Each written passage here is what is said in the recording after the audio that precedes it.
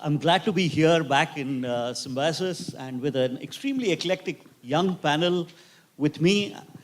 We hope to have some very interesting conversations around, the issue which is hounding us. In the history of mankind, we have had a couple of times where there was a global problem, there was a global challenge. In the 14th century, we had the bubonic plague, where almost about 75 to 80 million people all across the globe were killed. Very recently, we have faced the COVID pandemic, which has also, resulted in millions of deaths all across. Now, these are what we could call as global problems, because they have not left any country alone. They have not, left the rich, the poor, the Hindus, the Christians, the Muslims. None of us have been saved from that.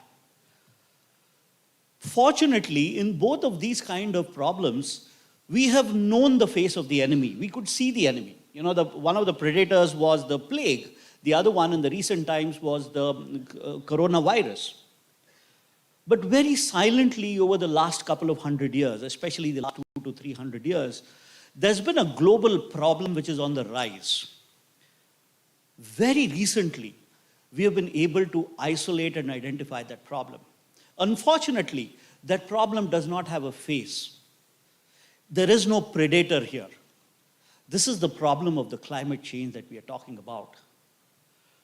The problem with climate change is that there is no external agency, there is no external organism which is trying to overpower our species. Ironically, it is our species which is giving rise to this global problem. And if that is the case, then we have huge hope that we ourselves have the solution in our hand. We have to look innovatively, we have to look beyond the usual things, and we will see the solution that we can overcome this global challenge. Unfortunately, when the topic of climate change comes up, many of us are spectators. We would like to listen to what are the challenges, what are the actions, so on and so forth. And we believe that it has a lot to do with administration, with governance, with policymakers, with somebody other than us. It's not about us, but it's about somebody else who can manage the climate change problem. And that would be the farthest from the truth. Because in reality, every one of us, each one of us in this room, in your houses, in your own friend circle, has got something which they can contribute to improving the situation of the global climate change. And luckily, with us today on the stage, we have three very young people from across the globe, so to say, who have been actually the stewards of enticing, of inciting, of influencing action on the ground. I would like you all to welcome Dr. Bala, Priyadarshan, and Lobsang. So Dr. Bala is from Germany, and he's been in Germany for the last 22 years. He's an elected representative of the German Socialist Party. Priyadarshan is a very young engineer from Pune who's been working in the field of renewable energy. And Lobsang is from Ladakh, the Trans-Himalayas, extremely fragile ecosystem in our country. And I'm going to request each one of them to start off the session by saying a few things about what they are doing. So requesting Dr. Bala to start his. Thank you, Gurdas. Good morning, vanakkam, namaste. Very happy to be here. Namaste. Thanks to the host institution, Symbiosis, and host country, India, for taking this huge responsibility and the timely responsibility, because at the end of the day, the outcomes, I strongly believe and trust, is going to be a milestone in many of the themes, but especially the theme we are speaking about, the climate action. Myself, very briefly, a marine biologist by education. Did my research on climate change and the understanding the climate change, and then founded an organization called Young Professionals Platform for Agriculture Research for Development, which is part of the United Nations, and around 170 countries part of it. And currently an active politician, first Indian origin, Hannover City Council member elected in Germany. I sincerely hope this will throw open the doors for many more from the diaspora to take up this. Currently, my role is as a spokesperson for climate change and environment protection, also for the party. We are trying to see what concrete measures we can take to reach the goal that we have set ourselves to make the city of Hannover climate neutral by 2030. 26 to 30, that's our range. So we know it's very ambitious, but we are working on it, and my key role is to be part of the committee and spokesperson to persist on it and to make sure never give up the things, even if it looks very far away right now, but we have to keep attacking on that so that it finally happens. Thank you. Thank you. Priyadarshan. Hello, everybody. My work is related to developing solutions so that we, common people, you and I, can change how we live so that we can live more climate friendly. And in this regard, the solutions that we have developed are making our cooking energy from the waste in our neighborhood. So for the past 4 years, I have not been using LPG, but cooking on the waste which is generated by my neighbors. So we have developed a small biogas plant. The science of biogas has been known for several decades now. It's just that it has not come into our houses to actually solve the problems that we are facing. So that is what we are trying to do. The second solution that we have developed is we make human waste biogas systems.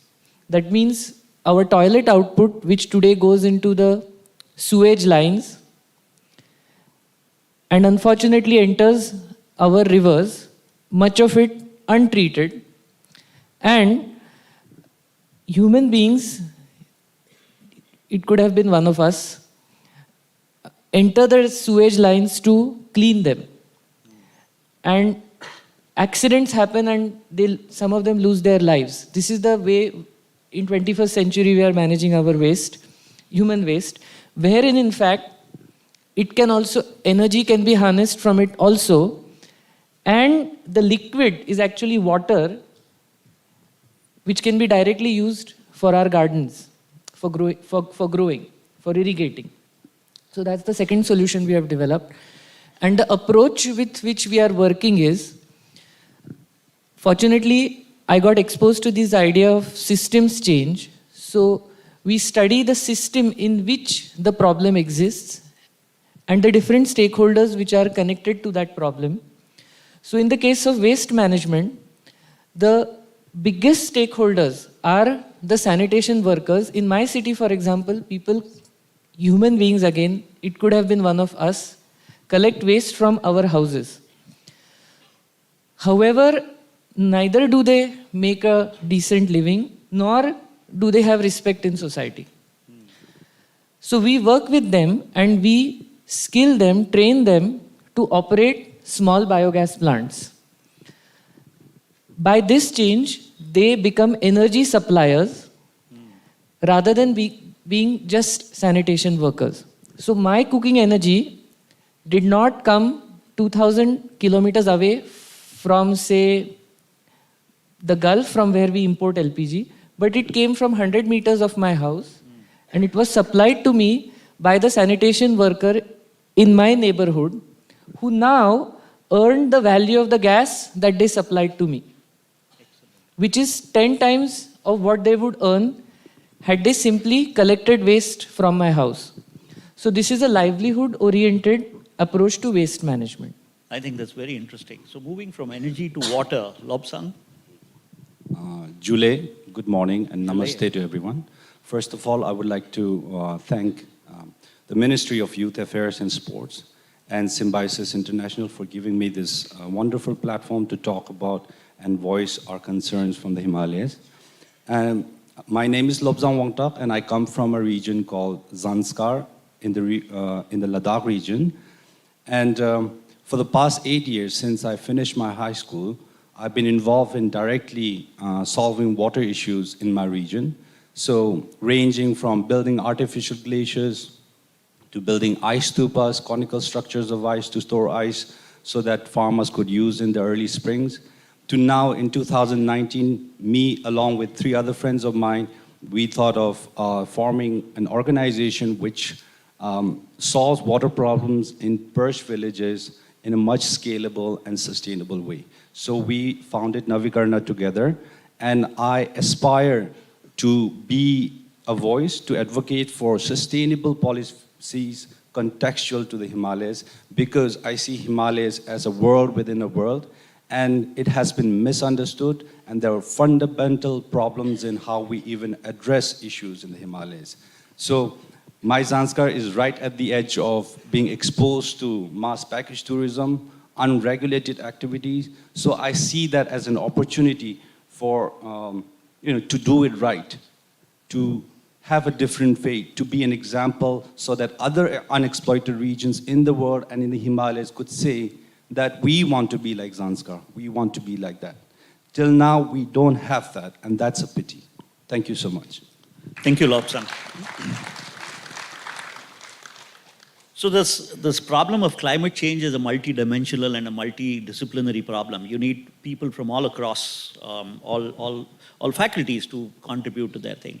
So I would like to start with and you would probably have noticed that we have got somebody from a very developed country like Germany, we've got somebody from a very, very urban area like Pune, and we've got someone from an extremely fragile ecosystem, which is the Trans-Himalayas. Lobsang is representing that region. So there is already a diversity on this panel here right now that we can have to talk about. I want to start with my first question to Dr. Bala. Coming from an extremely developed countries, and also comparatively, Germany has been at the forefront of technology, of automotive technology, as well as engineering. And we have heard about reports of the energy crisis, which is looming large over Germany. So for a city like Hanover, I guess it's not a large city by Indian standards. Would that be right to say? It's about 600,000 people, yeah.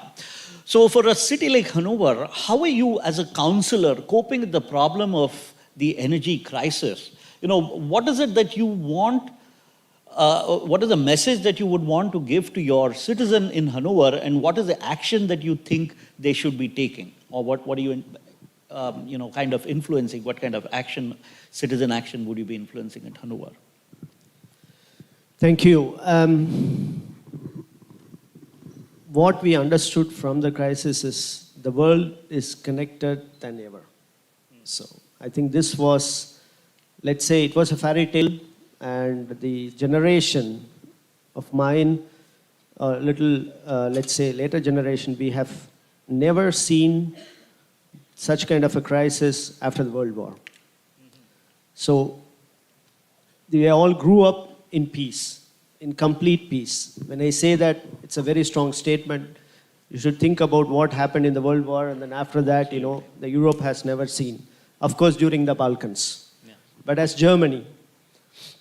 So it's a complete shock for the whole country, and to say the continental Europe, when the war broke out. And it affected overnight. When I say that on 24th of February last year, when it happened, overnight there was fear, there was insecurity, and there was kind of knowing nothing. They do not know what to do, especially the elder generation who were part of the war themselves, still who are living. And for them, they had nightmares. They could not sleep. Psychologically, they were disturbed, that their memories went back, that whether those situations will come back again. Wow. So that's something is still not over, that I want to make it very clear. Though we have moved on, 1 year has happened. And that's when the people realized also in my city that we are not here alone, and the planet is so connected, and when such thing happens, overnight, you don't have your sunflower oil, right? You do not know what about the gas for minus 10 degrees that's going to happen. So you never thought about those things. You thought that everything is taken care of my whole lifetime. No, my dear friends. Every day our action is going to determine not only us, but also the people whom we would never see in our life, but living thousands of kilometers away. That's what yesterday His Excellency, Home and Cultural Minister of Bhutan said very nicely. As a G20 country, Bhutan is not sitting on the table. But whatever you are discussing, whatever you are contemplating, what is the outcome that's going to come, that's going to affect their country and also many countries ahead who are not. That's what we have to keep in mind always. It's not about me, my home. Yes, you have to start, but then you need to always think somewhere somebody is getting affected by this so-called respectless use of resources and exploitation of resources to the core of the greed of the human being. So that's what we understood and what we are trying to do in Hannover. Coming to the point, we realize that we are getting hotter summers. And I am 22 years now in Germany. In the last years, 35 degrees. That's something Germany has never happened. So we are going to, and we have very less rain. That means even we are thinking about saving water. Dear ladies and gentlemen, that's never something that you would have thought about in a country like that. And that's also this complete paradigm shift of looking at the resources. So we are looking at recycling in a much more higher standards that recycled water can be used as drinking water. Still it has not happened. We have come to 97%. We want to make it 100% so that we can use it. And with respect to the energy, we are going for so-called green hydrogen. But it's a very far dream. Lot of aspects has to be taken into, and I know India also has its policy out, and Germany also has, but still we are working on it as city, how we can look at to that. But what we are also doing is completely using e-mobility vehicles for our administration. And we want to completely equip our buildings with photovoltaic so that we are using only that energy. And we want to have our all lamp posts with the LED and the electricity coming from renewable. So as Germany per se, we are alone 70-80%, but we still have 20% more. And we do not want to go back. That's one point I want to mention. We said we want to come out of the atomic power generation. Yeah. But still, I want to make it that this crisis had made sure 1 or 2 plants which was about to be shut has to be extended. Wow. The security, energy security has gone to that extent when political parties across the spectrum in Germany said, we don't want atomic power anymore, but then they have to revert. Even the Green Party here say, though it is not my party, but still I want to point out, they were very strong in that they themselves have to come back. So I want to point out that and end this. So as city, we are very conscious about it, and we are looking not only us, but what we do there should be a role model for the world cities also that can follow, and we can be best practice. Thank you. Absolutely. Thank you so much. I think, so what we hear from what Bala just said is that climate change is an operational problem today.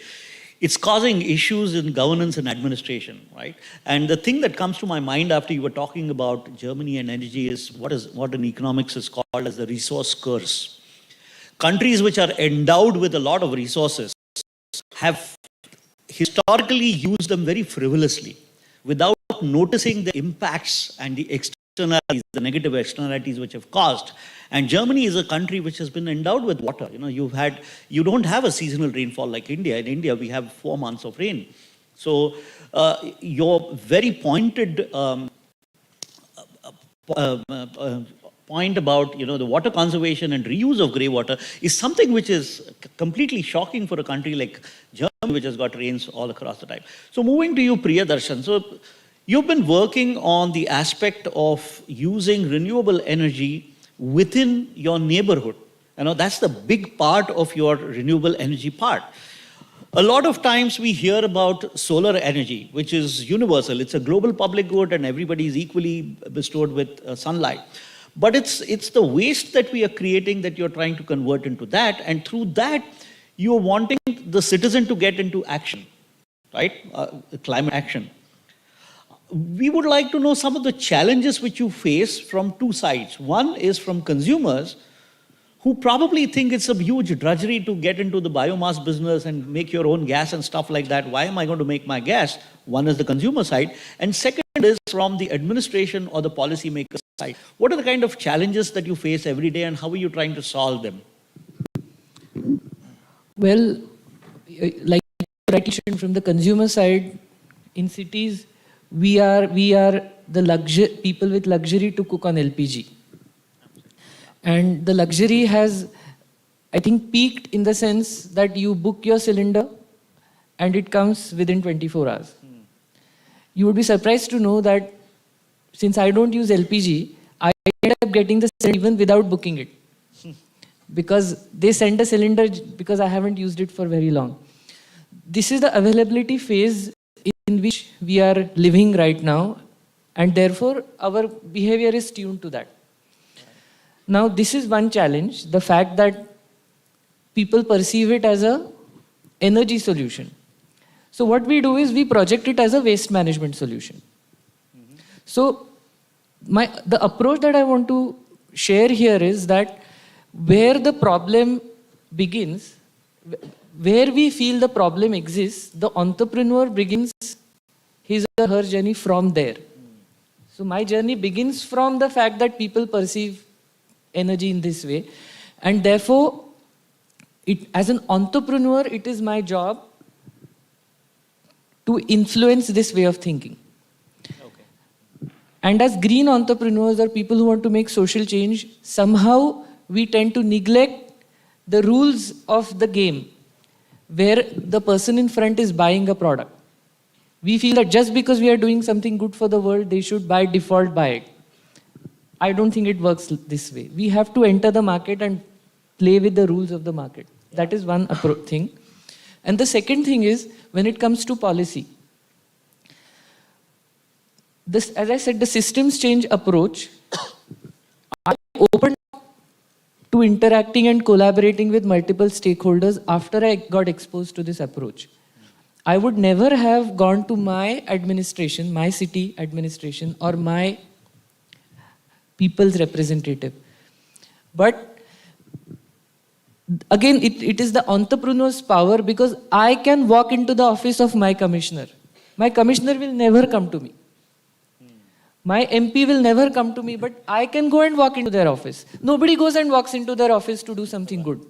So this is another luxury that I have as an entrepreneur, because I'm free to do that. And I'm really happy to share that my corporation, Pune Municipal Corporation, has set up my system inside their premises. And the canteen PMC waste is managed by a sanitation worker, and they are charging the canteen for the gas that they are supplying to the canteen. So because of this openness to go and talk to people, we have been able to bring this into my administration's way of looking at the problem. So decentralized, livelihood-oriented waste management. So this is one thing. And the second thing is, waste has become a problem for my city administration also. Therefore, my password to enter anybody's office is that he manages waste. So I have access to reach out to anybody for the simple reason that they have not been able to solve the problem. So I use that power to reach out to people. That's very hopeful. Thank you so much. And I hear a very strong point which Priyadarshan has made, which is a question we each one should be asking ourselves. Are we using the power that democracy gives us? Are we reaching out and going to our elected representatives and asking the right questions, or are we just sitting at home and complaining? Right? Thank you so much for that point. I'd want to go to Lobsang. So Lobsang, you come from Ladakh, which is a cold desert. You would know Ladakh as a cold desert. They have a history of very low rainfall. It rains once in a couple of years. And the people of Ladakh have been living sustainably with the kind of water they've been receiving, with the precipitation. It's not just as rainfall, but also as snowfall. And they've been feeding themselves off streams which melt at 4 p.m. In the afternoon, when the streams start melting, the women of Ladakh go out and fetch the water. So you've been living very sustainably with the water. What is it in the last couple of years that you see that has made Ladakh a water scarce region? I mean, where did this word come from? Is it mainly due to the large amount of tourism which you're seeing, or are there any other factors to it? Okay, I hope I don't stretch this too long. But looking at the historical context, going millions of years ago, 200 million years ago when Pangea broke apart, India shifted towards Asia, and 40, 50 million years ago, it rammed into Asia and forming the magnificent Himalayas. So then it became a habitat for glaciers to form because it was so high and cold. And after that, many sophisticated civilizations you also find after millions of years along these rivers. And apart from that, when humans started settling in these mountains, it became a tapestry of traditional knowledge, sacred knowledge, that is to say, the close relationship and harmony with nature. So in the higher altitude Himalayas, and if you go, there is a belief system. The cosmology that they believe in is there are celestial beings, there are us who are on the earth as physical beings, and underneath the ground or in water there are other spirits. So a harmony between these three realms is very important for a harmonious relationship and harmonious growth of that settlement, of that civilization. So, because of these glaciers forming in these high mountains, I would like to distinguish, there are two types of glaciers. When we seem to talk about melting glaciers, we seem to talk about only large glaciers. And seeing annually this many meters have receded, but it doesn't give you an actual picture of what's really happening. So one is the larger glaciers, which are few kilometers in length, and there are traditional glaciers which all of these villages are dependent on for generations, for centuries. So the growth of population was hindered not because there were not enough land. There's ample amount of land. If you go to Ladakh today, you would see acres, hundreds of acres of land just lying barren. It is not the availability of land that has stopped the population to grow, but it was the management of that little melt from these traditional glaciers that come into the villages. And what happens? In the early spring, you usually depend on the snowfall, precipitation in the form of snow in the winters, and then during the peak summers, in the month of June, July, and August, that's when the actual glacier, traditional glaciers start melting because it's so high up. So to maintain that, you have policing in the villages. So you have water chiefs who is responsible to manage that, responsible to resolve disputes. So that glacier melt is collected in a reservoir above the village and is distributed among houses on a rotational basis. So in my village, every day there are 7 families who had to share that water. So what has happened in the past 20 years? It's very disheartening. So I would like to distinguish it between the rural areas of Ladakh and the cities, few cities. So in the cities, in the past 20 years, there has been a boom in package tourism.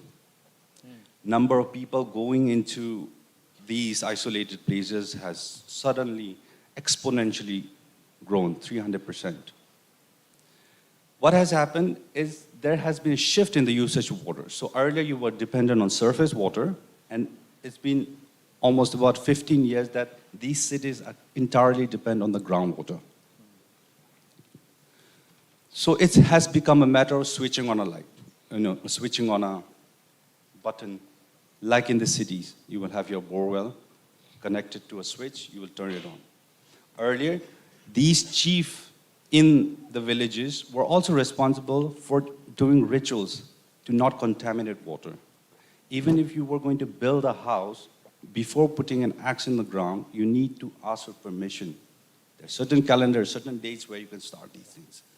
So people's connection with nature, people's connection with water has gone down. There's no respect, there's no mutual respect for these resources. Apart from that, in the rural areas, because these traditional glaciers For the past 1 to 2 decades, the precipitation has significantly declined, so there's no accumulation on these glaciers. And temperatures has been rising, so you can imagine 1 degree Celsius rise of temperature in that high altitude, right where the freshwater reserves are.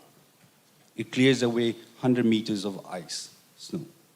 So because this elevation, the snow lines are receding further up, it doesn't become warm enough for the villages to receive water during the crucial period in the month of end of April or May.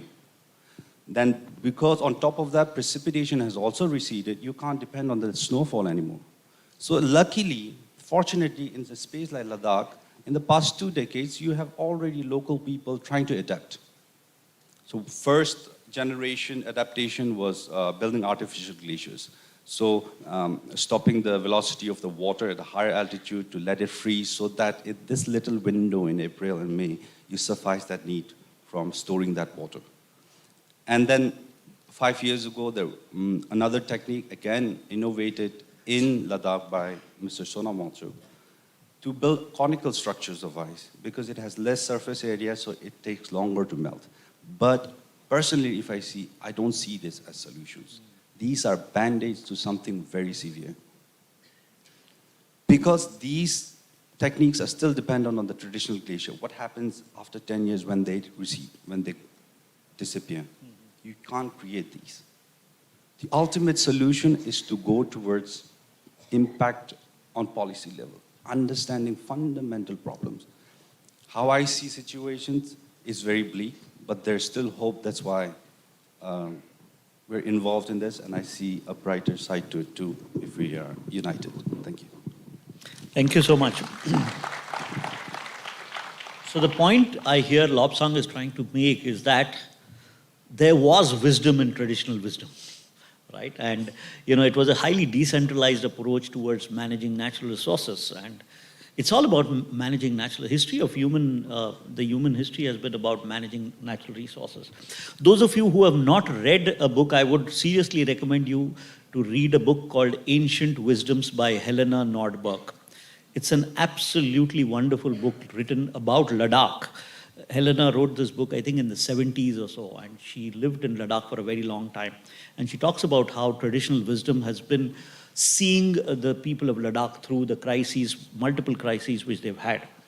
So now moving on from awareness about climate into action, and there's a huge gap between what one knows and how one behaves. I know about climate, but I don't behave in a climate-friendly manner.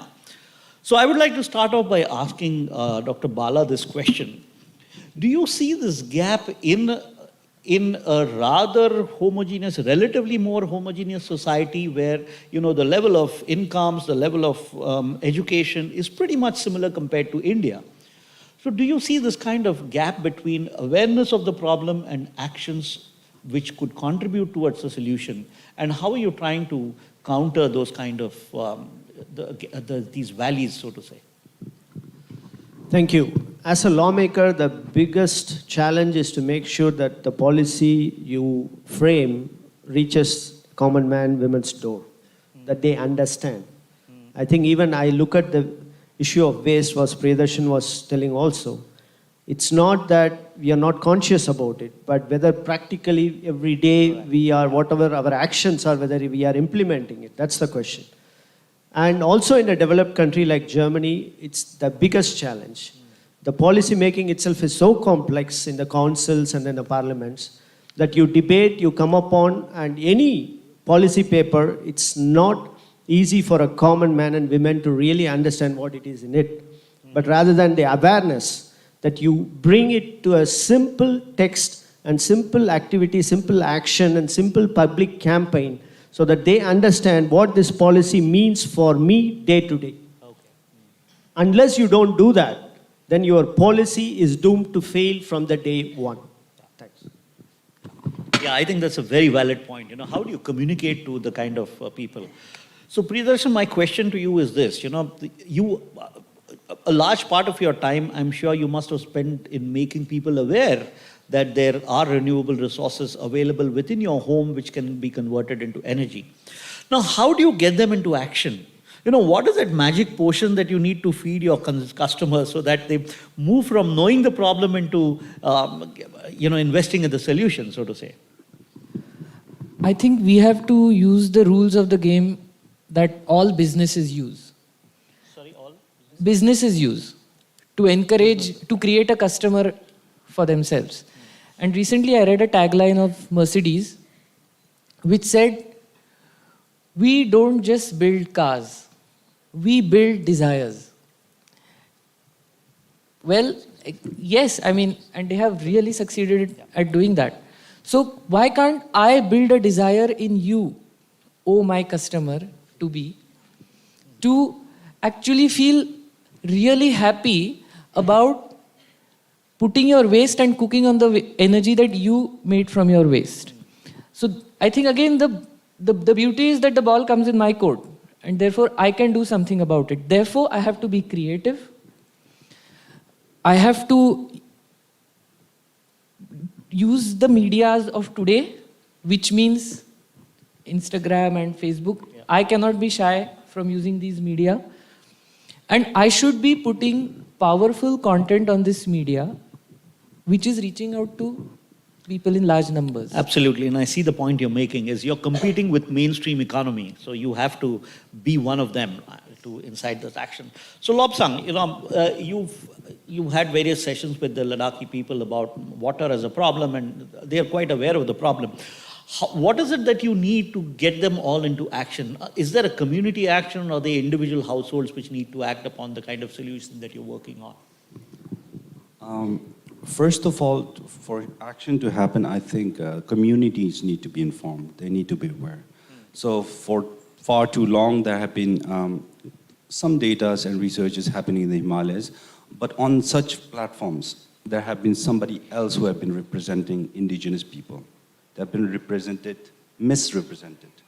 So when you make sense of data and research of what's happening and reach it out to communities and make them understand, because it's easy for them to understand because they have seen glaciers disappear within their lifetime. They have seen streams drying up there within their lifetime. So make sense out of that, and especially it poses a very important responsibility on the youth. How much do you care about your own space? How much do you care about your traditional knowledge and system that have been inherited by your people? And when you combine it with modernity, science, building strong arguments, narratives around why you're a certain place or why you're a particular spring in that village, why does your village and vicinity need a town planning? You need to start from the community, and then at different stakeholders, it will be easier. So it's not isolated from policy making. It's not isolated from politics. So communities where it starts, and youth in your community should start these kind of revolution, this kind of activities. And one more point I wanted to actually touch on the other question. When I say that I want to see a sustainable area where I come from, the valley, I say that because I see a very good argument around it, why it should be preserved. Because the region I come from still has the largest freshwater reserves in the whole of Ladakh. Yeah. There's a river that flows down to Nimu, near Leh, which confluences with the Indus. And throughout the year, the river that originates from Zanskar has higher volume than the Indus that comes all the way from Tibet. The only river that flows towards Kargil originates from an area called Penzila, which is in Zanskar. There's a huge tributary that flows from Shinkula towards Himachal that joins with Satluj at the end, originates from Zanskar. So when I say that, the Himalayan glaciers are providing food and sources of life for 1.7 billion people downstream. The whole monsoon in the plains of India, Indian subcontinent, exists because of that barrier in the Himalayas. The reason you're able to grow nutritious food in the plains of India is because of the minerals that are brought by these rivers down. Yeah.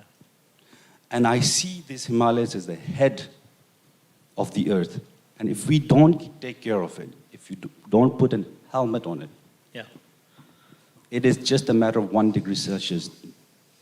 The difference between ice and water is just 1 degree Celsius. You can imagine 1.5 degrees Celsius rise in temperature globally means almost 3 degrees Celsius rise in a place where there is ice.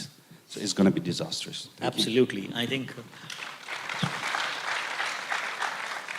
that's a point well made.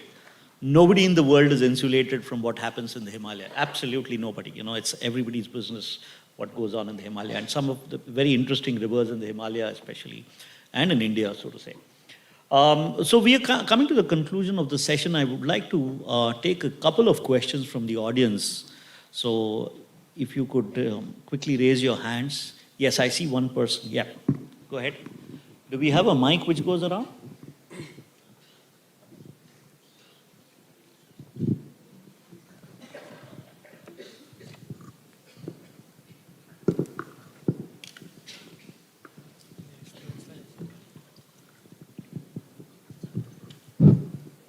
Hello, sir. Myself, Shivam. I want to ask a question to the Bala, sir, Mr. Sir, in Germany, CO2 emission per capita is 7.92, and in India, it is 1.72 per capita metric ton. So, what is Germany government doing? Is it any policy to reduce the carbon emission numbers that India can also implement in India? Yeah. Thank you very much. Yes, there is, the fact is very clear that the developed countries has been the source of the climate change for many, many years now, and there's no hiding the fact. Germany has been the world leader in the last years, very strongly promoting renewable energy. So for the fact of the matter, we are almost around 20% less to have all our energy to be generated by renewable energy. We have very strong wind energy. We have solar, we are working on it. And with green hydrogen policy, which is in a very fast mode, I think we are leading the world, and we will be continue to work on it. And so I suppose, and I'm very strongly, at least I can speak for my party and for the city council, that we are working very strongly for the city. It doesn't matter, but also for Germany. It's a very, very strongly we are working so that it could be some of the activities could be taken up also by India. And just a last point, India and Germany, scientifically, they are cooperating like no other country in the world. Yeah. So technology-wise, the strongest partners for India and also strongest partner for Germany is India, India and Germany. Thank you.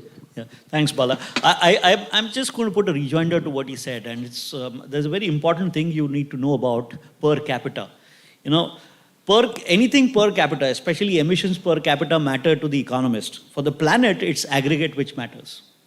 So what is the collective carbon emissions of humanity is what is going to change the global climate. Finally, we're not getting to nitpicking into what's your per capita and my per capita. Yeah, so, yeah. Yeah, the lady here in front. Yes, please. Good morning, everyone present here. So my name is Preeti, and I have a very simple question being an economics student. Okay, am I audible? Yeah. Yeah, I have a very simple question being an economics student. As sir said, that increase in temperature causes 3%, increase in water levels because ice melts, right? So sir, this year, like from past 45 years, it has been the least amount of ice in Antarctica. This year it was recorded, right?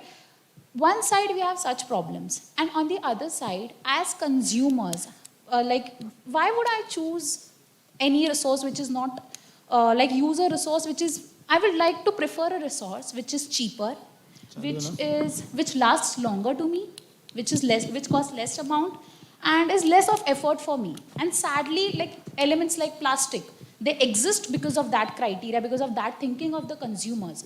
So my question is to Priyadarshan sir, how do we challenge these thoughts? Like as Bala sir said, are people really aware? Do they really understand? So how do we challenge this? Like we have a global situation, we have a global problem, but everything boils down to, is it?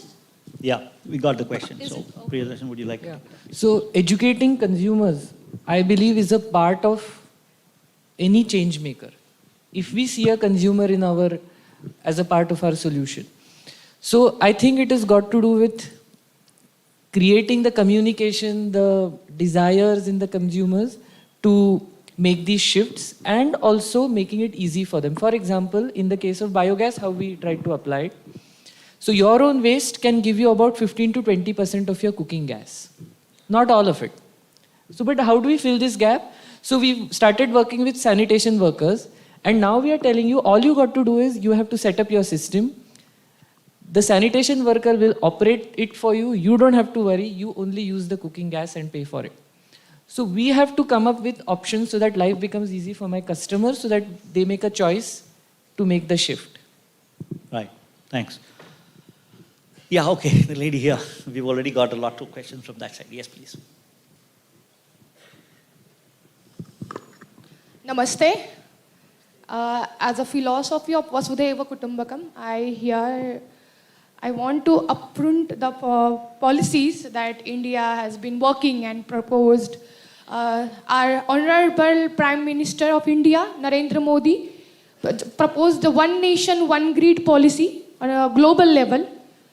As its India grid is connected as wide area synchronous grid, normally running at 50 Hz, okay? I want to ask a question to Bala sir. Before that, I just want to give some background study of the policy. There are also synchronous interconnections to Bhutan, likewise Bangladesh, Myanmar and Nepal, and underseas interconnections to Sri Lanka has also been proposed. As a policy maker in your country, what's your stake on one nation, one grid policy? Thank you. First of all, we are very thankful that the G20 host country, India, has had this tagline. So that's what I just briefly at the start said. Germany has awakened its consciousness and conscience after 24th February 2022, to put it correct, the fact-wise. We are no more living alone. We cannot solve our problems alone, and we are interdependent than any other country in the world. As the motor engine of Europe, unless we do well, the Europe is not going to do well. That means then it has its repercussions all over the world. So yes, we need to think beyond, and this tagline fits not only to Germany, to everyone across the table in any policy dialogues, in any matter of climate action. Unless it is thought universally in climate change, you can never achieve where we are all speaking about every second counts. Thank you. Yeah, thanks. So we've had a lot of questions from students. Anybody from the faculty would like to ask him? Yes, Dr. Hon'ble.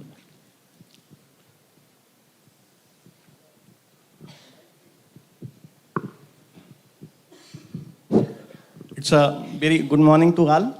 It's very good panels, water, energy, politics and society. All the four component of this panel. I have a lot of question, but my question is from the Priyadarshan. What he mentioned in the beginning of the session, he is focusing on the toilet water and another waste to energy.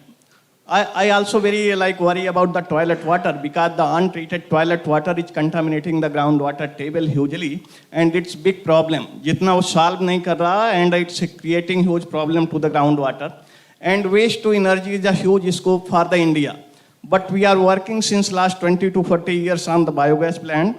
The biogas production efficiency of the garbage is not very good. So do you think it's lack of deep scientific research in the area, and how can we improve that? Well, I would just like to correct that food waste gives more energy than animal gobar or dung, animal waste. So in fact, food waste is a better input for a biogas system. Point number one. And with regards to what has happened in the past 50 years and why things have not taken up, I think there are 2-3 reasons. One, in the gobar gas technology, the user was not the customer. The customer was government and the user was the farmer. Yeah. So the system was not designed for the user, it was designed for the customer. Point, which was the government.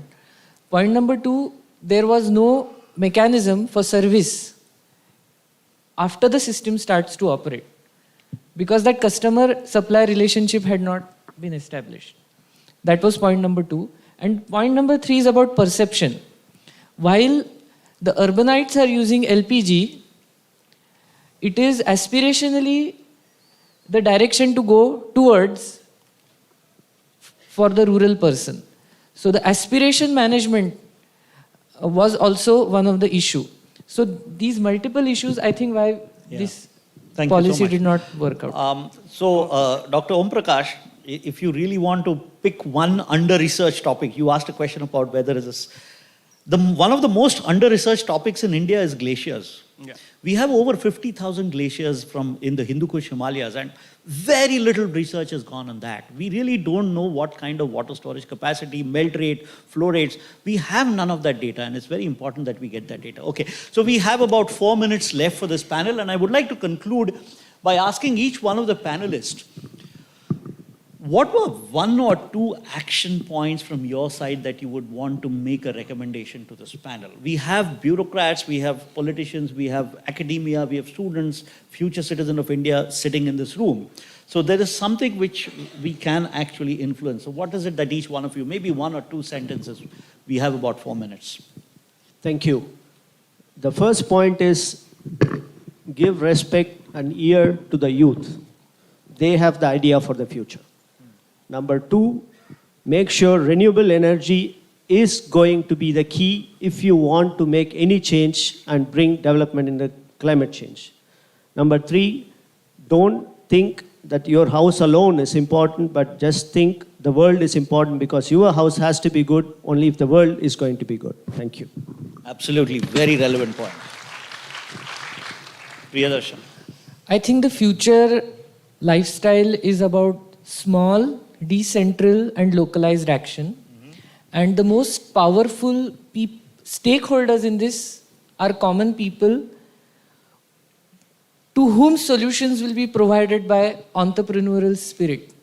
So my sort of saying to the policymakers is support small, decentralized, localized action, and you divert your policy to support that rather than big interventions. Right. Thank you so much. And while he was talking, I just recalled an excellent book, very small book, and again, you should read it. It's Small is Beautiful, Economics as If People Mattered. That's the full title of the book by Ernest F. Schumacher. Lobsang? I see that there's total disregard for water systems in the country and in the world. And I would like to see a panel which seriously takes up sustainable contextual policies in the Himalaya and make it an emergency. And second thing,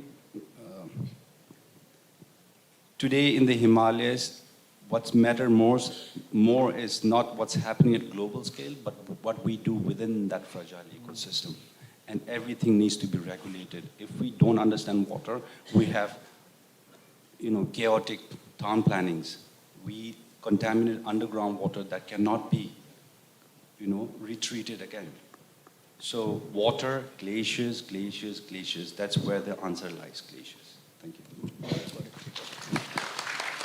Thank you so much. I think we are concluding. Bala has one closing remark I would like to say, all the students here and the young people here, please be brave. Please say what you think. Don't be fearful. Only then the real ideas will come into the world. Because what you think might be the solution, but unless you say loud, it's going to be wasted. So please don't do that. Anywhere in your home, to your parents, to your teachers, to your college, in the streets, please say what you think. Don't be fearful for anything. Nothing can happen, and you are going to be the future. Thank you. Thank you so much.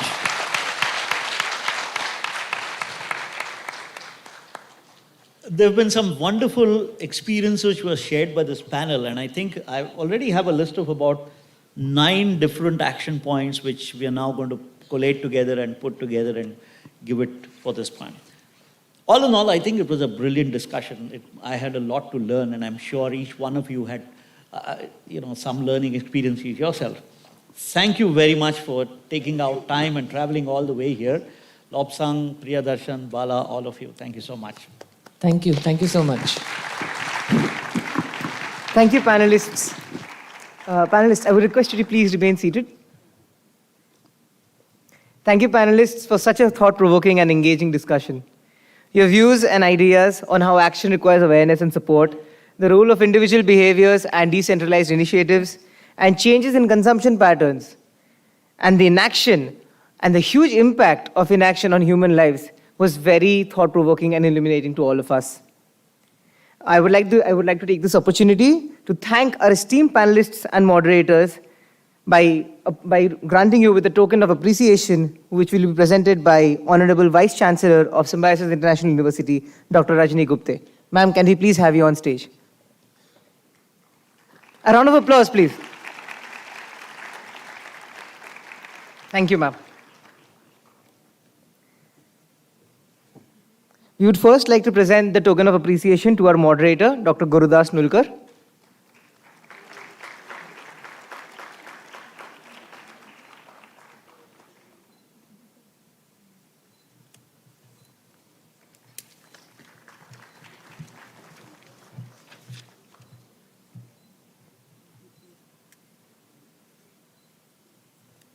Next, we would like to present it to Dr. Bala Ramani.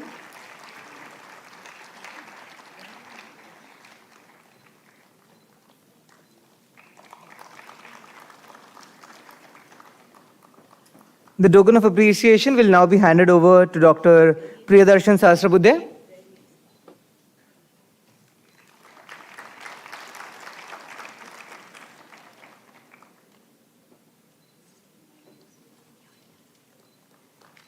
And finally, to Mr. Lobsang Wangtak.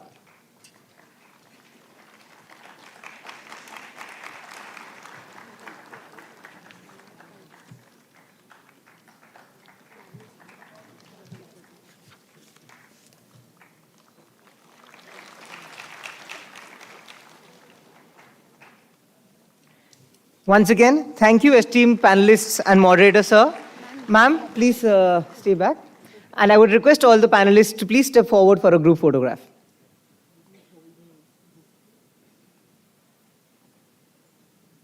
I'm sure the audience here was inspired by sir's kind words of being unafraid and be able to voice our action and thoughts. I would like you to voice that by having a huge round of applause, please. Thank you.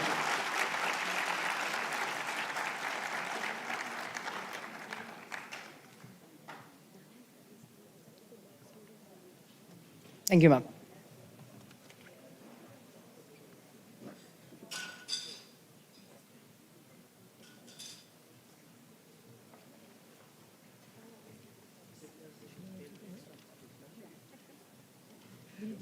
We'll give him the box.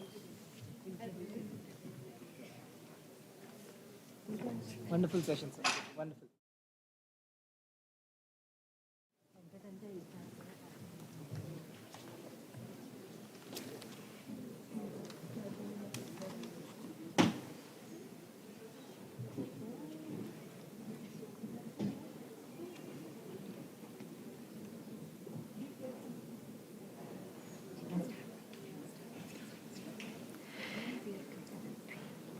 It is said that education is the vaccine of violence. It is the seed that we sow to harvest peace. Education is the most powerful tool to change the world.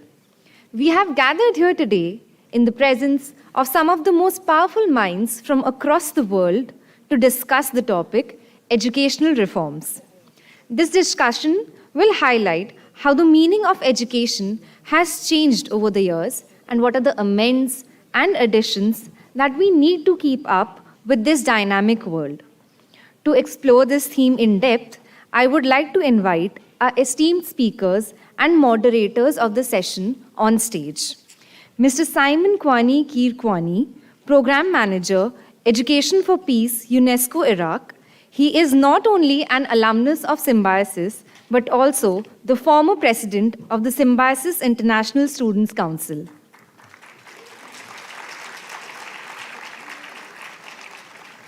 Ms. Sofia Bermudez, Young Education Advocate, Argentina.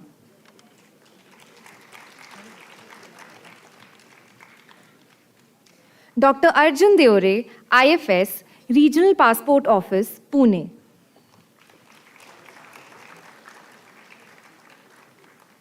Mr. Ulysses Brengi, Y20 2018 Team, UNESCO's SDG for Youth Network, Argentina. And last but not the least, our moderator for the session, Ms. Lindsay Whitehead, Fulbright Scholar, USA.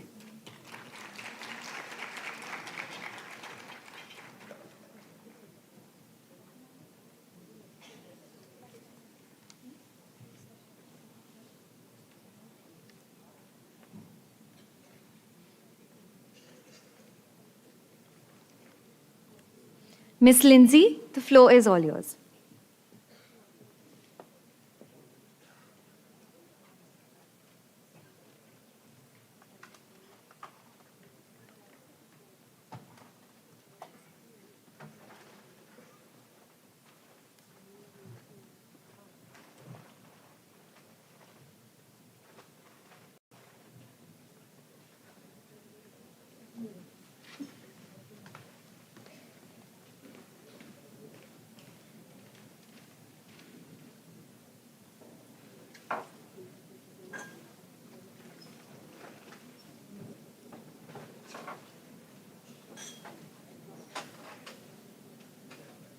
Thank you.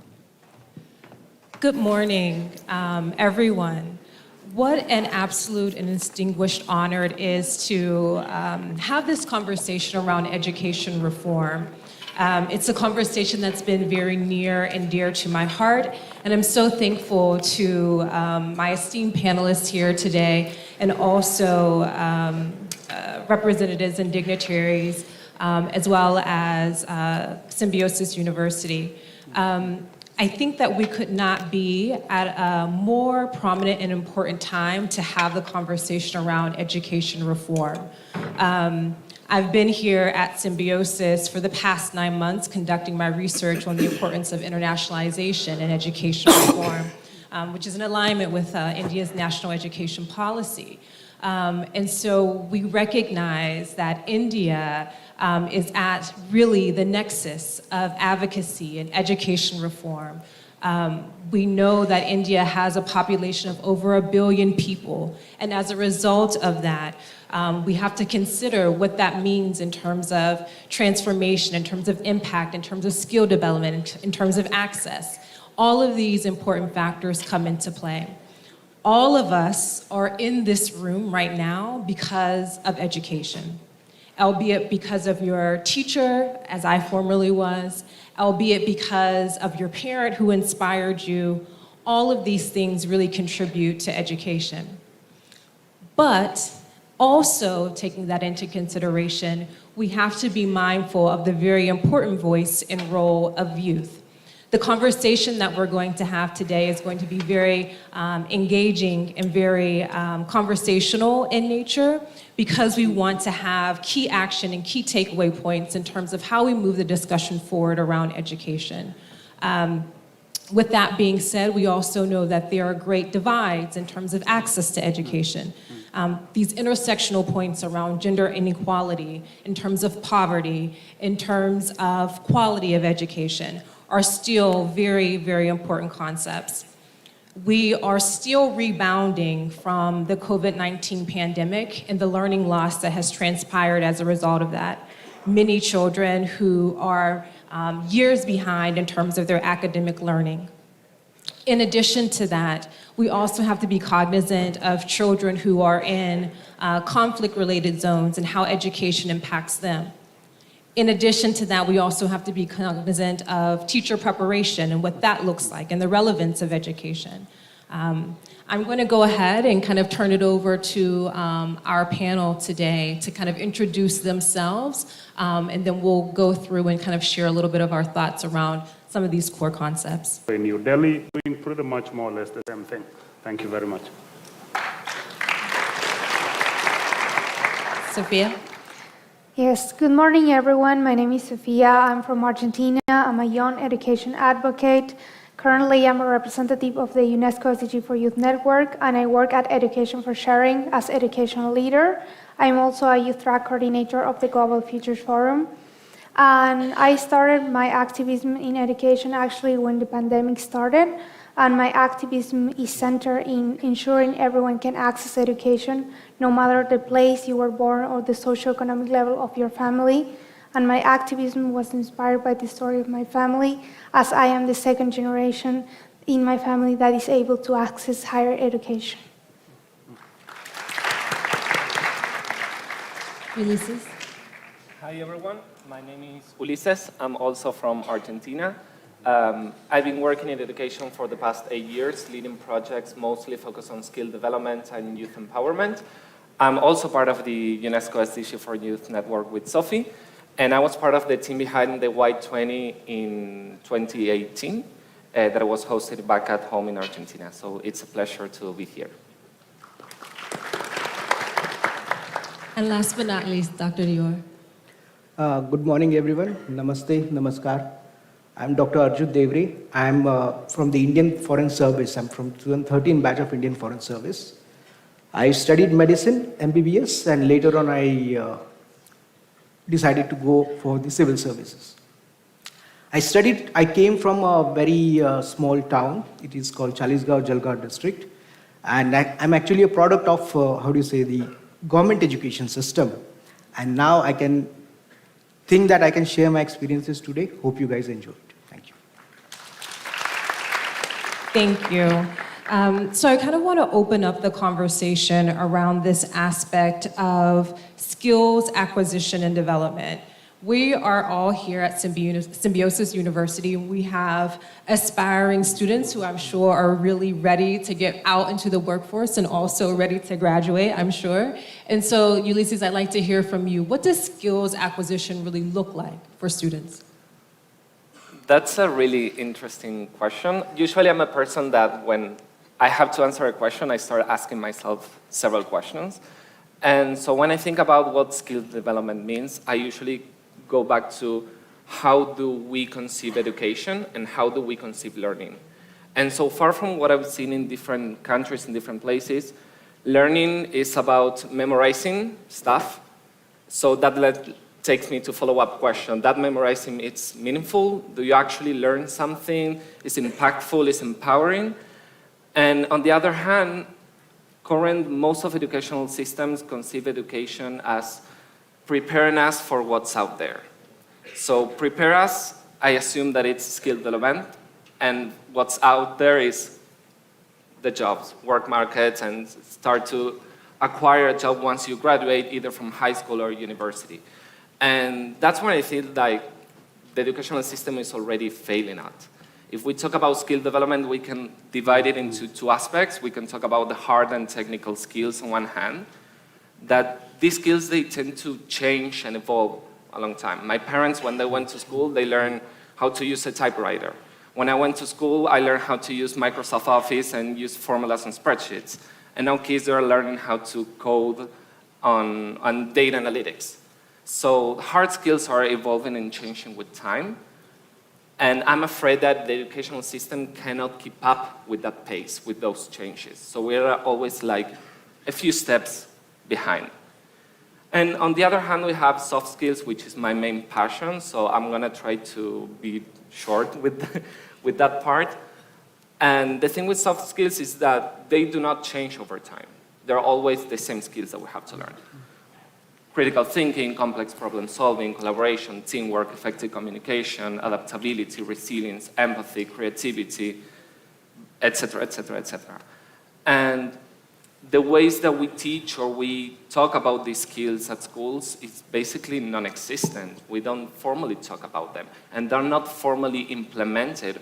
Only really few schools and few countries can afford infrastructure to talk about hard skills and to teach students to code, because not everyone has access to a computer. And when we talk about soft skills, ask yourself, when did you talk about creativity or effective communication or how to solve complex problems at schools? In my case, in Argentina, that didn't exist. So if we fail at the skill development, I can say that the school toward transition is already failing. Because I said it last night with some of the colleagues, you graduate high school by the age of 17, 18 in Argentina, and you're supposed to know what you're going to do the rest of your life. And you're supposed to get a job. But you don't have the skills or the requirements that the private sector is looking for. So you can see that the original way of conceiving education is failing because we're not being prepared for what's out there. So in many conversations that I have with educators, education reforms came up as like the solution for all of these problems. But when we start properly talking about educational reforms and seeing examples from Argentina, we see that educational reforms have a lot of challenges. And one of them is we talk about the bigger picture and the huge concepts behind educational reforms. But we don't dig enough in terms of, okay, what's the practical aspects of an educational reform and talking about skill development? How do we bring this to reality? How do we implement it at schools, at different learning ecosystems? And then we can keep talking. Are having the right stakeholders involved when we have to talk about educational reforms? Then another huge thing is funding, especially for developing countries, where the priorities in terms of financial aspects are in other spaces. So kind of like all of this leads me to like a huge gap. So in many countries, we still have educational systems with frameworks from the 19th century. We have teachers from the 20th century or trained under methodologies from last century, and we have students from the 21st century that were born after the year 2000, which scares me on a personal level, and that we are living in a world that it's really unstable. So we have a 200-year gap. So of course the educational system is failing because we're not trying to bridge the gap. And I think that skill development, especially soft skills, is a really great way to bridge that gap and try to make it easier for young people once they leave high school. So I have a few takeaways to share. I don't think that we have to wait for big educational reforms to start talking about skills. Like, we have to start making explicit what is implicit. To give an example, in Argentina, you've seen maybe the World Cup. We're a huge football culture type of society. We have to start talking about what skills do we put into practice when we play sports. If we play football, we're talking about effective communication within a team, complex problem solving, collaboration. So in every aspect of education, we are already talking about and using our skills. It's just about letting students know that they're using that. So, thank you so much. I completely agree. I think one of the things that we oftentimes don't emphasize or focus enough on are the soft skills. And oftentimes when you transition into the workforce, that is one of the most essential skills that you need to know. There's an old adage that you can come into an organization and you can have all of the technical expertise, but if you can't engage effectively with your team, if you can't have that appropriate conversation with your supervisor or your manager, then likelihood of you being able to stay in that specific role is not very high. And so how do we have these conversations around the importance of these soft skills? In addition to that, as a former educator myself, I recognize the importance of these pedagogical skills, right? And so how are we as educators, as teachers, informing and talking with students about how to develop those skills and that level of awareness, right? So thank you for that. I want to make a little bit of a transition and coming to you, Sophia, to talk a little bit about access, right? And what does access really mean? We know that there are hundreds of students, especially as a result of the COVID pandemic, that still are not in school. We also know that access can be in terms of gender barriers and lines as well. And so how are we ensuring that people who need education the most, which we all know that we do, it's a fundamental right, but how are we really ensuring that these students, these youth, are actually entering into the education system? Yes, thank you very much, Lindsay. And I want to start mentioning something that was mentioned yesterday in the presentation, in the opening ceremony. We've been called today, we youth from diverse countries in the world, to talk about the most pressing issues of our time. And one of the most pressing issues is education. Because the educational crisis we're experiencing right now is putting the future of our generation at stake, of an entire generation. And education was already in crisis even before the pandemic. The pandemic just made things so much worse, especially for countries in the global south. We were able to see clearly that we're still fighting the basics, that is access to education.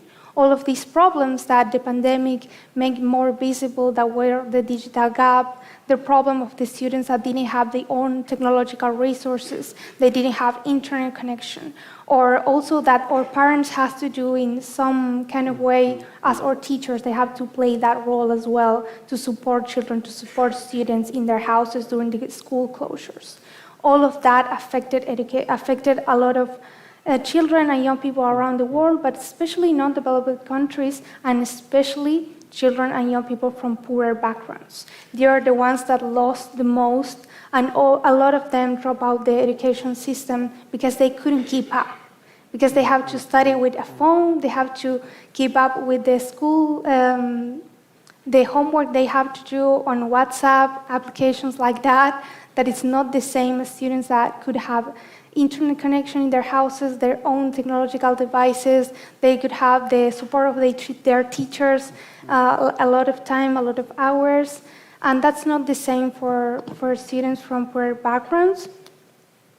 And the thing about education is that the education crisis, it's a silent crisis. It's not something as climate change that we can see it, we can feel it as the temperature rises. Education, the thing with that, with this silent crisis, is that the things that we are not doing right now, we're going to see the consequences in 5, in 10 years, when there is going to be too late to do something about that. So I really want to make emphasis on that this is our time. This is our time to act, to do something about it. And I'm talking about leaders. They have to respond to the needs of our generation, of the needs of new generations. But also I'm talking about us as young people. What are we going to do to save our future?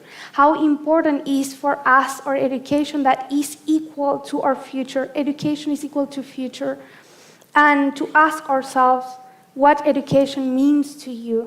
Something as basic as that, because it's really curious for me that we've been so many years inside of the education system, in primary school, high school, then higher education, and we're experts to talk about our education, right? Because who can know best what we need, what are the skills we need, as Ulysses mentioned, what are the knowledge we need to be able to face the global challenges. And for me, education is the possibility to dream, to be whoever you want to be, to have the possibility to make choices, to have better opportunities. And this is why it's so important that we as young people demand to our leaders to do something about it, to face this educational crisis, to give more funding to education, to actually be able to work in the ground. Because if the pandemic taught us something, is that educational policies that we were promoting over the years weren't working. They weren't responding to the situation. And they weren't working, they weren't sustainable in time, because these educational policies were created for us without us. And it was so crazy for me that during the pandemic, I was able to see that in a lot of newspapers, the focus, the highlight was to listen to teachers' voices, or to parents' voices, opinions, how they're going through that pandemic, that school closures and all of that, but no one was asking what are the opinions of the students. And we were the protagonists of that crisis. We were feeling on our own flesh all these changes and all this uncertainty about our future, about what's going to happen.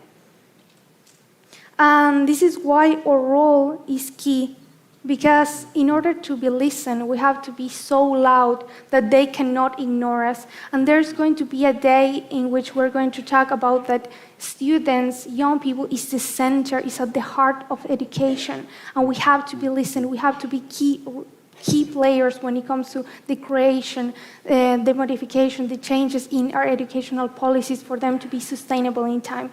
Today, we're not quite there yet. But this is our time to make our voices heard, because every movement that changed history is started from the ground up. So that's what we have to do. To demand for funding, for accountability to our leaders, that they are doing something now to address this educational crisis, to demand to be part of the creation of our own education, because we're active learners. We don't just receive education, we know what we need. And also to demand the transformation of education systems, because today education is not a right yet. Today education is only for the ones who have the resources. And so still today, something like accessing higher education, going to university, that maybe for us is something normal, is something common. For a lot of young people, is a dream so far away from their reality that they cannot even afford to dream it. And we have to change that. The fact that we are here, the fact that we have a lot of privilege accessing higher education, speaking English, for example, a lot of these things make us responsible to work for those who doesn't have the same privilege. And the last thing I want to say is that right now we can actually see how our future is vanishing in our hands. And we have two courses of action. One is to act, to do something about it, to ask ourselves, what can I do from my place? And the other course of action is to just see our future vanishing. Because in 5 years from now, all our efforts will be worthless. Thank you so much. Thank you so much, Sophia.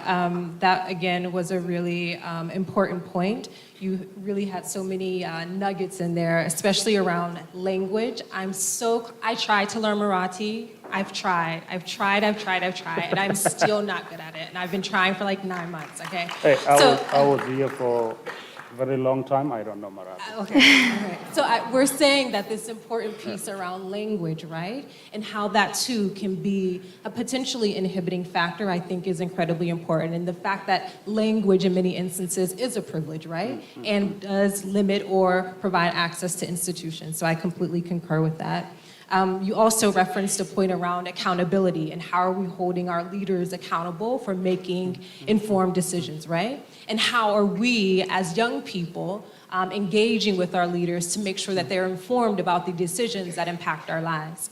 Simon, I want to kind of turn it over to you as well and just talk about this aspect around quality and what does quality mean in terms of our educational systems? I mean, that is in many instances, that's the foundation for what we're doing, right? We want to attend institutions that are going to provide and prepare us for the skills that we need. So could you speak to that a little bit? Yeah, thank you very much. Again, a lot of gratitude for being here.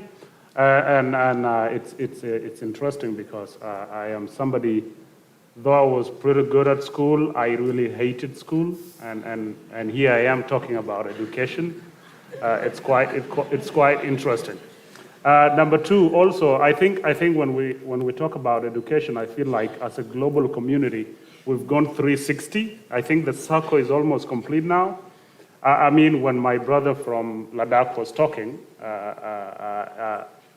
it took me back to say my village, to a lot of rural areas around the world, for example. What does education mean to them? In where I come from, we keep a lot of cattle, for example. There are no schools. We live in little villages. What does education mean to my community, for example? And I think it comes back to a few things, which is the sort of really learning to live together with other people and with your environment. Making a life in the sense of career is a pretty new thing, at least where I come from, because life means getting your sustenance from the environment in which you live in. And so, and that environment is natural and is also cultural. And so the basic aim of education is to be able to coexist or exist in that environment and flourish with it. And I think this applies to a lot of villages and in sort of rural areas around the world. And then came Industrial Revolution. And okay, this is terrible, guys. Education has to be somehow mechanical. And suddenly, this is primitive. Whatever these rural indigenous communities used to do for a very long time and pretty well is suddenly primitive. And so I feel like 200 years later, we have plundered the planet somehow. And because we are now afraid that we might be extinct, it's quite interesting. We are intelligent enough that our own actions might be the reason to why we are extinct. And we realize, oh, maybe there was something back there with those indigenous primitive communities. And we are trying to go back. We've lost 200 years. To bring the point that I'm trying to make home, I graduated from Simbi, I have an MBA. To a lot of people where I come from, that is education. I am educated. But I feel like my entire education has come at a price. And the price is that I have almost forgotten my culture. I cannot write Dinka, my mother tongue. I cannot write it. I think in English. I should be thinking in my language and then translate that to English. It's the other way around. And I have to listen to songs, my old traditional songs, in India and in Iraq to try and recover what I lost. Now, it shouldn't have been this way. There is a potential middle ground where I could have learned to be a politician, to be a policymaker, to be a bureaucrat, but at the same time, very embodied, very rooted sort of a person. And so quality for me means this middle path. Again, when I left this institution, when people ask me, what do you do? I say, I work with the United Nations Agency for Education, Science and Culture. I studied banking and finance. And so what prepared me for that, and of course, it's not to market Symbiosis to Symbiosis, but I was in the council for 5 years, 5 full years. And I can tell you, of course, I've been very lucky, but I can tell you, these 5 years in the council is why I work with UNESCO. Of course, being an MBA student gave me a lot of grounding in economics, in finance, and so on. But when it comes to really what matters in my job today is what I learned when I was working with my fellow students to try and do activities for fellow students. Schools these days don't have that. A lot of schools don't have that. Kids spend like 8 hours in class. 8 hours. 2 hours, one subject, 2 hours, another subject. Play is like 30 minutes, 40 minutes. I mean, they should be playing 6 hours and maybe learning 2 hours. It shouldn't be the other way around. They should be playing more. They should be interacting more. They should be doing a lot of fun stuff than just sitting in the class and learning some sort of sometimes very abstracted languages and sort of content. They should be playing more. So I think quality is education as embodied, really embodied in the environment and in the people that you live with. Quality is education as fun and playful. And most importantly, quality is education giving you skills necessary for you to be able to do that. That is the ability to think for yourself, which is a kid in New Delhi one day asked the Minister of Education. It was a conference, and I will end with this. It was like, sir, I'm struggling.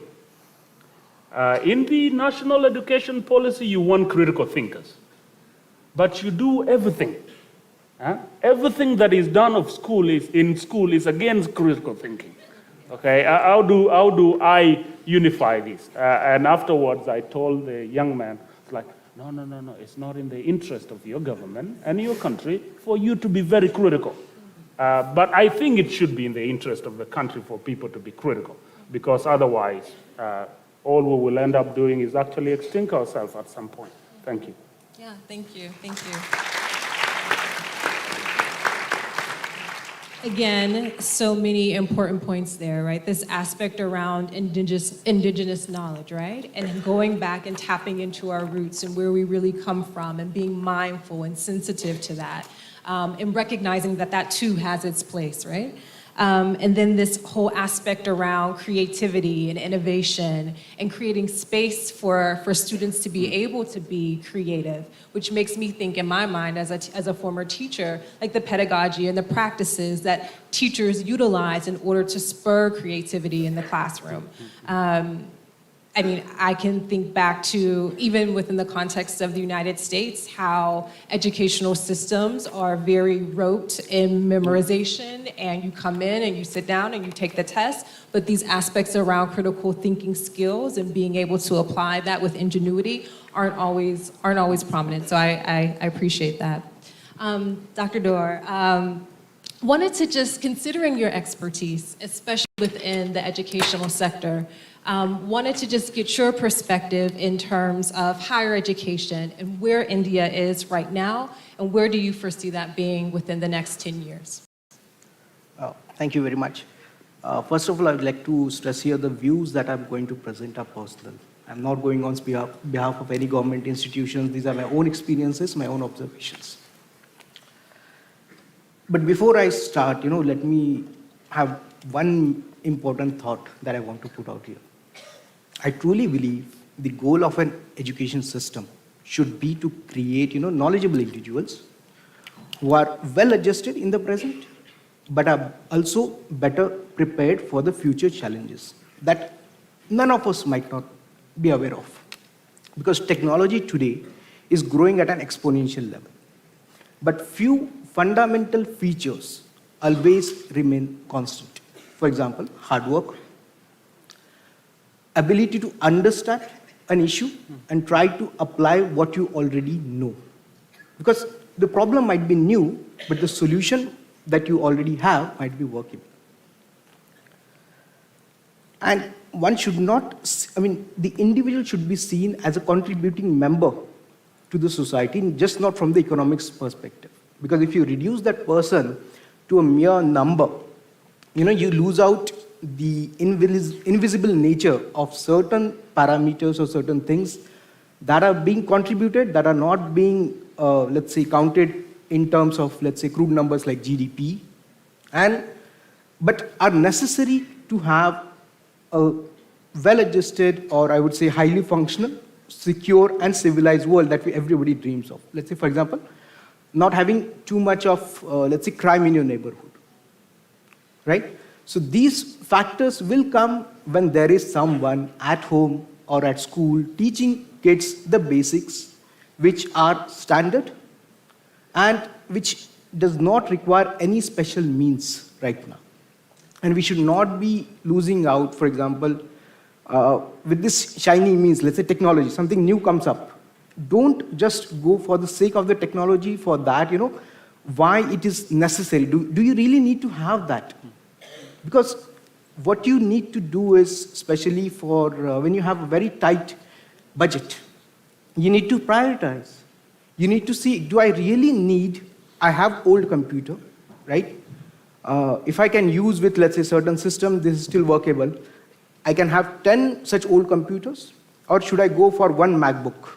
That you have to decide. Or do you want to make just a statement, that our school has, let's say, MacBook. That is what the tagline you want to have. But having said that, I do understand, and I'm a realist, that money talks, and having more money is also important. So that is what the approach here is for any economy. The more money that you have, the more infrastructure you can build and better amenities that you can give to your citizens as well. So that is what I want to focus on the national education policy that we have, the Government of India has, and its international component. How Government of India is trying to bring more investment, more students, or have better collaboration or better exchanges through that. So, few facts on this. We already know, even if I ask in this audience here, how many want to go to US for higher studies, almost all of you will raise your hands. Really? It's a good crowd. Thank you. But the numbers overall, at pan-India level, something say otherwise. Because growing number of students are going outside. And the number is, every year it is increasing. They are going for science, technology, engineering, mathematics, and all other domains. But what happens when a student goes out from here to there, he generally tries to, settle out there as well. So the government has spent a considerable amount of money. The family, the community has spent a lot of money. But at the end of the day, what happens? The talent from here goes out and settles abroad.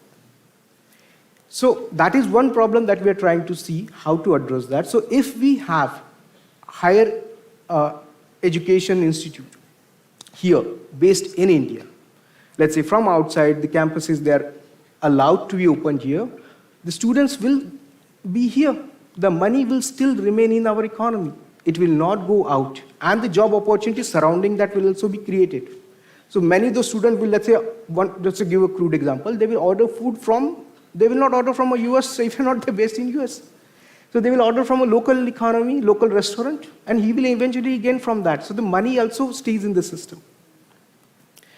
And with that, when you open doors to foreign students to come here as well, so there will be better collaboration. You will eventually also raise the standards of education within the country, and thereby reduce the need for the students from India going abroad.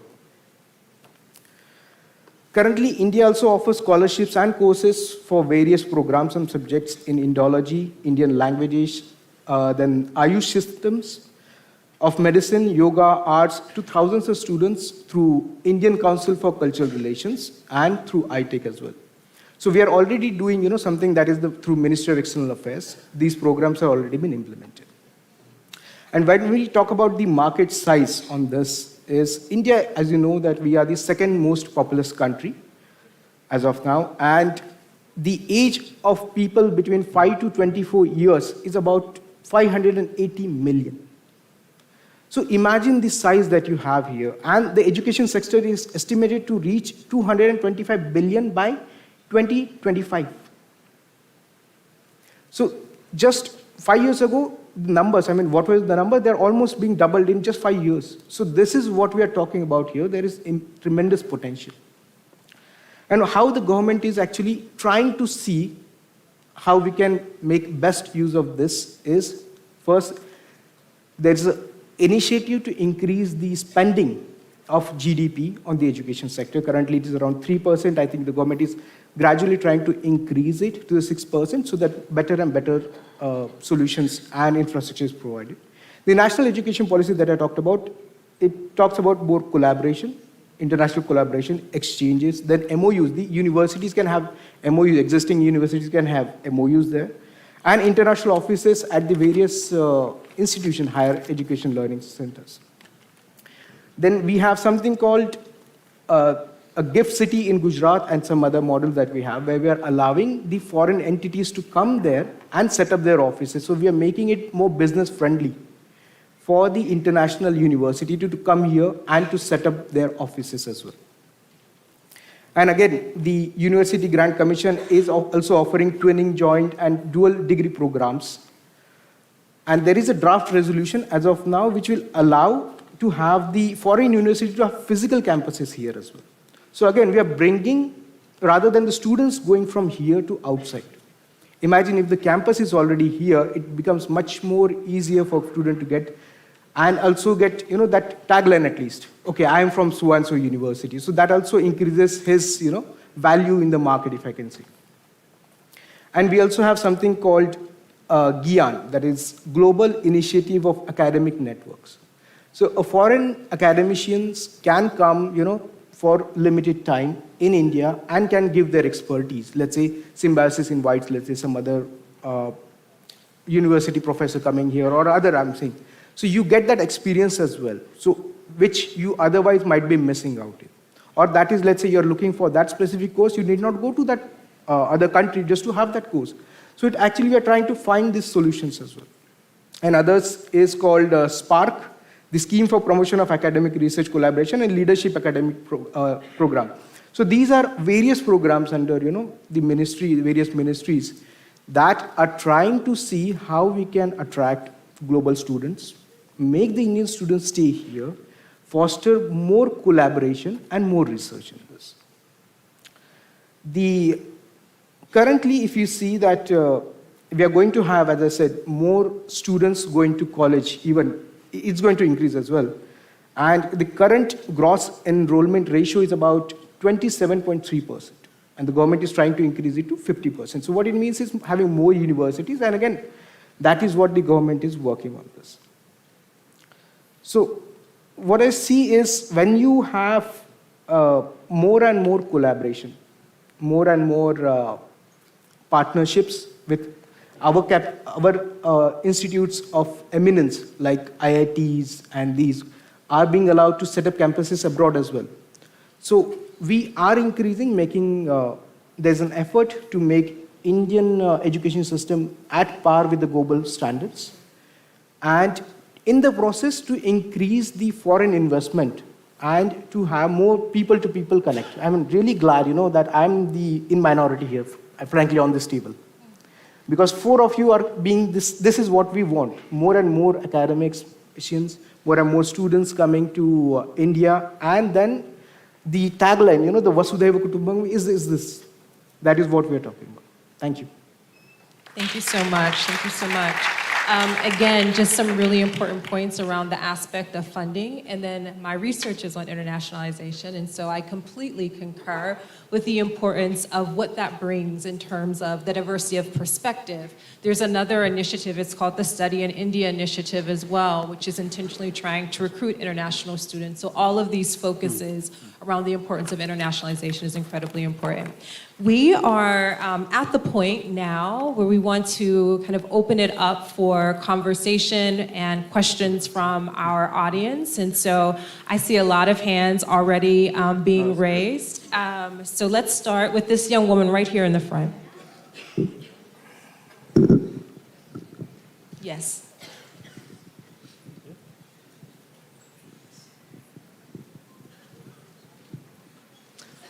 Thank you so much. So basically, you all talked a lot about how there is a need for collaboration.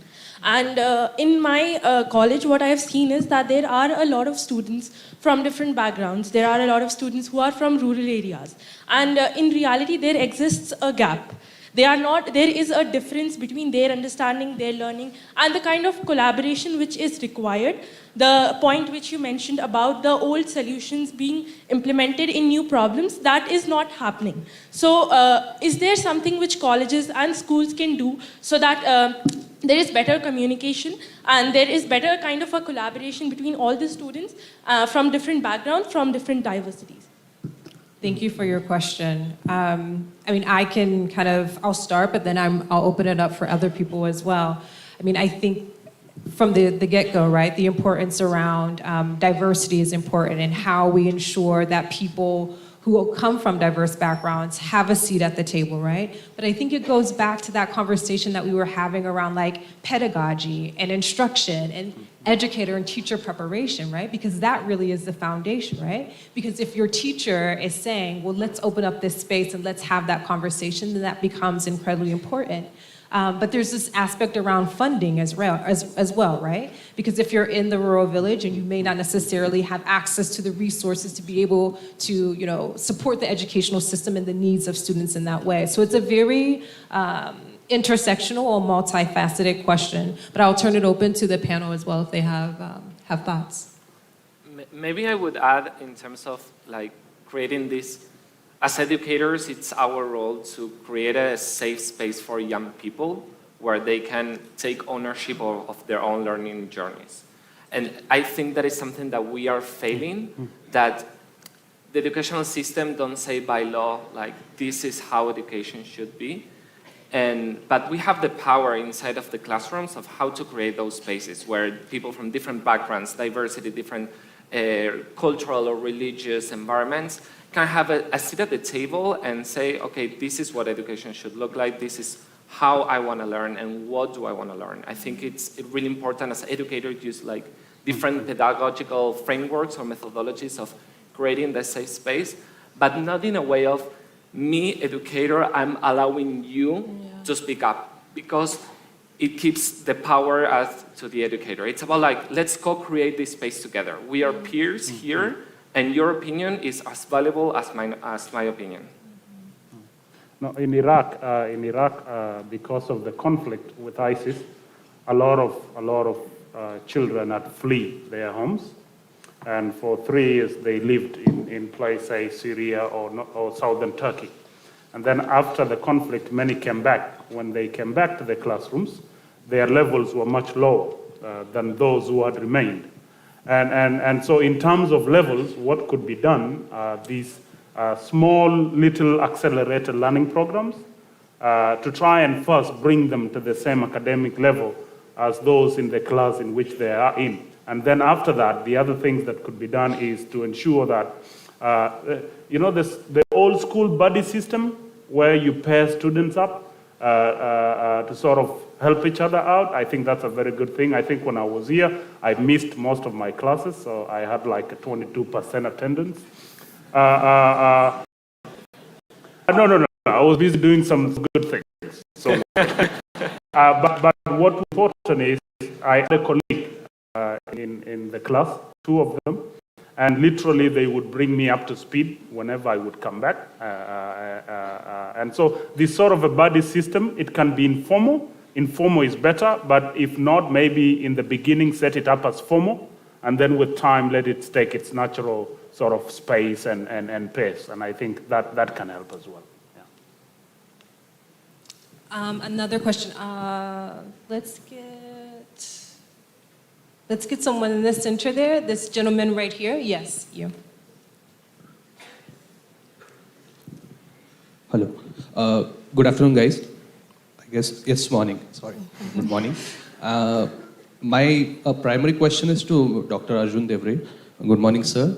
Myself, Kshitij Salunke. I belong to Dhule district. So we belong to the same area. And it's a very backward rural area, basically. I just have a basic question to you, sir, since you come from the bureaucracy. In India and all over the world, we are looking at a parallel education market that is being built up in the name of EdTech. We see the startups EdTech that are turning into giant unicorns. And we also have this policy of right to education, where we are supposed to provide with free education under 14 years of age. So my basic question is that if the education institutions are effective enough, why are these unicorns growing so rapidly? And if they are supposed to educate children, what's the use of these institutions? To give my,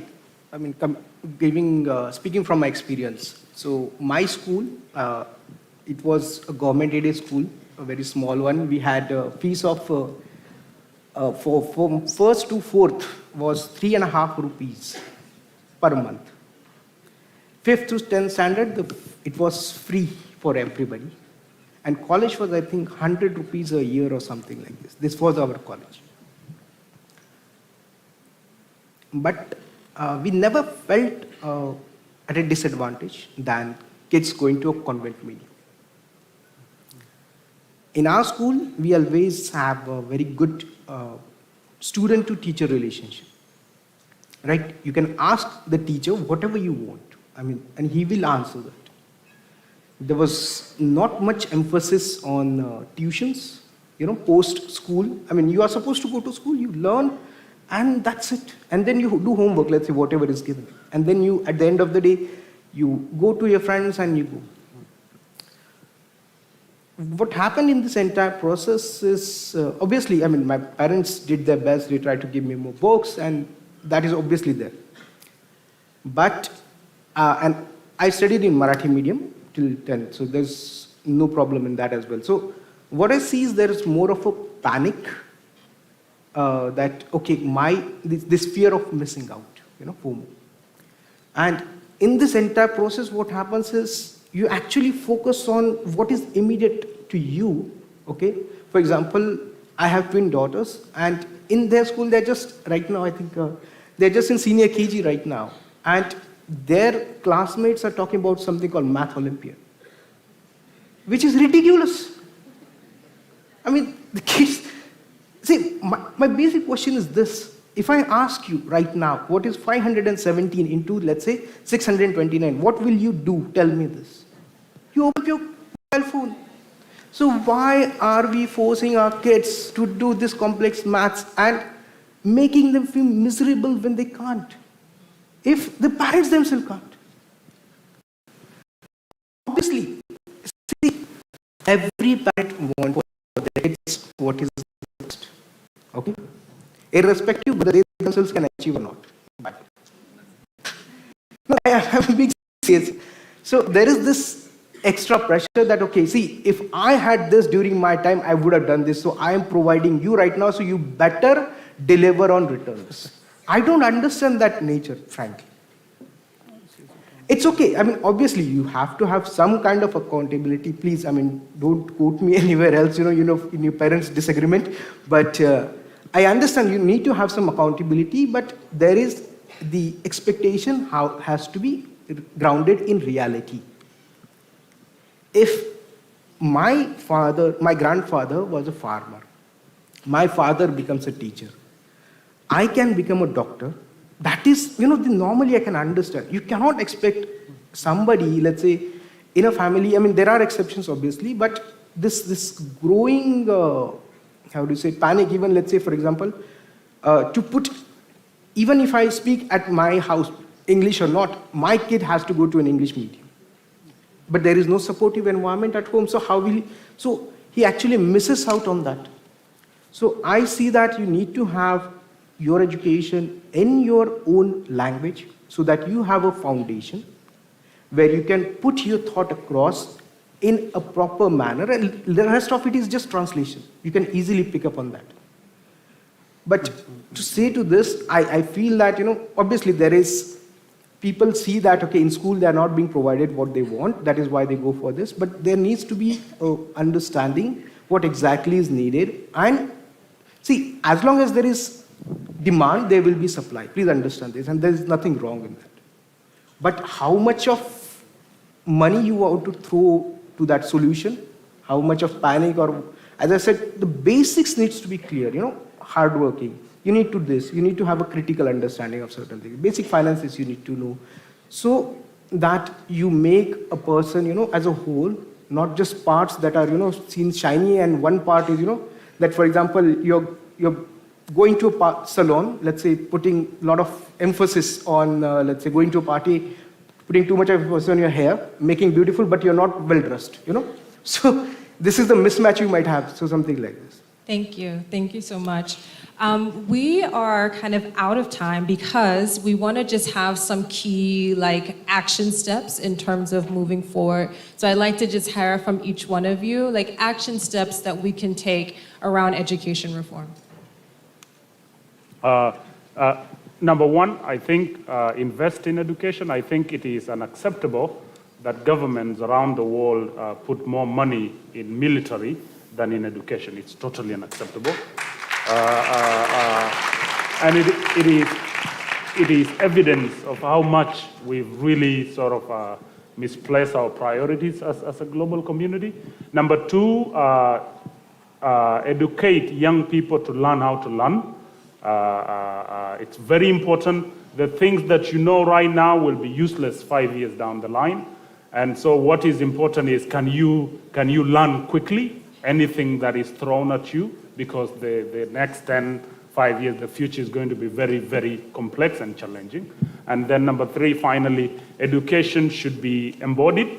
It should be an embodied experience. It shouldn't be people just sitting in a class and listening and taking in information. It should be people engaging with the world and with the people in the environment that they live in. And finally, a good example, the students of Symbiosis here in addition to being in this beautiful campus, should also run it. They should try and maintain it. They should contribute to whatever it is they eat, one way or the other. Everything. It shouldn't be just, I'm here, my environment is there. No, education has to be very, very embodied. Thank you. Thank you. Sophia? Yes, I believe on the key points I would like to remark before we end this session. It will be that education system has to be thought and think about and plan for every student, for the needs of every student. The needs I have, the needs Ulysses have, the needs Kwani has are really different. And especially thinking the most marginalized and the poor background kids, because we, for example, in Argentina, we have a really high quality public universities, but it's not just, okay, let's make public universities and that's the solution to everything. But we have a lot of other problems. There are students in the same city that have to travel like 3 hours to get to these public universities, or they don't have money for this transportation, or they don't have the time, or they have to work to provide for their families, to help to put food at the table at the end of the day, and they have to contribute with that as well. So thinking about education for the needs of every student, that would be number one. Number two is to rethink why are we studying? Why are we accessing higher education? Not thinking, okay, what job I'm going to have when I finish, but to think what's the purpose of that? How I'm going to take all the knowledge I have, all the skills I've acquired, to put it in at the service of finding solutions to address the global challenges we have. And the third thing, it will be to be responsible of our education and to do something to save the future of our generation.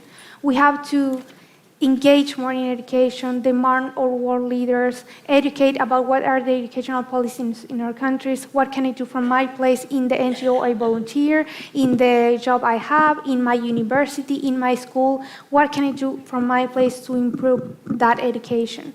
And demand world leaders to give more funding to education to actually think of better solutions that are sustainable in time. So those would be my 3 key things. Thank you. And from my part, when it comes to funding and speaking on a global level, coming from a global south country within the G20, is how do we find better strategy of funding for developing countries? Talking about funding from a Western European perspective is way easier than speaking from a country that has a huge national debt to the lovely IMF that limits our capability to invest in education. So we have to work really heavily on how can developing countries invest way more money on education. Then when we talk about education, most of us, if not all of us, we think of only schools, but learning doesn't happen only in schools. We have to include non-formal education into the conversation, into the educational reforms, because they're playing a key role when it comes to skill development, especially hard skills.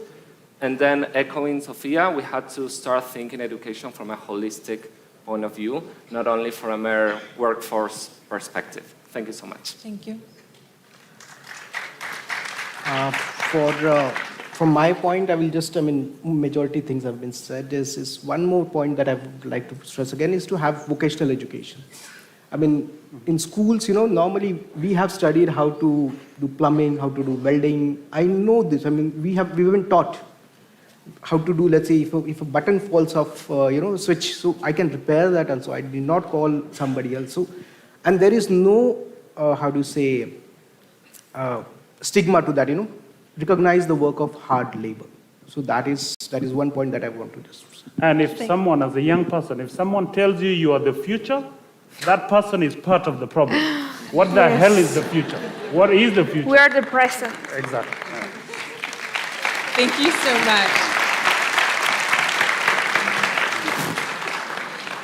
Thank you again so much to everyone who participated on the panelists, our extinguished panelists today, all of the students, administrators, dignitaries here at Symbiosis. Thank you so much for this enlightening conversation. Thank you so much. Thank you, Lindsay. Thank you, panelists, for such a thought-provoking and exciting session. Thank you all for being with us here today To felicitate the panelists and the moderator, I would like to call upon stage Dr. Bhama, Dean Academics, SIU.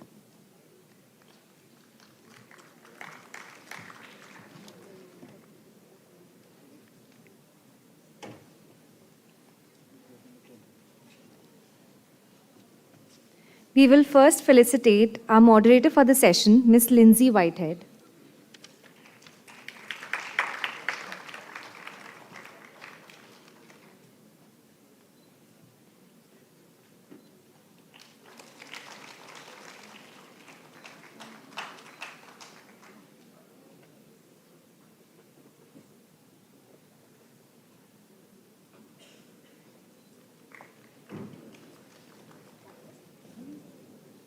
We would then like to felicitate Mr. Simon Kwani Keir Kwani.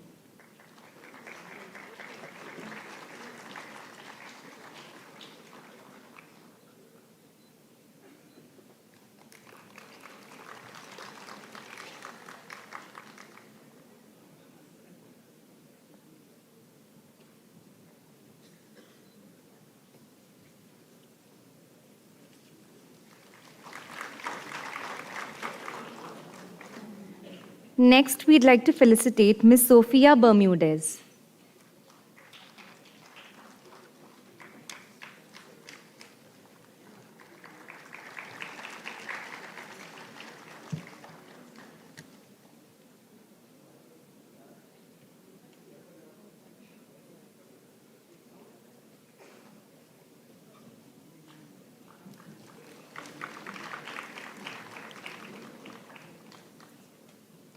Next up, we'd like to felicitate Mr. Ulysses Brengi.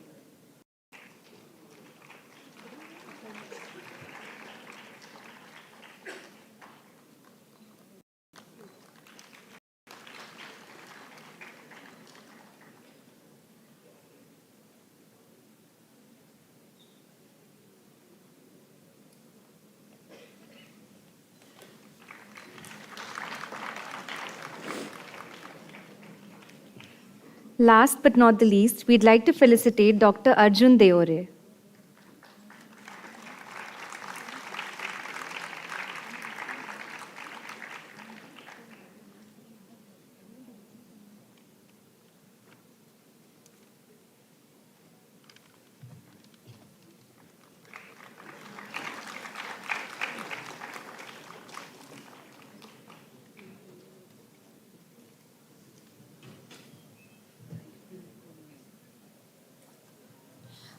Ma'am, I would request you to come back on stage and everyone to step forward for a group photograph.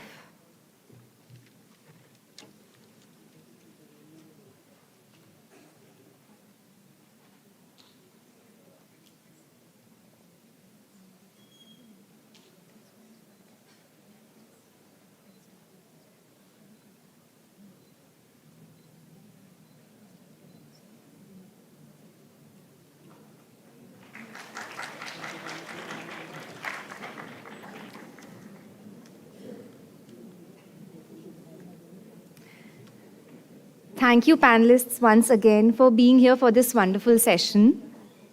I request the audience to please remain seated. We will not break. We'll be starting off directly with the inauguration ceremony. So I want to thank you for your patience and for engaging in all of the sessions so actively.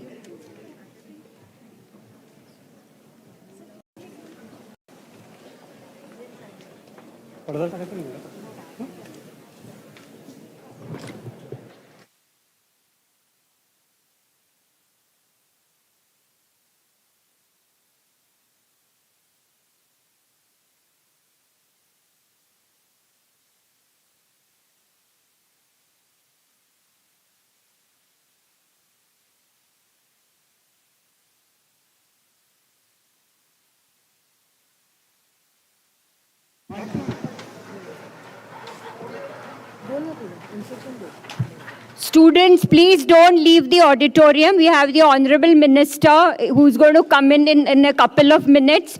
Please don't leave the auditorium.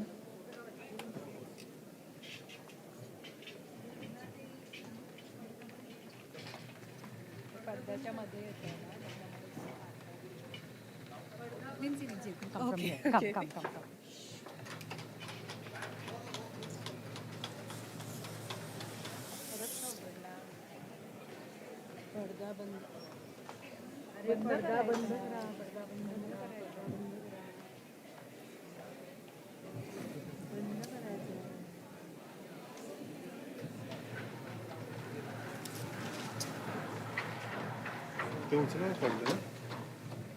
थोडं podium मागे घेता का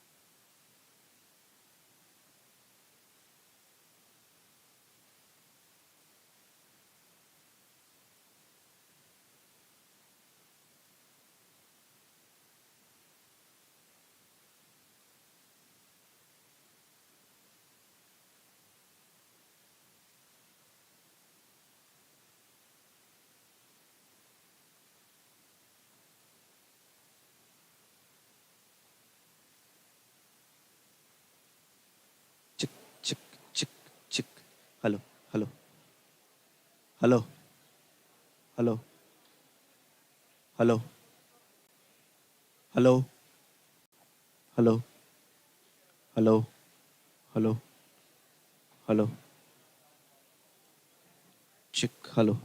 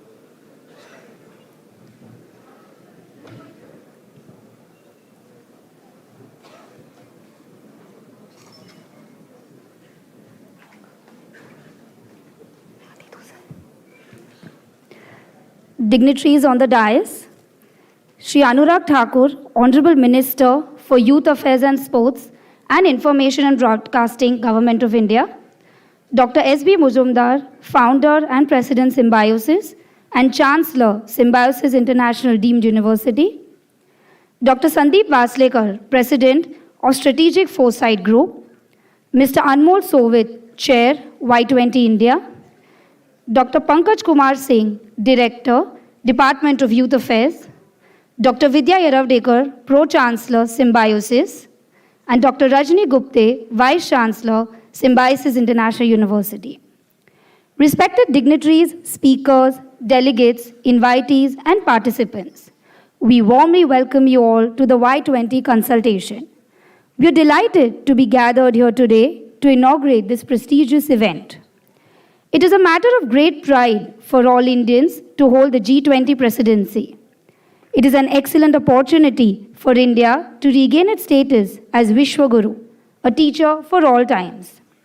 Symbiosis, which was established 51 years ago with the motto of Vasudhaiva Kutumbakam, the world is one family, has dedicated itself to this spirit through its commitment to the nurturing of culture, respect for diversity, and quality education. Today, Symbiosis has over 45,000 students from all states of India and from over 85 countries. The theme of the G20 presidency, One Earth, One Family, One Future, therefore resonates deeply with all students and staff of Symbiosis. Y20 is a prestigious event under the G20 presidency organized by the host country every year and is an official consultation forum for youth from all G20 member countries to be able to raise awareness of global issues, exchange ideas, argue, negotiate, and reach consensus. The theme for our Y20 seminar is Peacebuilding and Reconciliation, ushering in an era of no war, the philosophy of Vasudhaiva Kutumbakam. The 6 sub-themes of the seminar are Vikas politics in India as an enabler in conflict resolution, climate action, gender-related conflict and reforms, education and legal reforms needed for social change. The second theme of the Youth 20 consultation is the future of work, Industry 4.0, innovation, and the 21st century skills. May I now request Dr. Vidya Yeravdekar, Pro-Chancellor, Symbiosis International University, to deliver the welcome address.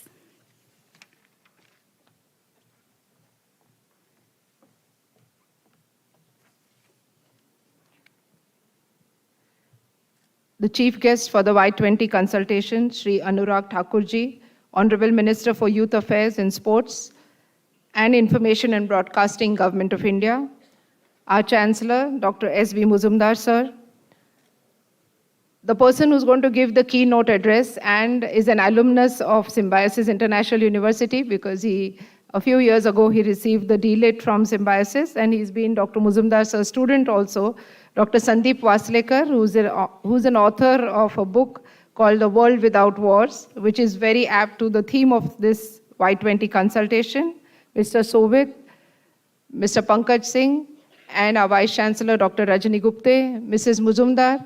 I can see dignitaries in the audience, Dr. Tutakne, Mr. Dara Damania, and several others, and my dear wonderful students, directors, faculty members, and special guests as speakers and as participants from G20 countries and even foreign students from non-G20 countries. So let me welcome you on behalf of Symbiosis International University to this magnificent campus spread over 350 acres, which is a home away from home for foreign students. Dr. Muzumdar sir will of course tell you the story of Symbiosis, and you've seen it in the presentation a few minutes ago.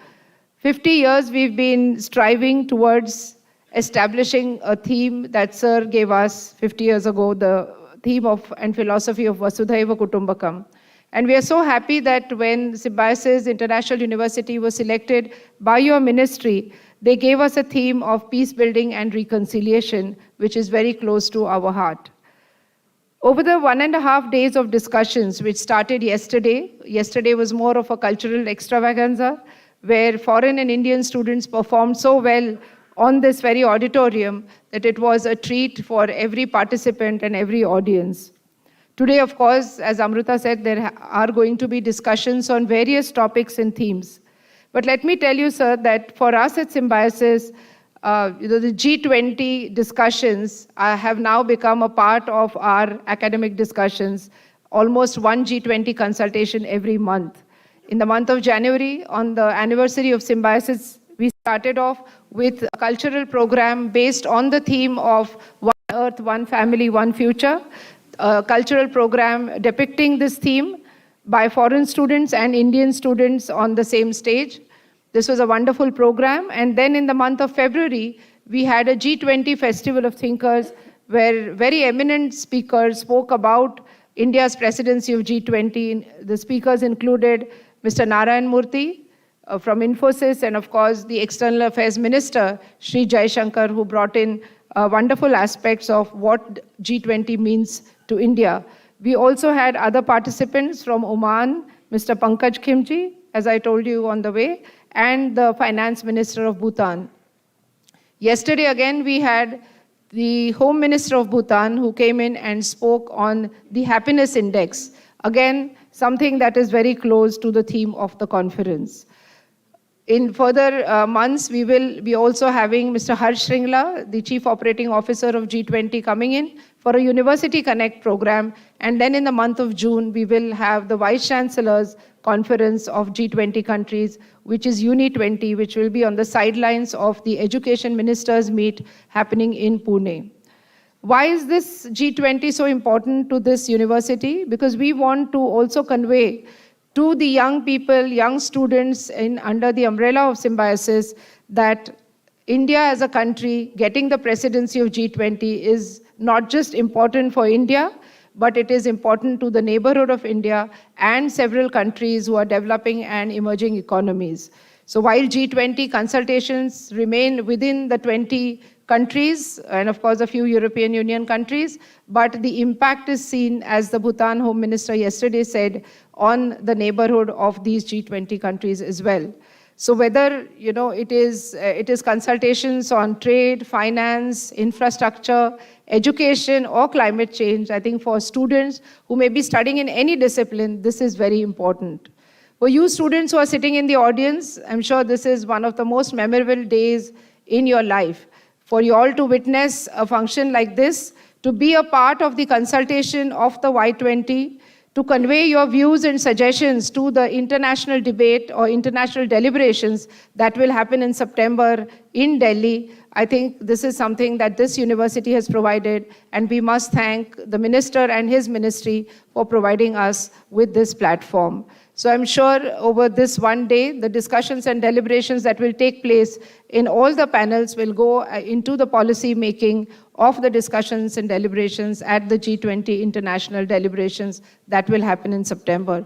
So with these few words, I welcome all of you, the delegates, the speakers, the participants, and of course, the dignitaries on the dais and off the dais. And I'm sure this will be an enriching day for each one of you. Thank you.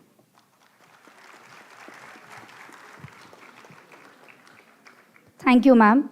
I now humbly request the dignitaries to join us for the lighting of the lamp.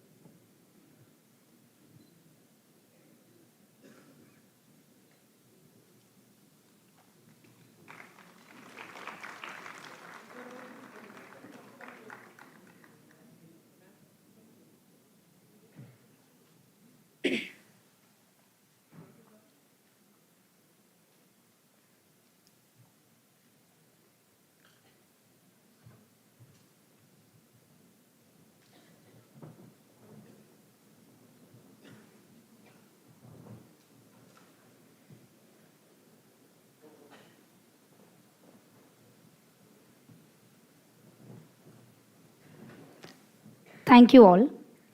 I request Dr. S.B. Muzumdar sir to felicitate Shri Anurag Thakur, Honorable Minister for Youth Affairs and Sports and Information and Broadcasting, Government of India.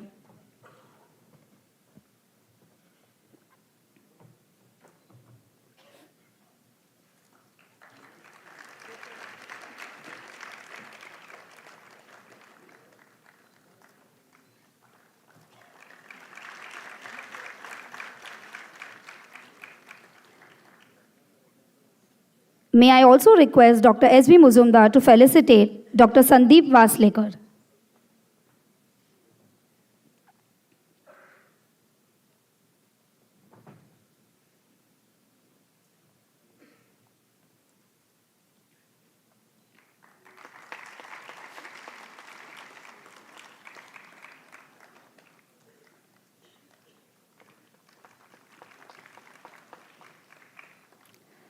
Thank you, sir. I request Dr. Vidya Yeravdekar ma'am to felicitate Mr. Anmol Sovit, Chair, Y20 India.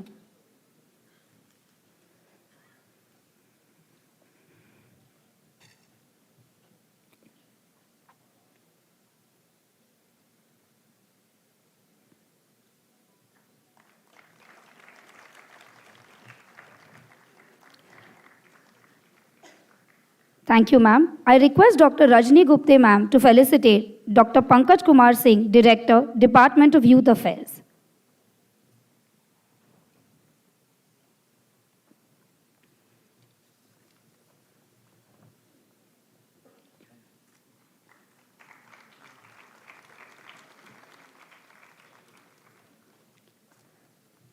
Thank you, ma'am.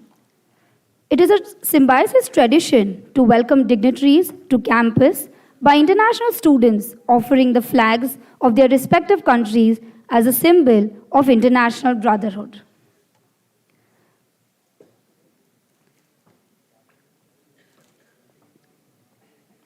Afghanistan,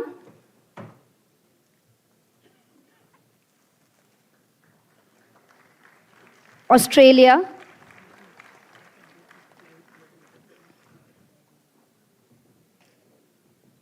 Bangladesh,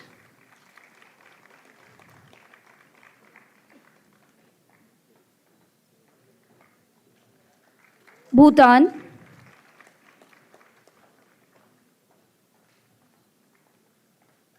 Botswana, Brazil,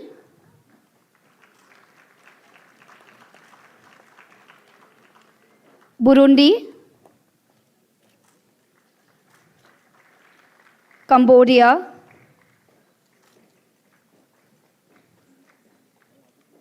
Chad, Ethiopia, France, the Gambia, Germany, India,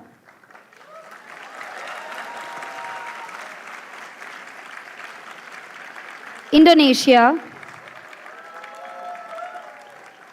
Italy, Japan, Kenya, Lesotho,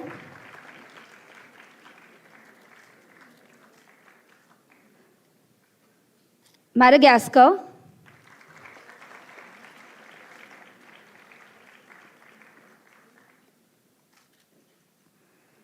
Maldives,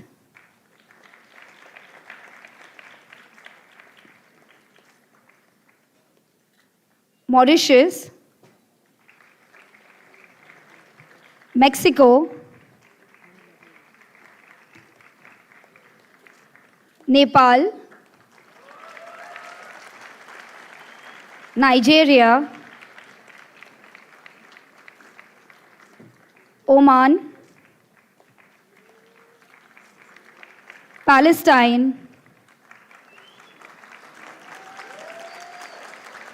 Russia, South Africa, South Korea,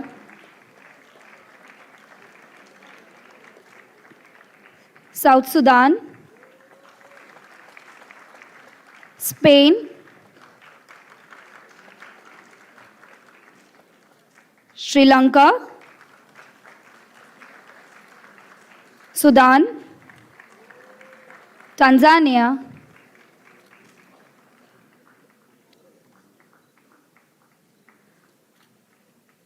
Togo, Turkmenistan, United Kingdom, Uganda,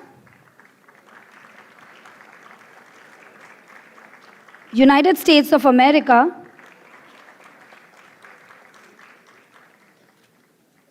Yemen.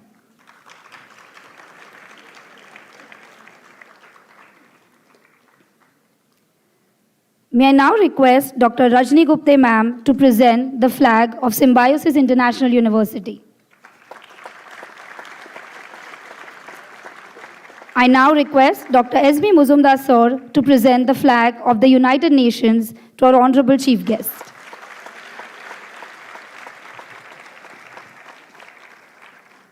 Thank you all. Thank you students for that beautiful presentation. This unity shows precisely what we at Symbiosis stand for. The world is one family. Dr. S.B. Muzumdar was a professor of botany in Fergusson College.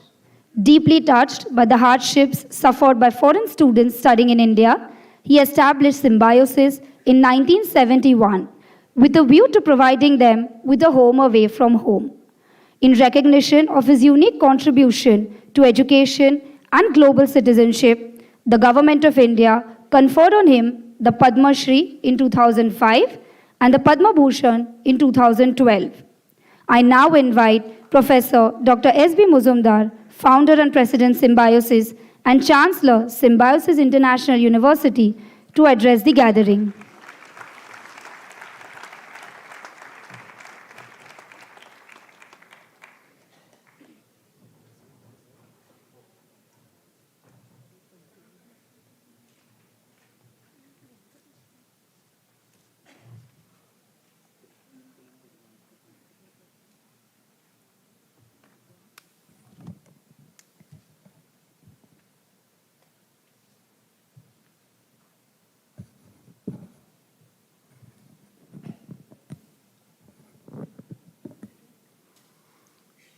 Vakratunda महाकाय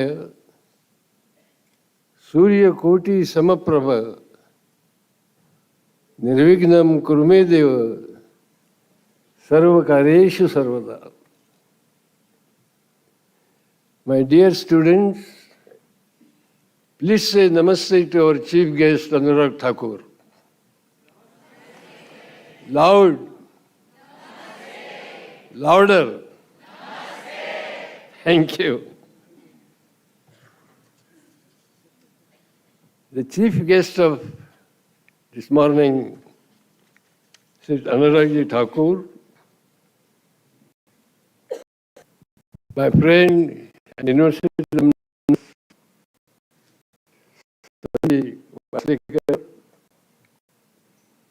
Amol Soviet, Pankaj Kumar Singh, Vidya Yeravdekar, distinguished invitees, students from different parts of India and different parts of the world, I extend a very hearty welcome. Your presence has given uniqueness to this function. I'm really glad and happy that Government of India, also Government of Maharashtra, have given us an opportunity to host Y20 Consultation. And this is very appropriate because G20 tagline is Vasudhaiva Kutumbakam, which was also the motto of Symbiosis when it was established in 1971. The tagline further says that there is only one earth, one family, one future. And I would like to add, there is only one soul among all organisms on the planet. Be that as it may, Symbiosis was born in 1971 with the motto of Vasudhaiva Kutumbakam. Anurag ji, it would interest you to know that Symbiosis was not born as a university or a college. It was born out of compassion. A foreign student who was suffering from jaundice in Ferguson College Hostel inspired me to start a small organization which will bring foreign and Indian students together. It was not my intention to start university or colleges. We used to bring foreign and Indian students together on social and cultural occasions. But then we thought, perhaps I was a teacher, that education is the only medium to bring foreign and Indian students together in the hostel, in the classrooms, on the playground, and thereby promote international understanding between foreign and Indian students. And I'm very happy to tell you that during the last 50 years, thousands of international students have come out of the portals of university and occupying important positions in their respective countries. They are India's ambassadors of goodwill. And therefore, Symbiosis for the last 50 years is contributing to the Upanishadic concept of Vasudhaiva Kutumbakam. We do believe that a day will come when nations with different boundaries will come together, live together, understand each other, and there will be no war in the world. Today, Mr. Waslekar is going to speak a keynote address on World Without War, and therefore I am not going to say anything about it. But suffice it for me to say that is Vasudhaiva Kutumbakam a reality? Will it be a reality? Will it be a living truth? And Anurag ji, having spent 60 years in education, I do believe that Vasudhaiva Kutumbakam is the ultimate human destiny. And therefore, we in Symbiosis try to translate the concept of Vasudhaiva Kutumbakam into reality through education. And I do believe that it is only through education. It is only through students and youth of the world that a day will come when politicians, when those who are engaged in war, conflicts,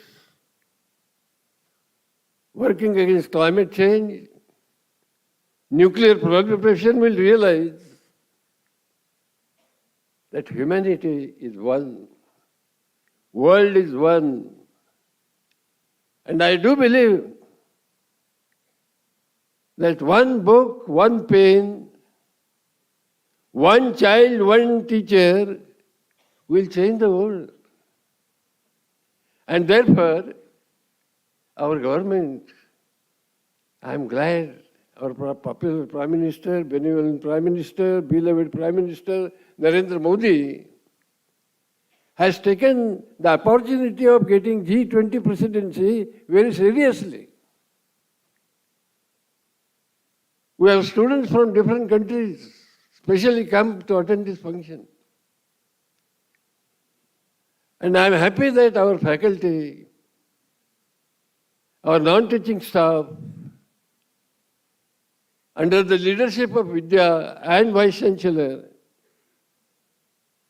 have done extremely well in projecting the image of India. If someone asks me what India stands for, I will only say that it stands for Vasudhaiva Kutumbakam. And here I would like to end my speech with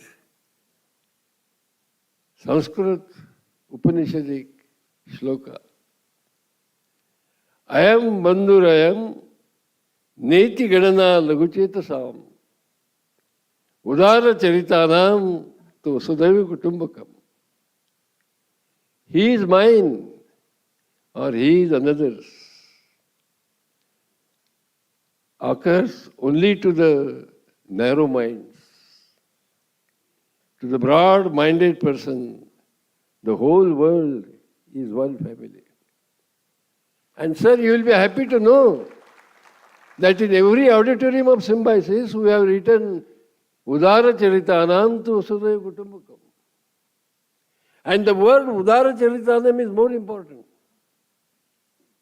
Those who have broad minds, those who have kind minds, consider world as one family.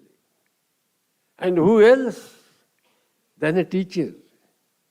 What else than education can accomplish this important task? With these few words, Anuragji, I again thank you very much for sparing your time, coming all the way from Delhi, and I'm sure young sports minister, youth affairs minister will ignite the minds of youngsters who are waiting for your delivery. Thank you so much. Ayam bandhuryam neti ganara लघुचेतसाम् उदारचरितानं तु वसुधैव कुटुम्बकम् वसुधैव कुटुम्बकम् वसुधैव कुटुम्बकम् वसुधैव कुटुम्बकम्.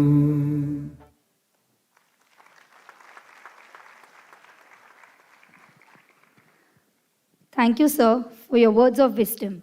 It is always an honor to hear your thoughts. Dr. Sundeep Waslekar is president of the Strategic Foresight Group, a think tank based in India that advises governments and institutions around the world on managing future challenges. Under his leadership, SFG has worked with and on 50 countries from 4 continents, creating new policy concepts in conflict resolution, water diplomacy, and foresight for countries and society. He was active at the World Economic Forum annual meetings at Davos and a senior executive at the International Institute for Democracy and Electoral Assistance, Stockholm. Sir's recently published book on A World Without War touches upon multiple dimensions that impact global peace and is very relevant to the current theme of our Y20 consultation. I now invite Dr. Sundeep Waslekar to deliver the keynote address.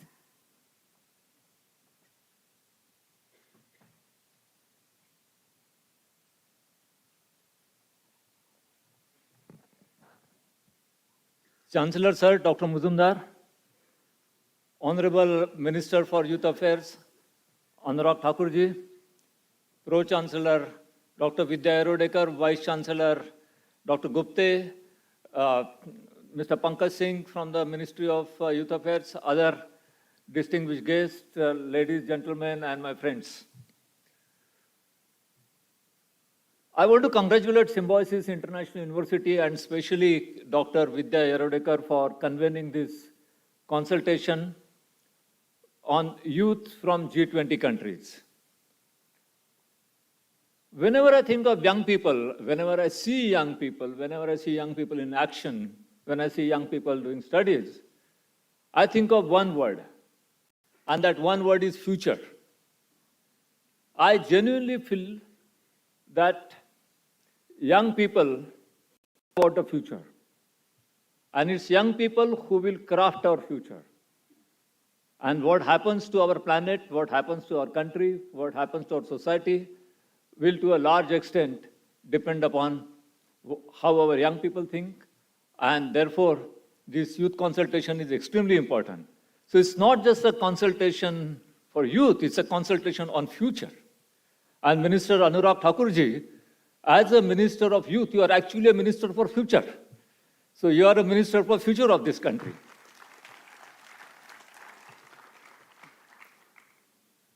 As the Chancellor mentioned, some time back, as some of you might be present, when my book, A World Without War, was launched. That was in November.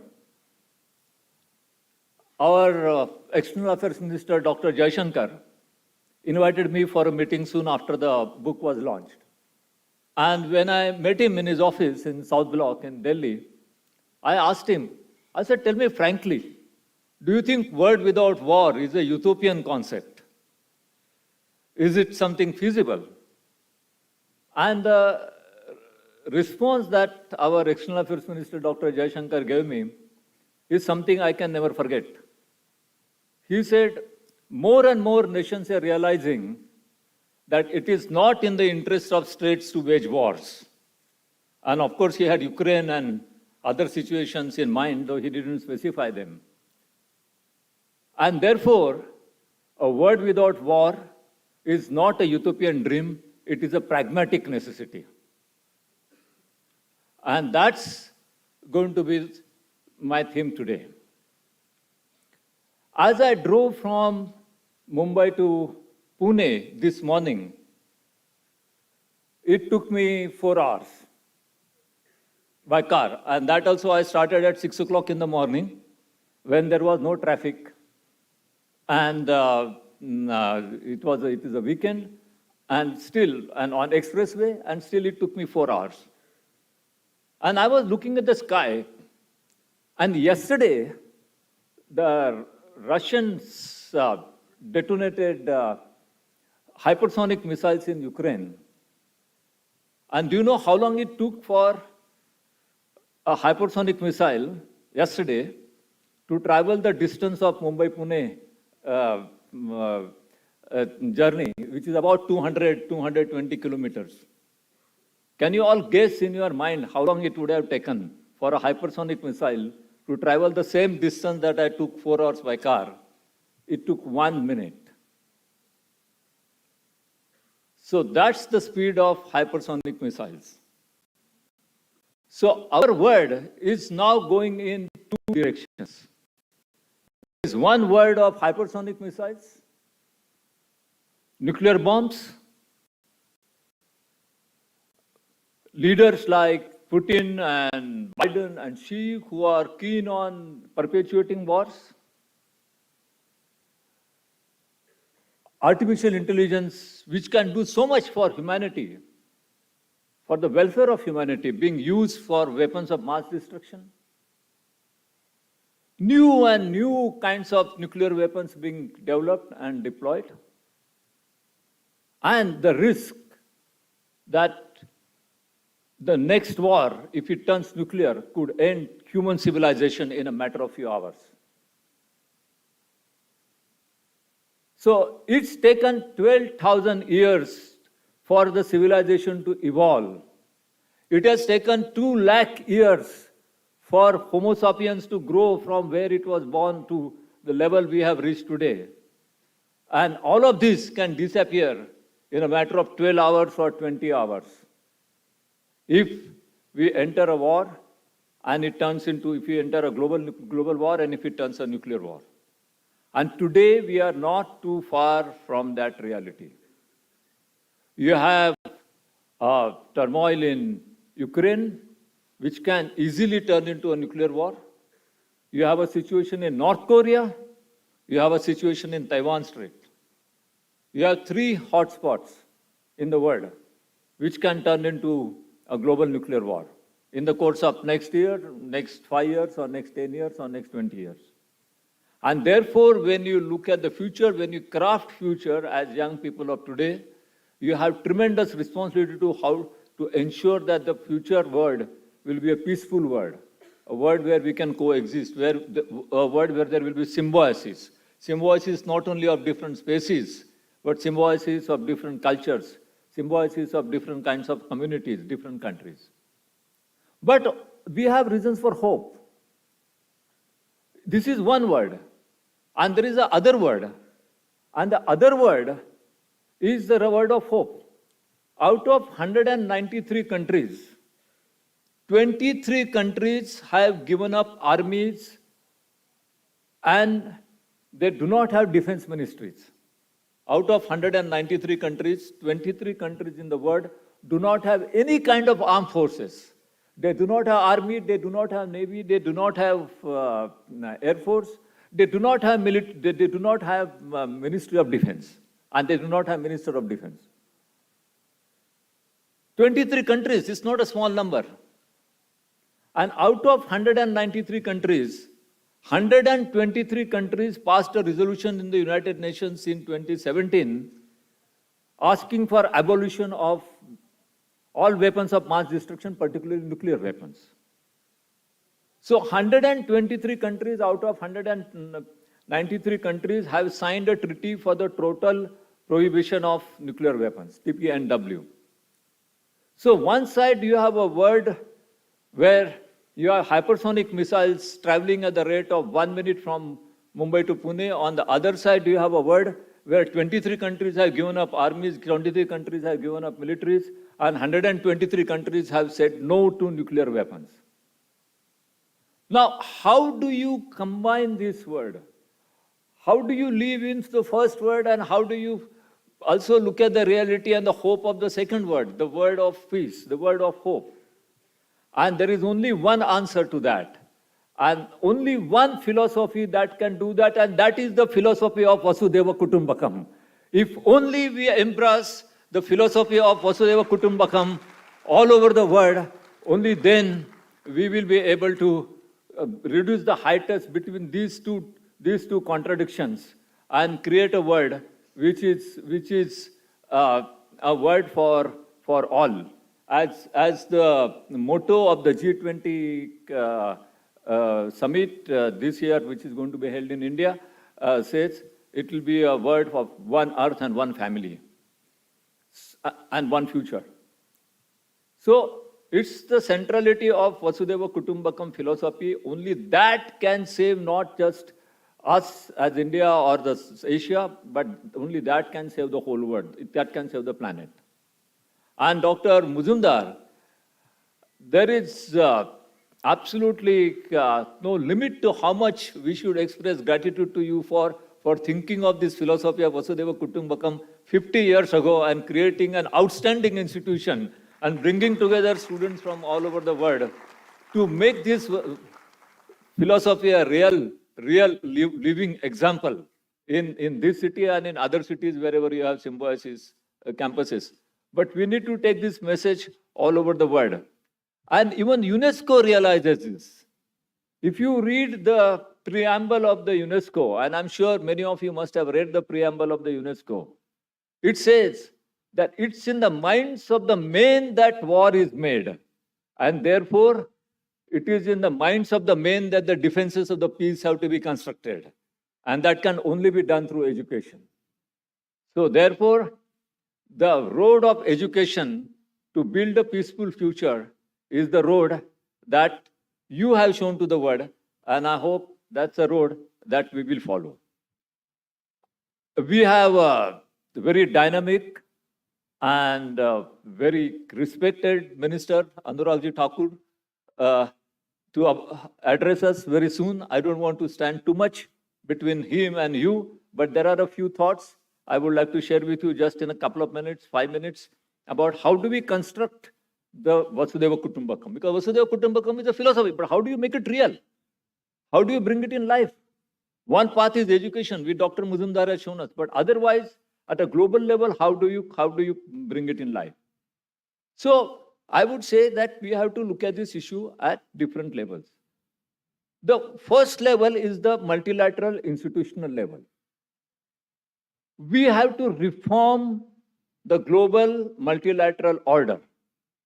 United Nations Security Council must be reformed. The government of India is campaigning for this reform.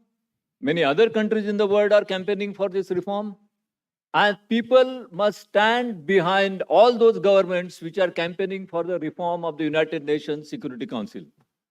And this reform of the United Nations Security Council not only means that the new structure of the Security Council has to be democratic, not just reflecting the realities of 1945, but a structure that will reflect the realities of our century, of 2025, or even 2125. And it must give space to countries like India, Brazil, South Africa, and others. But we must also reform the United Nations from many other perspectives. Currently, veto has become, in the UN Security Council, an obstacle rather than an instrument of peace. Each time any effort is made to promote reconciliation, to resolve conflict, somebody uses a veto and stops an agreement. So there must be a revision of the veto system. There must be rethinking of the veto system of the UN. And even common people must demand that. You might think there is some ambassador sitting in the UN, he might do whatever he has to do. No, that's not the case. There should be a people's movement, there should be a public demand to reconsider veto and to stop the abuse of veto in the UN Security Council to create obstacles in the path of peace. There should be also revision of the structure of the United Nations. United Nations organization has become United Governments Organization. You only have ambassador, extraordinaries, plenipotentiaries, etc., etc., etc., sitting in New York. There is no direct representation of people in the UN. It's only the representation of states, representation of the governments which is there. So just like in India, we have two houses of parliament. Upper house, which is the representation of the states, and the lower house, Lok Sabha, which is the representation of people.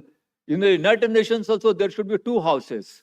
The General Assembly, which is the representation of the states, and the Parliament of Humanity, which is the representation of people. Minister, you are the Minister of Future. And for the future of the world, you should make a demand in the next cabinet meeting that India should work for creating a Parliament of Humanity in the United Nations. So the United Nations should be restructured, not only to make Security Council democratic, but also to establish a Parliament of Humanity. And there should be a strong conflict resolution mechanism to bring justice to the conflicts where superpowers are involved. Currently, United Nations Security Council only gets involved when South Sudan is involved, when Mozambique is involved, when Jordan is involved, when Israel-Palestine are having conflict. But if there is a conflict between US and Russia, UN Security Council does nothing. Tomorrow there will be a conflict between US and China, UN Security Council will do nothing. So you need a conflict resolution mechanism to intervene when superpowers are involved. So we need very fundamental restructuring of the United Nations if you want to bring about Vasudhaiva Kutumbakam at the institutional level. Second, from institutional level, we have to go to the political level. We need politics of peace. We need politics of positivity. We need politics of conciliation. And the minister has been in politics in parliament for 20 years now, I think almost. So you know the benefits of politics of peace and politics of positivity, and that's the politics that we must advocate. And finally, we need a change at the philosophical level. And here again, I come to Vasudhaiva Kutumbakam, that's the philosophy we have to advocate. But we have to be aware that there are similar philosophies in other parts of the world, and they are not in the West, they are in the East. In Japan, there is a philosophy called Chikyu Kunzu Mishugi. It's difficult to pronounce. You can check on the net. In Africa, there is a philosophy called Ubuntu. They all mean the same. They all mean the word is mine, the word is family. I am because the word is here. That's what Ubuntu means. I am because we are. So we have to embrace the philosophy of Ubuntu. We have to embrace the philosophy of Chikyu Minjo Kushugi. We have to embrace the philosophy of Vasudhaiva Kutumbakam. And if we embrace this philosophy, if we bring about institutional changes, if we bring about political changes, if we play positive politics, if we bring about philosophical changes, this world will live for thousands and thousands of years and will not disappear in the next globe war, whatever may be the speed of hypersonic missiles. Thank you. Namaskar.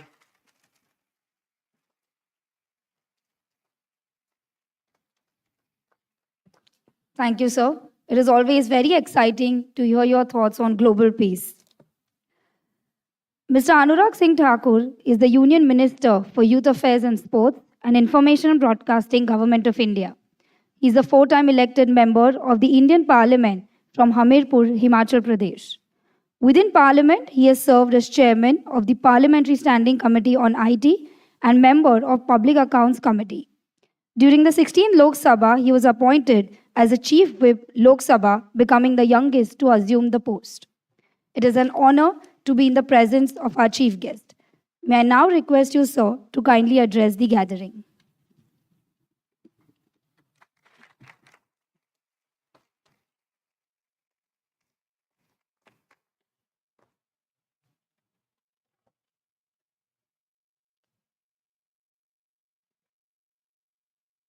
Dr. S.P. Muzumdar, founder and president of Symbiosis and Chancellor Symbiosis International deemed University. Dr. Vidya, Pro Vice Chancellor, Symbiosis and Chancellor Symbiosis International deemed University. Dr. Sundeep Waslekar ji, President of Strategic Foresight Group. Mr. Pankaj Singh, Director, Department of Youth Affairs. Mr. Anmol, Chair, Y20 India. Dr. Rajni Gupta ji, Vice Chancellor, Symbiosis. Youth representatives, entrepreneurs, delegates, and friends from media. Namaskar, a very good morning to all of you. I'm delighted to be here in Pune, a city known for its thriving manufacturing industry that is home to some of the world's largest automobile, engineering, and electronic companies. Moreover, Pune's reputation as the cultural capital of Maharashtra and a leading education hub cannot be overstated. And I'm glad to say that we have representation of more than 44 countries, and we have 97 students from those 44 countries present here. Let us put our hands together and welcome them here.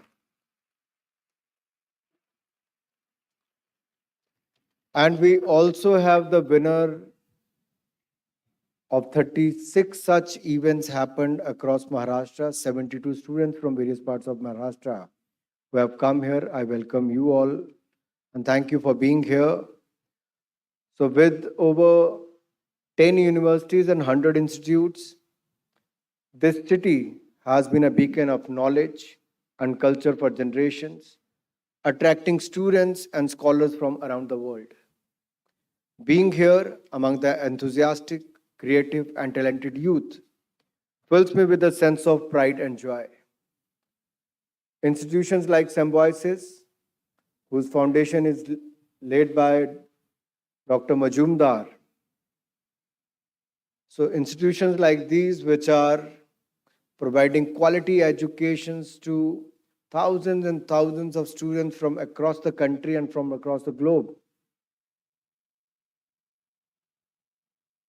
There couldn't be a better place to organize this event in this part of the country. Thank you, Vidya ji, for allowing us and you being the host for this Y20 event.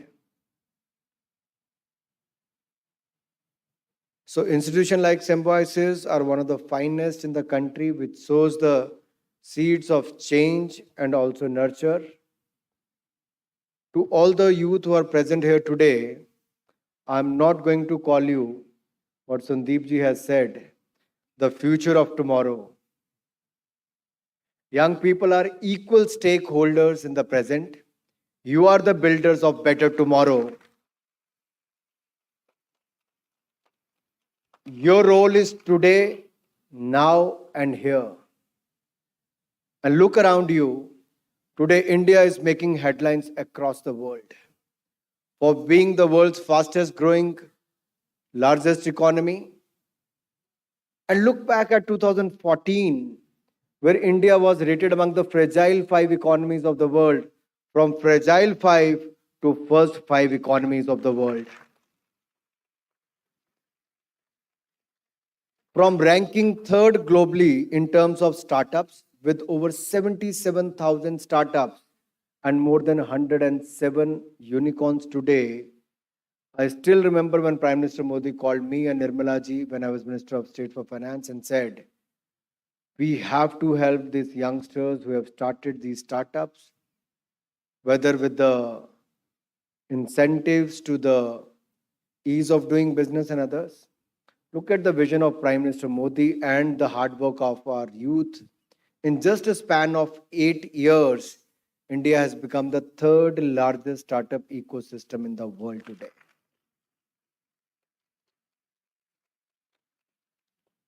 From being the first responder to a humanitarian crisis anywhere in the world, I still remember when Sushma ji started the mother thing.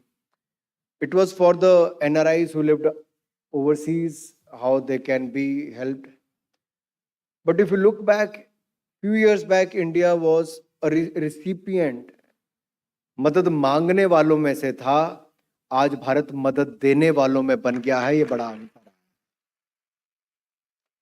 If you look at the crisis in Nepal, earthquake crisis, or if you look at the crisis in Turkey or Syria, India was the first responder.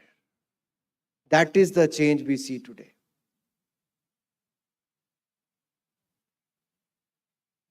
Vasudev Kutumbakam, Dr. Muzumdar, has rightly selected the motto for this educational institute.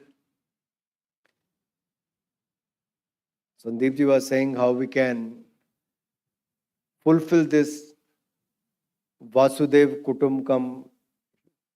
Sundeep ji, I mean, if you look at the crisis which the humanity, especially our generation, has faced in the last couple of years, COVID-19 pandemic. Even when the developed countries shirked away from their responsibilities and they was not ready to come forward and help, it was India. On one hand, we have administered more than 2.2 billion vaccines free of cost in India. At the same time, provided medicines and vaccine to more than 150 countries across the world. So, from humanitarian crisis to the crisis, at one time we were the 2nd largest importer of the mobile phones.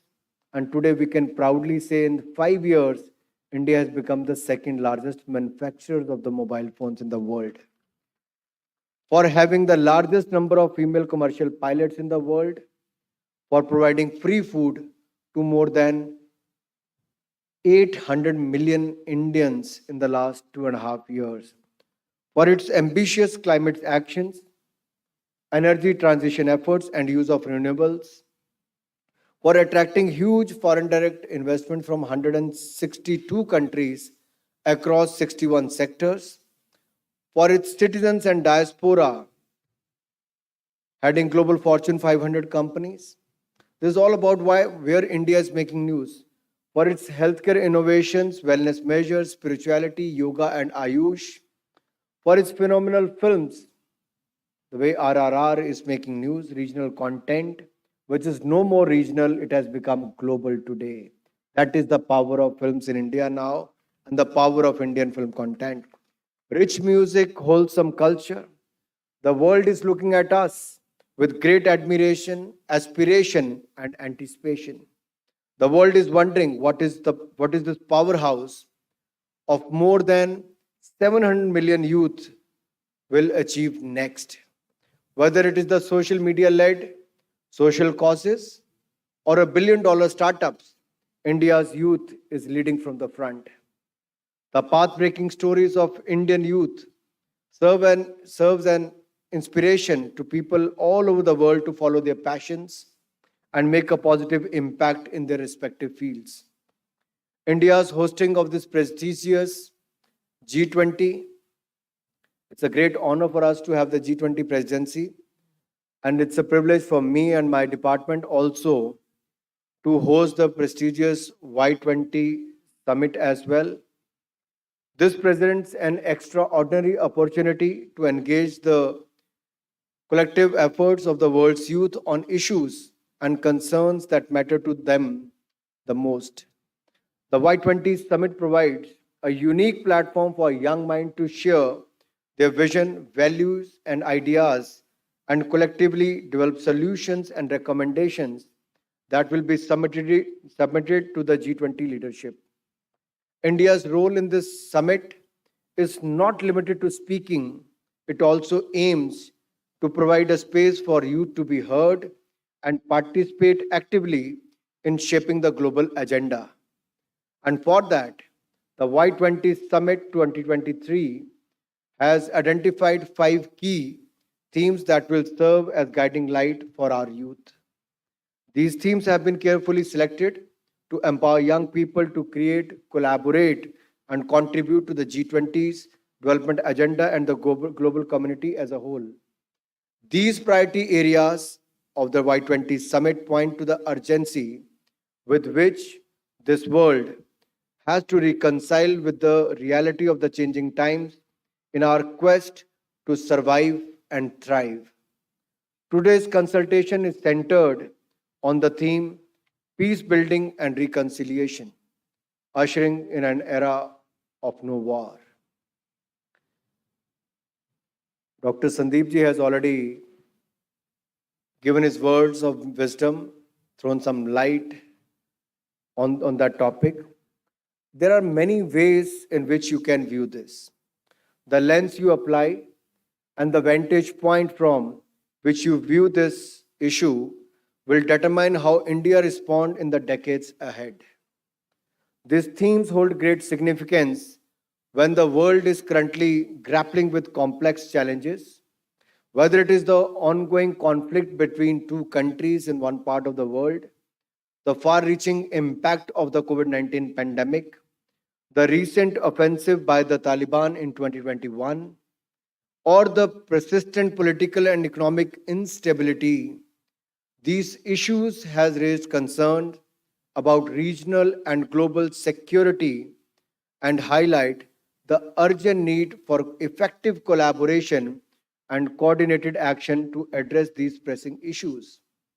Now, while talking, Dr. Sundeep talked about multilateralism. Well, Dr. Saab, on one hand, at WTO, when we see this multilateralism is, nobody is supporting that cause in a big way, the big developed countries who have taken the advantage of it for the last so many years. You rightly touched upon that point, especially this post-COVID-19 pandemic era.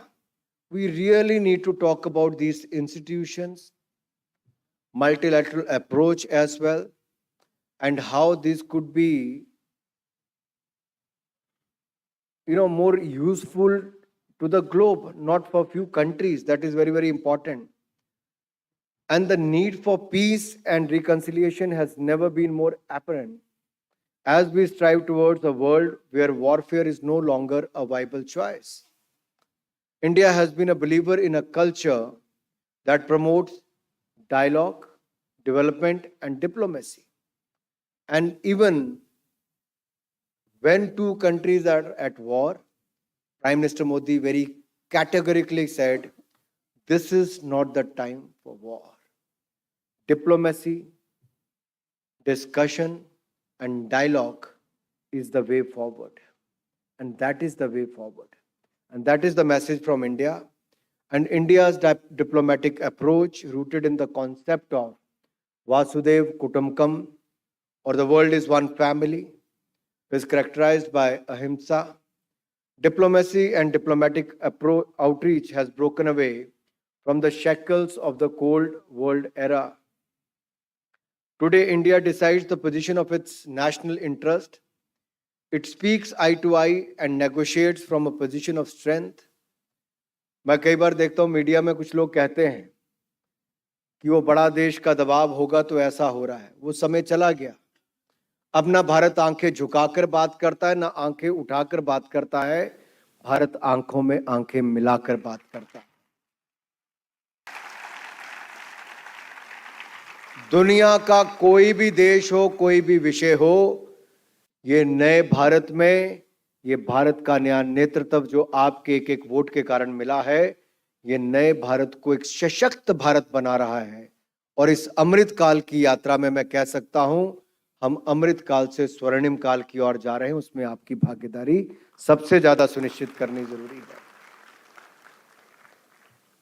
Further, India has played an active role in promoting peace and reconciliation on the global stage. We have been a strong advocate for disarmament and non-proliferation and have contributed to the UN peacekeeping efforts around the world. The future of the world depends on our actions today, and therefore, it is important to reflect on questions that define peace in the 21st century. We must also break away from the traditional notions of peace and war. There continues to be a physical or traditional warfare, aided by tanks, air missiles, and drones. And one of the hypersonic missiles you talked about, I'll go beyond that, Dr. Saab. There is also an information warfare.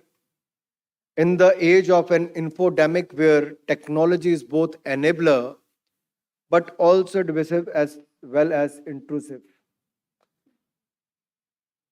There is also noise and clutter, which is leading to a war within our bodies and an unhealthy lifestyle leading loss of mental peace. And that is the most important part. Mental peace is very, very important. Me and Dr. Vidya were talking about the mental health issue on the way, that post-COVID, how mental health issue is becoming such an important topic today across the world. But at the same time, when we talk about the mental peace, it can be from an individual where you have a mental peace to a family peace, society peace, state peace, to the global peace. So it starts with the peace of, with the mental peace, it will start. And with this age of infodemic, why I'm saying age of infodemic, but it was more than pandemic, it was infodemic. Because spreading of lies, misinformation and all led to loss of thousands and thousands of lives across the world. So at times we have to see whether the technology is an enabler or it is doing harm to us if we are not using it in the right way. So I would like to leave you with few thoughts. Is the absence of a border-related war the true meaning of era of peace, or is there more to it? How will we tackle the war of words on social media, the noise, the clutter that is disrupting our social media space? In fact, is the nature of the platform such that it feeds these algorithms such content when posted?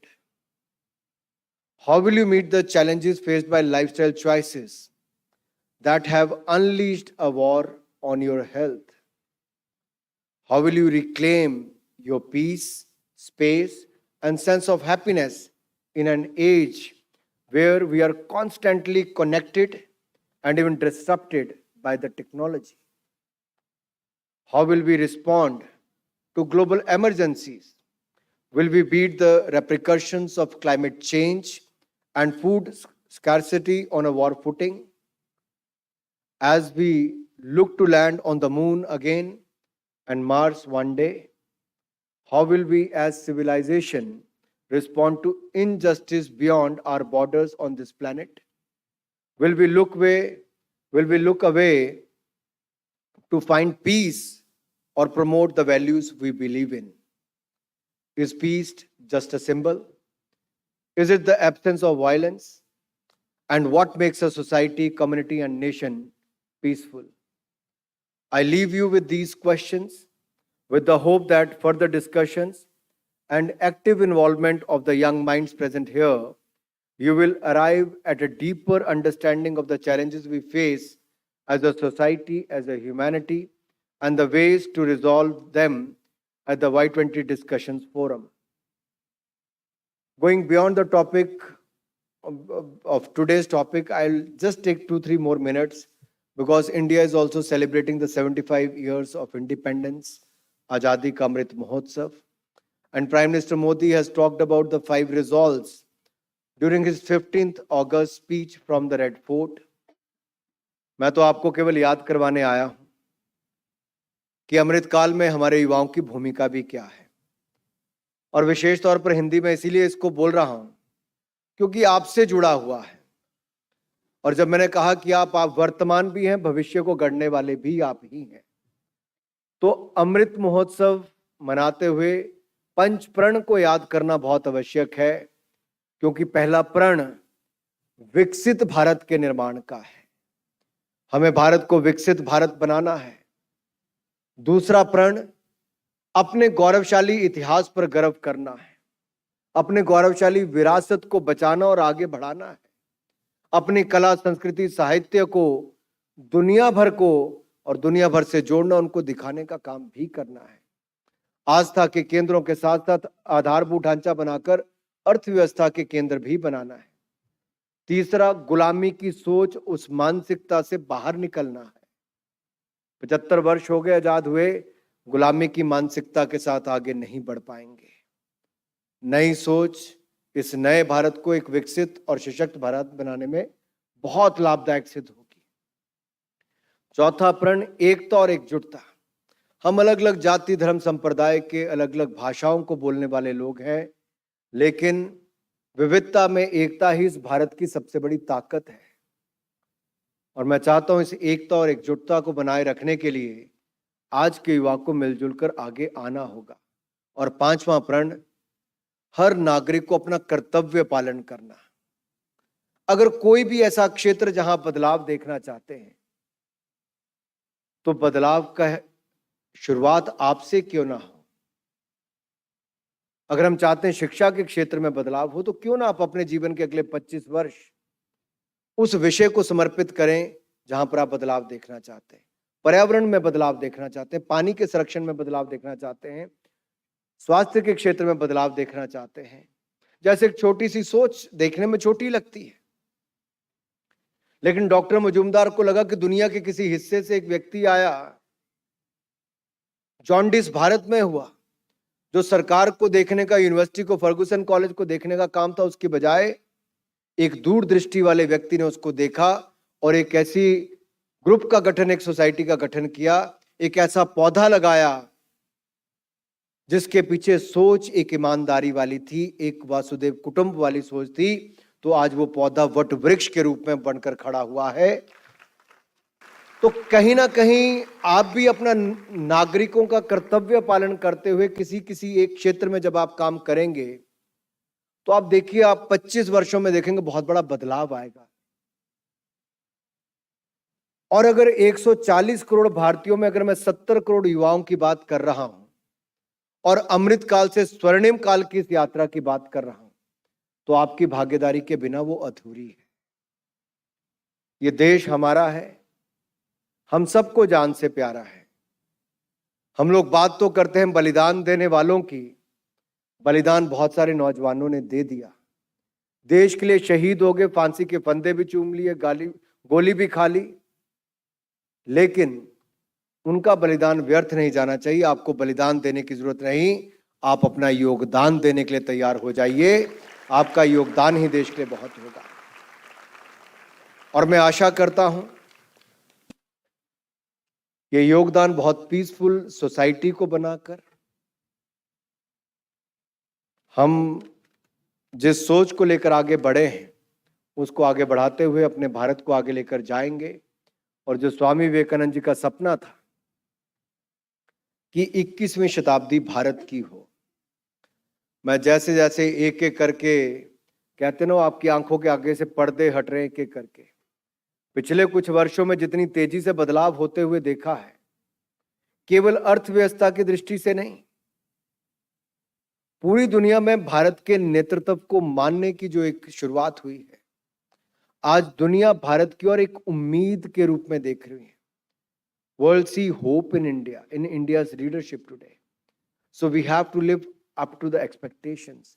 And I'm sure the youth of today is ready to deliver, ready to contribute, and to make India a global powerhouse today. Thank you. Jai Hind, Jai Bharat.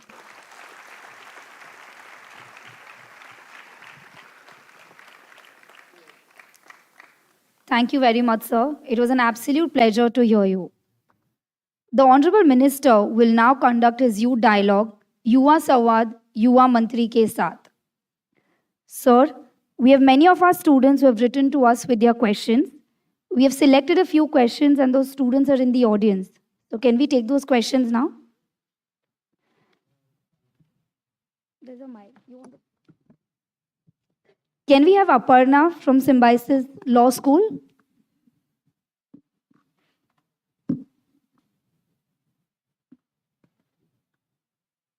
Can we request you to please stand up?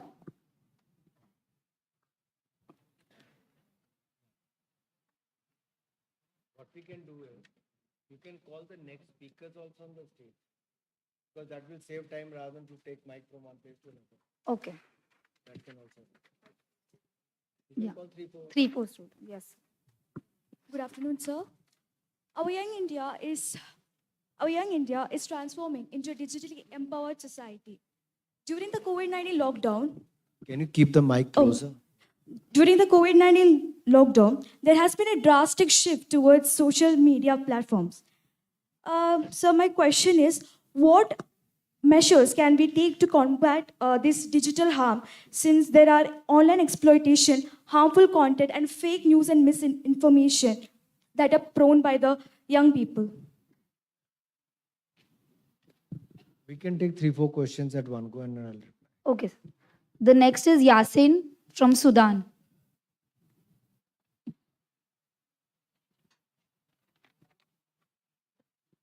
Good afternoon, sir. Myself, Yasin Adam, international student from Symbiosis Institute of Technology. So, sir, my question is, as a young international students who take loans to study abroad or to come on a partial scholarship, getting a short-term work visa is a very important. It is a big reason why students are attracted to countries like USA, UK, and Australia, etc. Is there anything that you are planning to do to take care of this limitation? Thank you. So should we take 3 questions at a time? Okay. The next is Prajwal Upadhyay.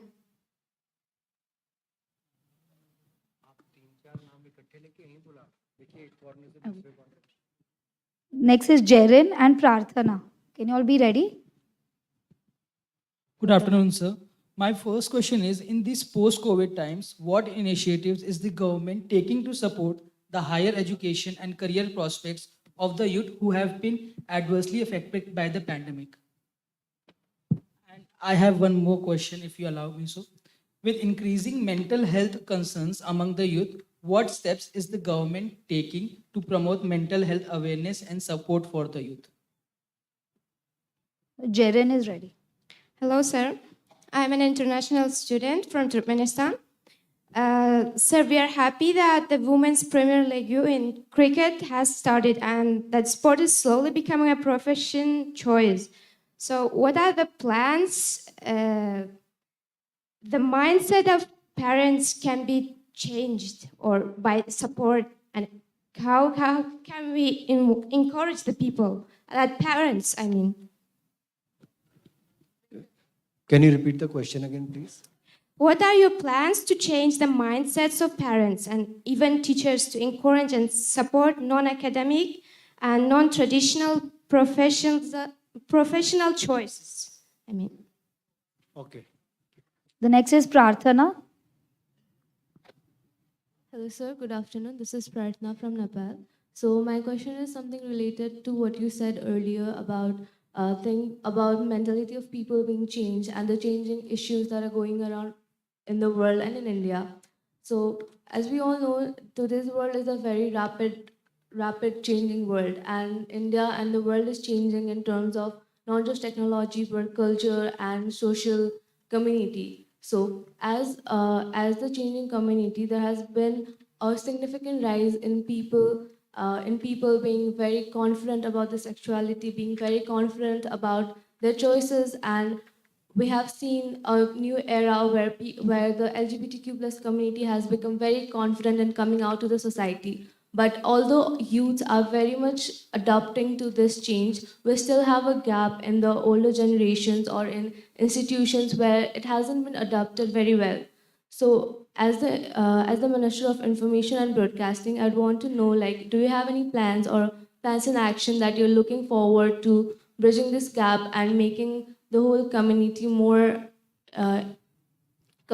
comfortable and a better place for people who are different yet very confident about themselves? Thank you.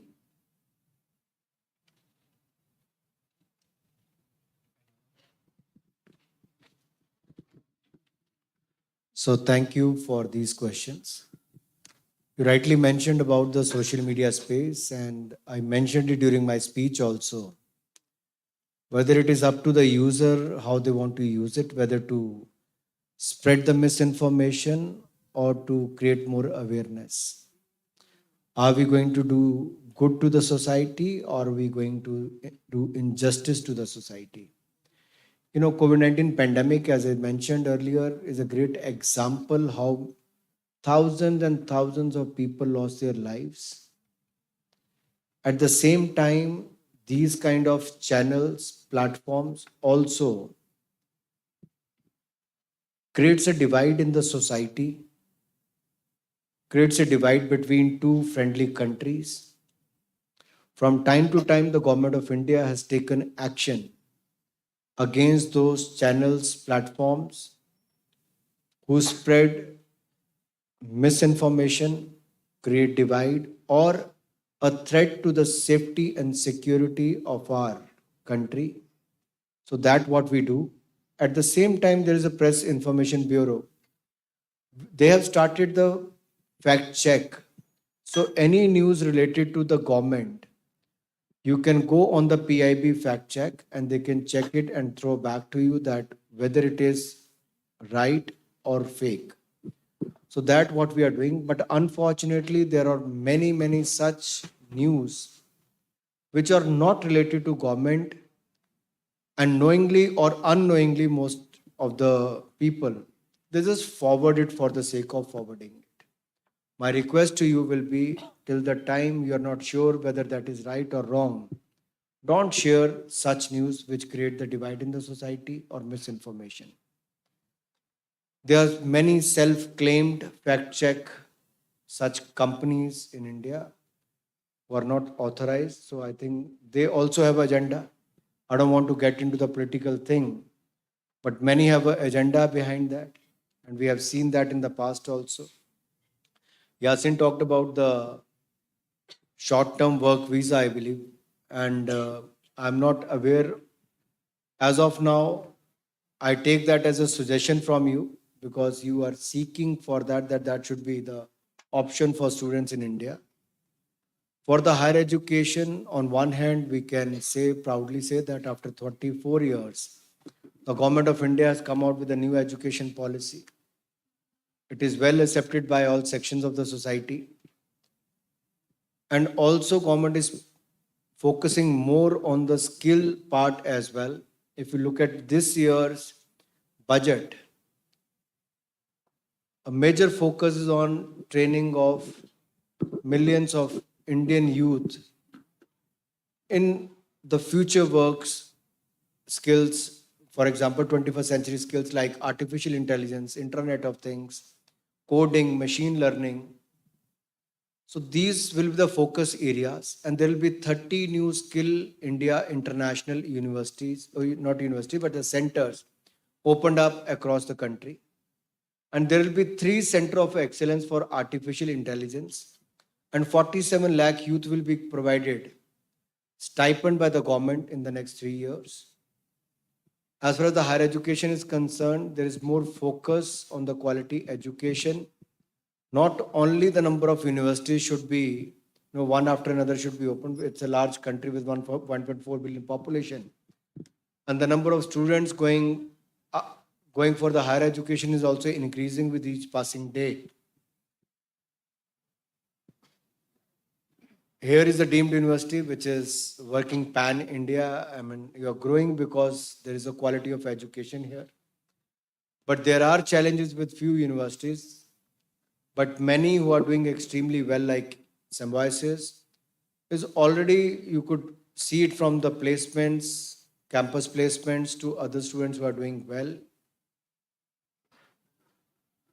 The Government of India, whether on the side of budget, there is no shortage of funds in the budget. If you look at the number of institutes as far as the NIT, IIT, IIM, the number of India took 70. They took about 70 years, for example, to have, I don't remember the exact number of IIT, but I can say that more than 70% we have added in the last 8 years. जो वो 60 साल में नहीं कर पाए, हमने वो 8 साल में करने का काम किया है. Higher education. As far as the medical colleges are concerned, I can say it was 387 medical colleges earlier. We have added more 250 medical colleges in the last 8 years. This year we have announced 157 nursing colleges in this year's budget. So the total number of medical colleges will be 590 plus this year.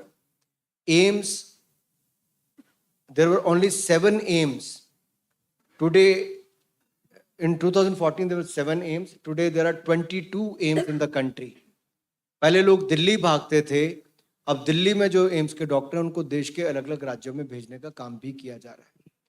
So not only the education but also in the health care. Because here also Dr. Muzumdar and Vidya ji, not only the university, they also run a medical college for women and a 900-bed hospital, free of cost for others also to have those services and benefits as well.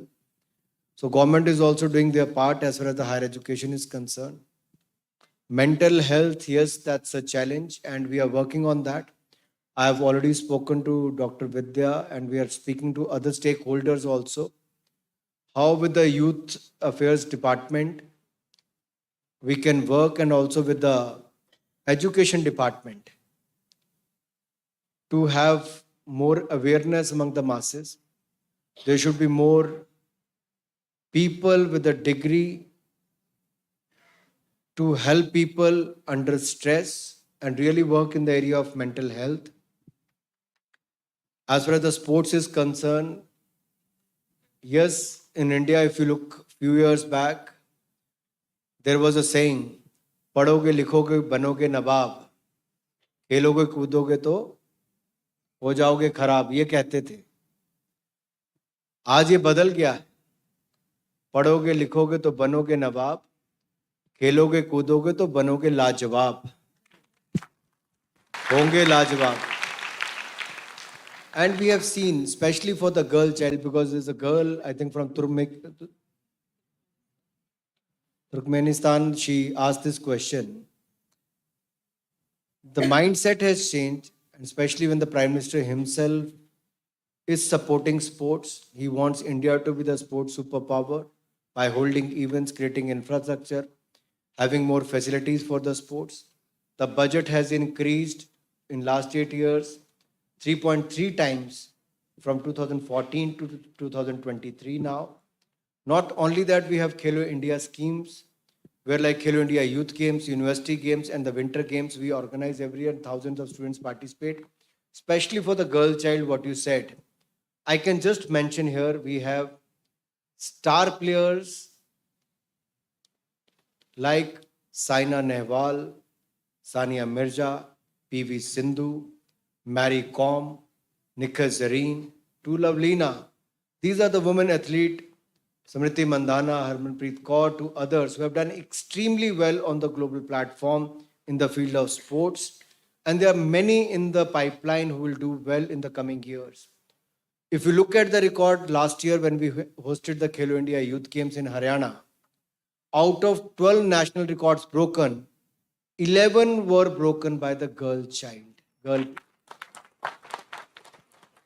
And this year, when the Khelo India Youth Games were held in Madhya Pradesh, 25 national records are broken and 21 are broken by the girl athletes. And you mentioned rightly, I think during the beginning of your question, the voice are not very clear. I think you talked about the Women Premier League, which started in the field of cricket after Indian Premium League. I can just quote an example, what I did in my, I became Himachal Cricket President, Vidya ji, when I was 25 years old. And it was an uphill task, like Muzumdar sahab, jaise aapne pahad chuna tha. I was also, I liked the mountain where I wanted to build a stadium. But I was very young, I was just 25, 26. And my association didn't have even few lakh rupees. So to build an international level stadium, I took that as a challenge. And when people used to say he's a mad fellow of 25 years old, nothing happened in 50 years, what will he do? Which never happened in 50 years, I did that in 2 years. And if you happen to come to Himachal Pradesh, please visit Dharamshala. We have built that Dharamshala cricket stadium in 2 years span, and that has become the most picturesque stadium in the world today. What I wanted to add to that is when we had girls coming for trials about 12, 13 years back, because before that the women cricket was not with BCCI. It was an independent body. So when they merged it with BCCI, then we started looking at the women cricket. So the girl came for trials and few of them stayed back. 3 girls stayed back and said, we are not going back home. We're going to stay here and play cricket. And I was like shivering. I was literally shivering that 3 girls are staying back. Who's going to host them? There is no hostel. There is no facility. What will do? So with folded hands, I told them, you please go back. I'll call you after a few months and I'll start an academy. I started an academy and my entire association was, most of them were against me and like, you are spending at that time 70 lakh rupees per annum on women cricketers for an academy. What will you get out of this? Today I can say when the Women Premier League started, 4 Himachal women athletes are selected in the Women Premier League. And the highest paid is Renuka Singh with 1.5 crore rupees from a remote village of Shimla. Another is Shushma Verma. She has become the DSP in Himachal Police and she played the World Cup for India. So I think in any field you see today, we have a Pro-Chancellor who is a woman. We have a Vice-Chancellor who is a woman. We have a Finance Minister who is a woman. We have a President of India, a woman from a tribal background. And Master of Ceremonies is also a woman. So I don't see any reason why women should be left behind. When we talked about gender equality, in one of my programs at Doordarshan, a lady said, Sir, if we host a program, Purush Samman to aap aayenge? because that was on a Women's Day, Nari Samman. That Purush Samman ka karenge to honor male. Will you come? Will you come? I was little taken aback कि ये क्यों हो गया. तो वो दिन भी जल्दी आने वाला है मैडम. पुरुष दिवस भी हमें मनाना पड़ेगा मुझे लगता है. And when we talk about the LGTB,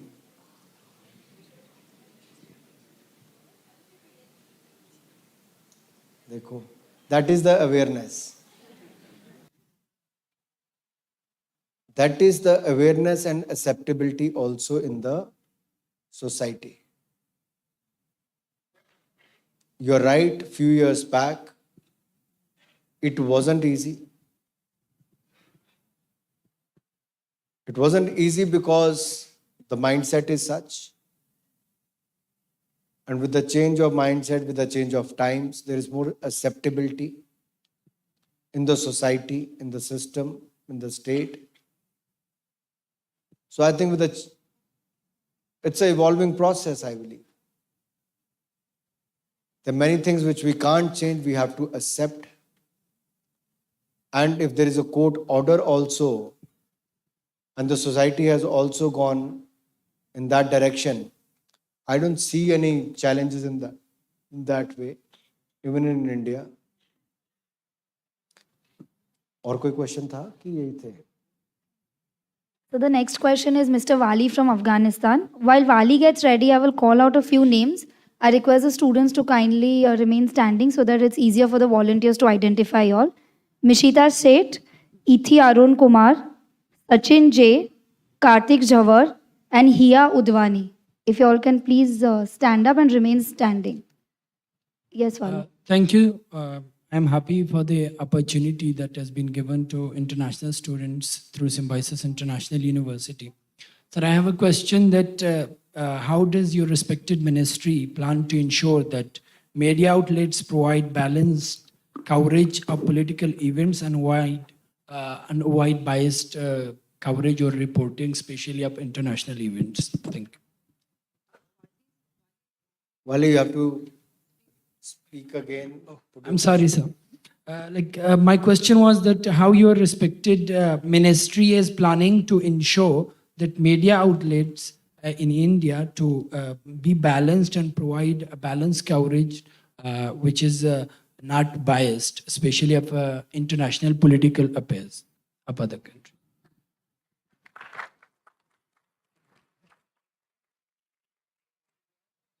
Mishita Seth, you have the mic. Good afternoon, sir, and to all the dignitaries present here. My question is that, being the youth of today, even I have a vision in mind that I want to contribute towards sustainability. So, how do you think that the youth of the country can contribute towards economic growth and sustainability?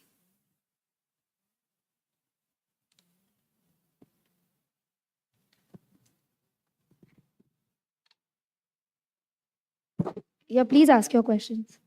Good afternoon, sir. My name is Iti. Sir, in today's time, students undergo a lot of pressure due to increasing competition. This has affected, so how can we use sports for mental welfare and create an environment of healthy competition, focusing on self-development of the youth?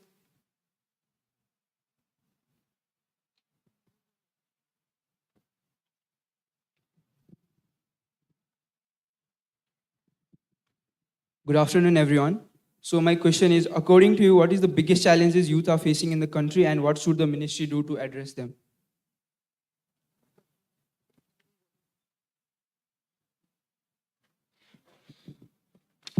Good afternoon, sir. I am Hiya Udvani and I am from SCMS. We all know that cricket is religiously followed in India, whereas other games are not given that much of importance. So what are the steps you as the sports minister are taking to develop other sports? Can you repeat your question again, please? Okay. We know that... Are you trying to say cricket is the most popular game and... I'm saying cricket is religiously followed in India and other sports are not given that much of importance. Which other game do you follow? So badminton. So what are the steps you as the sports minister are taking to develop that?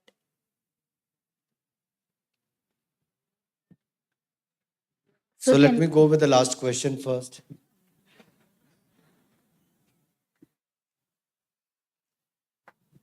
So I grew up playing cricket actually. My father was a professor and he wanted me to join army. I ran away from home to play cricket. So मुझे जब कोई ये कहता है cricket के अलावा बाकी खेलों का क्या, I think the time has changed.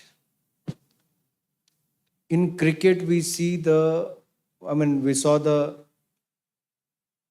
champions in 1983 when Kapil Dev-led team won the World Cup for India. People started seeing hope in that. कि cricket में we can do well, we can become champions and all that. But slowly and gradually, if you look at wrestling, boxing, badminton and other sports, shooting, we have started doing well. अब javelin को एक तरफ से देखो तो लगता है कि किसी ने भाला हाथ में पकड़ रखा है, लेकिन सही मायने में तो 121 साल लग गए, तब नीरज चोपड़ा आए और टोक्यो ओलंपिक्स में भारत को गोल्ड मेडल जिता कर लाए. But you are right, other sports also need a lot of importance. That is why I touched upon the Khelo India Youth Games, where a platform is provided for other sports to come and sportsperson to come and participate in those disciplines. There is a scheme like Target Olympic Podium Scheme, TOPS we call it, where the boarding, lodging, training, domestically or internationally, all the expenses are borne by the Government of India. And even the players are given out-of-pocket allowance, 50,000 rupees per month over and above the other cost. Apart than that, we have more than 3,000 students who are selected under the Khelo India Accredited Academy scheme, where their boarding, lodging, training is also covered, but they are given 1,20,000 rupees per annum as a out-of-pocket allowance. We run many 23 National Center of Excellence and few such site training centers across the country. We are opening 1,000 Khelo India centers. We have already sanctioned close to 790 Khelo India centers, and I promise we will complete 1,000 centers before 15th August 2023 this year. So these 1,000 centers will be focused on one game. One center, one game. Which, sir, you also mentioned about one class and something you said during that time. One class, one parent, one teacher. So, sorry. ये पूछना जरूरी होता है, सबने ध्यान से सुना नहीं सुना?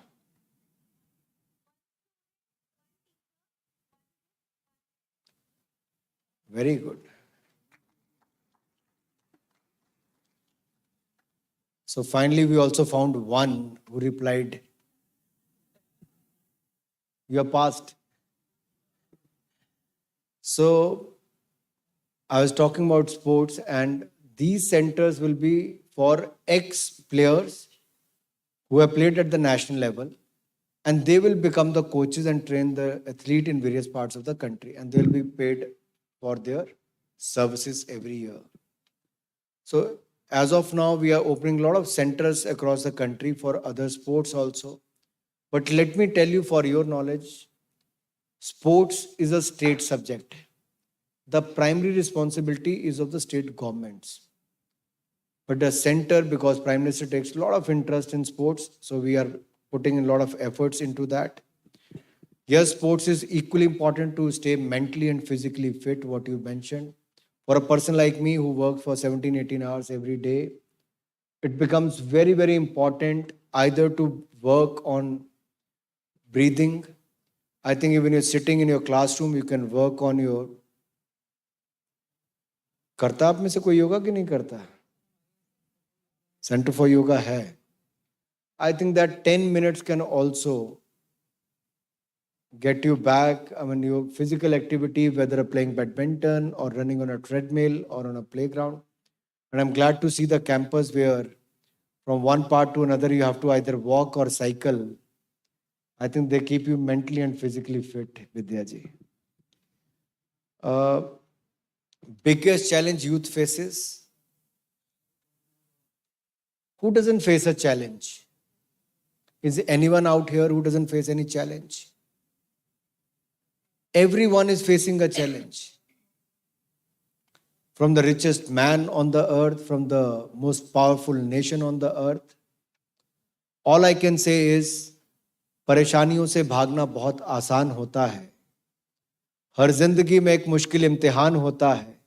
भागने वालों को कुछ नहीं मिलता जिंदगी में, लड़ने वालों के कदमों में ही जहां होता है.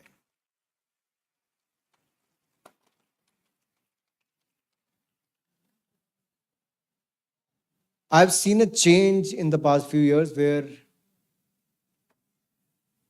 on one hand, the youth was always looking for jobs. Today, from job seekers, they have become the job givers. From startups to entrepreneurs. When we talk about the women, one of the questions was how economic growth and stability can come.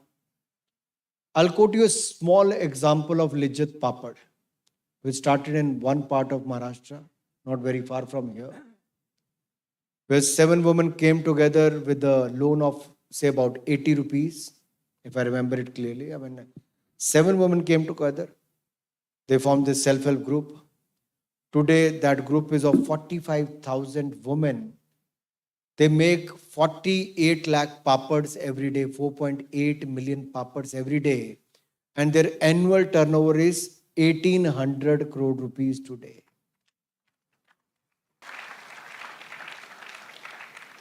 Even they would not have imagined it that time. This Amul dairy to Banas dairy, I think, in Gujarat. To many such federations, cooperatives, they have come forward. Even the Mudra loan, when many raised questions about Prime Minister's announcement of opening bank accounts of the individuals to providing collateral-free loan to the poor, many raised questions. But look today, after 8 years, where do we stand? We have 450 million bank accounts opened in 2 years span. We have 210 million debit cards available to those women. We have 340 million Mudra loans given. And out of that, 65% plus are the women who got those loans and they have become entrepreneurs or self-employed, and they are contributing towards the economic growth of the country, and there is stability towards their family as well.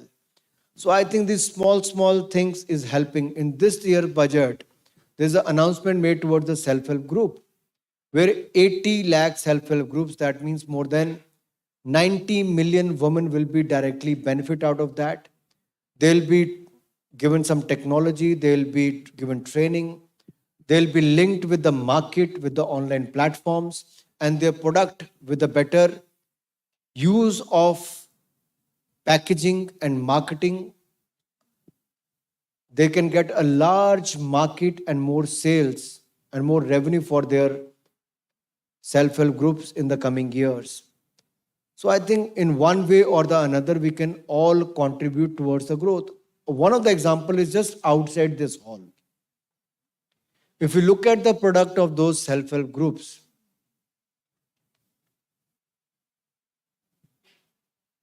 you pick any big name in the field of sarees and you look at those sarees outside. They are equally good, the kind of work they have done. If you look at the copper work to the coconut waste, that, what do you call it? Coconut shell waste. Look at the products they have made. Isn't that the economic growth or the economic contribution in our economy? Yes, there is. Waste to wealth. इस बार हम बात करें गोवर्धन की बात करें, 500 such Govardhan plants we're going to be put up across the country. Not only that, for the India is going to be the global hub for the green hydrogen. From waste to wealth, we have such beautiful examples in the country. So I think economic growth lies everywhere. We just need to look at the opportunities wherever they are available, and especially during the pandemic time. By bringing in reforms in this country, Prime Minister Modi has opened the door in the field of defense, space, coal, mining, and other areas. And we have seen where Indians used to contribute for others' program at NASA or in the Silicon Valley, by just bringing in reforms, within less than 12 months, an Indian satellite, a rocket, has been launched successfully, and we'll see many more such in the coming years. So हर क्षेत्र में हो सकता है. हमें केवल media outlet, I think somebody raised that question, is it? To check Wali. on the media outlets, I think somebody raised that question. Mr. Wali. From Afghanistan. Afghanistan से तो मुझे एक ही बात याद आती. Do you understand Hindi? क्योंकि we have a lot of Afghani brothers and sisters living in Delhi and other parts of the country. I still remember Afghanistan president came and he visited us a few years back. And Prime Minister Modi called me and said, I was in BCCI then. They said, Afghanistan ki madad karni hai. You have to handhold, help them. And trust me, Afghanistan president was there, Prime Minister Modi was there, and Prime Minister from his heart wanted to help Afghanistan. We gave them a ground in Greater Noida. They trained here, they provided coaches, and they worked very hard, the Afghanistan cricketers. We opened the doors for them in the IPL. They started playing in the international tournaments. We made sure that when new members, full members of ICC will be made, Afghanistan and Ireland, both of them, they become the full members. And our Afghanistani brothers and sisters were so happy. And look at their performance in the field of cricket. You have done extremely well in the field of cricket. That is all what we could do as a friend, as a friendly nation for our brothers and sisters. But as far as the media outlets are concerned, we have rules which most of the channels, newspapers, online papers, they all adhere to. And if they don't, there is a mechanism to look into that. We believe that media is the fourth pillar of our democracy and they have to play a very important role. Rather than the misinformation, they have the larger responsibility of dissemination of information, the government policies to the other things, to the each nook and corner of the country. As a public broadcaster, Prasar Bharati does that with the Doordarshan, All India Radio, and other platforms what we have. But for media, there are self-regulatory body, for example, Press Council of India for the print newspapers. And similarly for the television networks, for the linear channels, they have the News Broadcasters Digital Association and the News Broadcasters Federation, where they also appointed the retired judges who also sits on the board and look at the complaints against various channels and they look into those details. So here is more of freedom for the press to work in a democratic process, and I think they're working well. So I think, किसी का सवाल रह गया कोई? no, I think you've answered all the questions. Thank you so much, sir. I now request Dr. Rajni Gupte, Vice Chancellor, Symbiosis International University, to deliver the vote of thanks.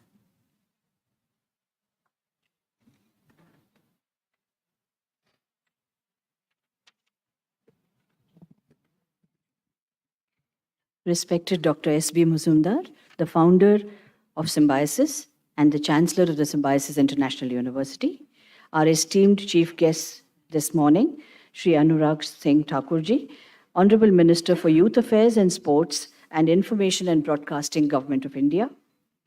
The keynote address was presented by Dr. Sundeep Waslekar, President, Strategic Foresight Group, Dr. Vidya Yeravdekar, the Pro-Chancellor of the Symbiosis International University, Mr. Anmol Sovit, Mr. Pankaj Jain, invited dignitaries, representatives of the G20 nations who are present here today, students from the various districts of Maharashtra who are present here today, representatives of the Ministry of Youth Affairs and Youth Secretariat, directors, deans, faculty members, staff, and students from the Symbiosis International University who are also present here today. It's indeed an honor to be here this morning and to thank all the dignitaries present here for their esteemed presence. We are delighted to host the Y20 Consultation, and I thank the Ministry of Youth Affairs for giving us this responsibility.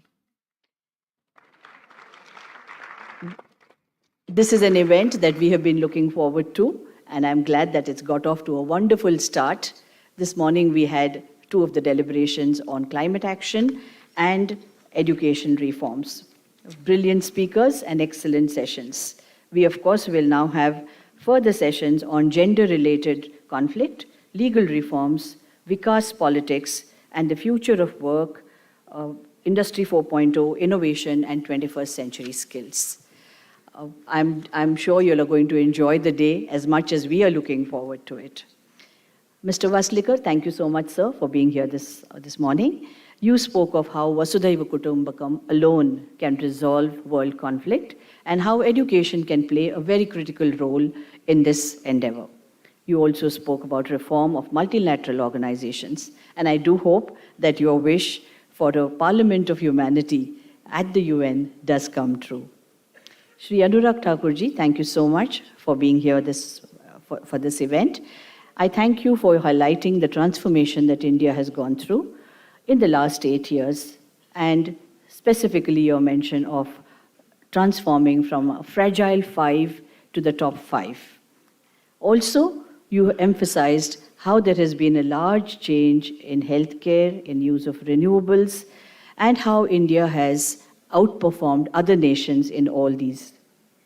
You focused on India's focus on dialogue, diplomacy, and discussion, and peacekeeping efforts. I'm sure that the question that you posed at the end will remain food for thought for all of us.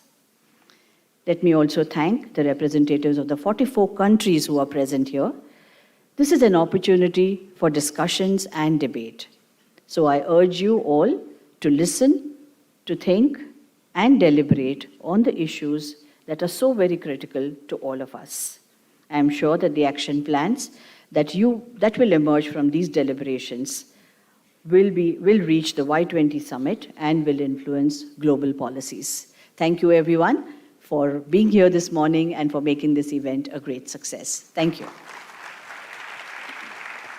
Thank you, ma'am. May I now request you all to rise for the national anthem.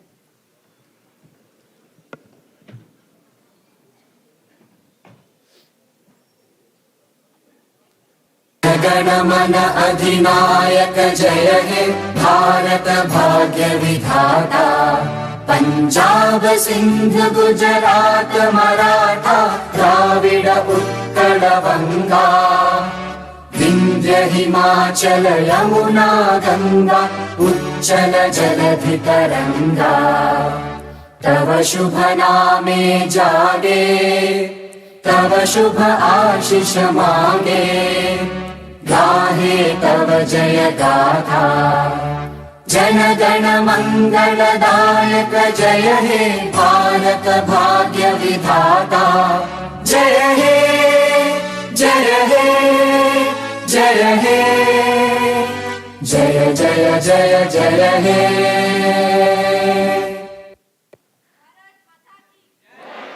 Thank you. May I request the audience to remain seated till the dignitaries leave the auditorium.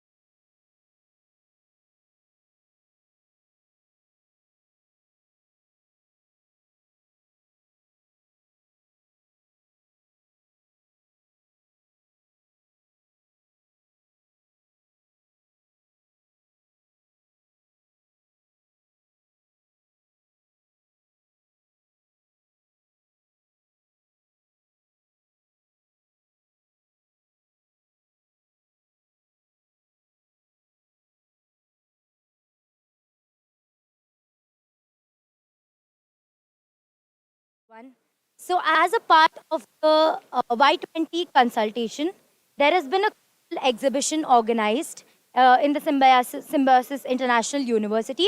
So, there are a lot of startups which have started in the Symbiosis Incubation Center. So, as a part of the live session, we will be exploring each one of these startups and talking to the CEOs so that we get to know more about them.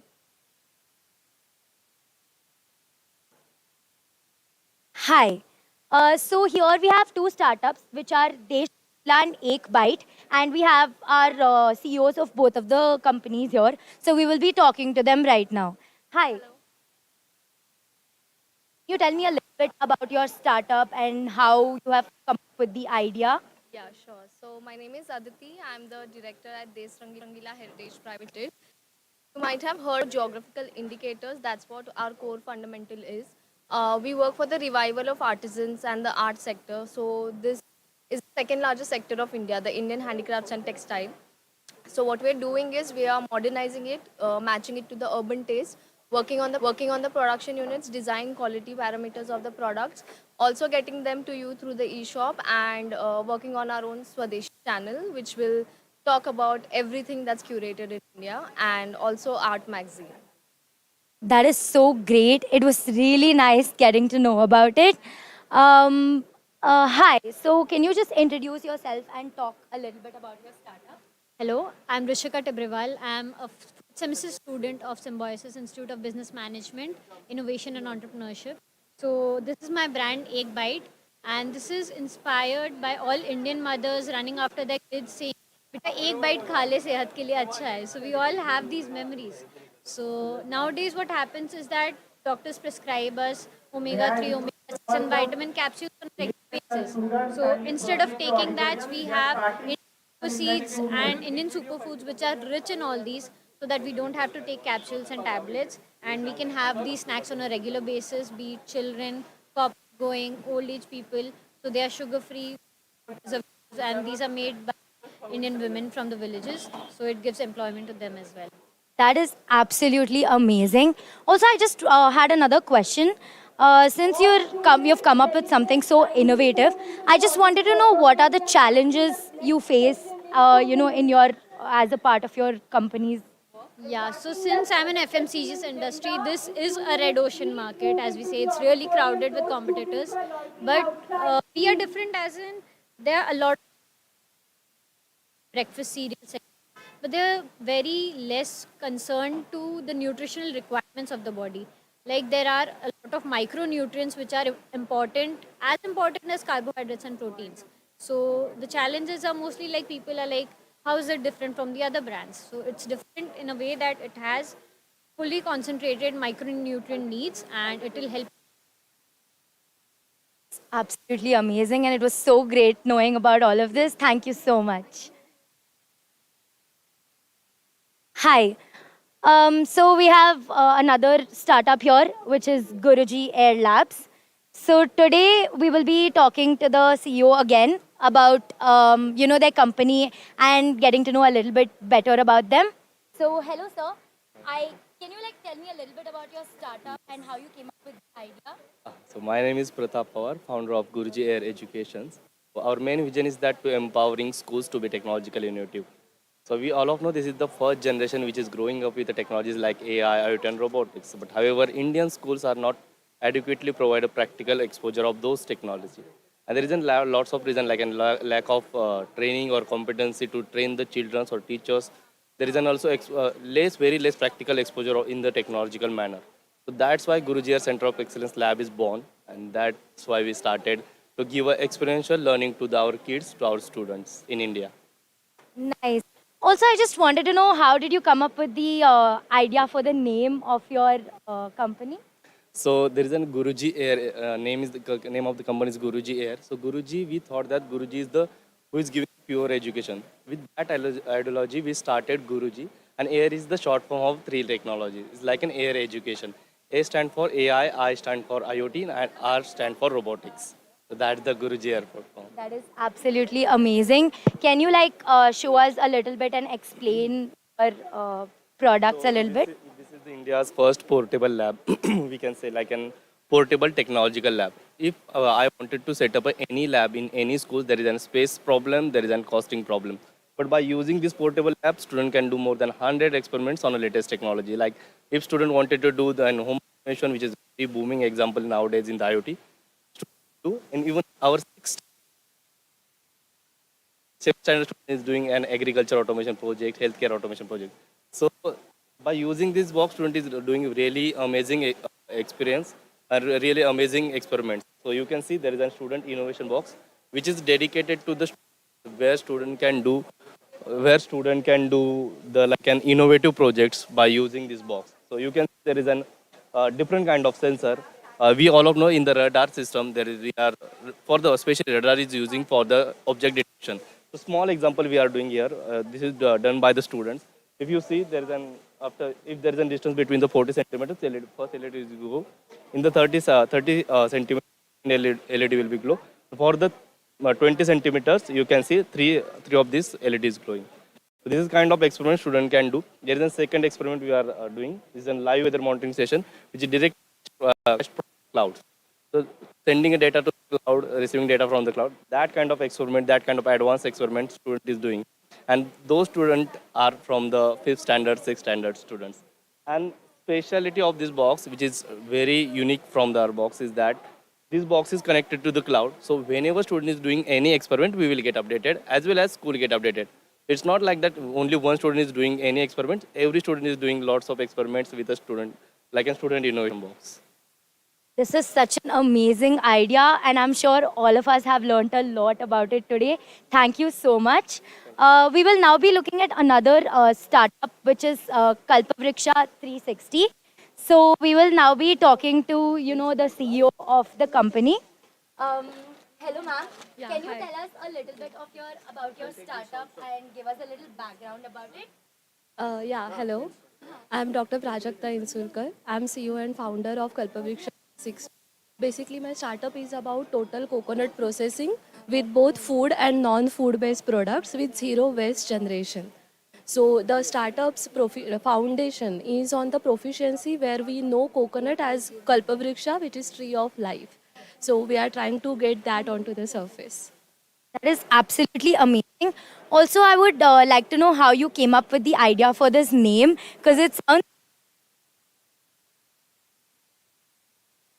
Basically, Kalpavriksha, as I said, in Marathi, coconut tree basically is known as Kalpavriksha. As I can say, my work totally will be based upon whole coconut processing for getting its real potential to the surface.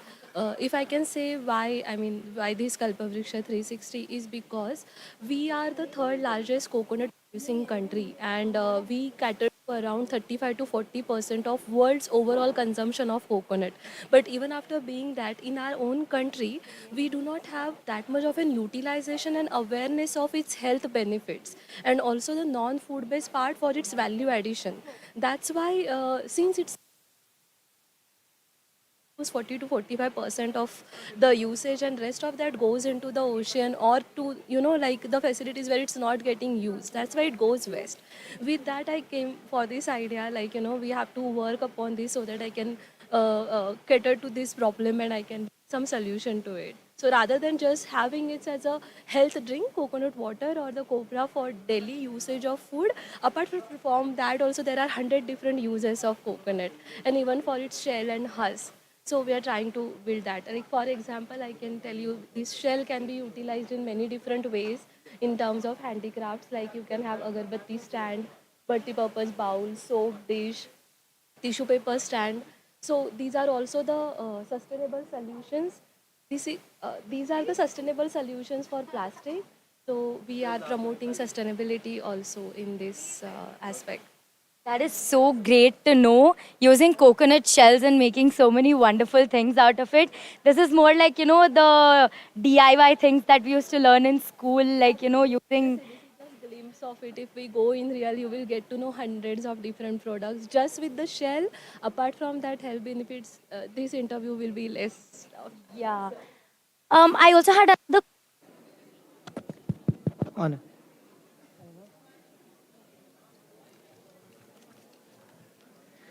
Good afternoon, one and all present here. We hope that the break has recharged you for the upcoming sessions of the Y20 Consultation. I request you all to kindly take your seats as we are ready to begin with the next panel discussion.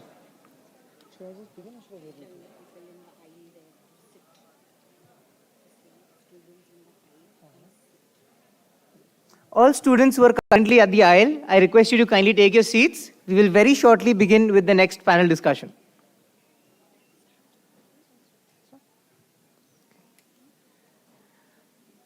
Good afternoon, everyone. I hope you all are recharged. Are you sure you're recharged? Are you sure? Okay. I warmly welcome you to the next panel discussion on the topic of gender-related conflict. Gender is not about what we see, it is about who we are. It is not about our bodies, it is about our identity. And when this identity is not respected, that is when conflict arises.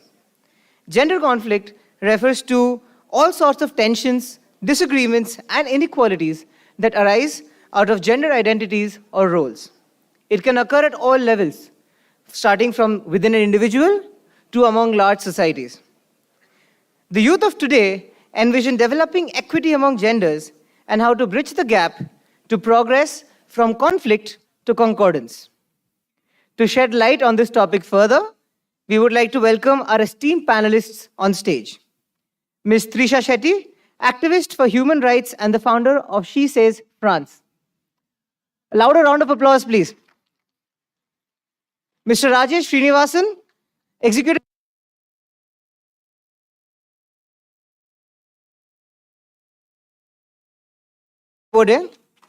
founder and project lead of Black Girls Dream Initiative, poet and lawyer, Ibadan, Nigeria. A huge round of applause for our panelists. And we are honored to have with us Ms. Sana Vaidya, expert in international relations, peace and conflict studies, and an alumna of Symbiosis School of Liberal Arts, as the moderator for this session.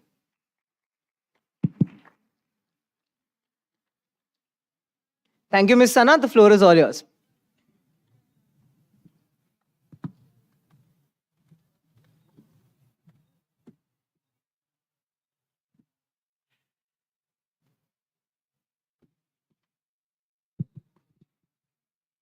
Good afternoon, everyone, and welcome back to the afternoon sessions of the Y20 Youth Consultations. My name is Sana Vaidya, and I'm an independent researcher and visiting faculty for Peace and Conflict Studies at the Symbiosis School for Liberal Arts. Today's discussion on gender-related conflict definitely falls under this umbrella of peace and reconciliation and ushering an era of no war. But to achieve this goal of no war, peace building begins at home. And it begins in spaces where we as individuals spend most of our lives.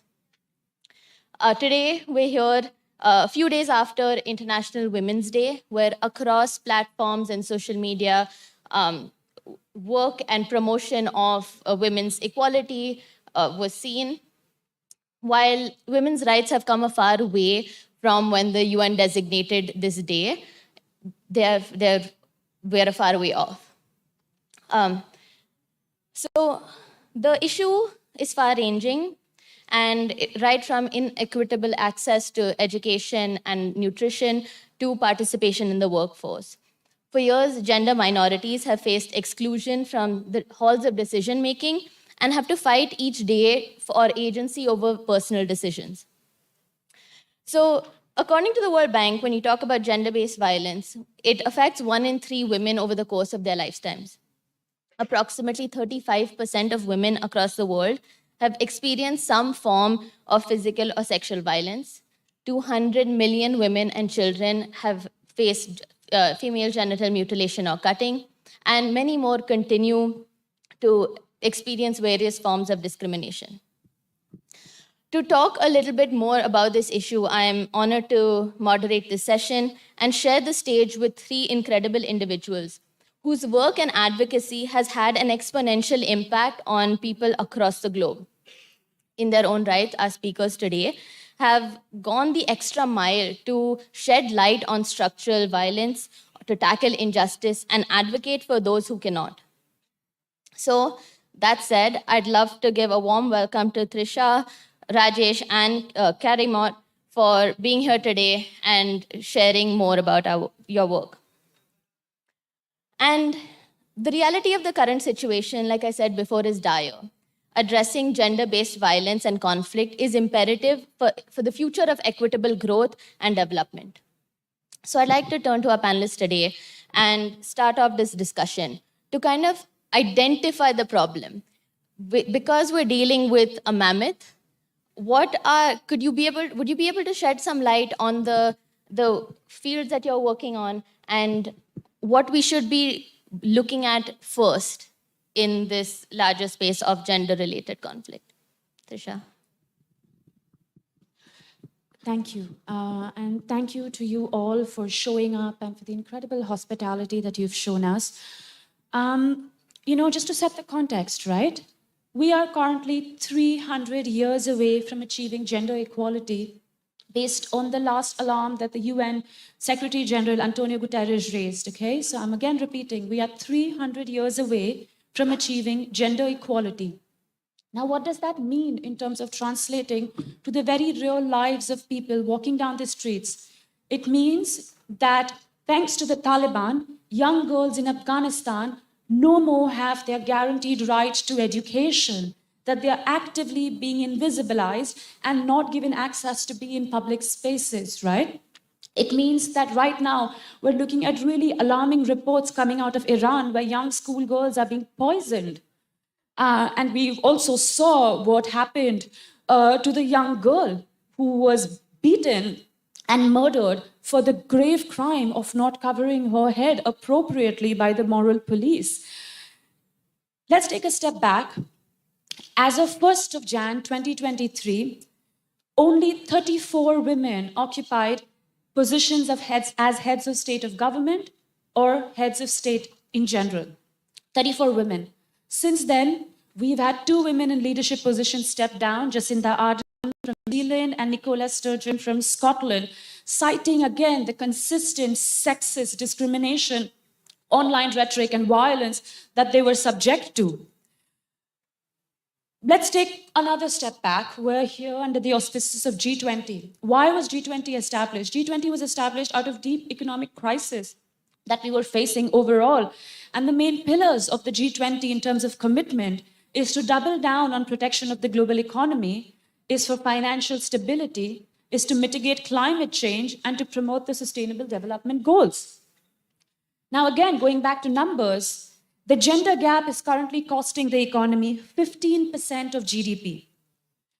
Workplace harassment, specifically violence against women, the discrimination that they're facing globally, is costing our economy 12 trillion USD.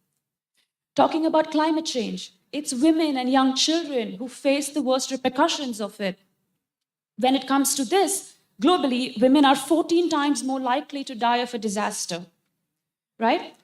Now, when we talk about all of these things, gender-based violence, it can seem really extreme, right? Like 14 times someone dying of disaster. I'm just going to throw it open to the audience here as a simple question. Just raise your hands to the people who identify as women, to the people who identify as gender non-conforming, queer people.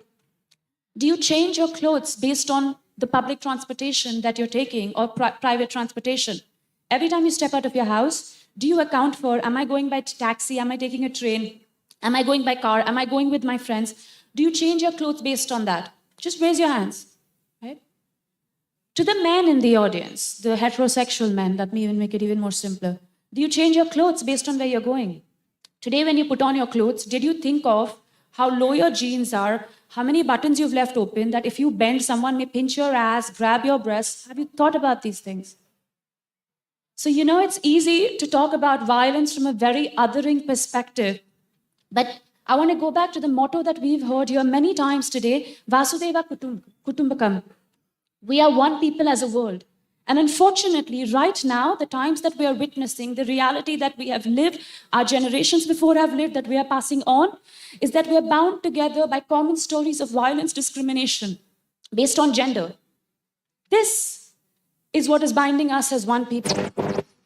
And we would really be remiss if we didn't confront this. Yes, of course, as the conversation goes on, we'll talk more about it. gender-based conflict, rape, murder, female feticide, economic participation, policies, even COVID. The PPT kits that were produced during COVID were produced for a man's body, not for a woman's body. It is so insidious, the kind of gender discrimination and violence that we face. So I just want to, just to summarize, because I know you'll open it up to questions and we want to have a more engaging conversation with the audience. Right now, we're gathered under the auspices of India holding the presidency of G20. That means that we're at a unique positioning, one, where we can really have these conversations from a global south perspective. And when I say global south, respectfully, I do not include Australia within this conversation. I include countries that do not have the economic prowess that the quote-unquote developed countries have, countries where people are not white looking. And this is a unique opportunity for us.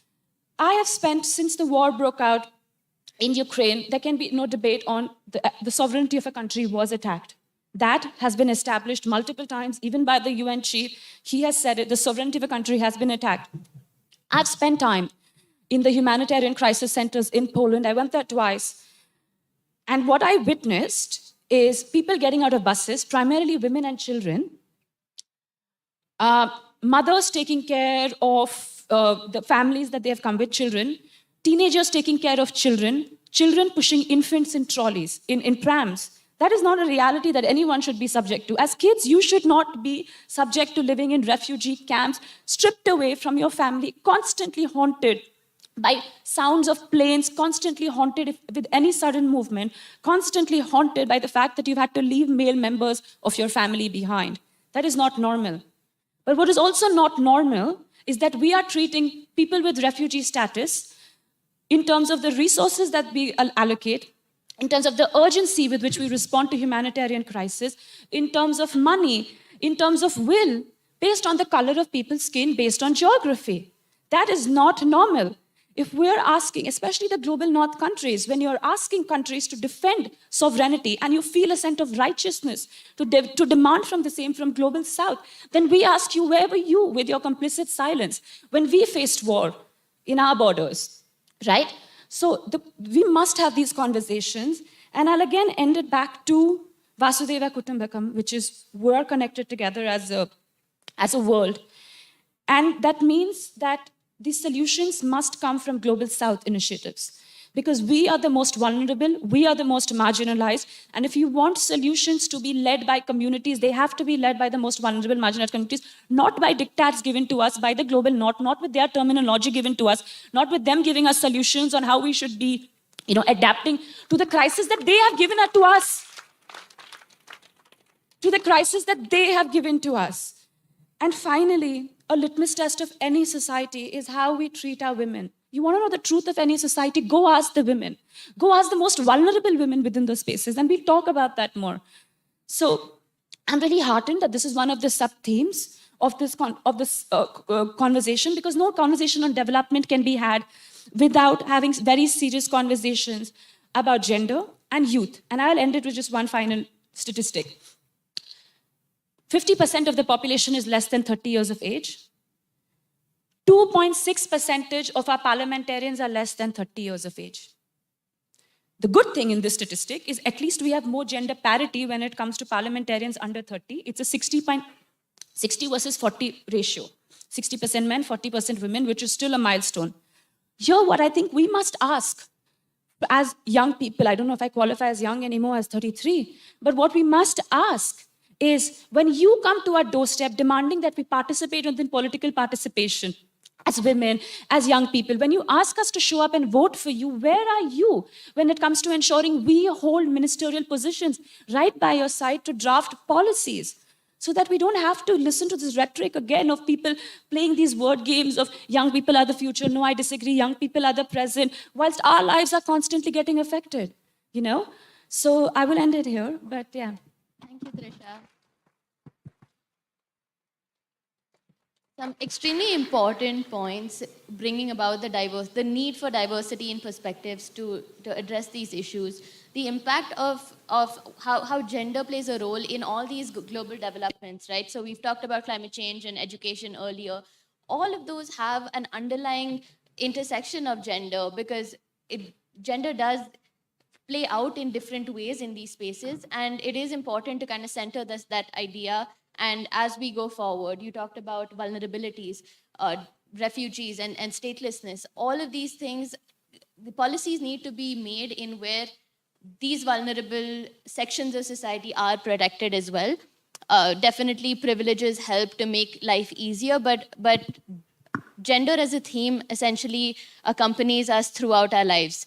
And I'm going to turn to you, Rajesh, to talk a little bit more about your work and how that plays out.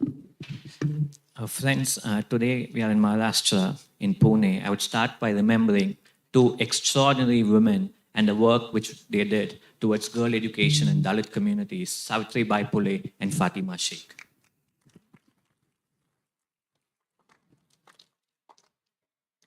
What makes life beautiful is love. To criminalize that expression is profoundly inhuman and deeply criminal, said Justice Leela Seth. 2018, the Supreme Court of India in the Navtej Singh Johar versus Union of India government decriminalized homosexuality. For the first time, they looked at constitutional morality and transformative constitution, not from the lens of public morality. So that judgment is an important step. It's the first step. How did we get through the judgment? Let me tell you this. It is gender and sexual minority communities at the forefront of their struggle, organizing and advocacy, which made the Supreme Court of India to stand up and to give this judgment.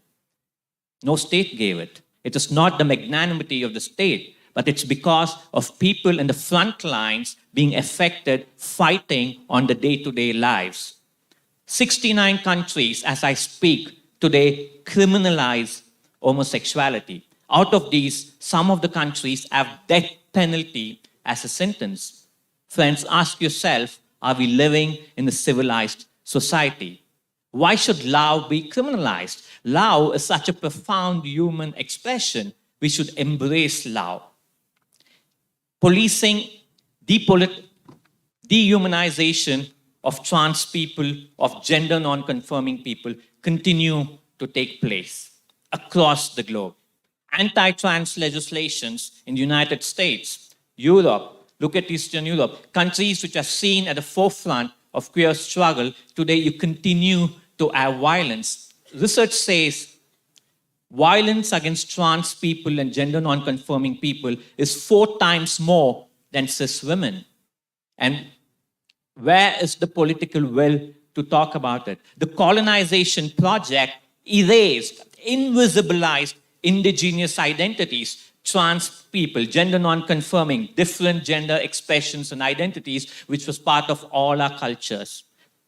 Colonization project in India, they brought in the Criminal Tribes Act, which brought in quotes, eunuchs. So where are we kind of heading towards? These are important, profound questions which we need to think about.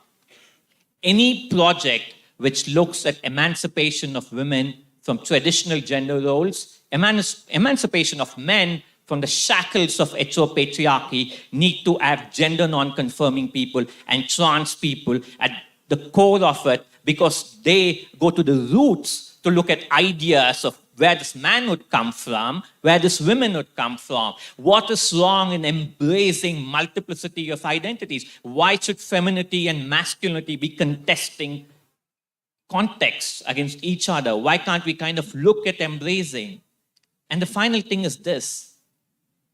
We have the right to be who we are, right? We have the right to be in a relationship, the person who we choose. We have the right to eat what we want. We have the right to dress. And these are fundamental human rights. And I think we need to kind of keep at it, as my friend also said, in a global new order, when you have authoritarian regimes across the globe, where you have tendencies of authoritarian regimes, and how do we look at this old construct? Any new governments come in, kind of bringing back anti-trans legislations. So what is the way forward? And these are critical and important questions which we need to kind of think about, and let's respect and embrace multiplicity of identities, multiplicity of cultures. That is what, as human society, who we are. Thank you. Thank you, Rajesh. I think what an important point from what you said is to be able to safeguard the successes that we have seen, the legal breakthroughs that we've had, to make sure that there is limited or no backsliding on those judgments so that we can move forward as a society and continue to fight for vulnerabilities and other communities who have been invisible largely in the public space. Karimot, over to you. Thank you very much. Good afternoon, everybody. It's been a lovely time here in India. I must say thank you so much for your hospitality, and I would take this back home that the people of India are so amazing. Right into the conversation. When we talk about gender-related conflicts, it's not just statistics. It's not stories made up. We are in 2023, and newsflash, we are taking several steps back when it comes to realization of gender equality. And it has been noted that no country in the world has been able to, balance gender gap. No country in the world. So we should ask ourselves, what exactly are we doing? Look at the news. It's very unfortunate that girls in Afghanistan do not have the right to access to education. Then we ask ourselves, is this civilization? Are we going back to the dark age? Why should we deny people the right to? It's a right. It's not education. It's not a gift. It's not something you give somebody. It's a right.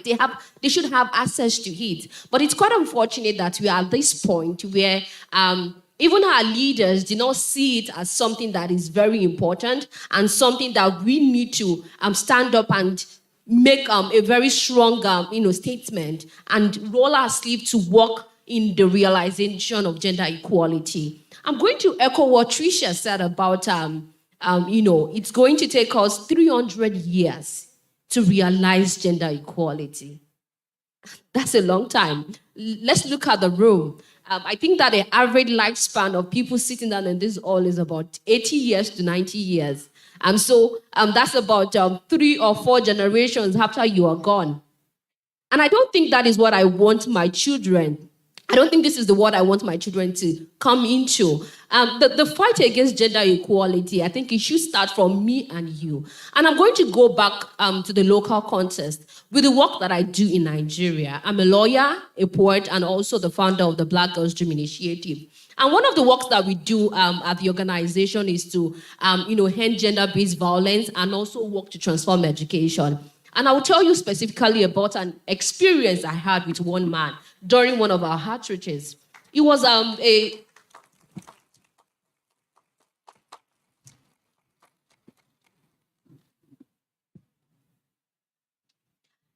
So back to it. It was an outreach against female genital mutilation, and we went to one of the biggest marketplaces in Ile-Ife, Osun State, and we were talking to them about the danger of female genital mutilation. This is 2022. Why are we still practicing female genital mutilation? We were trying to talk to the men and the women about the dangers of female genital mutilation. And then I had the privilege of speaking with one man, and I asked him, why exactly do you think you want to keep on mutilating your children? Or why exactly do you not see anything wrong in female genital mutilation? And this is what the man told me. Well, I love the sight of a woman that is caught more than an uncaught woman. And that moment I was dumbfounded. So what you are trying to tell me is that you are trying to kill the life, the dream of a girl just because of your selfish desires.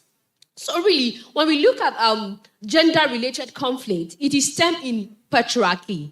Most of the society, due to colonization, there are some countries in the world that were ruled by matriarchy. But because of colonization, then we went back to the ages of patriarchy. So all of these gender-related conflicts stem from patriarchy, about men wanting to be or taking control of a woman's body. And we see the moral police. Why do you want to police the body of a woman? You tell her what to wear, you tell her where to walk, and you tell her when she should walk. And it's very alarming that as a young girl, I do not think there is any girl or any woman across the world that feel safe to walk across the street once it's 7 p.m. There is no word in this country, even in the United States of America, which is deemed to be one of the forward or progressive country. And that is a huge problem. But take a man or a boy, for example. They could go out 11 p.m., 12 p.m. They know there is no problem. There is no fear of somebody attacking them or telling them, catcalling, or telling them what they are wearing is wrong, is immoral. And then it brings me to the question, what exactly is immorality? I think it's all in our voice. You look at some people and you say, I want to be the police of how you act. I want to tell you what you do. I want to tell you when you have to do that. And look at the cases of rape also. There are a lot of, I think in statistic right now, I want us to look at the room. According to UNICEF, 1 in 20 girls have undergone rape. 1 in 20 girls. And I want to bring it down. So when you look at this room, count 20 people. 1 out of those 20% have been raped in their lifetime. That's a very huge problem that we are facing. So really, when people come and tell you, why exactly are you a feminist? Why are you fighting for gender equality? I mean, you should tell them, why should I not be a feminist? Why should I not fight for gender equality? Because girls do not have access to education. Girls do not have access to safety in this country, in the world. So look at our parliament also. I was looking at some world records in women leadership. It's very high. From the country where I come from, we have about 360 seats for the parliamentarians. And it's very shocking that less than 30 women are occupying the position of power in the house. And also bringing it to India, I think it's a similar thing. I think there is about 542 members in the parliament, if I'm correct. And then according to my research, we have less than 80 women. Less than 80 women in the House of Parliament. And that is a huge problem because we do not have the case of women not being enough. It's almost like we are outnumbering the men. So why are you telling me that as a woman, I do not have the ability, or I should not be a leader in my motherland? That is wrong. And to finish up this, about my experience and about the work that I do, I would want to take you back to my year in the university. I was a fourth-year student. I'm studying law at the Obafemi Awolowo University. And prior to that, while I was in my third year, a lot of people came to meet me to say, you know what, you're very active. We want you to run for the position of the vice presidency. And I'm like, okay, you want me to run for vice president? Well, that's a good thing, but I do not want to run for vice president.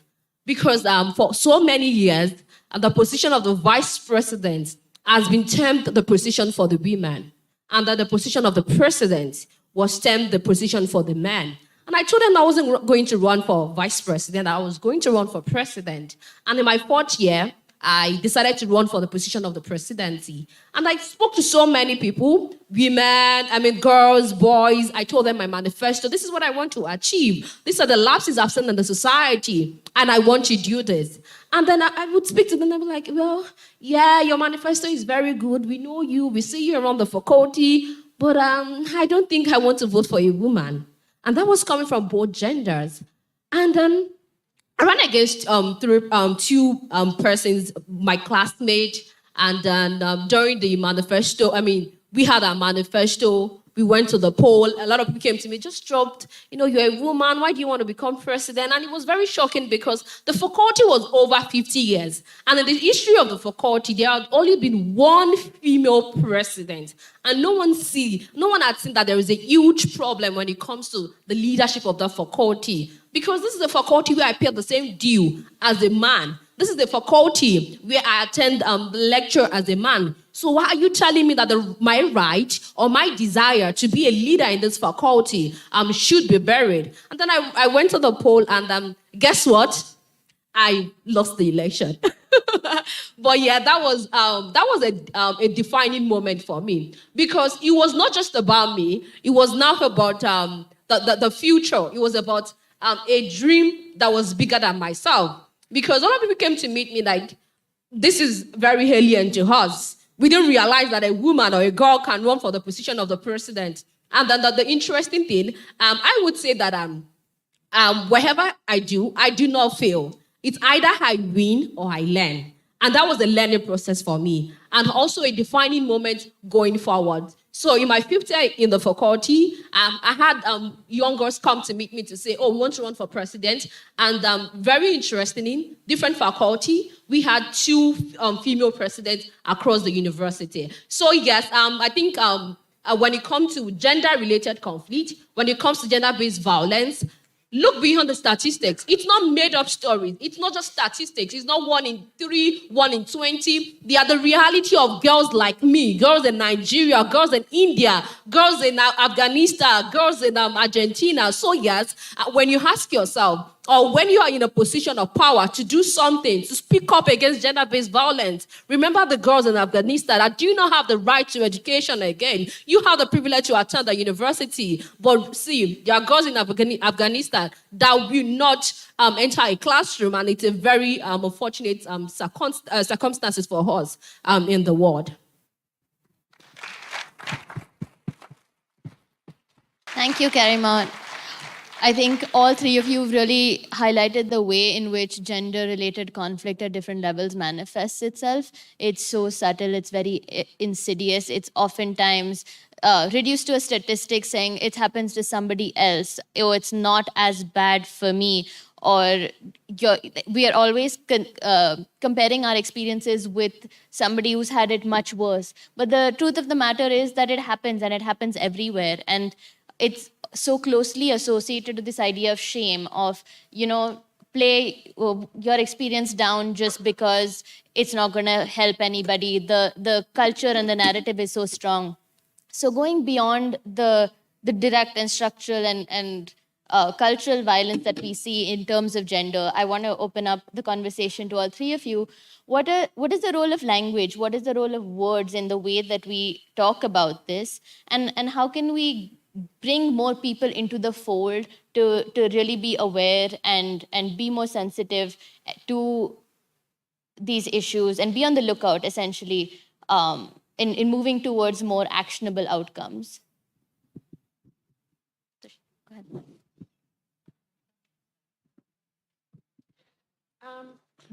ahead. Speaking of words, I'm a lawyer, so words is something I have a really intimate love affair with. One of the lines of the SDGs, which all the countries ratified and adopted, is a commitment to leave no one behind. I find that absolutely beautiful, especially when I'm here at Symbiosis and I had a discovery call. And Dr. Anita was telling me about the history of Symbiosis and your commitment to fight against racism towards international students, to provide them with a safe refuge, right? So when we talk about leave no one behind, for me, it is incumbent that we first talk about the lives that we are leaving behind as of right now. Very often when we talk about, I was invited to speak for a gender equality conference in a non-democratic country. And just before I went there, I got a call saying, so our team just looked up some of your videos. You speak a lot about rape. We'd rather you speak about equality and not rape. Because that makes people uncomfortable. People love to talk about equality, but without talking about the deeply pervasive discrimination and violence that women's bodies are subject to, because that makes them uncomfortable. Again, when I talk about these things, I don't want to talk about it from a sense of elitism. I want to be very careful about this. What do I mean by this? With not people looking at me, people who look like me, shades darker, asking what's wrong with the men in your country. What can we do to protect your women, right? So let's talk about what's happening right now in the world's oldest democracy. The United States of America is currently waging a full-front assault on women's right to have access to sexual and reproductive health care rights, right? That's what we're seeing, where women are being actively stripped of their right to have autonomy over their body and decisions that they make. These are very alien conversations for us here. These are never conversations that anyone would interrupt except for between you and your doctor, right? But you're seeing this sort of interference in the highest of offices within their land, the judicial spaces, the Supreme Court that's sanctioning this.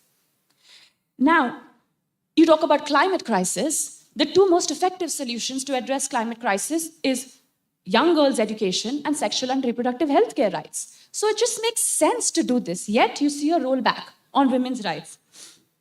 The team talks about gender-related conflict. During conflict, who are the people that suffer the most? We've seen this as a legacy of war. It's women and their bodies that are often subject to sexual assault during war as tools of colonization, right? We're still dealing with the relics of colonization, with the regressive LGBTQI assault that you see against the queer people and their rights, thanks to the colonization. When you talk about gender-based conflict, we must have the sincerity to acknowledge that not all of us are facing the same level of violence and discrimination. That it is caste-based, it is religion-based, it is minority-based, that indigenous women's bodies are being subject to a lot more violence, right? We must have the temerity to speak these truths. And when I say these truths, what are the truths? A really close friend of mine, she's like a sister to me, Nadia Murad, she won the Nobel Peace Prize along with Dr. Denis Mukwege for their work in advocating for women's rights during conflict. Because she was kidnapped by ISIS, Daesh, and she was a sex slave. She saw her entire family, a lot of family members were killed, right? And I remember her saying that it is taboo for women in their community to speak that they have been raped. And yet they do it. They take the mic and do it at the biggest platforms to demand that they are no more invisibilized, to demand that they are seen. In that spirit, let's talk about these uncomfortable conversations, because without having this courage to at least listen to the truth, witness the truth, speak the truth, we will continue to pass on these dastardly realities. What is the truth? In America, as of right now, indigenous women, Indian Americans, right, are likely to face 2.4%, 2.5% more likely to face sexual assault as opposed to all other races. And in most cases, they don't get access to justice because the perpetrators are from obviously different spaces. There's also obviously the case of Mahsa Amini, someone who was a minority, who was subject to laws of morality police, who was stripped of her right to live by being beaten and then murdered. India, the world's largest democracy with the largest youth population, we don't have a problem when it comes to seeing women in leadership positions that a lot of global north countries do. We currently have a president, President Draupadi Murmu. She's the first Adivasi woman, first tribal woman to hold this position, having taken over from a Dalit president, right? That is the legacy we are leaving behind for our future generations in terms of being able to see the truth. On the 15th of August, we had our Prime Minister give a speech at Lal Killa, the Red Fort, talking about menstruation, which was a really progressive step.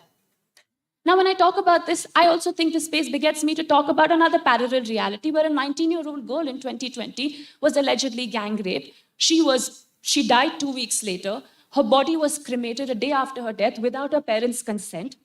The Allahabad High Court, and I quote, has said that prima facie, it has been an infringement on the human rights of the victim and her family by cremating the body without the family's consent.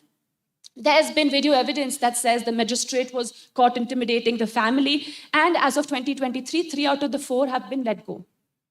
I must also speak about another case. It's a much older case, but it is relevant in today's day and age.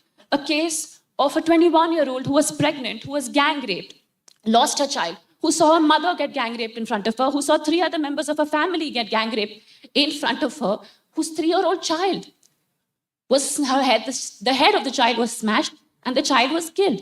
7 members of the family were murdered. 11 of these convicted people were convicted by 2 courts, the highest court, the special CBI court, as well as a high court. After getting the conviction, after getting life imprisonment, as of 15th August last year, they all walked free on grounds of good behavior. Now, what is this good behavior? They were out for 1,000 days on parole during the time that they were serving their life imprisonment. And during this time, 2 of the witnesses who spoke against them for this case of Bilkis Bano, they have alleged that they were threatened by this person, good behavior.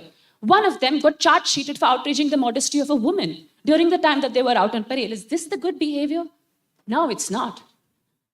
So, there's been a mistake. She says is India. We're not France-based, we're India-based. And I truly believe in the legacy of our country, which is inherently resilient. There is nothing decent about gender-based violence. There is absolutely nothing decent about the discrimination and violence women are being subject to on grounds of being minorities more than anything else. But this is also a country that when Nirbhaya happened, took to the streets, not just because of what Nirbhaya's body was subject to, but because of straight infrastructure failure. And we caused for legal reform that happened. We had the largest protests. This is the country that stands for unity above all. So when we say one world, all of us are one, it starts with recognizing our neighbors as one. And that we know how to do. And that also means actively demanding that when someone's body, when your neighbor's body is being subject to grotesque violence, injustice, human rights violations, you have the courage to speak the truth, regardless of whether the person is from your caste, community, religion or not. And again, this is not a global south problem. Sweden has reported an increase in 25% from 2017 in cases of rape. France, 1 out of 8 women have alleged that they have been raped. This is a 2018 statistic. As of 2021, there's been an increase in 33% of crimes of rape against women in France. And I keep coming back to the stories that our bodies carry. The least we can do is by starting to speak the truth, witnessing the truth, demanding that we identify the barriers that affect people from the most vulnerable and marginalized communities and actively work on deconstructing these barriers, removing these barriers, and calling them for systematic reform. I think it was the end we talked about solutions. But the solutions first come from speaking the truth and demanding for better.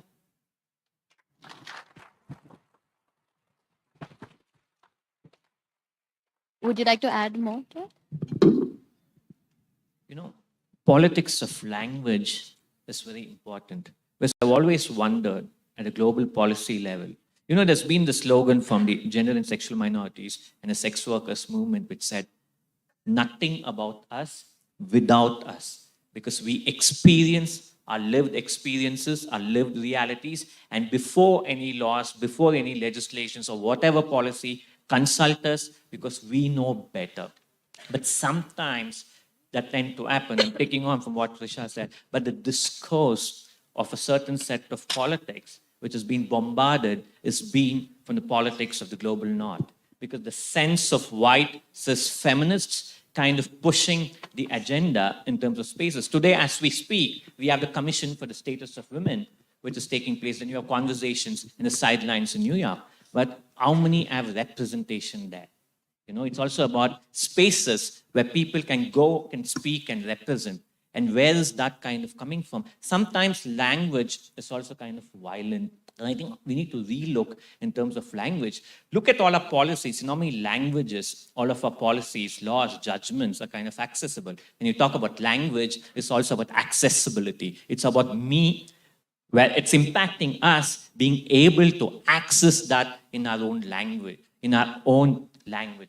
right? It's also about accessibility in terms of policies, in terms of mechanisms. Like we're going more towards kind of looking at policy. I think one of the things which fascinates me today, across the globe, there's this tendency to solve violence against women. You're going towards more stringent punishments. There's a more sense of retributive justice, states becoming more and more surveillance in terms of surveillance and kind of look at. But I think we need to step back a bit and think through how much of these have really kind of solved and kind of achieved. I think it's important to look back and to see in terms of that.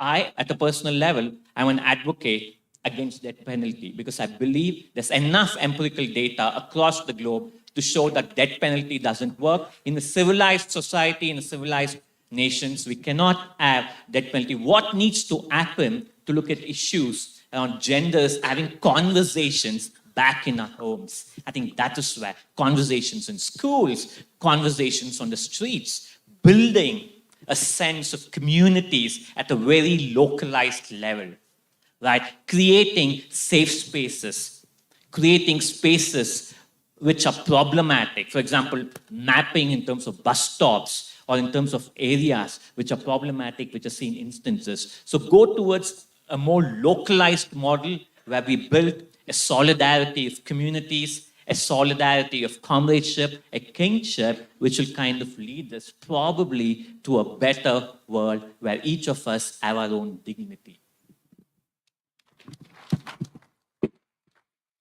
I'm going to ask if we can open up the question and answer session and then come back to you, Karimon. You can close us out. I can't see. Does it? The lady there in the pink.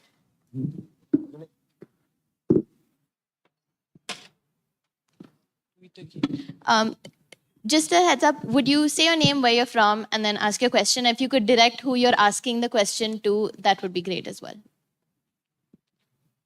My name is Nidhi Tiwari. I'm from Dibby Science College, Gondia district, Maharashtra itself. My point is, we have sufficient laws and policies to protect the rights of women and LGBTQ, but they are not implemented properly.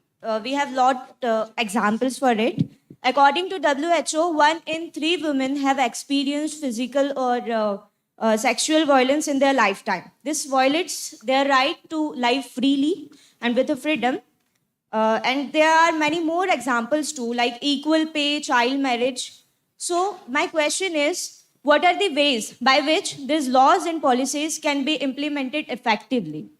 Thank you.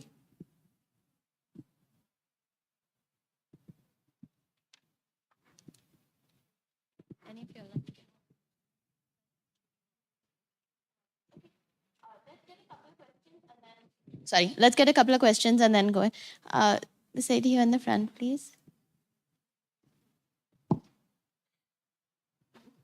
Sorry, I'm Fabrizia Baldissera from Italy, and I was very interested especially by all the conversations so far, and this one is particularly important, I think, having been a feminist for about 50 years.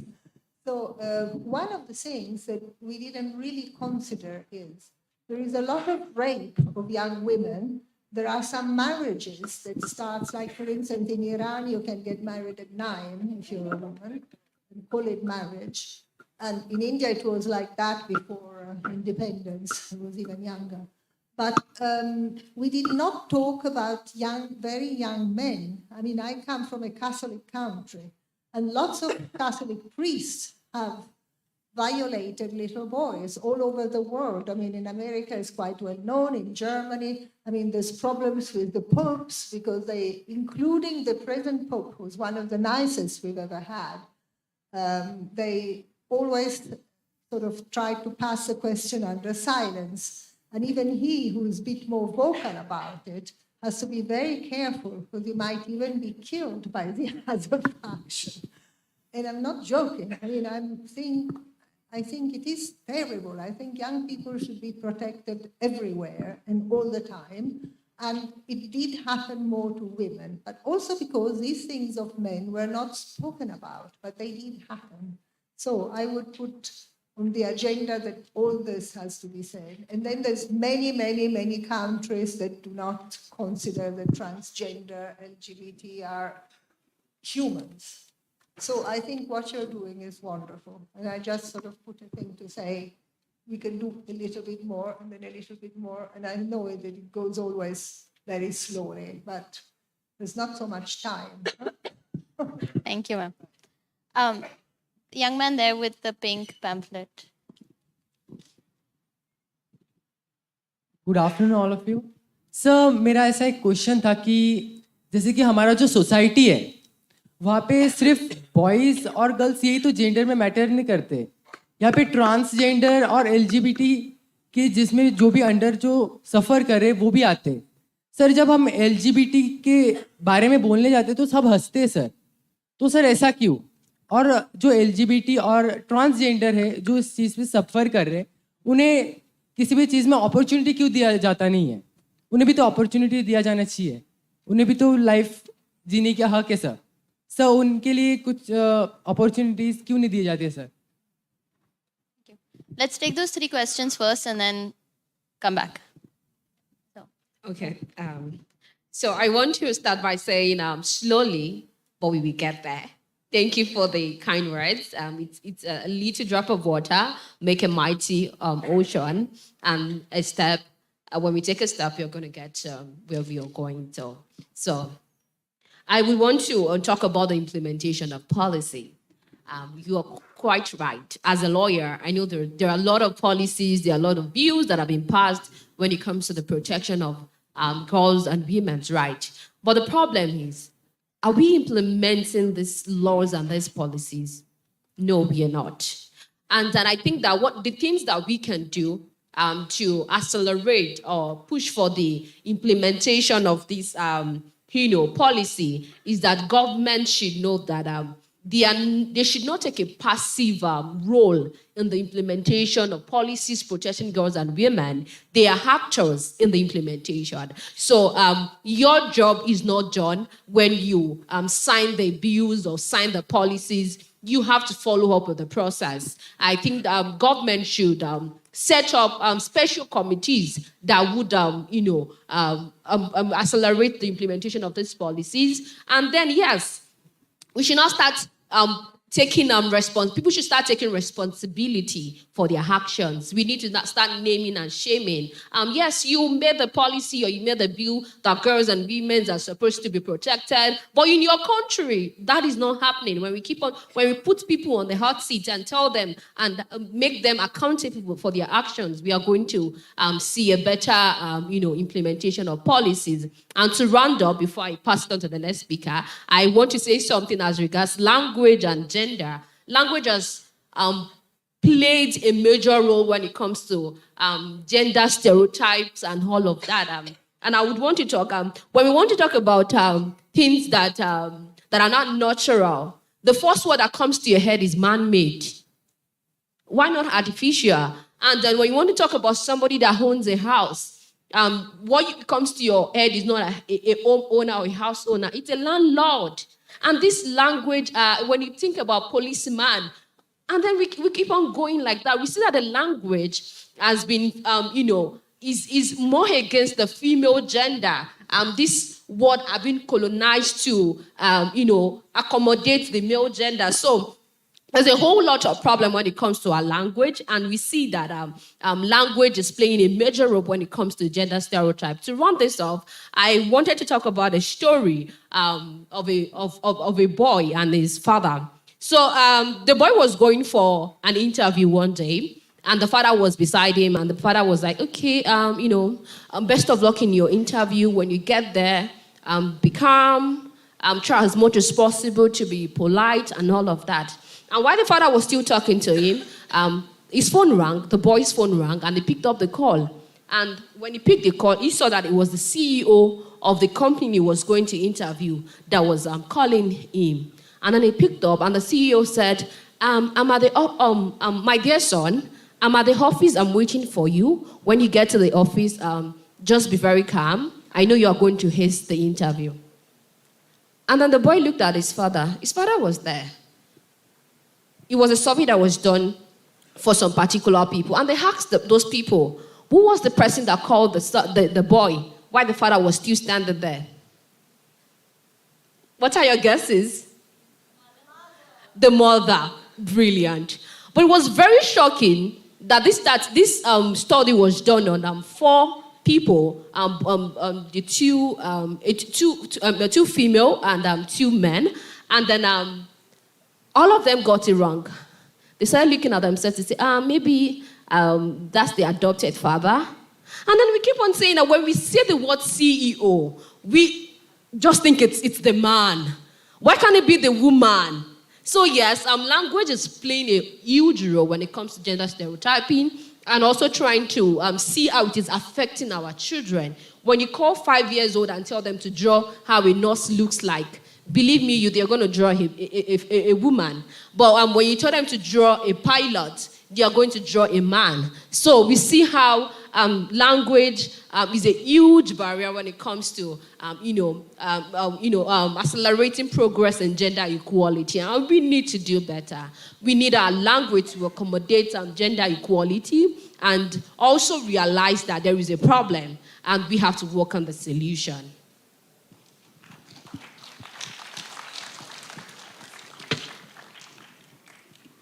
Apologies, I can't answer it back to you in Hindi. I wish I could have that, but my Hindi is very bad. I think that is what colonization has done. So you need to kind of decolonize our minds as well, right? In cultures like ours, sexual identities, same-sex desire existed for centuries. It's not something a new thing, right? And I think it is also in some ways the colonization of mind.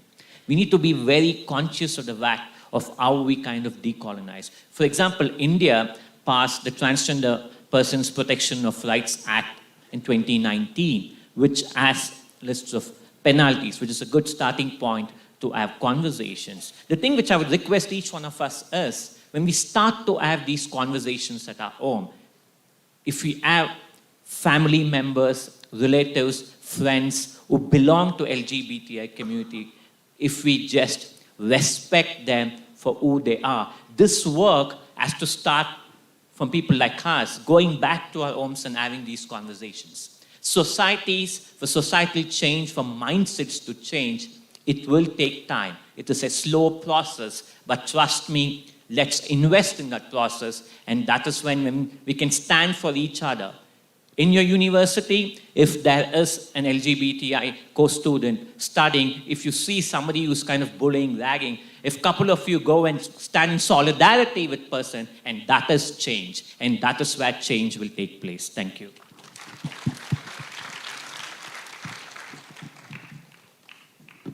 I'll try and keep it super brief.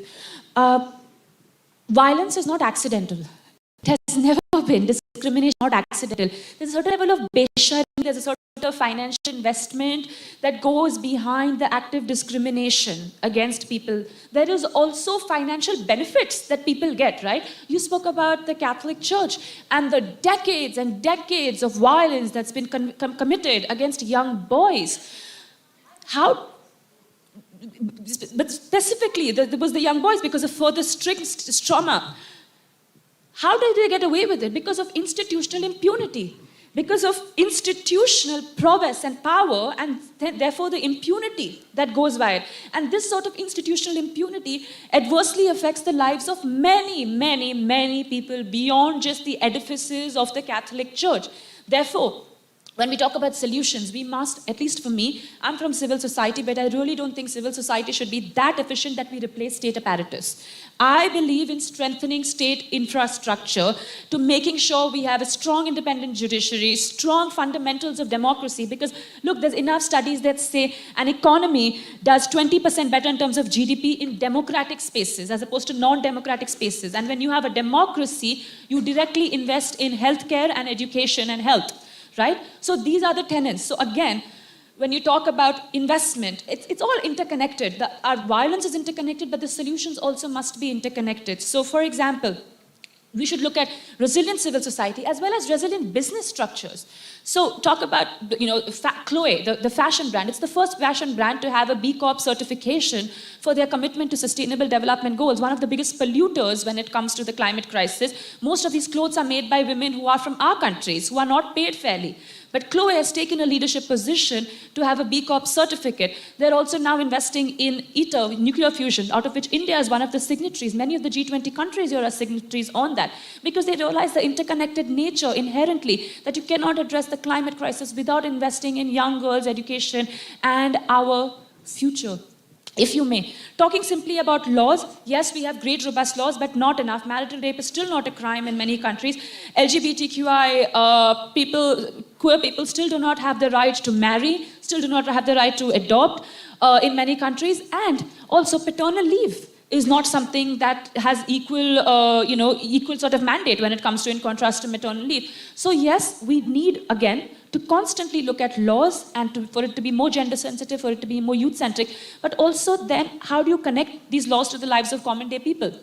India, rape is something I unfortunately know very intimately here because I've worked on ground. I will tell you, I've never once received a call from a family asking for help from an upper middle class family or a rich family. It's always the poorest families that reach out to me because they don't have the concept of shame. Hum ghar ki baat ghar pe rakhenge, which is what happens at home stays at home. They inherently believe in community, and they inherently believe that what happened in my house could next happen to someone else's house, and I will speak up. So when you speak about how do laws get implemented, please realize it is us within sanitized walls who have access to power that are failing the implementation of these laws by not even reporting them. right? So laws cannot get implemented if you're not reporting it, if you're not leaning on infrastructure to be strengthened and to be resilient. So when you want laws to be implemented, also first keep asking for where is your taxpayer money going? This goes to every single person. Where is the investment going in terms of strengthening resilient infrastructure? And then we can have these conversations. Thank you. Okay, sure.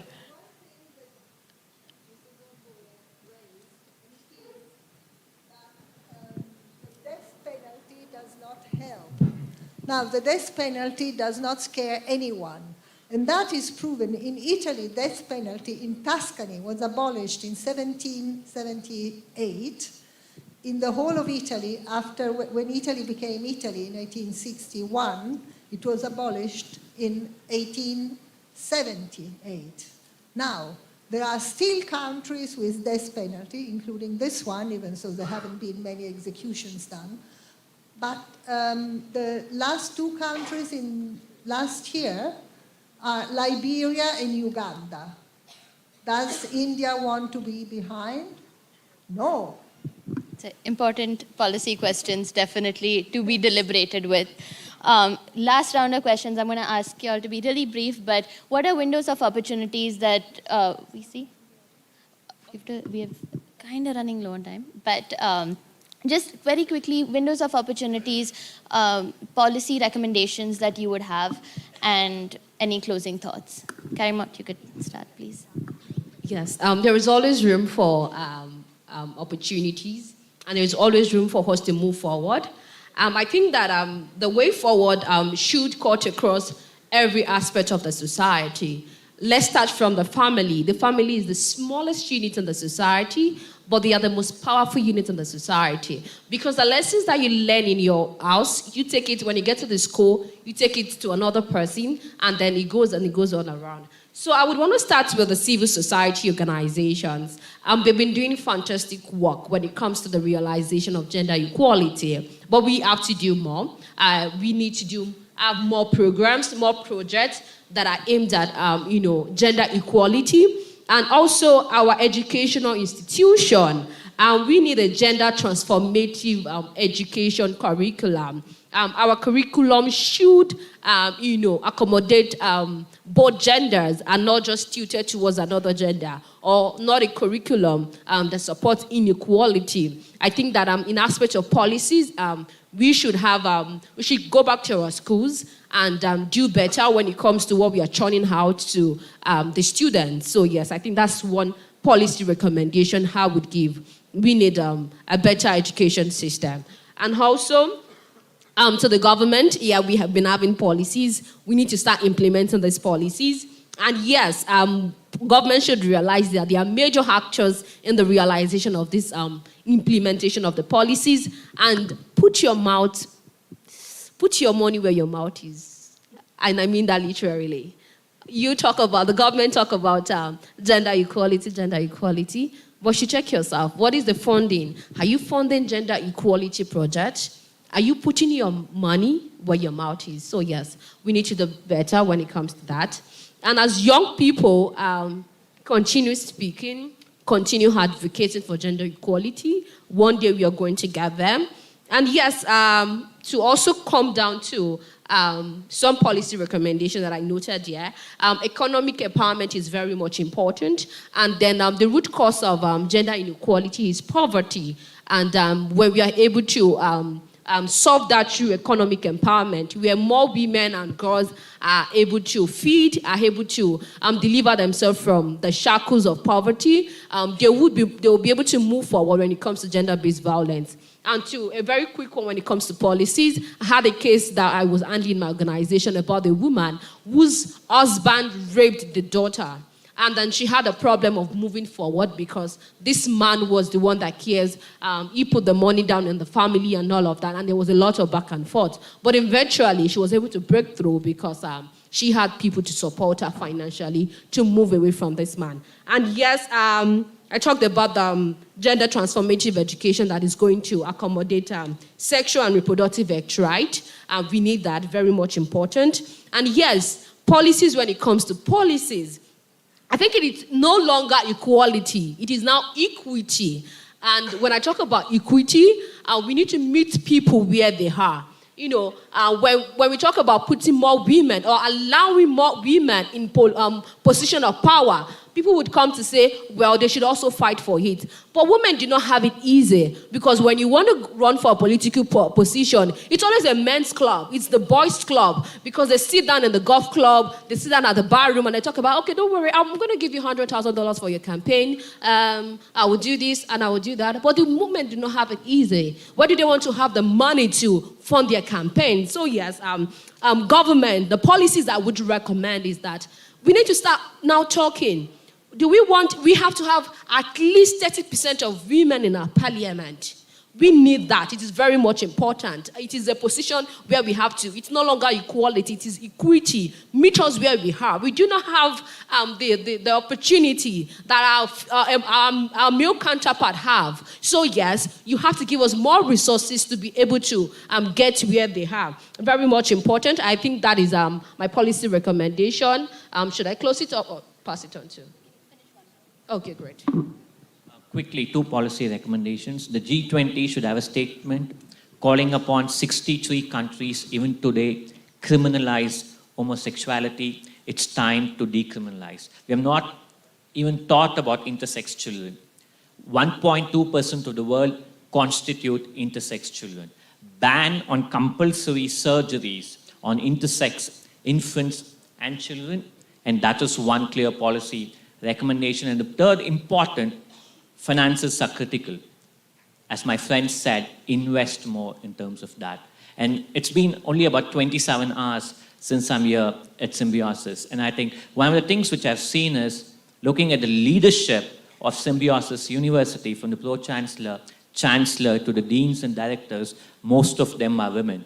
Probably, folks, that's the way to go. Have women in leadership positions, and Symbiosis is probably a story here which is showing the way to go. Thank you.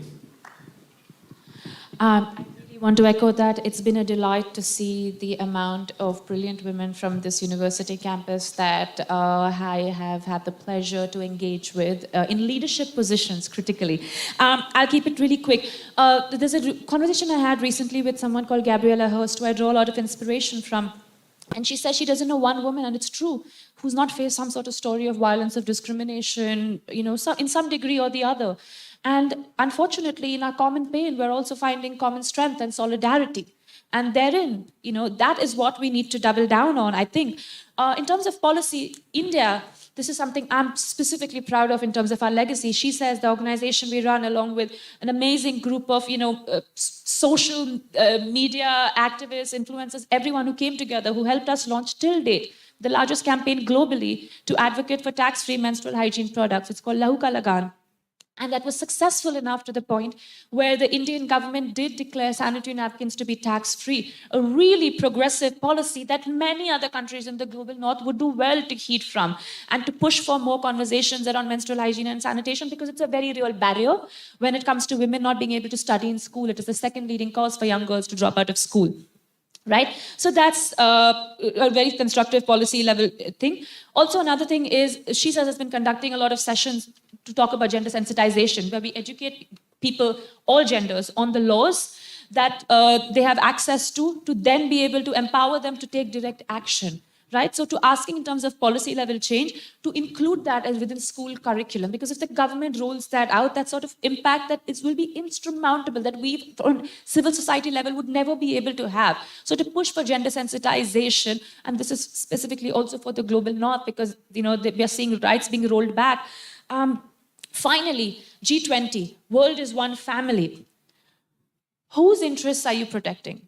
Are you protecting the interests of the people, the citizens, or the interests of powerful institutions, right? This is the question that we must ask and keep going back to. And I think if we have this as the foundation of G20, especially under the auspices of it happening within India, the largest youth population, the largest democracy, there is insurmountable scope for change and hope here. And that again comes with doubling down on protecting the rights of minorities, because they are the litmus test to the progress of any society, specifically women. So that's where I'll sum it up. Thank you. Thank you so much. There's been a commonality in the discussions that both at the G20 and economic policy level, as well as the conversations we've been having today, is that about protecting the most vulnerable. Last month, Prime Minister Modi talked about economies and having policies that do focus on the most vulnerable people in the world. Yesterday, His Excellency Ugindorji talked about making sure that you're not putting the people who are not at the table on the menu. So really having approaches that do protect those who aren't there to advocate for themselves, and using this platform, for which I'd like to thank Symbiosis and the G20 and Y20 to allow us to deliberate and include us in these processes that definitely impact us and impact our futures as well. Finally, I'd like to thank Karimot, Rajesh and Trisha for your work and your words. You know, your bold voices push us to build a better, stronger global community, and together we can build an inclusive society. So thank you for that. And just before we go, Karimot, if you'd like to close us out with some of your words. Thank you very much. So I want to close this session with a poem from a collection of poems. It's A Woman Has Many Names, and it has 107 poems written by myself. And then I'll be reading from page 31. It's titled, Babies, Bikinis, Burqas. For Wuwa, Barakat, Ini, and every other girl whose pain cannot be measured. Tell them how the silence does. How you screamed till you had no strength, and how you did not bother to scream, because your strength left you the moment they pushed you. Tell them how you are heavy, living with the tales of how they killed your strength. Let me tell them of mercy. Who cried for mercy when her uncle held her against her will? Or the tales of 3-year-old baby Amaka, who will never hold the baby in her womb because a 45-year-old man raped her. Or 22-year-old Uwa, who will never dream again, whose hope was ripped apart till she could no longer breathe. Or 18-year-old Barakat, whose hope was shattered before dawn. These are not fictions. They are the frictions caused in our lives. My heart is heavy. How do you breathe? When mothers cover the eyes of their dead daughters, when fathers dig the graves of their dead daughters, how do you breathe? When girls' bodies are maps of injustice, when they cannot breathe. Babies, bikinis, burqas. No one is safe from this beast that prey. Not your age, not the clothes you wear, not where you are. Babies, bikinis, burqas, beast. This is not a play on word. This is speaking against the play of power. How do you breathe? They killed a girl yesterday again. Babies, bikinis, burqas. I am screaming. Can you hear me? I cannot breathe. This, too, is a pandemic.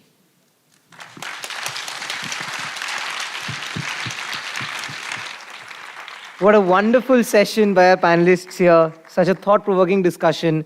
And what a wonderful way to conclude it with that moving, heart-touching poem. A big round of applause for our panelists here, please.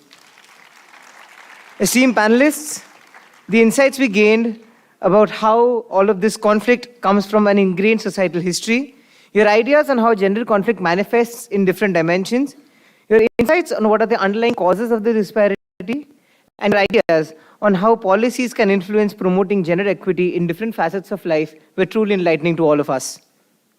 Of course, it is up to the youth of today, to people like you and I, to lead with parity, empowerment, and acceptance, to create a world where all genders can live in equity and harmoniously.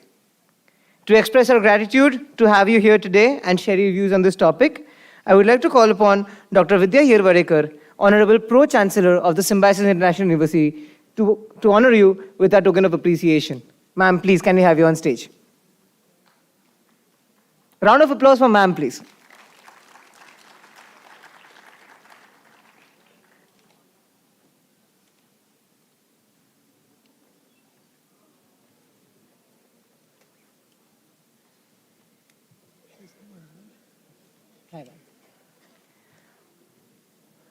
Dr. Vidya Yeravdekar is now presenting the token of appreciation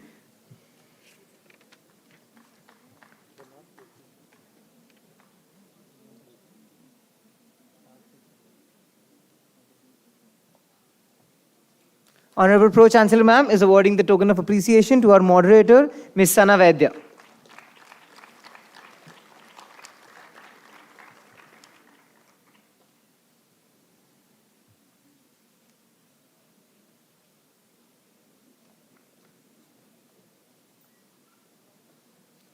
Next, a token of appreciation to Ms. Trisha Shetty.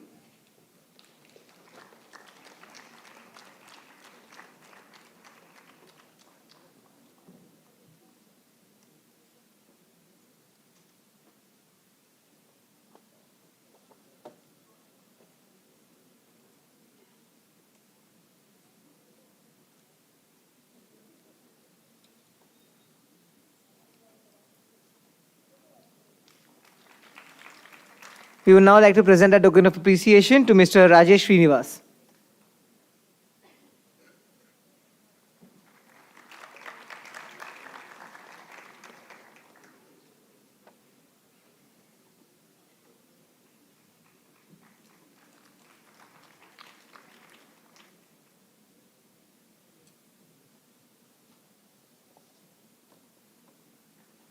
And finally, an expression of our gratitude to Ms. Karimot Odebode.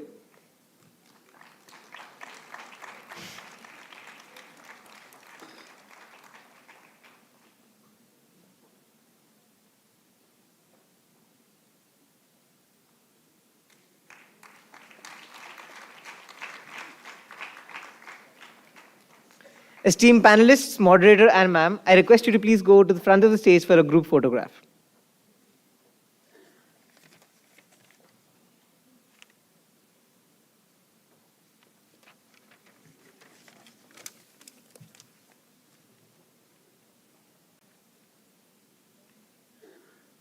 A huge round of applause for such a passionate and warm panel discussion.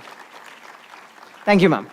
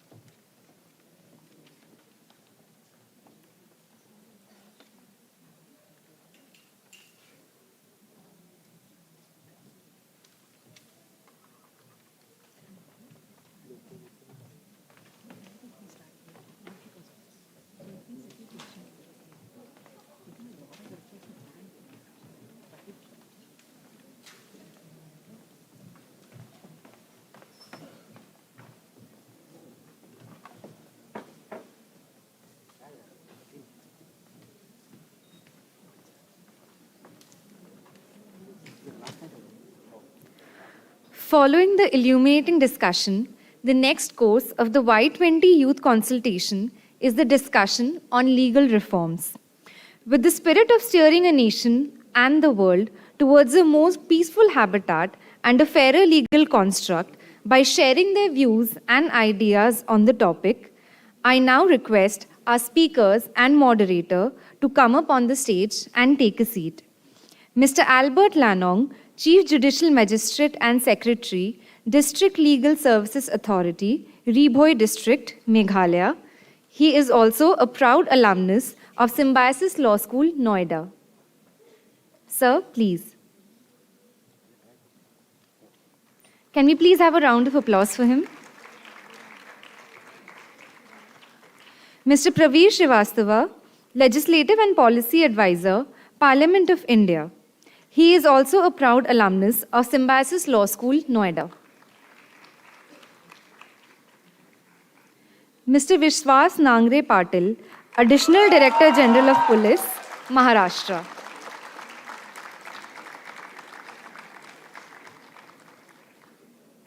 And our moderator for the session, Ms. Lasya Vyakaranam, Assistant Professor, Symbiosis Law School, Pune.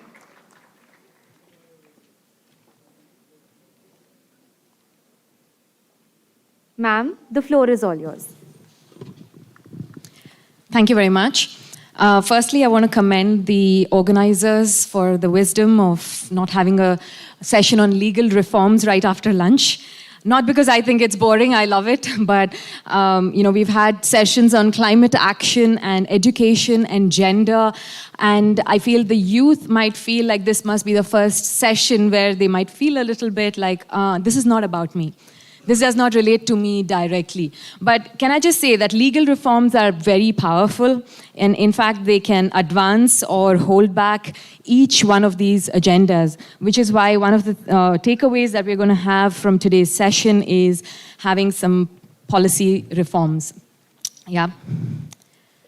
So before I hand over to our esteemed, distinguished panelists, I want to give a little bit of a background of why we're discussing legal reforms in the context of peace building and reconciliation. In 1992, the then UN Secretary General, Boutros Ghali, he developed a new conceptual framework that is set out in an agenda for peace. The name of the document is An Agenda for Peace.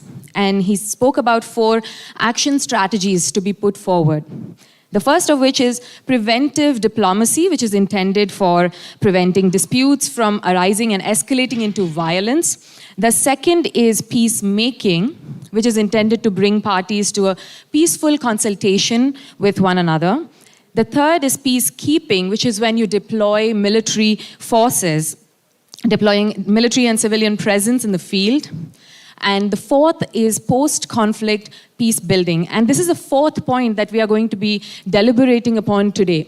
International law is very clear and has varied laws when it comes to dealing with peacekeeping and peacemaking.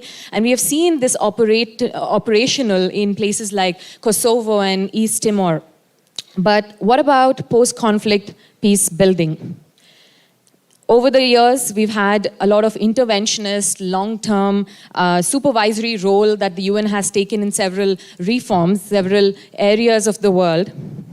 But now what is emerging in the area of international law is called as jus post bellum, or the law after conflict, as a legal concept. And that is what we are grappling with this afternoon. I intentionally wore a watch today that doesn't work. My watch says it's 12:38 right now. And that's not right, is it? That's not the right time right now.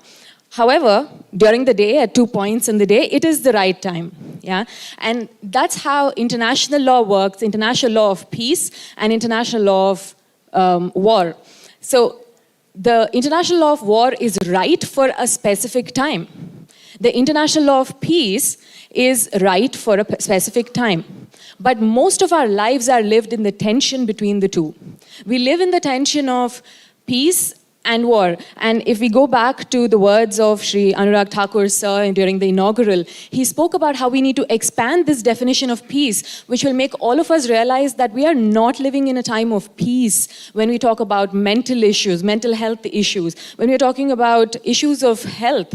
Yeah, the COVID pandemic has brought lack of peace, a lack of wholeness in countries all over the world. So we live in this tension most of the time, and we need our laws to be dynamic enough to address those tensions, to be correct. So we can say that a law works, yeah, or a law reform of a country works if it is working at all times.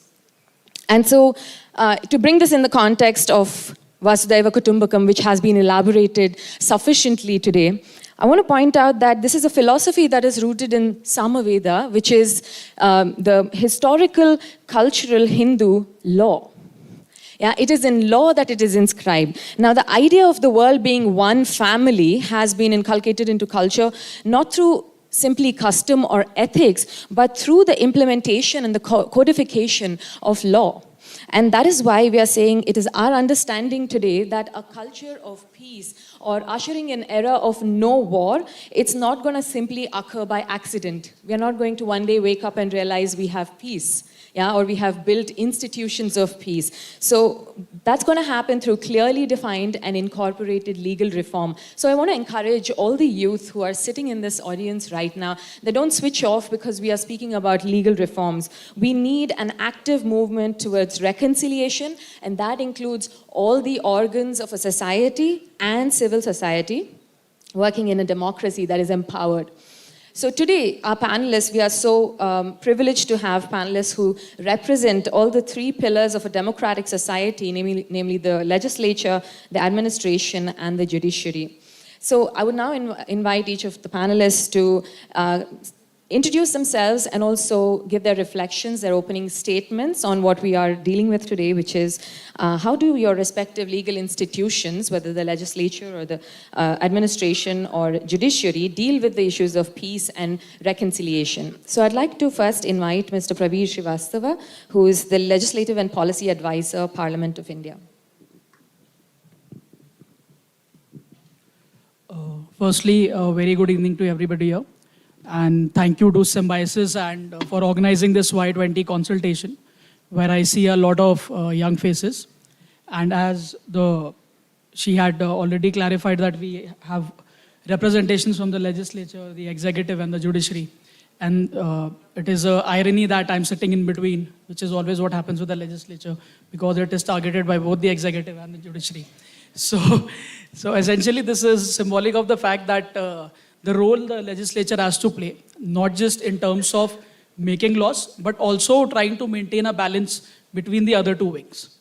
So with regard to the discussion that we plan to have today on legal reforms in the context of peace building and reconciliation and the principles of Vasudhaiva Kutumbakam. Now, in terms of the philosophy that we are planning to discuss here, so I'll just begin by sharing a very small anecdote. So as a young, inquisitive kid, when I had first gone into the parliament to watch the proceedings back in 2016. So when I entered into the hall parliament, the first slogan that I saw that inscribed in the parliament is what is inscribed right up here. That's Vasudhaiva Kutumbakam. And when I saw this logo, I was a bit, I couldn't understand that why is this slogan here in an institution that is there to make laws. So I went back home and I just studied that what exactly does this concept mean. So because I'm an alumni of Symbiosis, so Vasudhaiva Kutumbakam was something that we've been taught since the time we entered in law school in Noida. So I just went back and I read about it and understood that, okay, this signifies that India as a country is always believes in taking everybody along, thinking of the fact that we are one family. And when I went back in time and I read about the literature in a brief manner, I found that this is one philosophy or two words that has been used by every Prime Minister of this country, right from Pandit Jawaharlal Nehru to Narendra Modi ji. So that is the importance of this particular philosophy, that we believe in one family. Secondly, when as a law student, when we were being taught the Constitution of India, so there is one aspect that you are taught, that what are the features that the Constitution of India has taken from other countries. So our Constitution is deemed to be one of the longest in the whole world with 440 articles and being sourced by more than 10 other countries. So when I was reading the list of countries where we have adopted different provisions, so one peculiar thing that came to my notice was that we have adopted the concept of election of the head of state of our country, the president, from the country which is Ireland. India is 47 times the size of Ireland. And Ireland had a population of 29 lakhs when India was got independence. So that is a level of, when you talk about one family, it entails the fact that you learn from other members of the family as well. And that is what the constitution makers did back in 1947, that we took aspects from Ireland, which was such a small country and had got independence just 10 years before us, and we inculcated that in terms of the head of state, which is the supreme most authority under the Constitution of India. So I think this is what Vasudhaiva Kutumbakam and legal reforms we talk about. Now coming to the concept of G20 and how legal reforms are important in terms of G20. Firstly, as the Prime Minister has always also said that, why do we call this as G20? Why don't we call it as G all? When these 20 countries control so much of the global GDP, they control the world trade, they have 2/3 of the population. Why don't we call it G all? Because what we are going to do in the next 8-9 months till India has its presidency is going to impact the entire world, in fact.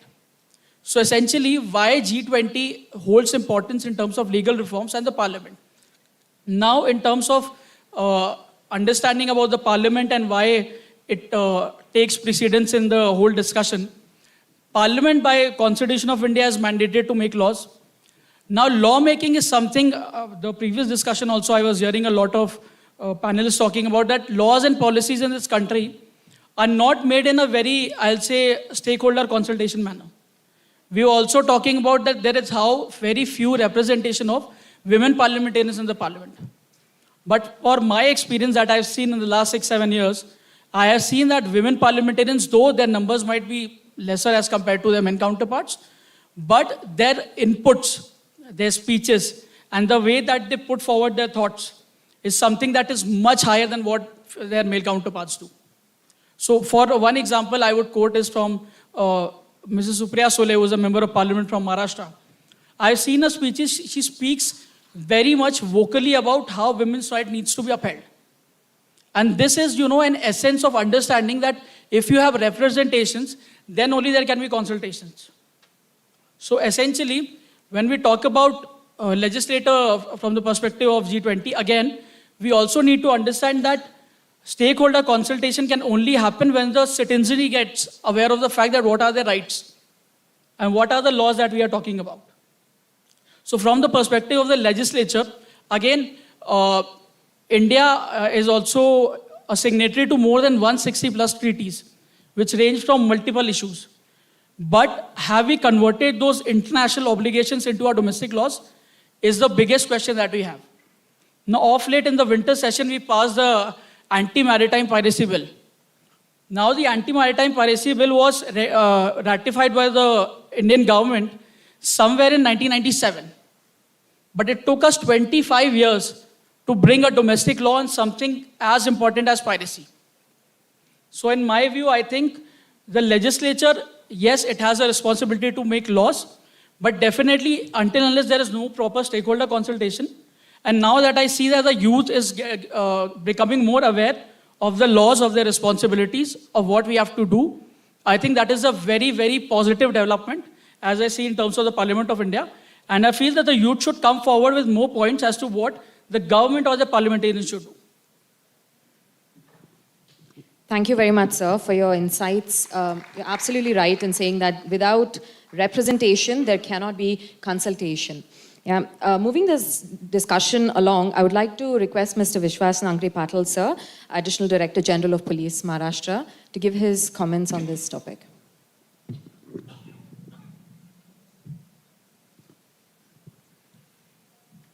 Good afternoon, friends. This is the place where we witness the positive and constructive influence and confluence of the thoughts and philosophies of Warkari saints. Pasayadhan is the prayer composed by Saint Naneshwara, devoted to Lord, which was written after completing his commentary on Bhagavad Gita, that is Naneshwari.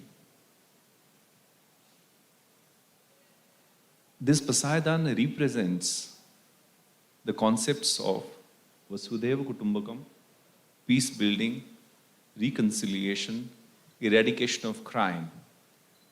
खळांची Vyankati सांडो तया सत्कर्मी रती वाडो भूता परस्परे पडो मैत्री जीवांचे दुरितांचे तिमिर जाओ विश्व सदर्व सर्वे पाहो जो जे वांछील तो ते लाहो प्राणी जात. Means, may the wickedness of evil-minded shed, may the darkness of ignorant disappear, may the universe see the sun of self-consciousness. Let all beings be completely satisfied and happy, fully contented in all the three worlds. Friends, being a police officer, I would be focusing on police reforms.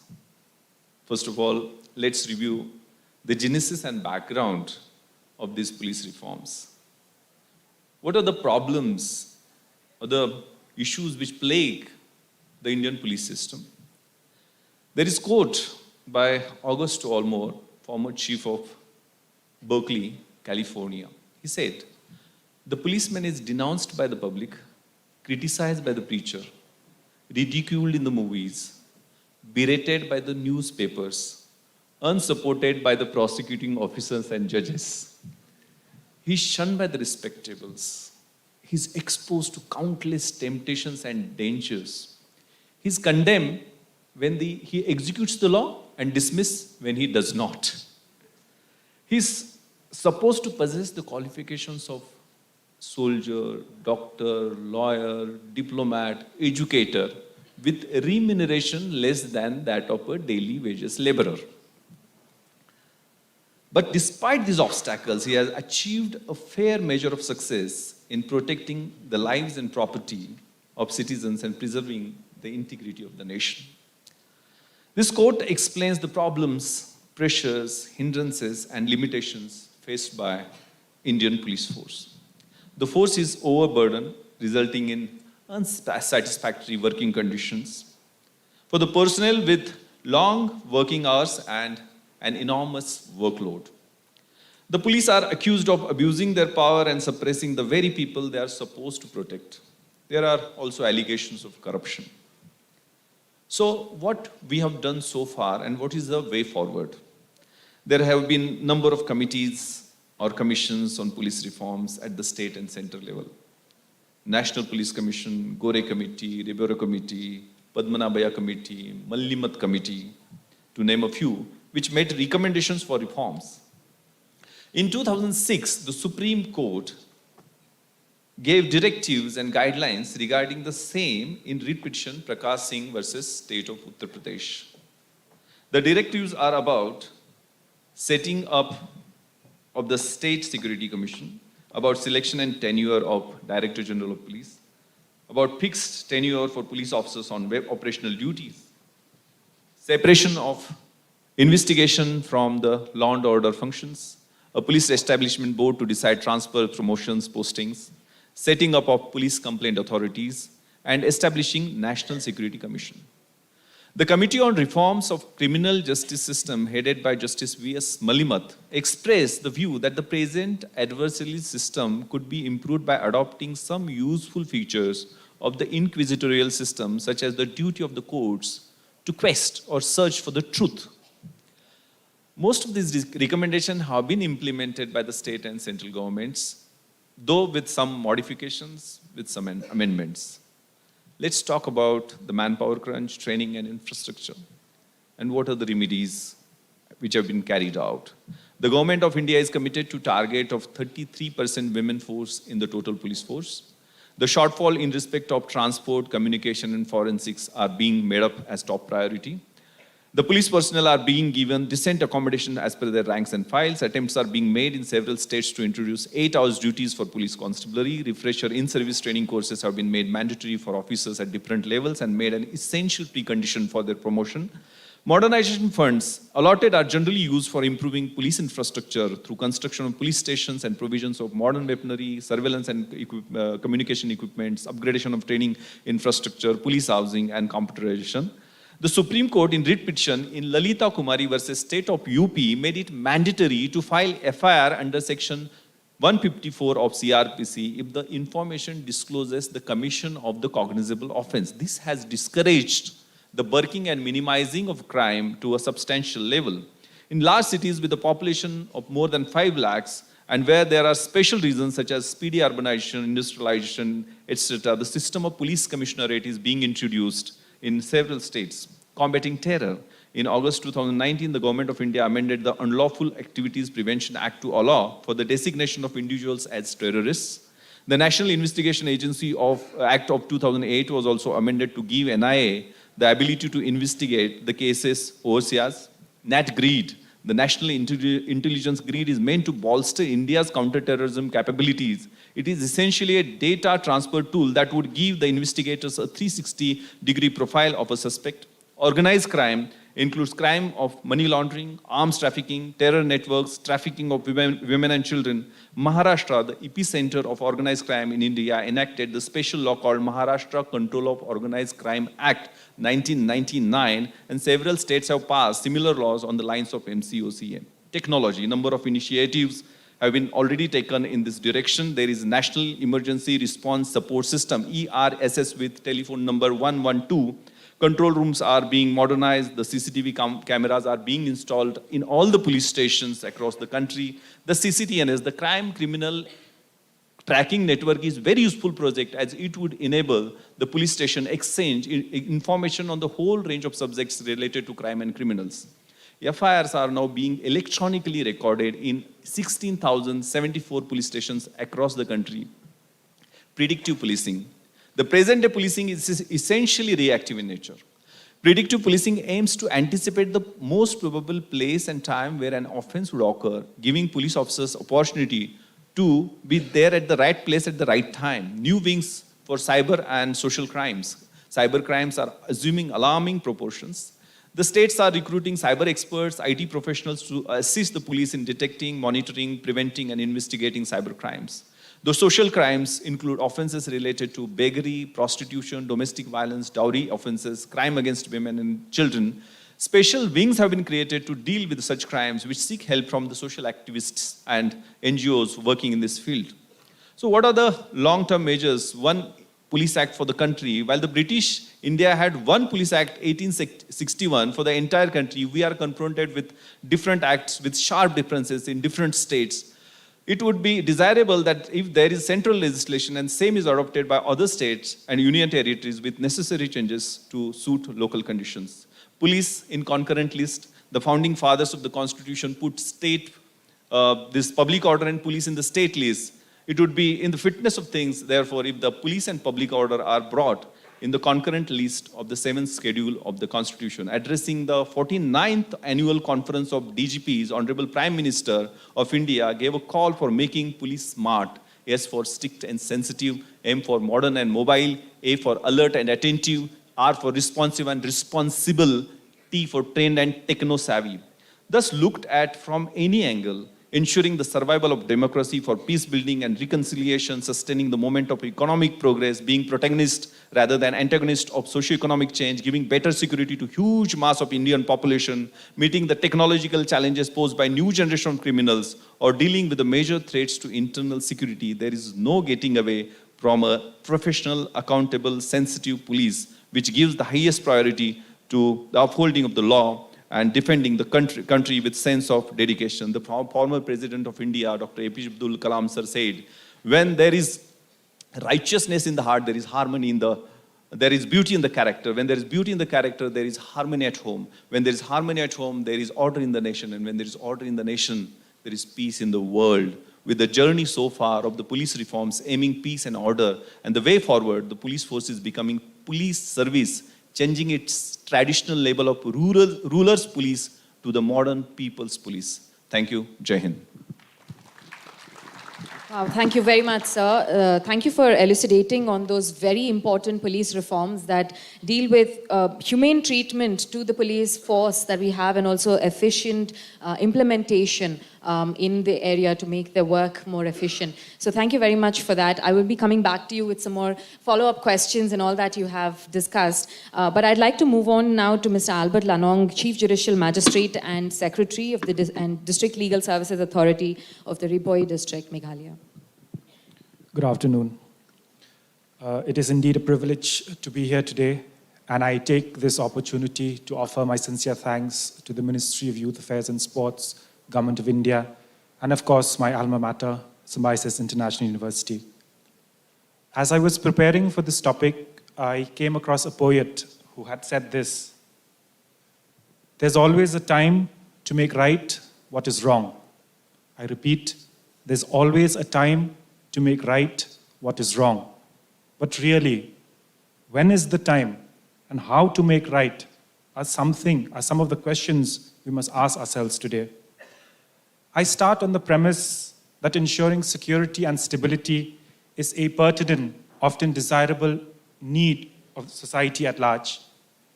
In many conflict-affected societies, there have been gross violation of human rights. Some of it have occurred, some of it are ongoing, and naturally, there will be demands for accountability. These demands emanate from both domestic and international actors, from victims and society at large.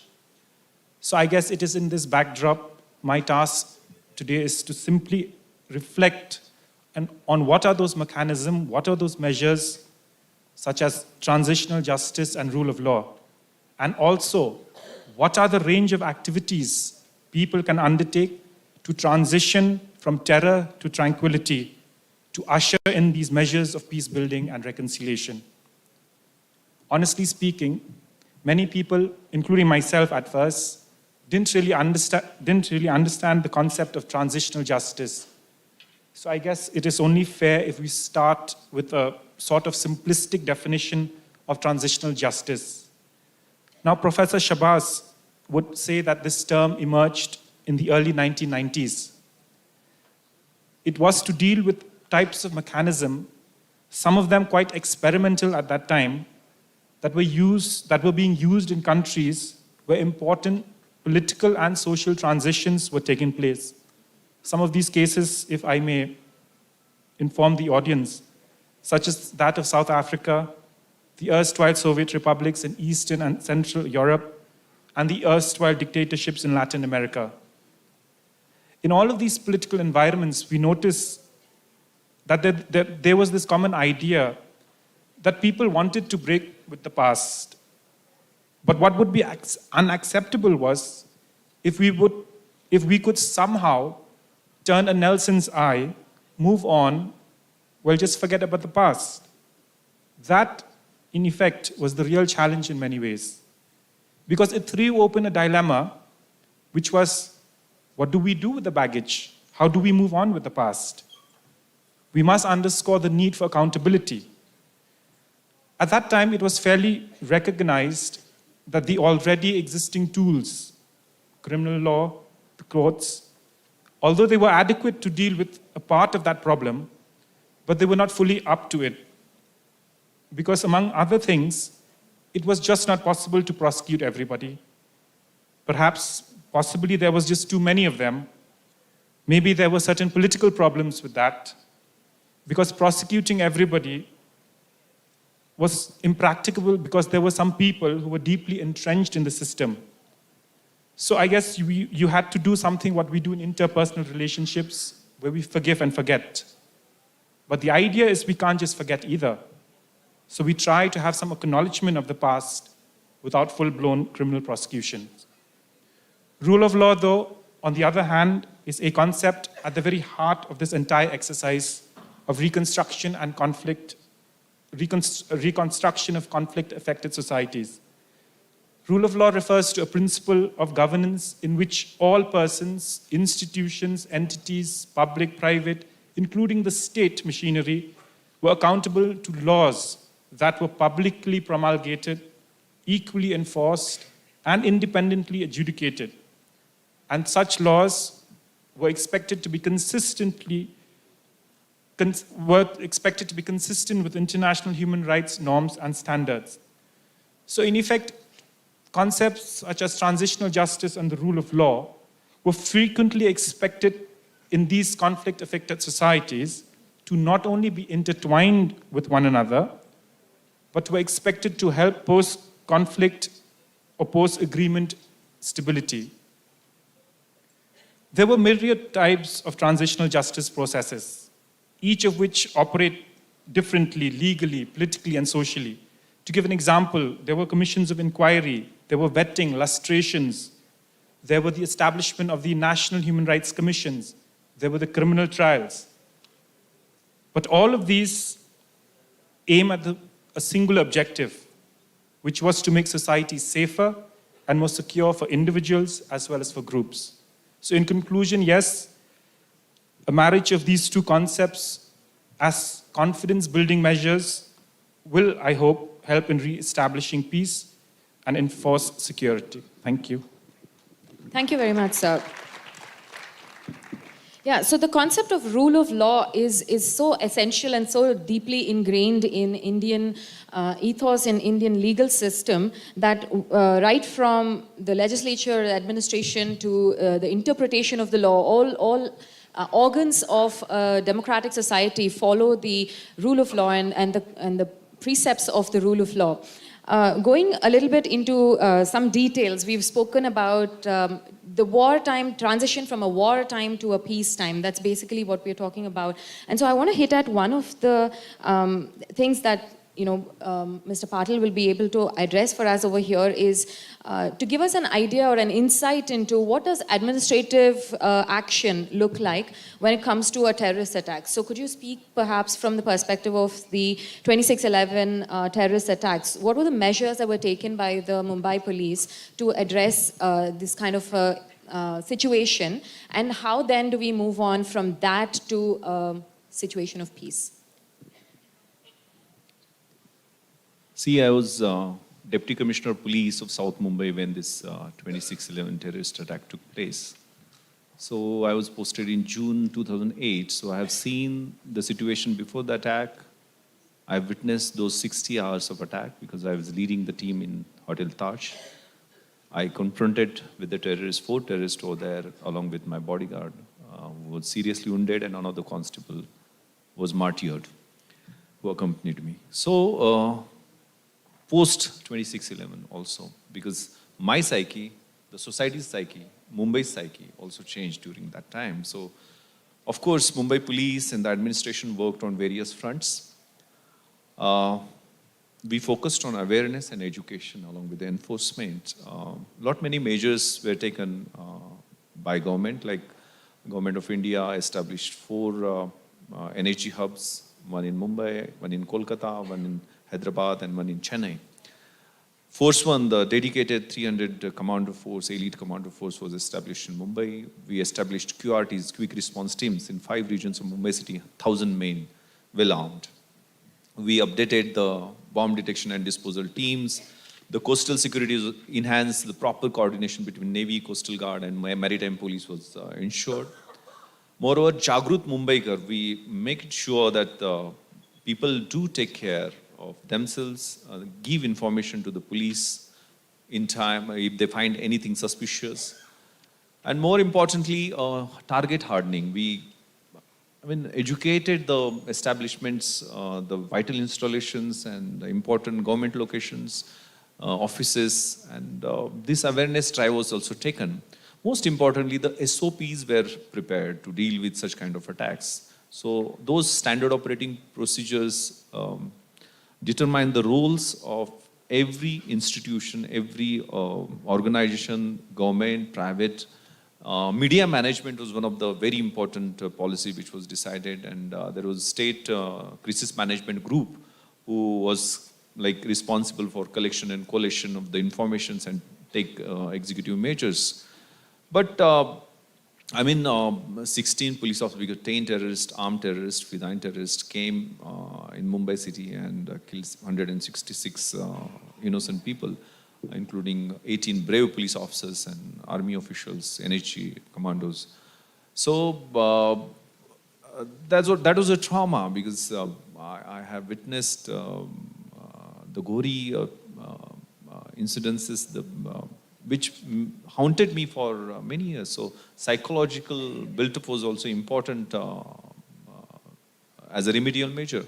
So on many fronts, we took a lot of measures. We built the confidence, because confidence-building measures were very important to ensure safety and security of the city. So bulletproof vehicles were put on important strategic locations. We contacted all the people, ensured them that we are there, and as policemen sacrifice them, because you can imagine one Tukaram Umbade ASI faced the terrorist with lathi, and after taking 5 bullets in his stomach, didn't loosen his grip. The one terrorist was caught alive. So on all fronts, we could win the confidence of the Mumbaikars, and Mumbaikars, they are very active and very happening people. So they bounced back, and the city bounced back very well. Thank you. Thank you very much, sir. That was very insightful, especially the importance of psychological care in the aftermath of a terrorist attack. That is something that we need to take on board as a serious, legal reform to be included in our system. So we do have some time for audience question and answers.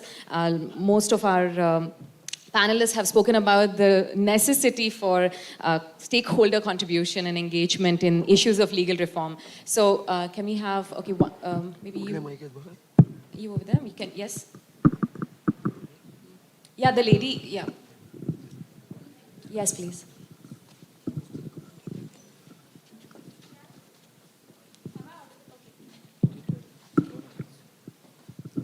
Okay, so good afternoon, good evening maybe. My name is Preeti, and recently, like before this session, we had a session for gender-related conflicts. So I had a concern that according to a report by Times of India, juvenile sex offenders are increasing constantly, and 4 minors are held each day.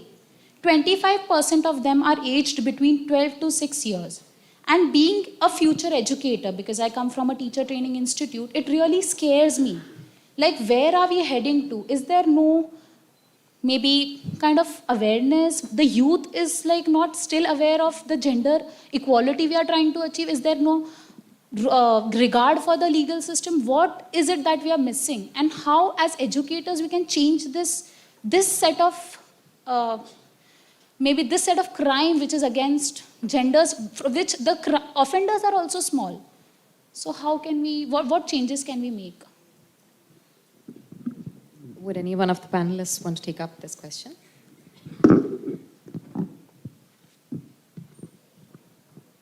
Firstly, thank you for your question. And it's kind of a alert for us also to introspect as to why these reports that you've quoted and the statistics that have come, they pose an alarming situation in terms of violence, as you spoke about juvenile.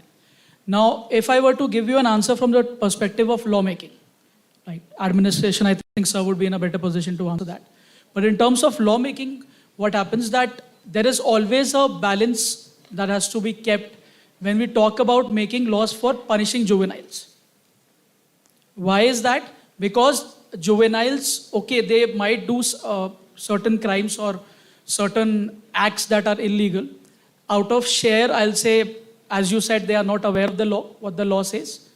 Or as we see that the increasing penetration of social media and what violence and everything that has been perpetrated through social media, they are getting access to that as well. But in terms of purely lawmaking, I think a lot of discussion always happens that, okay, stakeholder consultation is important. But how do you expect a juvenile to come and do a stakeholder consultation as to what crime will he commit and what would be the punishment for it? These are things that has to be entirely judged on the basis of data analysis. Now, why do I quote the point of data analysis? Is because in India, the Juvenile Justice Act that we talk about, it doesn't use the word criminal for these offenses. The word that is used is child in conflict with law. That is the word that is used. So inherently, we take a humane understanding in terms of lawmaking that let us not, put him in the category of a criminal who commits a heinous offense like a rape or a murder. Okay, he's of at that tender age where he needs to be first sensitized. That is why they are sent in correctional homes, right? So I think that the process from lawmaking to implementation and reformation of a juvenile is something that needs to be strengthened, and there civil society walks in. Because inherently, as sir said, that there is a fear psychosis that the police might always trample upon your rights, which is not the case. Like, they are meant for your protection, they are meant for maintaining law and order. But that sensitization and that bridging that gap between that juvenile who is doing this and the law enforcement agencies, there I think the NGOs or civil society organizations are going to have a very substantial role in bridging this particular gap. Just I want to add, you are talking from the perspective of the perpetrators, but I should tell the statistics of the victims also. State Crime Records Bureau of last 5 years, Maharashtra's rape figure 7,500 rapes were committed in the last 5 years. Out of those, 2,230 were the girls of the age group of 14 to 18.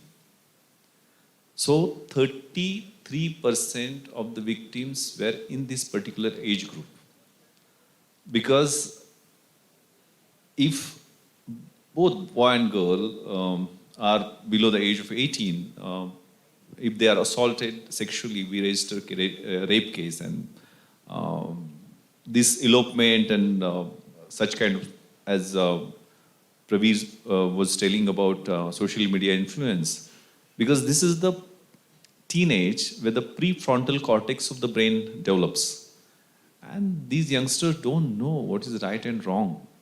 So they sometimes make mistakes. And there are corrective measures. Of course, in this very heinous crime of December 2012, when the student in Delhi was raped brutally, and then the Criminal Amendment Act 2013 came, in which the definition of rape was widened. 354, there are A, B, C, D were added. Acid Attack 326 AB were added, and punishments were made stringent. And one of the perpetrators in that crime also was in the age group of 16 to 18. So again, medical and psychological testing to consider him adult, that process was started. So, there are many factors, because there was a survey in USA wherein the student, till he passes the 12th exam, he watches 20,000 hours of internet, and more than 1 lakh pornography clips he watches. So what kind of impact it will make on young budding minds, I don't know. So that is a social issue which has to be dealt by NGOs, social institutions, government, police machineries, the legislation, executive, on all fronts. Thank you. I'd just like to offer my 2 cents on this. I heard a lot of this terminology being thrown around of the word juvenile. Mr. Praveer had correctly pointed out the word juvenile is considered to be harsh. The whole purpose behind the legislation of the Juvenile Justice Care and Protection Act is to provide a cushioning, some sort of cushioning where the best interest of the child is of paramount importance to the lawmaker, to the law enforcers. So the correct terminology is that person who we had called is not to be addressed as a juvenile, but that as a child in conflict with law. The beauty of this legislation is that as soon as this child in conflict with law is apprehended, he is to be immediately placed under the charge of something called as the Special Juvenile Police Unit, which I'm hopeful that Mr. Patil should know better. And another thing I'd like to say is that in India, or at least in the jurisdiction where I actually serve, there's this acute chance of, there's this acute instance where children are coerced into crime by adults. There is a huge, actually there's an exponential growth of narcotics cases in the jurisdiction where I serve. And in most cases, it is not those children who actually are the real perpetrators, but it is, most of the time, they have been coerced by adults. So I believe it is not only the awareness that should go to educators like some of us here, but also at a very at a larger level, because it's not only that the children who has access to these kinds of information, but also, it works both ways. Thank you. Thank you. Thank you to all the panelists. Since you also asked from an education point of view, I just want to say educational reforms on introducing clear and compulsory sex education, and also understanding the impact, like Mr. Patil was pointing out, the impact of large-scale consumption of porn, etc., and also about cybercrime to be made aware to the children. All right, we are dramatically out of time, so maybe we can take one short question. Maybe the man in the blue shirt over there.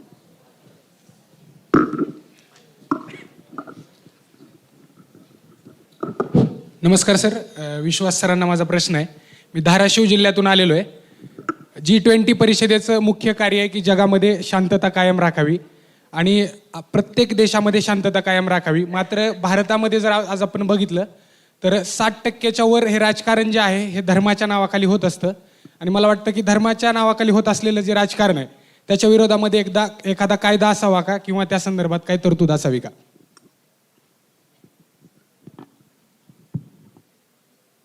This ongoing process, this is ongoing process, and every society witnesses all kinds of this linguism, casteism, communalism, regionalism, sectarianism, extremism, fundamentalism, terrorism. So many isms are there.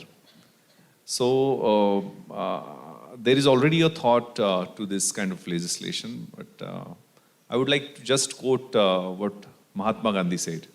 He said, there is enough in this world to fulfill every single individual's need, but there can never be anything which will fulfill a single individual's greed. So the greed is everywhere. And he elaborated the reasons as social seven sins of our age. Which are these social seven sins which are relevant today too? Politics without principles, commerce without morality, science without humanity, wealth without work, religion or worship without sacrifice, which is related to your question, education or knowledge without character, and last is pleasure without conscience. So you will find all the answers in all these seven social sins. Thank you. Thank you, sir. We just have one last question here. Yeah, go ahead.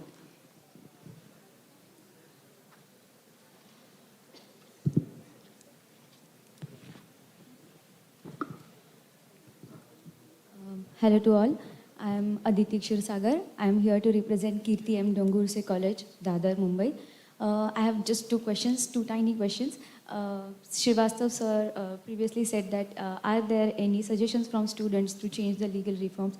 So one request to the government, like in my curriculum, when in foundation course subject, there are the UDHR, Universal Declared Human Rights, they are involved in the curriculum.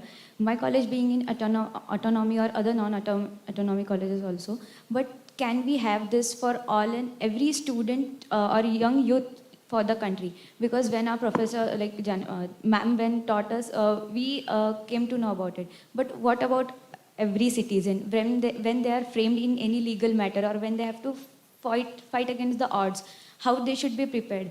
If they know the fundamental rights and the UDHR rights, there will be more confidence in them to fight against it. And one question to Vishwas Patel sir.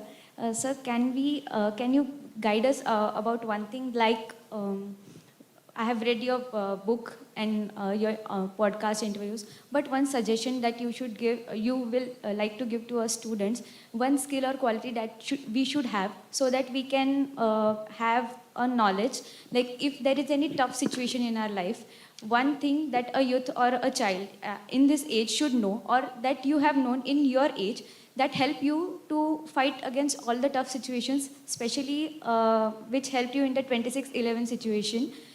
Means एखादी अशी गोष्ट जी समय सूचकतेला अजून आमचा sharpen करेल तुमच्याकडून, please.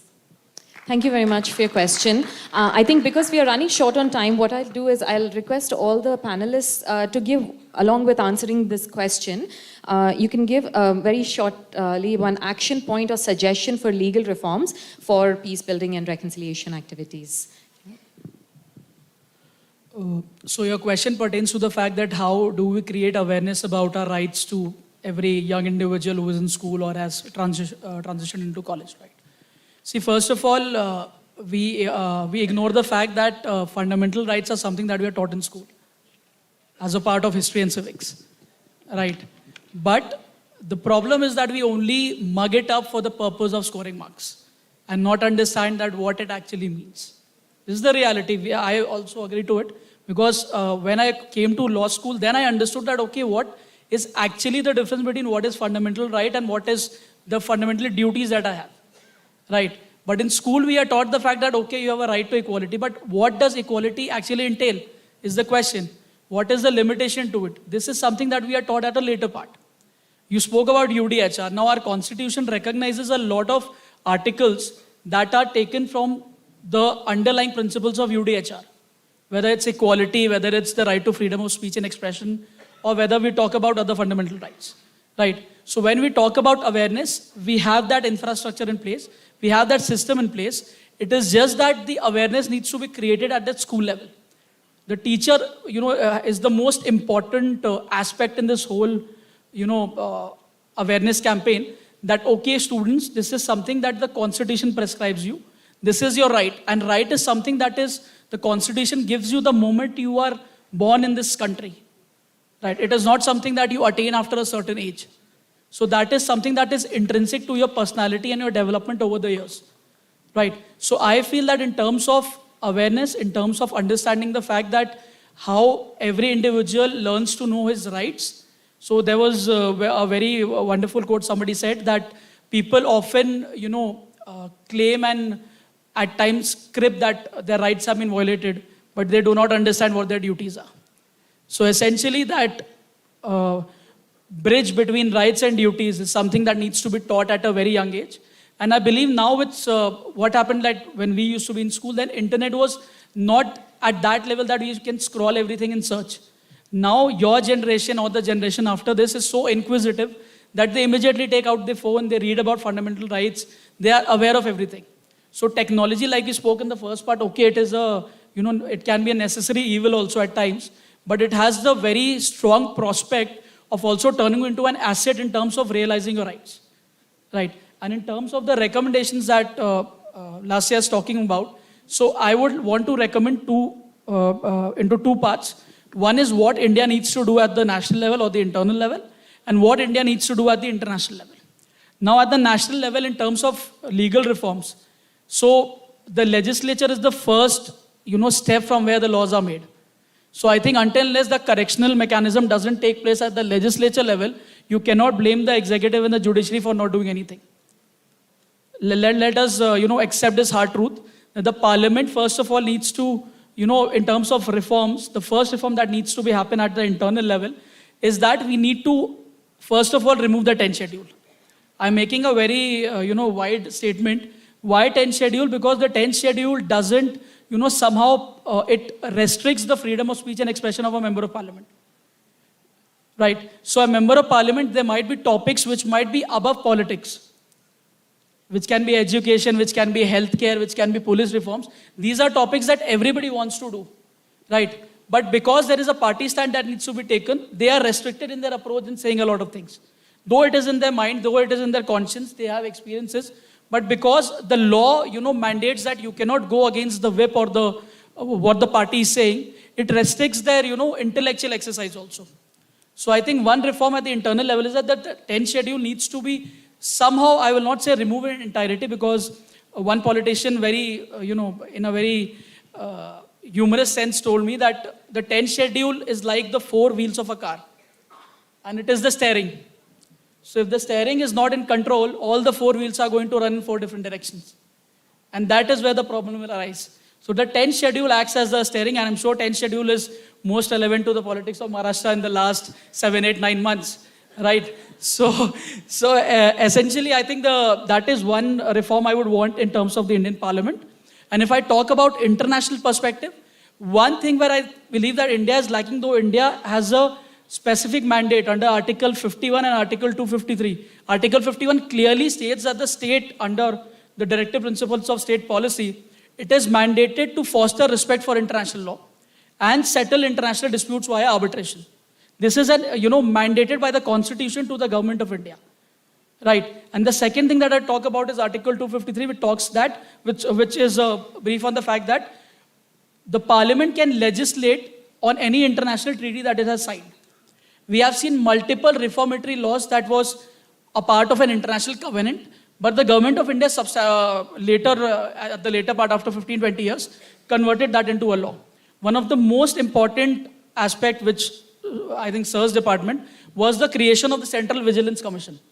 That came through the United Nations Conventions on Crimes, which India had signed and ratified, and subsequently it had reproduced that in the form of a law.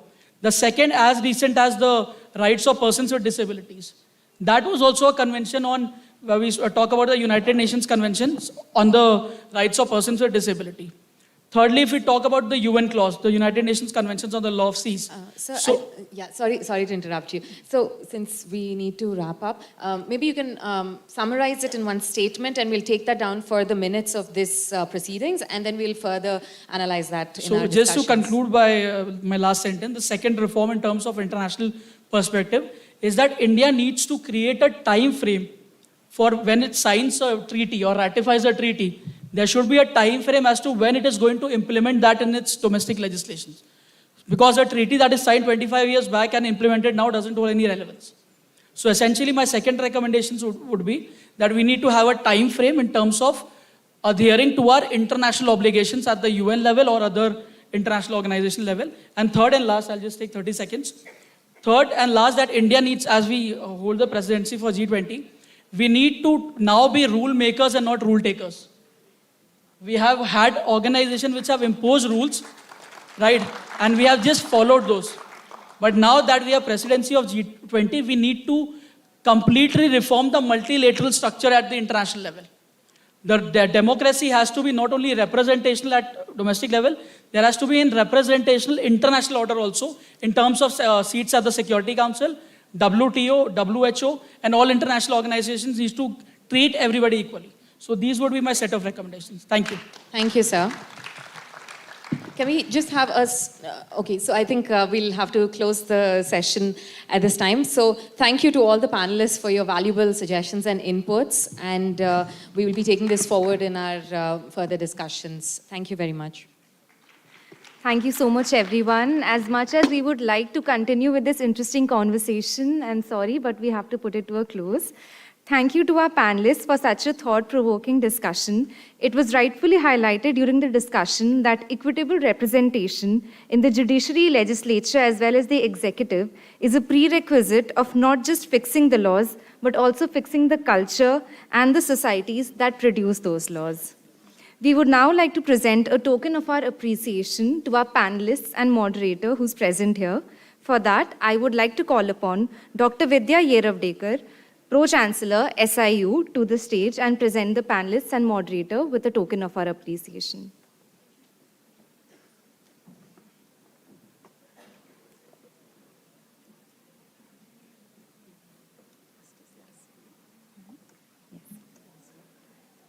First, we present it to our moderator, Ms. Lasya Vyakaranam.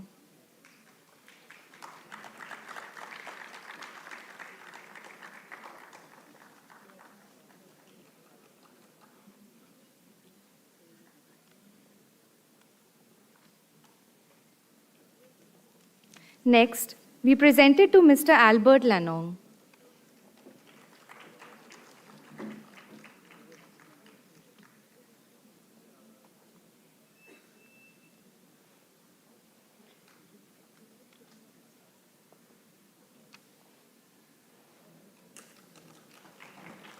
Next, we would like to present it to Mr. Praveer Srivastava.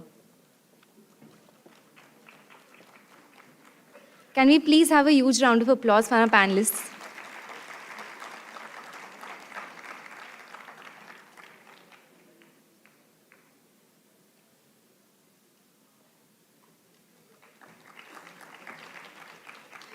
And last but not the least, we present it to Mr. Vishwas Nangre Patil.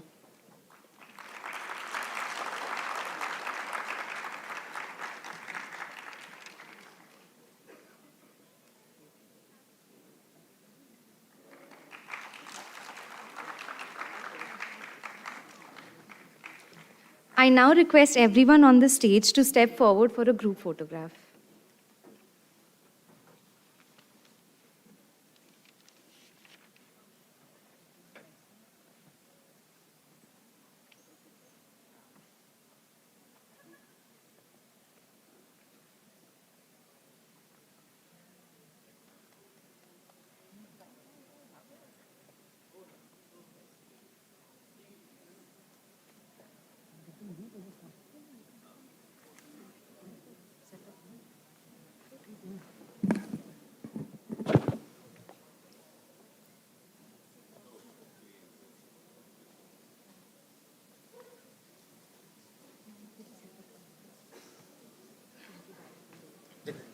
Good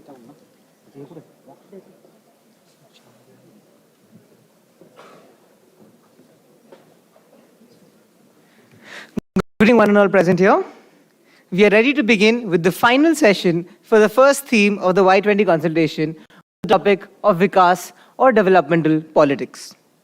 To explore and shed light on this crucial topic with multiple intricacies and dimensions to ponder upon, we would like to invite a panel of experts on the field to commence with the panel discussion.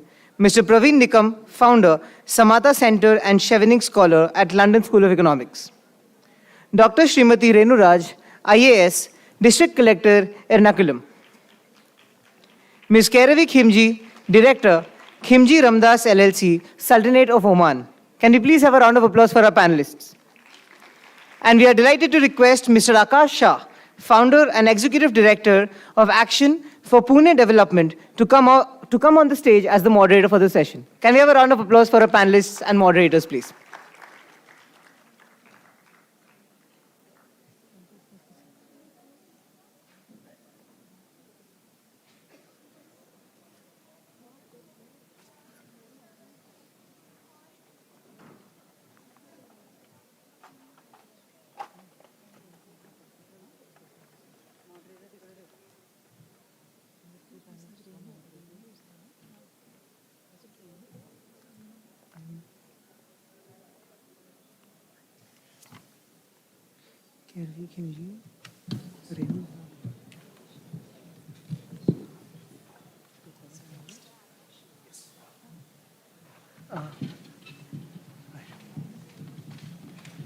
Thank you, panelists and moderator, for joining us on stage. The floor is all yours.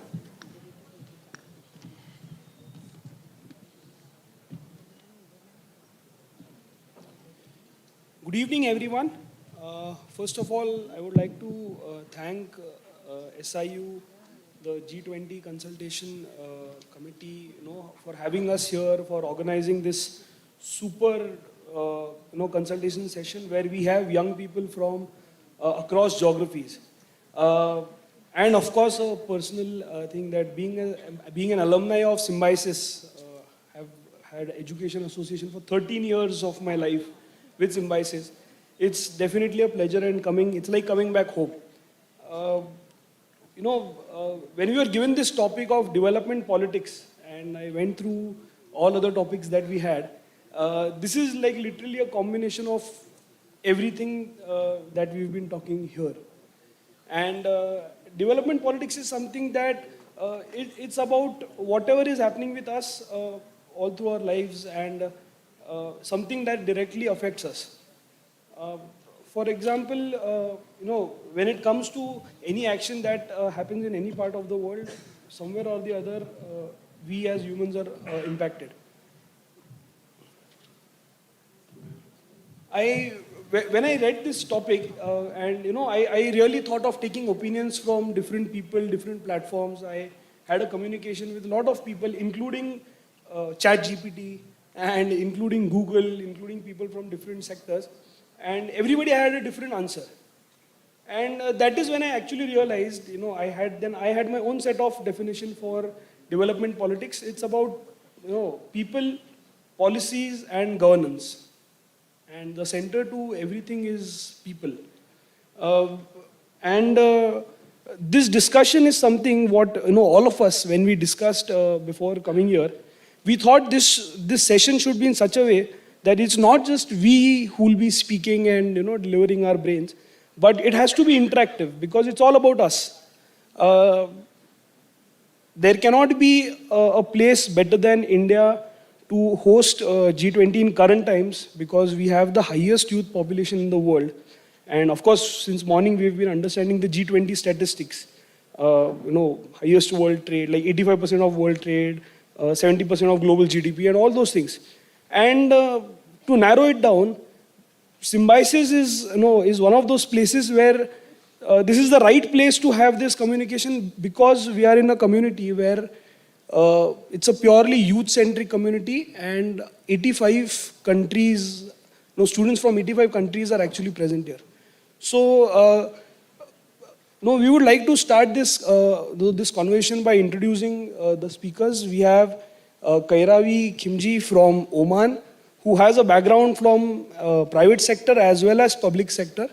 We have Dr. Renu Raj, who is from an administrative background, who is also an IS officer. We have Praveen Nikam, who is, a civil society background plus a law, and of course a great youth leader. And feel free to clap. And I know Akasha. I come from a civil society youth development background, also an entrepreneur who's working in with a ESG centric point of view. So no, I don't want to take this very far. Let's have our panel speakers to express their views, and of course we want to narrow it down in a very simple policy statement where we can give genuine recommendations. And as I said, it's not just about us. We really need all our participants to engage and have an honest opinion and communication, so that we give something that is very strong and concrete recommendation. Because such kind of platforms don't come every day. And fortunately, being in India, being at Symbiosis, we've got this opportunity, and let's make the best of it. So we can start. We can start with Kairavi. Yes. Can you all hear me? Okay. Assalamu alaikum. Namaste, everyone. My name is Kairavi Khimji, as Akash said. I'm from Oman. I just want to see a show of hands. How many of you know what Oman is and where Oman is? If you can raise your hand. Okay, there's quite a few of you, I think, because we've got significant amount of representation here in Symbiosis. Now, I just want to explain a little bit, and it's very much an extension of what we heard yesterday from His Excellency from Bhutan. So I'm from Oman, and I'm just going to try and explain to you what it is I represent, yeah? So Oman has approximately a population of 5.4 million people, an area of 309,500 kilometers squared, 18% of which are mountains. Our highest mountain is 2,800 kilometers high. 65% of our population is youth. 54% are female. We are an absolute monarchy, okay? So a lot of numbers, a lot of information. I'm going to try and explain that a little further. The size of Oman is approximately the size of the state of Maharashtra. 65% of our population watched the movie Pathan. Majority of them were very disappointed that the producers decided to use the Arabic dubbed song of Jume Jo Pathan in the end and not the Hindi one. Okay? Around 96% of Oman is literate. The literacy rate amongst the women of Oman is 98%. Okay?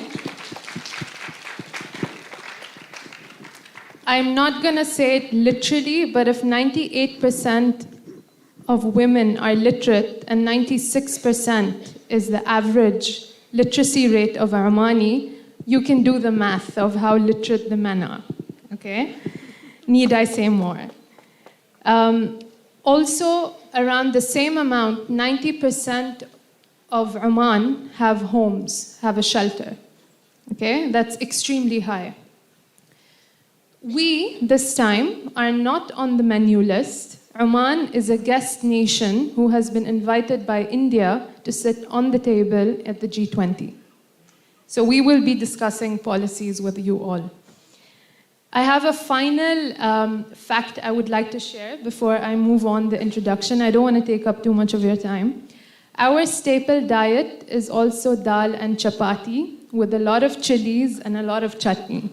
So just for you to understand a bit of where Oman is, and for me, getting from my home in Muscat to Mumbai was faster than getting from Mumbai to Pune. So this is a little bit of me. Yes.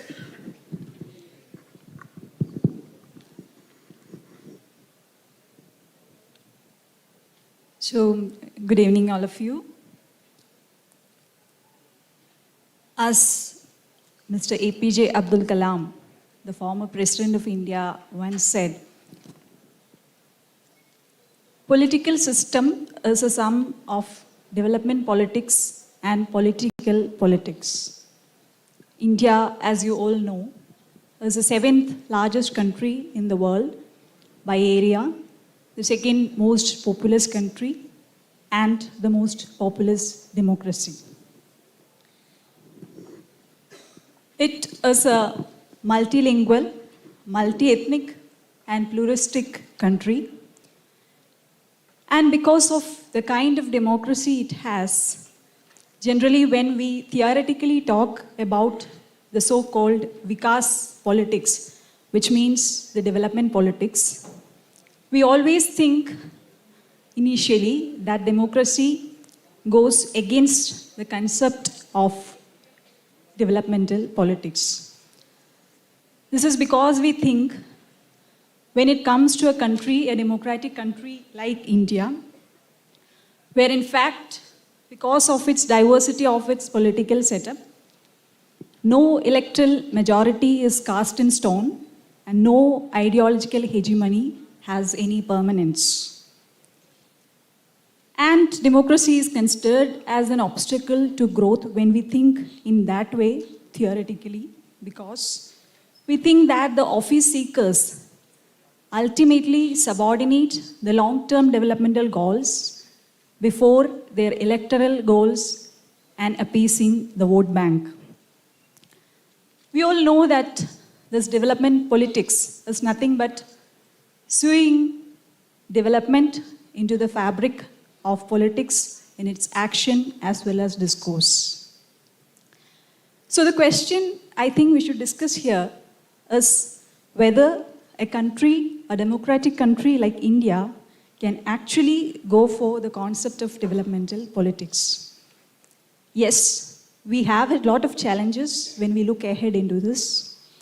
The first and foremost being the federal structure of a country. It is not just a single entity deciding upon the policies of the nation.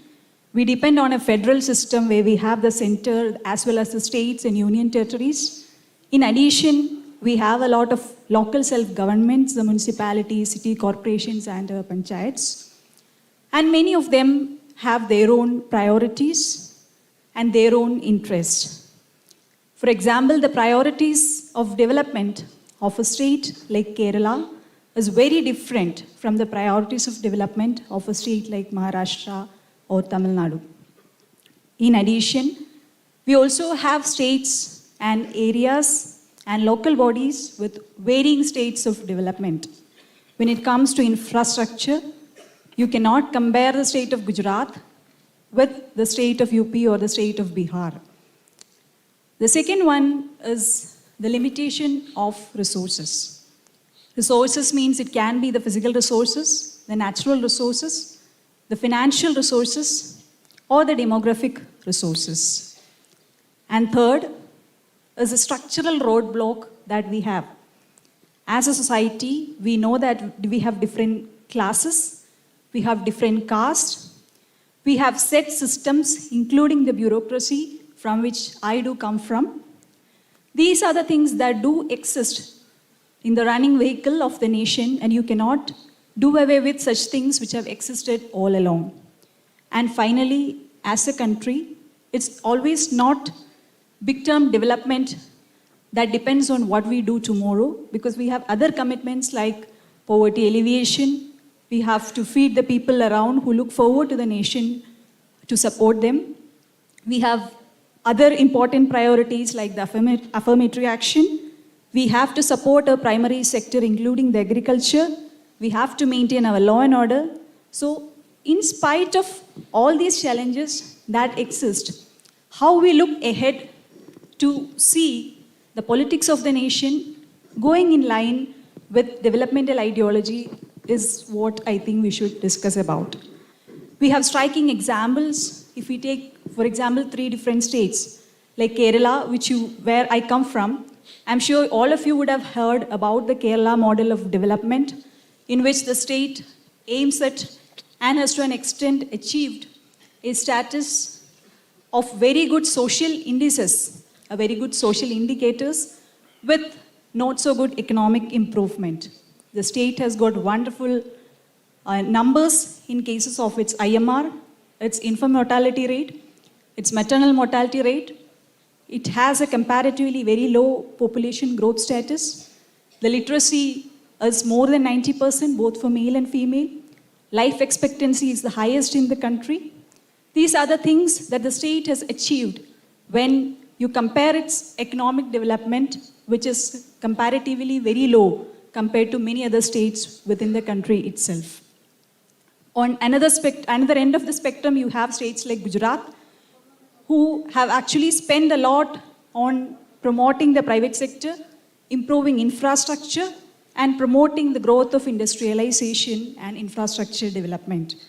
You also have states like Tamil Nadu, who have worked hard on lines of social justice and development and made sure that the basic infrastructure, education, and healthcare is provided to all its citizens.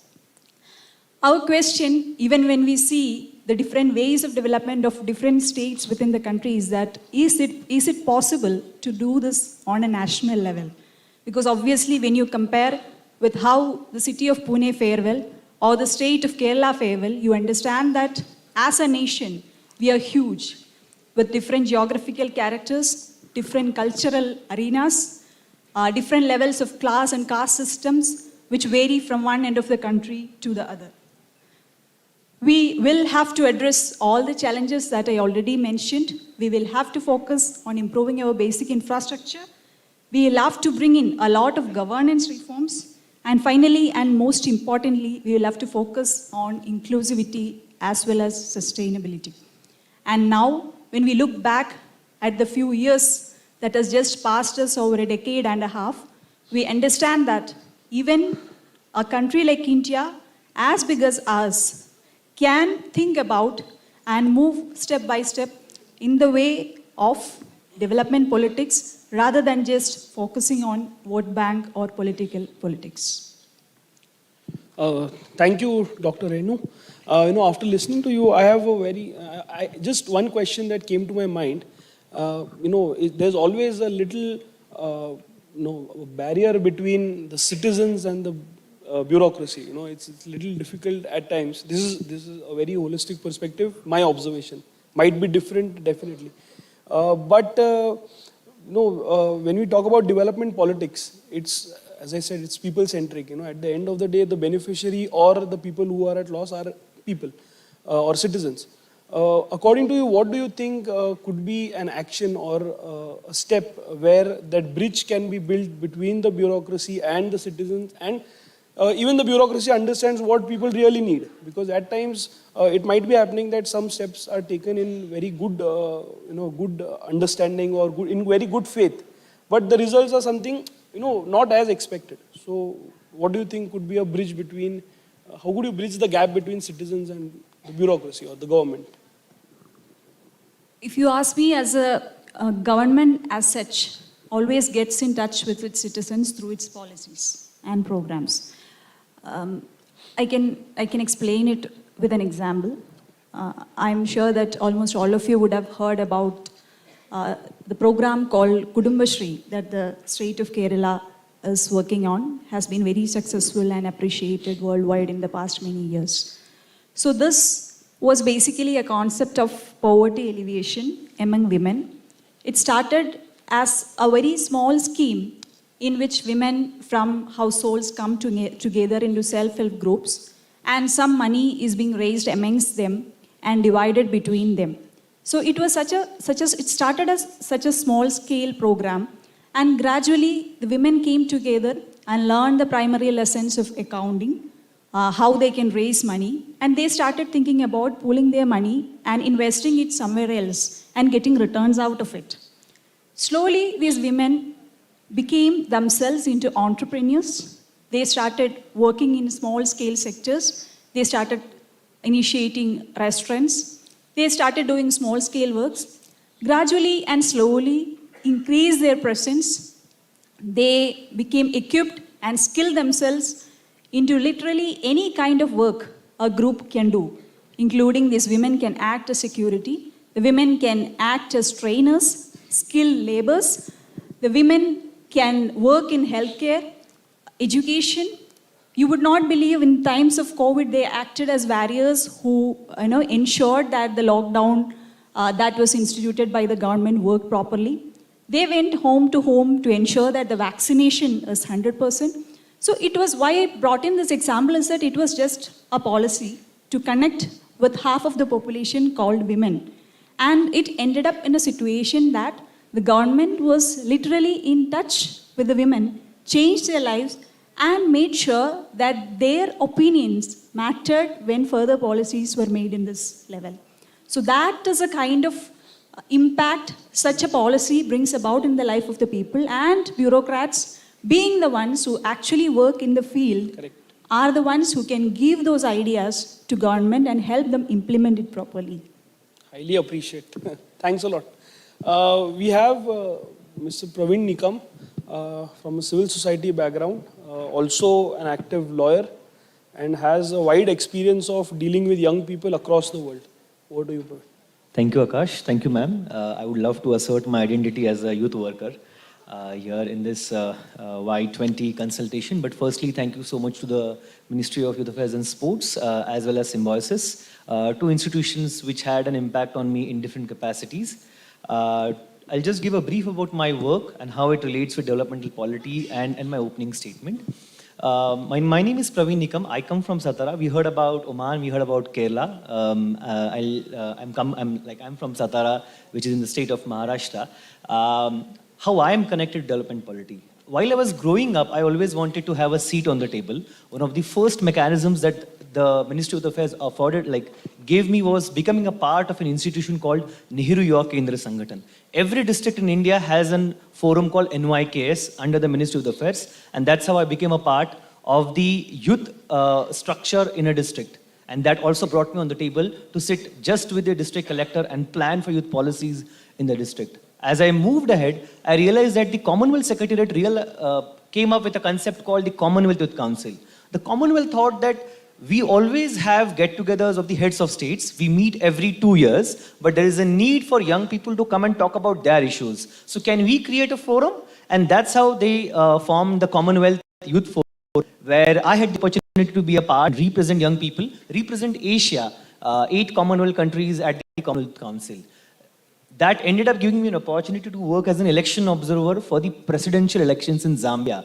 So close contact with the discourse of politics and social life in Zambia, understanding peace and conflict resolution as close quarters, and then having this holistic approach that how better we are when it comes to South Asia and country like India. So yes, my experience as a youth worker, as a lawyer, and as someone who had the opportunity to work with international organizations is that development politics is complex. I feel one common thing that runs when it comes to development politics is that it requires peace and stability. I mean, we all are witnessing interesting times globally and in South Asia as well. And we realize that the world has realized big time that it is important to make sure that we have reconciliation frameworks in place in order to see that peace is being intact and development is being possible. Whether in terms of what's happening with the invasion of Ukraine, the Russia-Ukraine issue, one, or secondly, post-pandemic, it is difficult for economies to fight back. And one of the major reasons has been the rise in conflict. When we talk about South Asia, I would say that South Asia had its own taste of success and failures when it comes to reconciliation, but there is a lot to learn. If we refer to the Panchashil Tattva that initially Dr. Ambedkar talked about and then Nehru when it came to NAM, I think there is a lot for G20 countries to learn and implement. Just to sum up, I would say that G20 requires the Ambedkar lens of social justice and equity to understand impact, to understand how socio-economic policies are important in order to achieve peace and stability, which in turn will lead to achieve developmental polity. Thank you. Absolutely, absolutely. Thank you for a brief note. And this experience with young people is commendable at a larger scale, where fortunately we had the pleasure to have Praveen here to get the perspective of youth. As I said, this session is not just about we speaking. It is about getting questions from your end and having answers from people from different backgrounds. Like we have from private sector, public sector combo. We have someone from the administrative. We have someone from the civil society and civil society plus entrepreneurship. We are open to questions. I really love this. So, do we have volunteers here who could really? I think.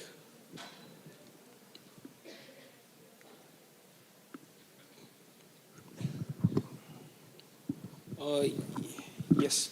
So, okay, perfect. Please request you to introduce the name, university, or sorry. Good evening. Just a second. Sorry. Yeah, I think we finished that question. She has something to say. Oh, I'm so sorry. You want to say something? It's okay. No, just a second. We'll have one question and then yes. Sorry, please. Yes. Good evening. I am Meghna Kusumbe from DB Science College, Gondia. I want to ask, as we all know that to educate students, teachers need qualifications. Then why don't politicians have education criteria to participate in election process? We have age limit boundaries. 1 second. We have age limit boundaries, but if we talk about Gram Panchayat, Lok Sabha or other election process, there is no education rules. So, can we make some laws or education qualification for peoples who want to elect elections? And also, I want to ask one thing. Is it possible to check all the details of candidates who want to join election in voting website? Not only their name, but also all the education qualification and all past activities which he did, so that we can choose a perfect politician for our India. Perfect.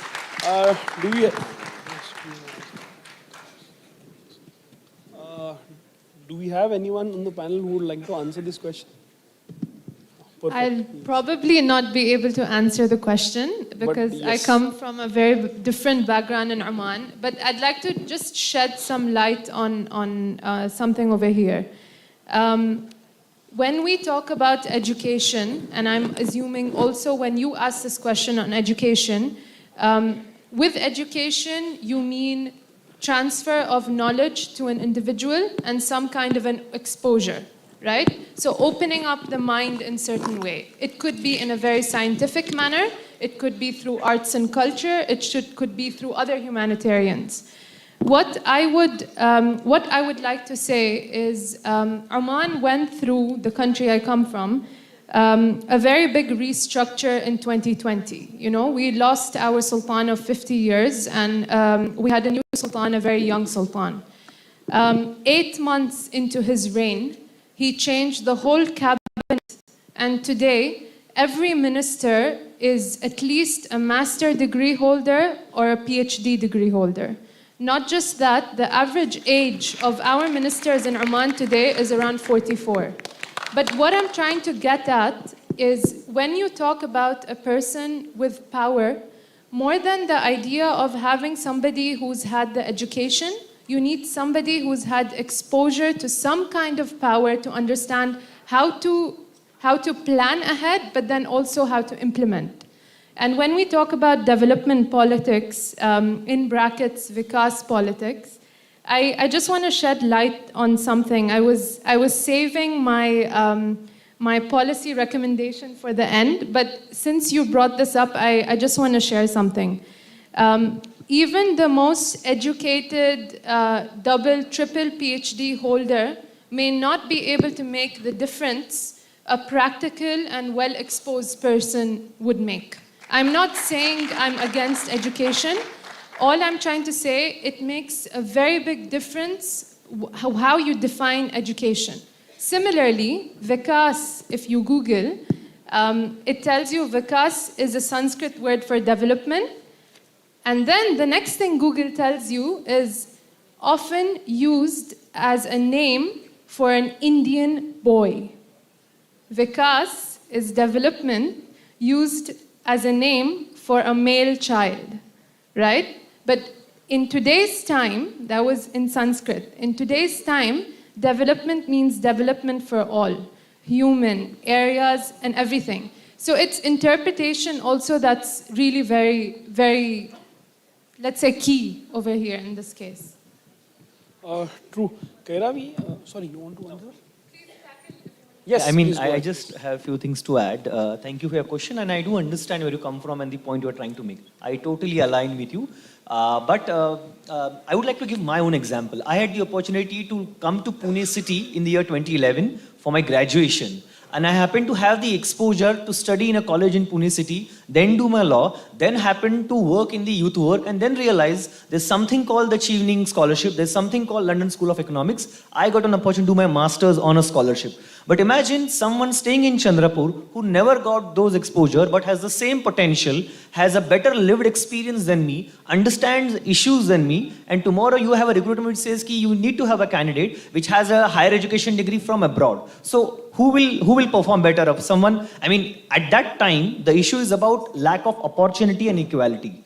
So in a society where inequality is so deep-rooted, expecting everyone to have access to education is a challenge. Ma'am, I think it was Trisha in a session earlier mentioned about how access to menstrual products and the lack of access to these issues, affordability as well, is one of the reasons where girls drop out. So now imagine that same girl who had to drop out of school, but her lived experience and her challenges made her a better leader. And now after 10 years down the line, she's competing for a sarpanch position, and someone who is literate, had the access to education, is also competing. I mean, it's difficult right now. So when we'll be in a position where we have equality, when people have access to resources, maybe then I think this can be a valid demand, but I totally align where you come from, one. Secondly, I'll give a small example of Sarutai Wagmare. Has anyone heard about Sarutai Wagmare? Wow. Okay. So how many of you live in Pune city? Fantastic. So many people, right? Do you all have dustbins? Yes? Yes? And there is someone who collects your garbage every day. Right? It's either a vehicle of the Pune Mahanagar Palika or a lady who comes and picks it up, right? Sarutai Wagmare is one of the leaders of the 8,000 rack pickers in Pune city. Someone who never got an opportunity to go to school, but a lady who went out, made a collective of women, made sure 8,000 women are brought under one umbrella. They have been oriented, taking care of their health rights, fighting with the governance, making sure there are some policies in place, making sure that the children of rack pickers get access to education. She is a lady who never got an opportunity to learn, but she leads one of the largest collectives, traveled to 10 countries. It was Amir Khan who had to invite her on Satyam to understand her perspective on development. So when we talk about access to education, and when we see the example of Sarutai, maybe I think you might get what I'm trying to say. Yeah? Thank you. Perfect. Before we just go to the next question, we heard a lot about the development of Oman from Kairavi. And I must say that she's played a very instrumental and important role in the urban development of Oman, in Oman. We would really love to hear from her what exactly she's done, because we have a lot of young people who would like to take inspiration from exactly what you've done in Oman. So, I feel like I am somehow being the Ministry of Tourism of Oman today and some kind of promotion, but I have no regrets. For me, it's the best country in the world. I'm just gonna give you a very brief on what we've managed to do in Oman. So I graduated from university from the UK in 2016. Because of this patriotism that bursts from me, I go back to Oman and I decided to join the government.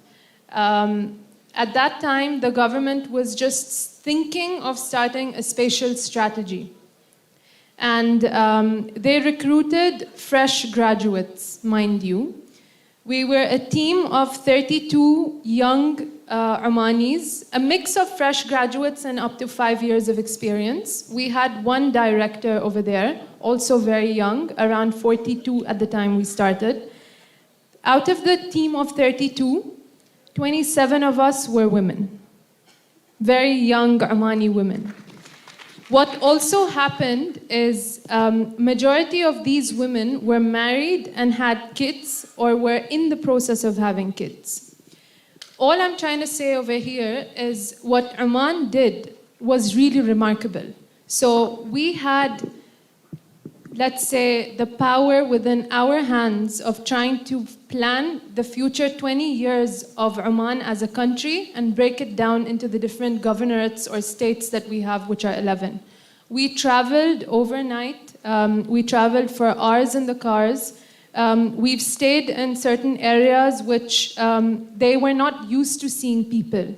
And this is where the topic of today's panel is very important, development politics. And I just want to echo what's already been said. This project would not have been successful if it wasn't for the amount of stakeholder engagement. I assure you, it was not a book on what's been done in Amritsar or Chandigarh. It was not a book on the London Plan. It was not a book or the SDGs that were written by the UN. It was these engagements with the people that helped us actually develop this plan. And while developing the plan and looking at the SDGs, we've also signed on to commit to them. We realized that a development plan or development in any city is not possible if the people are not happy and convinced about it. Tomorrow, as a country, I can go out there and implement or, let's say, dig up many, many roads which are dedicated to buses in general. But if the ecosystem hasn't permitted these buses to be safe, GPS tracked, the prices to be affordable, certain amount of routes and key hotspots to be in place, these bus networks are not going to be successful. So what we did was engage with the people and understand, we call it the human side of all of these policies. So, for example, Dr. Renu, what you said is, as government, they used to engage with the people through the policies. I would say it was not through the policies, it was through the engagements that the policies were eventually built. And eventually the project was really successful, and the team is currently in the process of implementing these projects. And all of the 32 members that were in the original team today are in leadership roles somewhere around the country, whether government or private, as I've now moved to. So it was a real success case, honestly, and this was something that was then implemented and multiplied in many different areas. So it's called the Oman National Spatial Strategy, onss.om. If you want to check it out, please feel free. We're on Instagram as well. Oh, that's interesting and a good learning about what things are happening and how they're shaping in Oman. We can definitely continue with the questions session. We have a lot of hands up. Of course, we'll have limitations on taking the questions, but I'm glad we have so much participation. I think,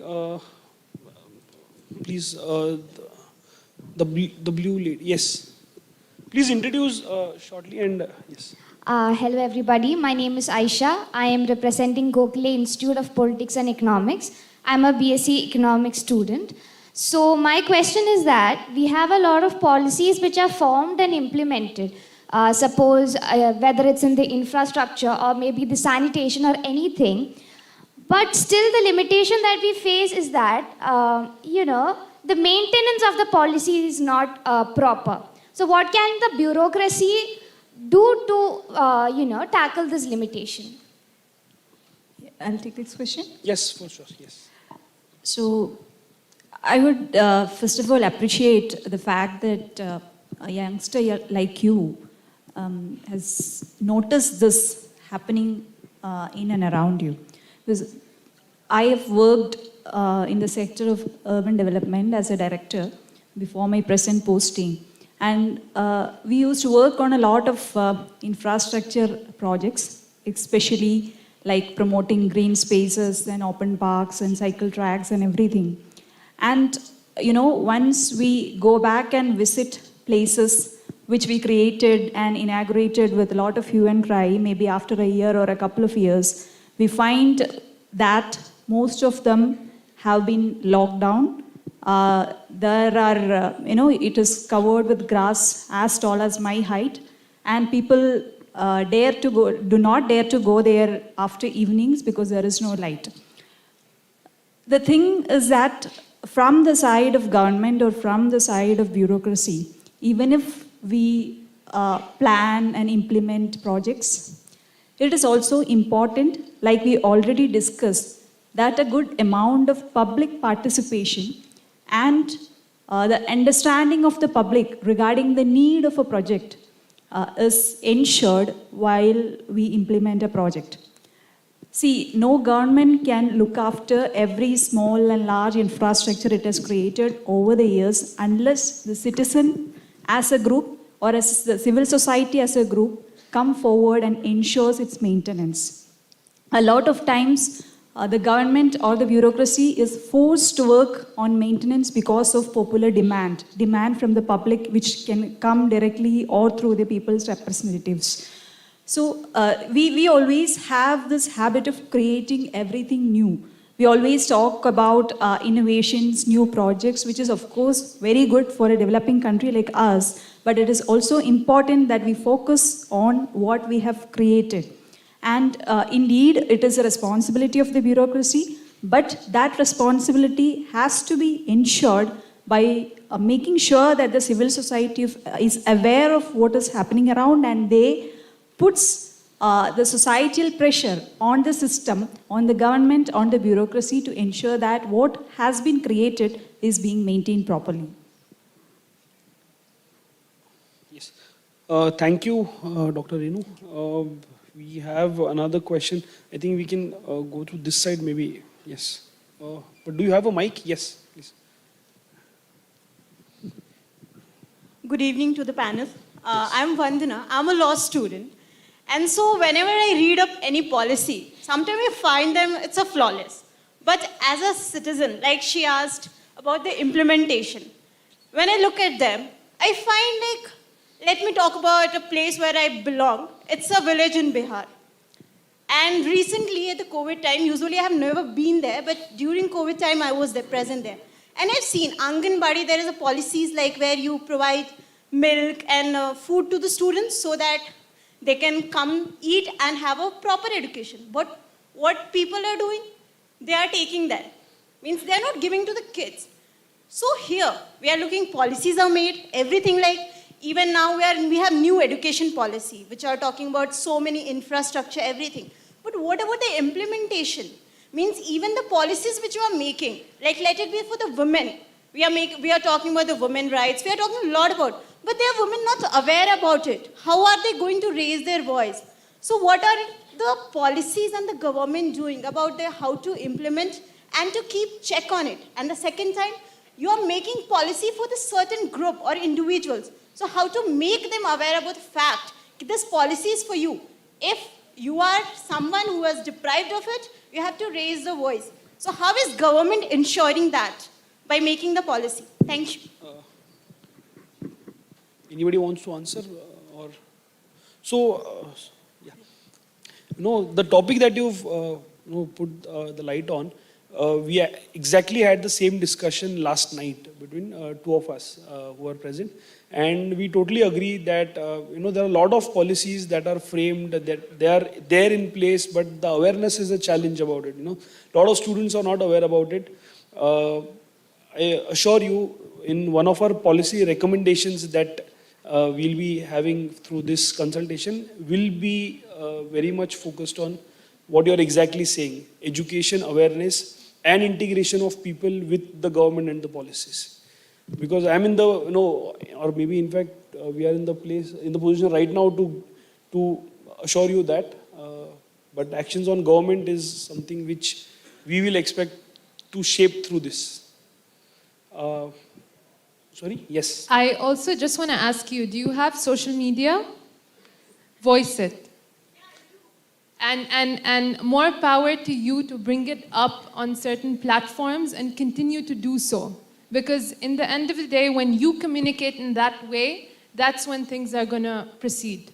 I also just want to say, not defending the government, but sometimes these kind of issues that are very local, may not reach that central entity who's responsible for doing this. So please voice these things and have the courage to do so. You know, we've all done it, and just keep going. This really works because I know in past 2 days what you have done. Praveen, I know since years, whatever work I have done in my personal capacities, it has, you belong from an administrative background, but 3 of us are from a civil society background. This really works. When you take it to masses through social media or social media platform, it has an impact. And at the end of the day, impact is something what we want. So what Kairav is saying is absolutely true, and it definitely works. We have the opportunity to take last 2 questions. Maybe we can have one question from here and one question from the back. I'm extremely sorry. I definitely said it should be an interactive session, but time is something which is not permitting us to do. Yes. Good evening all. Myself Sakshi Gore from Chhatrapati Sambhaji Nagar, and I am BSc Forensic Science student. My question is, how has the rise of social media and the internet affected the way people engage with politics, and what are the implementations of this for democracy?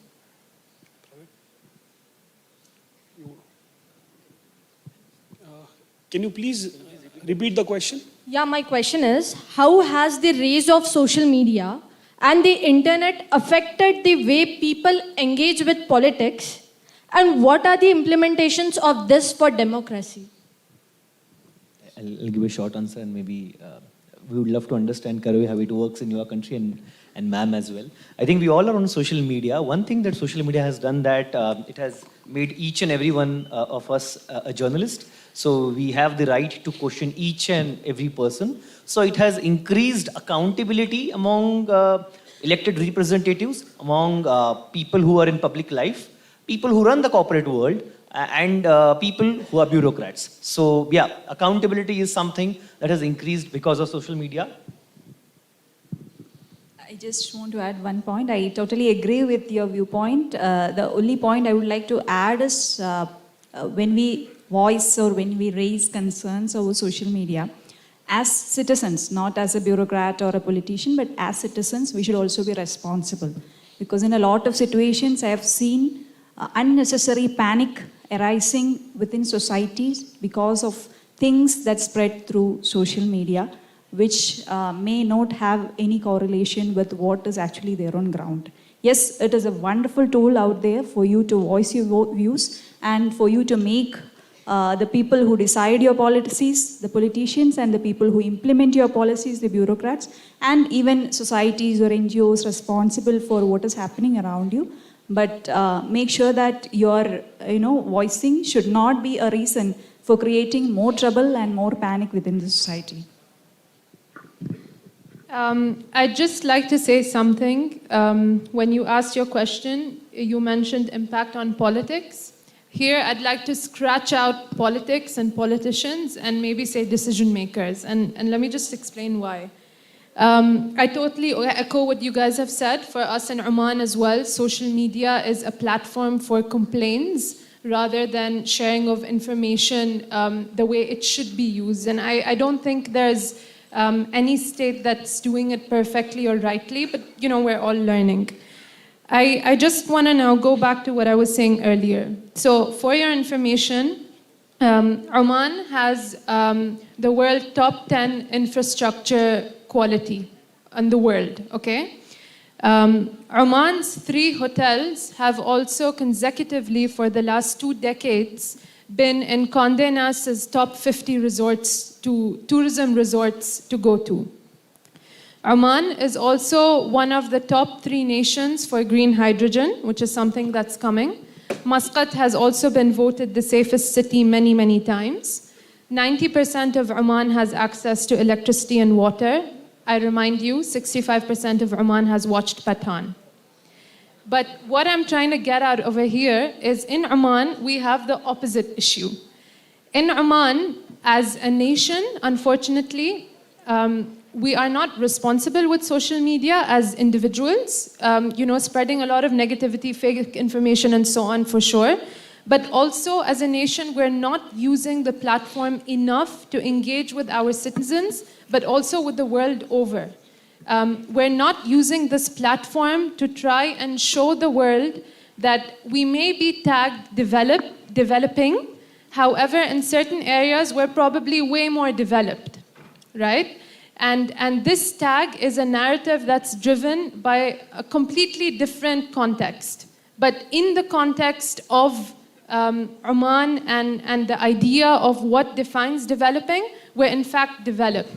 So the impact of social media on the decision makers in Oman is we're so well aware of this that with every decision maker, almost 15% of that decision maker's budget when implementing a policy or a decision or whatever goes into how are we going to promote it, communicate it in simple but clear language, especially targeting the youth. So this is what we're trying to do, but we're not successful at it yet. We've just started this journey. Thank you, Kairavi and Praveen. Unfortunately, we are short of time. But, we have had a discussion of social media right now. Let's do one thing. We can use a hashtag called Vikas Politics and have certain questions and opinions raised on, let's say, either Twitter or Facebook. Let's use either of them because it'll be easy for all the panelists to maybe check.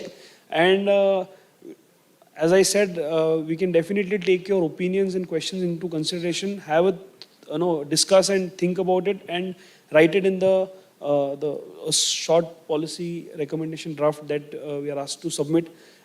Just to conclude, I'll take last 2 minutes because there is another session ahead of us which is very interesting about the new technology.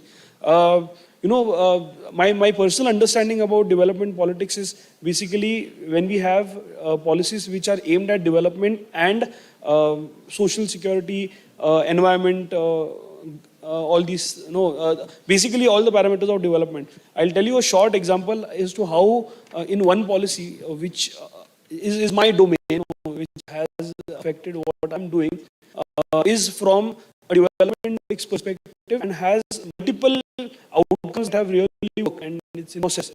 So Government of India got this scheme called SATAT, Sustainable Alternative Towards Affordable Transportation.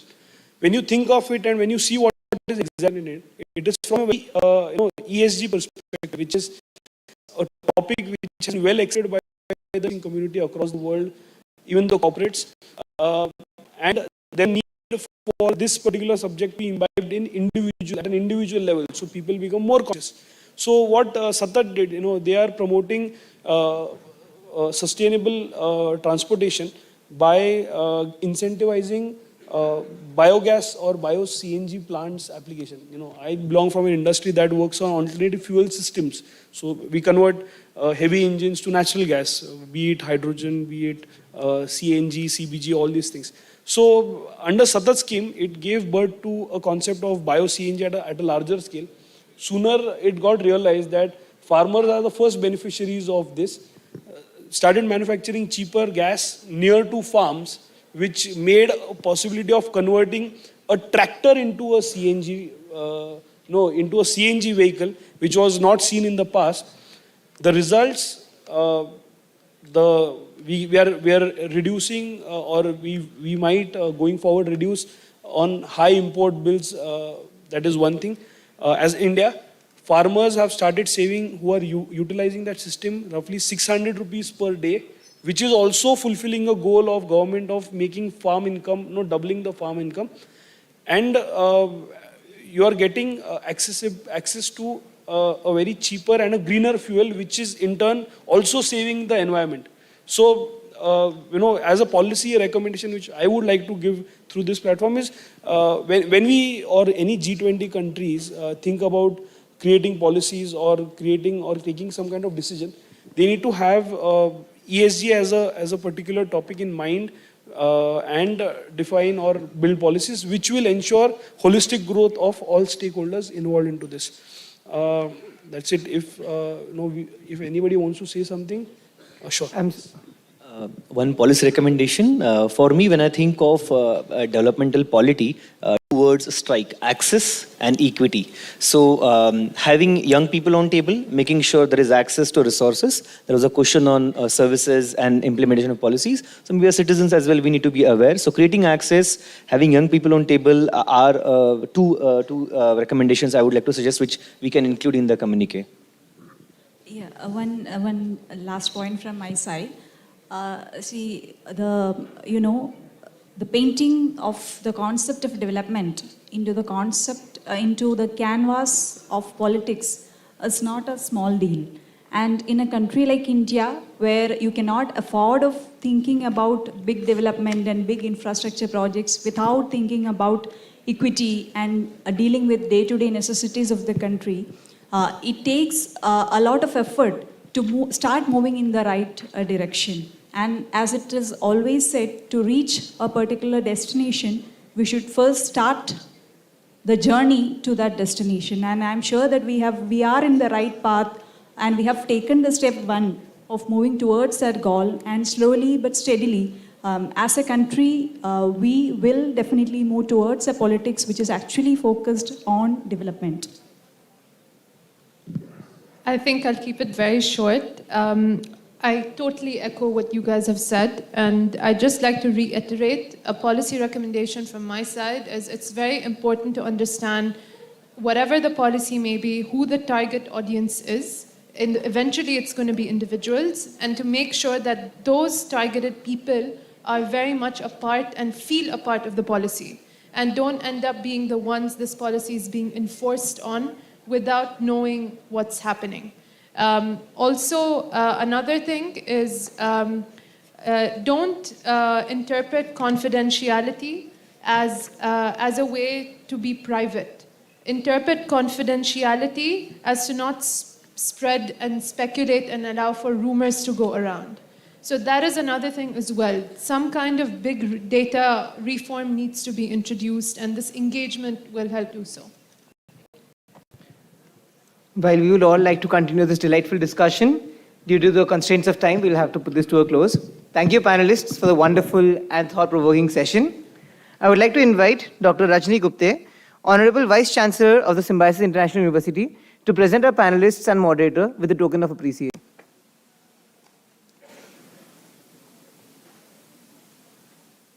Would like to present the token of appreciation to our moderator, sir. Mr. Akash Shah. A round of applause, please.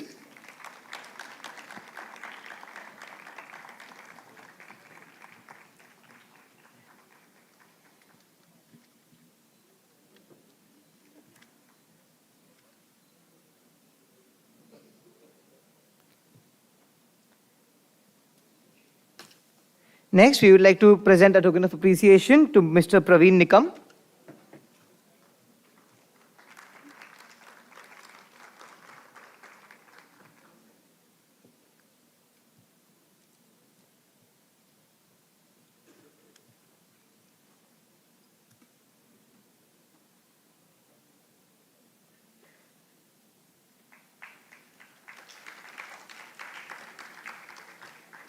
Followed by Dr. Srimati Renu Raj.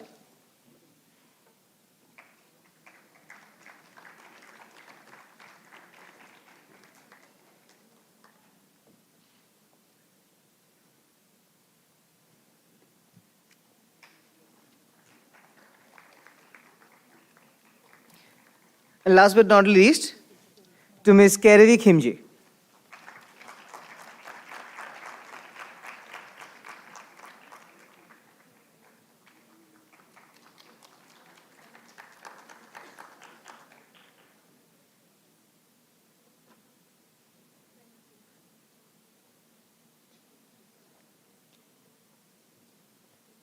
I now request all panelists and moderator, including Vice Chancellor Ma'am, to please step forward for a group photograph.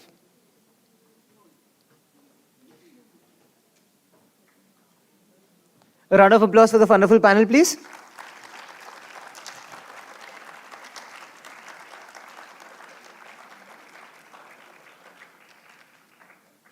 Thank you very much.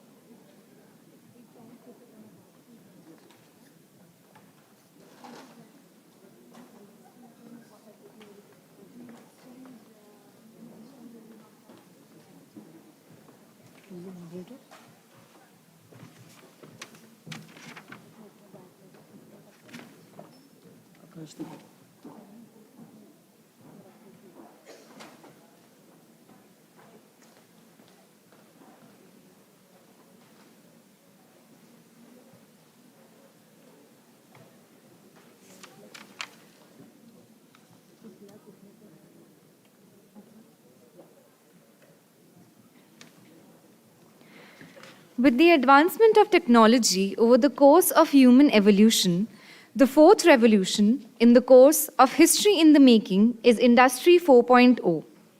Industry 4.0 represents a fundamental shift in the way we work and live, with technology at the heart of this transformation. To shed more light on this theme, I would now like to call upon our esteemed panelists and moderator on the stage. Mr. Biswajit Mohapatra, Head of Customer Solutions Management, India and South Asia at Amazon Web Service.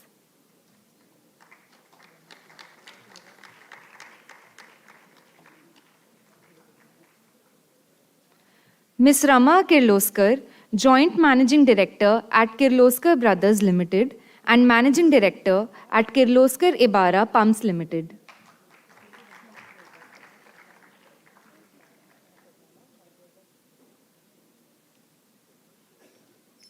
Mr. Devansh Shah, track chair of this theme, and he's also an alumnus of the Symbiosis Center for Management Studies, Pune.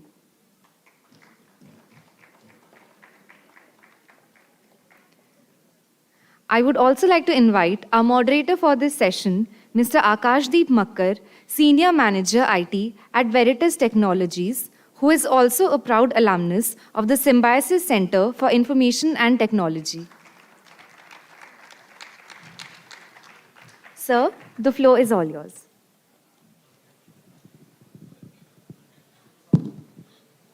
Thank you everyone.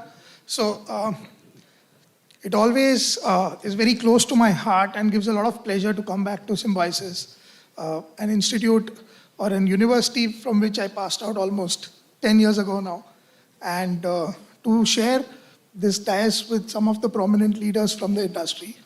So before we spend more time, let's start. So when we talk about Symbiosis, by default, the city Pune comes to our heart. And Pune has seen a big transformation, starting from being a pensioner's paradise to the Oxford of the East, to now becoming a latest major IT hub of the country. But always, it has been predominantly a manufacturing hub also.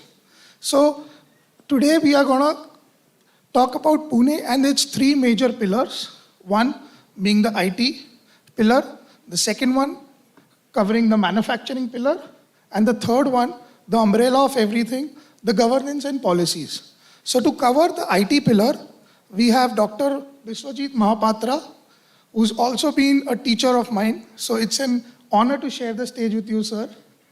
We have Rama Kirloskar from the Kirloskar family, a prominent name in Pune, covering the manufacturing hub, the manufacturing pillar of Pune.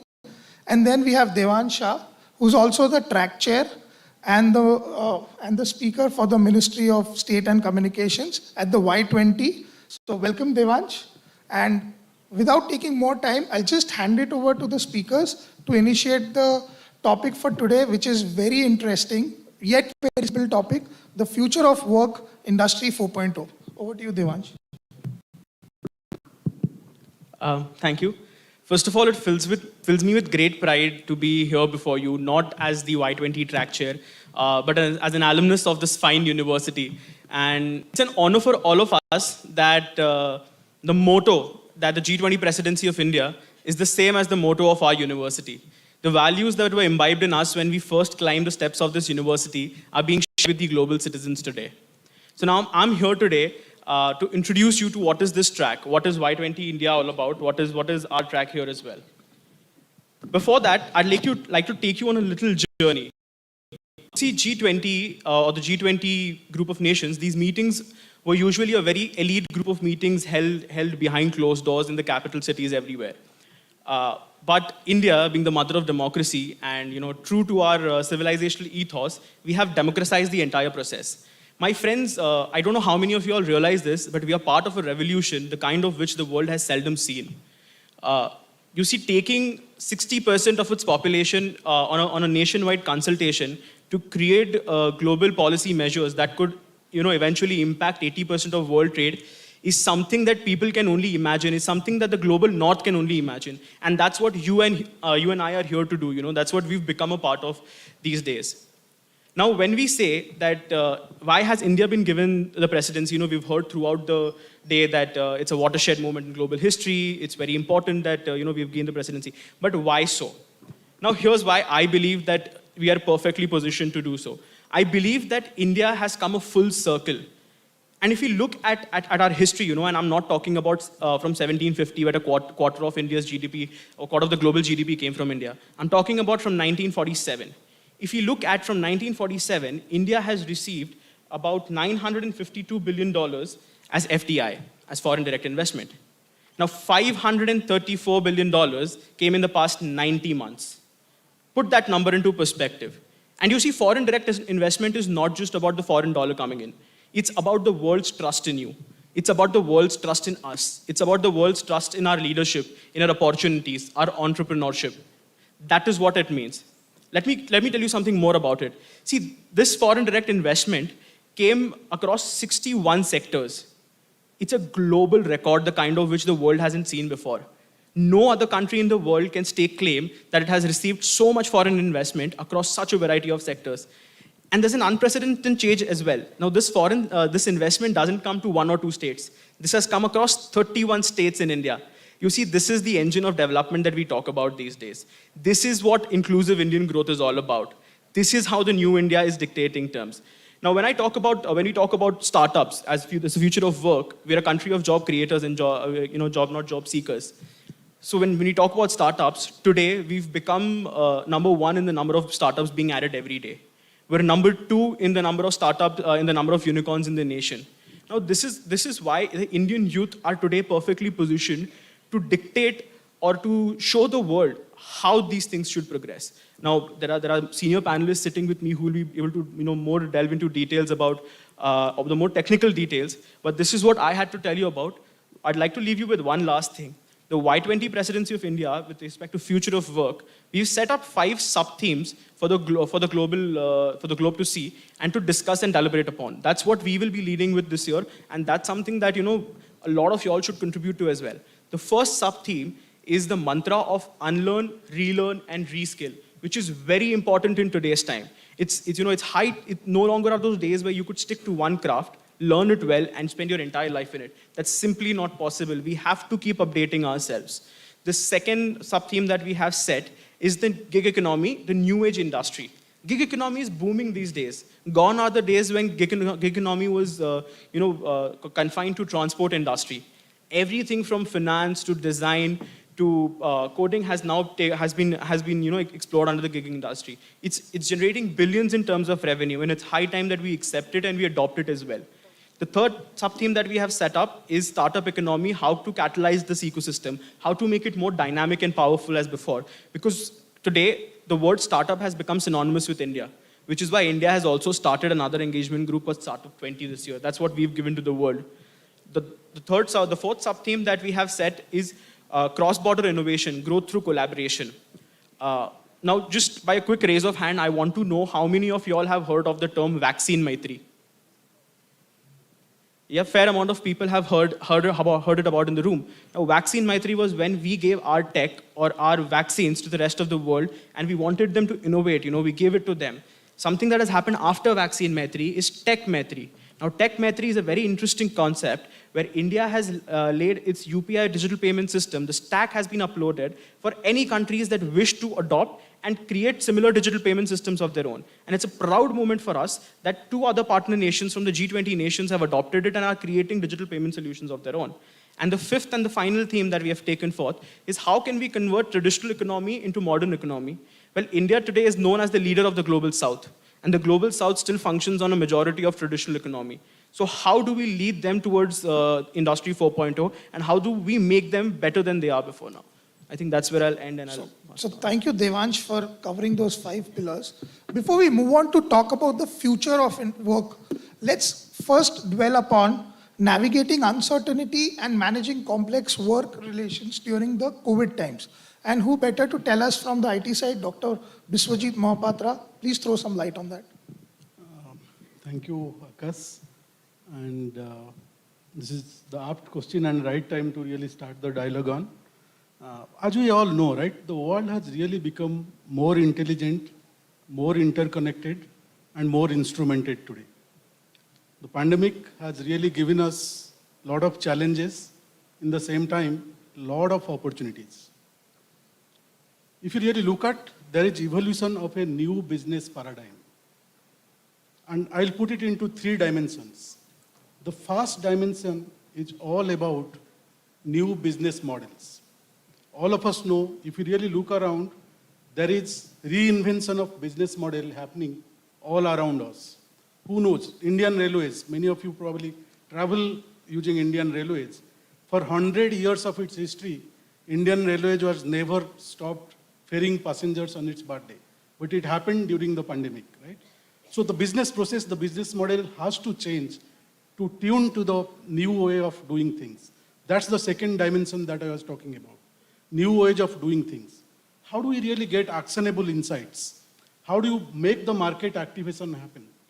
How can we build something that can ensure responsive operations? Those are the things we need to really look at the second dimension. The third dimension is probably very close to most of us here, which is new expertise. How can we build restless talent, right? Gone those days, like as you see the talent dynamics, the talent has shifted from a I-shaped practitioner to T-shaped practitioner to P-shaped practitioner, and today we are talking about comb-shaped practitioner, right? Same person need to acquire multiple skills and build those talents to become successful in this industry, in this marketplace. And of course, orchestrated operation, which is also again very, very critical factor, right? Gone those days where you can say that, okay, I am part of this company and this company is my competition, so I am not going to work with this company. In the new world order, in the new age of doing things, what I call it as competition, you have to work with your competition to deliver the best to your customers. So those are the changes that's happening in the industry today, post-pandemic.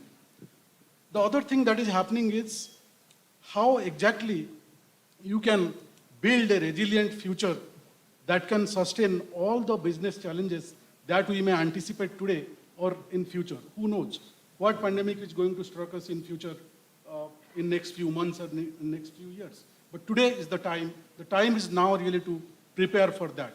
In terms of practicing culture of agile innovation, in terms of making data interoperability really happen, we all talk about data analytics, exploiting next-gen technologies, which is your artificial intelligence, machine learning, blockchain, IoT, so on and so forth.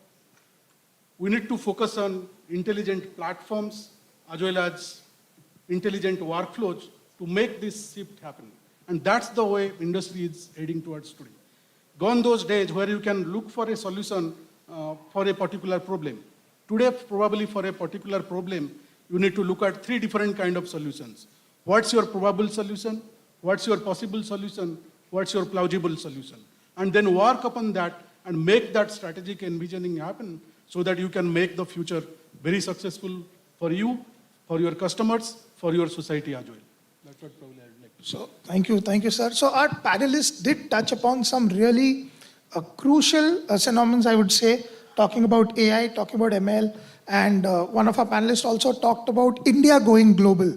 Now, who better than Rama to tell us about the way or give us a flavor of the traditional versus the modern manufacturing and give us a flavor about India going global? Thank you, Akashdeep. First of all, I'm honored to be here. I'd like to thank Symbiosis International for inviting me to speak at this session.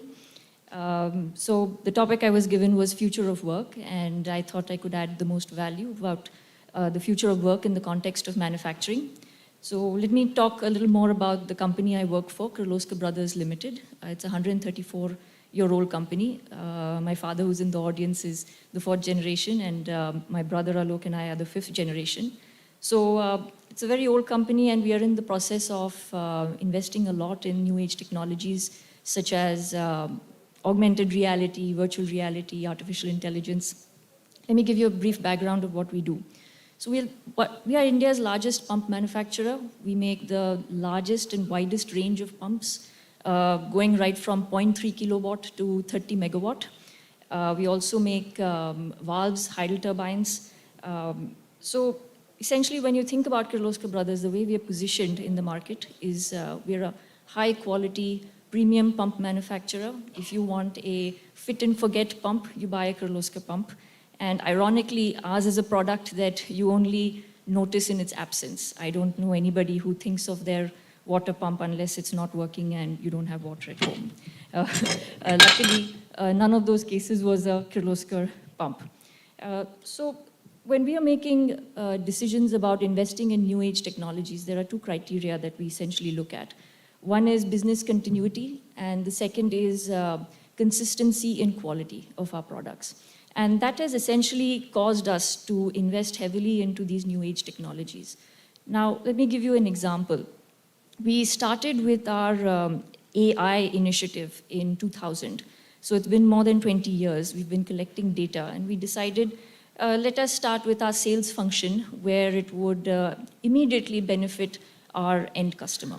And the issues that an old company faces is we have many long tenure employees in our company who have a lot of knowledge and expertise that they've collected over many years. And unfortunately, when they retire, companies like ours have a huge gap in knowledge and expertise that we can see. And how do we fill this gap?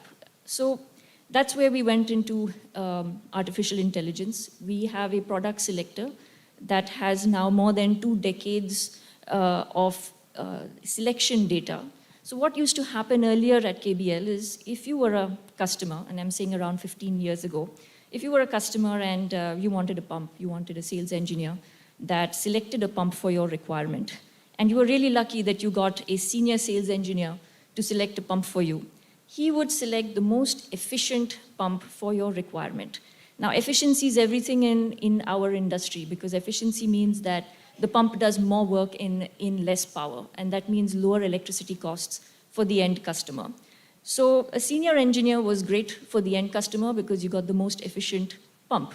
However, if you were slightly unlucky and you got a junior engineer, he'd possibly also select a pump for you, possibly not the most efficient pump, but you'd still be quite happy. But at the end of the day, it's still a lower efficiency pump. And that's when we started thinking as a company, is how do we create consistency in pump selection and ensure that every customer of ours gets the most efficient pump for their duty parameter. And that's why we started collecting a lot of data samples of our senior engineers since 2000. And today we have such a sophisticated product selection tool that you would not know the difference between the product selected by our senior engineer versus through our AI-enabled product selector. It would be essentially the same product that would ensure every customer got the most efficient pump selection for their duty parameter. So essentially, we have ensured business continuity today in the sales function by doing this. The other area that we've applied in the manufacturing space is foundry operations. And foundry, as we all know it, is essentially not an art, it's a science. It requires each of us to adhere to process and quality control. It's like baking. It's like when you bake a cake and you follow your recipe to the T, you're going to get a very good cake every time, and you're going to get consistency, and that's exactly the case with the foundry and with the good casting. And what the traditional method is that if you had certain issues in certain processes, you'd end up with a defect in your casting. And normally, the process would be to do a root cause analysis on that casting. And once you identify the cause, you do mistake proofing for your subsequent batches. But the problem is you still have one bad quality casting, which if you can't salvage, you have to scrap. And that's a waste of money, time, and effort for the company. Now, we have again used artificial intelligence and machine learning in our foundry, where today for every parameter, we know exactly what temperature, what pressure, what cooling time our casting has to be poured at or heated at.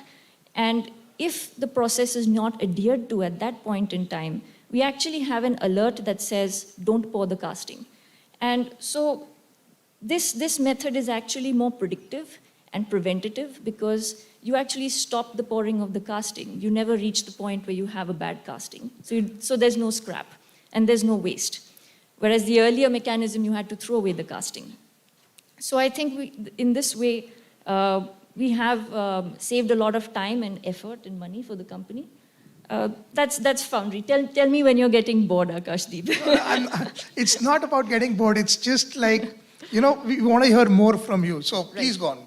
So that's essentially what we did in the Foundry. The other aspect is 3D printing.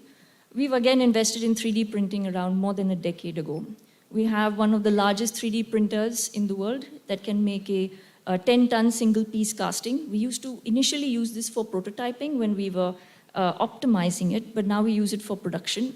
And one great advantage of 3D printing is that you skip many of the dirty, time-consuming processes of a foundry, and you go directly to pouring. And our printer essentially makes sand molds, so once the mold is made, you're able to pour molten metal in that mold, and you get a very high finish, high precision casting that eliminates the need for much of the grinding, roughing, machining work that the traditional foundry method provides. And the advantages of having a high finish casting is that you have much higher efficiency. There's less friction when a fluid flows through the pump. And therefore, we are able to many times give far higher efficiencies than our competition. Now, other than just efficiencies, the lead time reduction is phenomenal. So what used to earlier take around 6 months to cast, the lead time is reduced to 3 weeks. And that's really very advantageous for certain customers, specifically in critical applications like oil and gas, nuclear power, thermal power, where downtime is extremely expensive for the customer.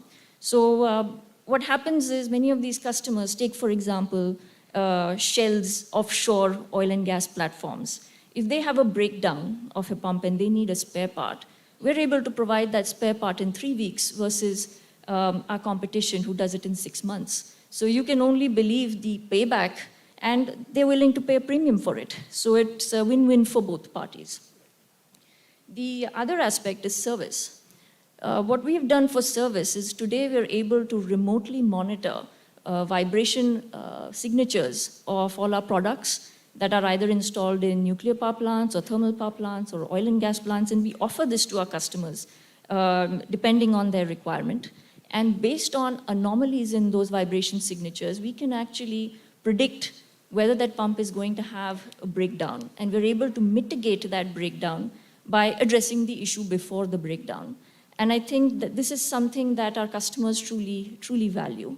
So Akashdeep, those are some of the examples where we have used the new age technologies. So Rama touched upon some important points, starting from the foundry operations to quality and to efficiency and to vibration, the signature vibrations and stuff. Let's talk about one important aspect in the industry, which nowadays may be manufacturing or IT or any other industry focusing on, that's innovation. So I'll request Devansha to share his thoughts on what he thinks about the innovation aspect of the future of work. I strongly believe that innovation is the way forward. But then again, there goes the saying that there's nothing really original in the world. It's always a copy of something or the other. It's always been thought of or something like that. But again, innovation is the way forward. And we can see it, I believe we can see it in the market today. It's very visible, where it be it in the presence of private sector enterprises or be it in the public policies that are coming forward these days. There are a lot of opportunities for young people to come together either by themselves or with the government to come forward and innovate and elaborate. I'll speak from my personal experiences that I don't know how many of you all know, but there's a project called Fincluation Portal. It basically stands for Financial Inclusion and Innovation. The word innovation being in it. So what this does is that the government of India opened up a partnership for startups and young entrepreneurs to come together to register with them, out of which 9 startups have been selected, where these startups will work on delivering digital payment solutions in rural areas. Now, I strongly believe that the innovation or the new India will come from the rural areas. And it's very important that they are taken along with us when we talk about inclusion or when we talk about the last mile connectivity. So we're working, these startups, these young entrepreneurs, they're working on how can we integrate the money order system into the digital payment system.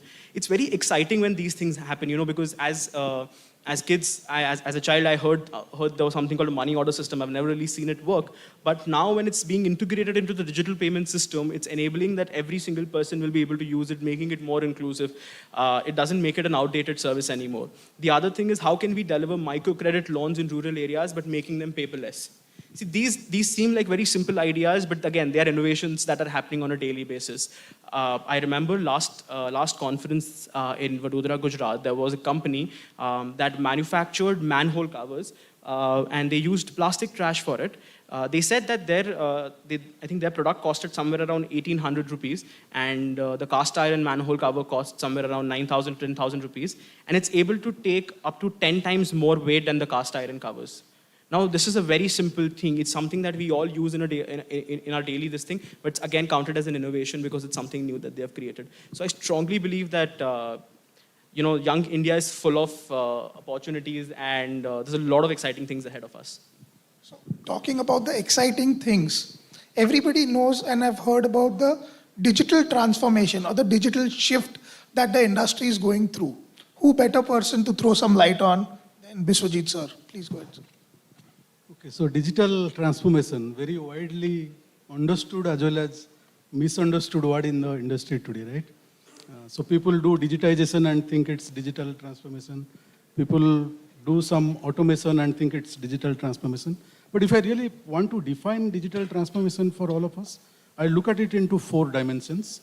The first dimension is all about in-the-moment interaction. So today, none of us has really any patience, right? We want it to be delivered right now, right here for all of us, right? So if your business process, your business model invention is driving in the moment interaction, that's one component of digital transformation. The second aspect is predictive analytics. Do I really understand my customers better? Do I understand my business better? How do I really embed those predictive analytics into my business so that I predict and deliver my customers better? Is the second dimension or second aspects of digital transformation. Third is proactive intelligence. Do I really, today as all of us know, businesses are actually rebuilding around experience, right? So do I really have that proactive intelligence to understand and deal with my customers better? Again, another component of digital transformation. The fourth component is all about speed, right? What we call as culture of agile innovation, right? Am I delivering with agility, with that flexibility? That's what is the last component of digital transformation if I really talk about, right? And today, as we move from more an outside-in transformation to inside-out transformation post-pandemic, I think there are a couple of changes happening in the industry that we really need to be aware of, right? The first change is all about what I call as digital foundation, right? Digital foundation is all about shifting to cloud. And again, 3 components there. The first component is, how do I really build a resilient infrastructure? And I think Rama talked about that in her talk actually, right? How do we really build that resilient infrastructure so that I can make my business future-proof? The second aspect of that is, do I really need to leverage pervasive platforms in the platform economy to stay tuned to the business delivery and business outcomes? And third thing, no-brainer, all of us know that, how do I embed security into my end-to-end operations? That's what is the digital foundation that we need to build. Of course, we build digital foundation. Then the next aspect is humans in the network. How do I really build ubiquitous knowledge management system? How do I, today everything being online, how do I really build a global talent standard so that I can get the talent available to me as and when we need, depending on my requirements? So those are basically the humans in the network we need to really look at. And the third component is all about what I call as virtual collaboration. Am I really automating my methods? Am I really creating some smart contracting mechanism? Or am I really providing very transparent governance to my customers? Those are the things are a very integral part of digital transformation today that we need to really think about if we are taking a digital transformation or digital reinvention journey? So talking about so much about business, there is one aspect that's always been alive in the industry, but nowadays the industries are focusing more on it and having a separate budget of it. And that's called their CSR activities or the corporate social responsibility activities. And when we talk about future of work, I am sure from traditional methods to future of work, there are companies like Kirloskar who's already into it. So Rama, over to you for a question.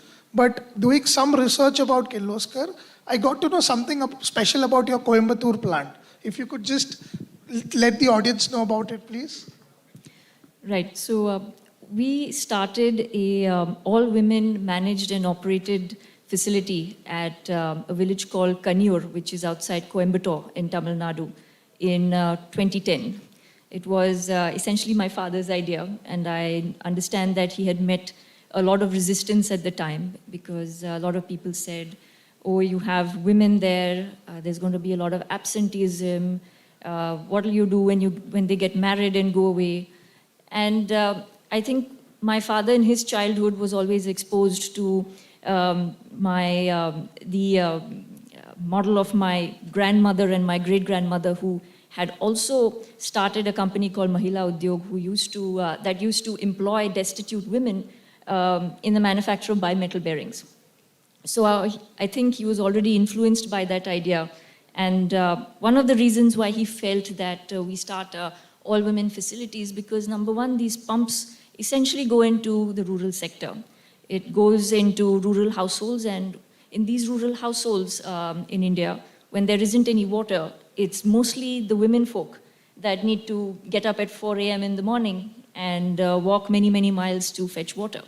And he felt that since they are the end customer, why don't we employ them and give them the responsibility of building their own pump?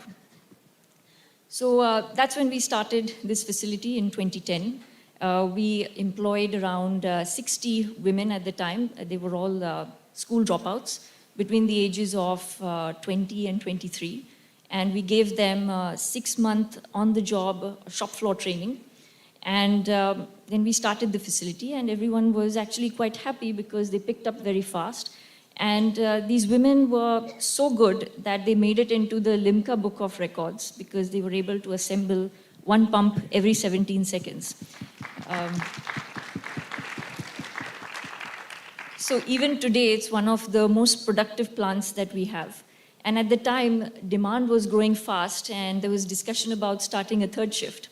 And at the time, the laws were not very conducive to having women in the third shift, and our HR was contemplating having men in the third shift, and this obviously, the women resisted very, very hardly. I mean, very hard, right? And they said, whatever quantities you need, we will ensure that we make up those quantities in the first and second shift, and they actually did.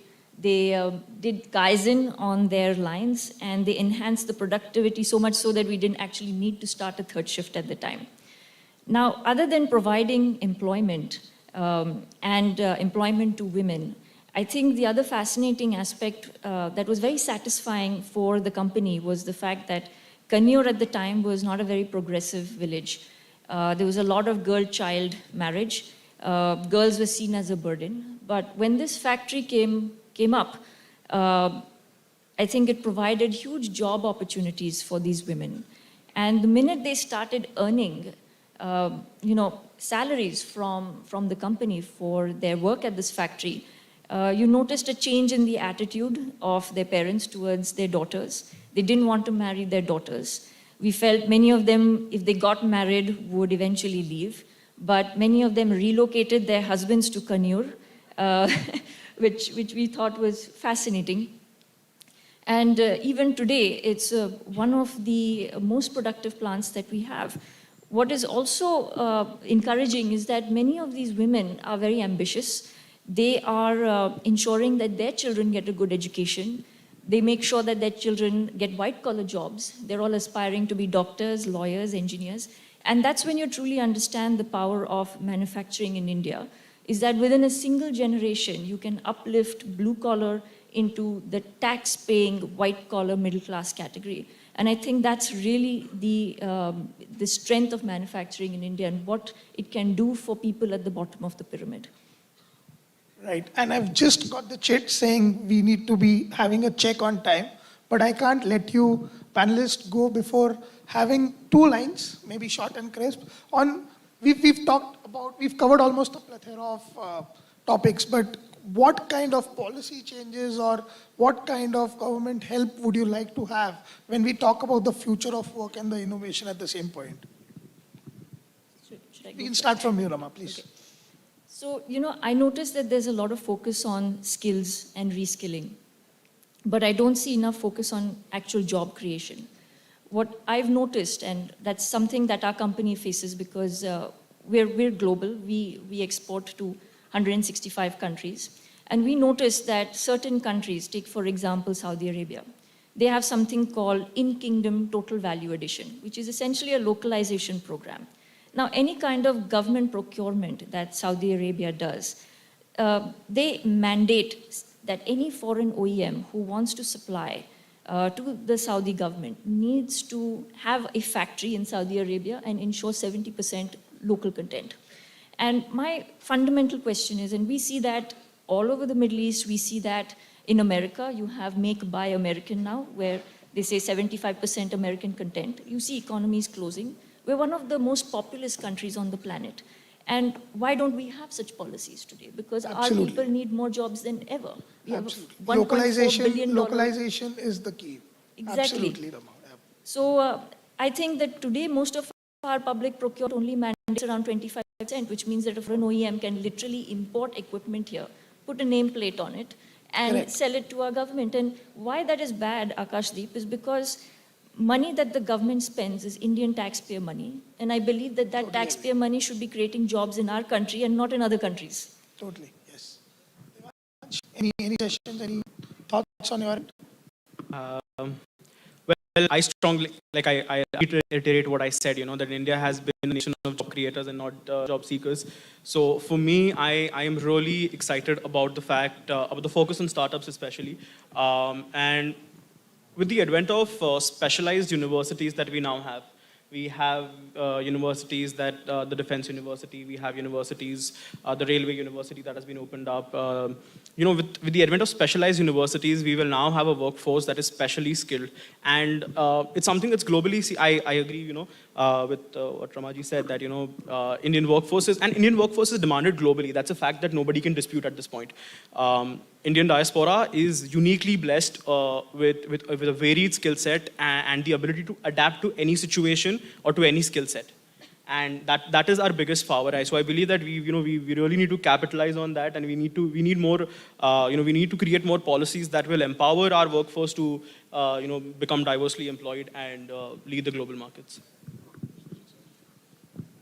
Okay, so maybe I'll kind of take 1 or 2 minutes and divide my thought process into 3 parts. First is future of work, right? So what is future of work, right? We all know the new is going to be the normal going forward, right?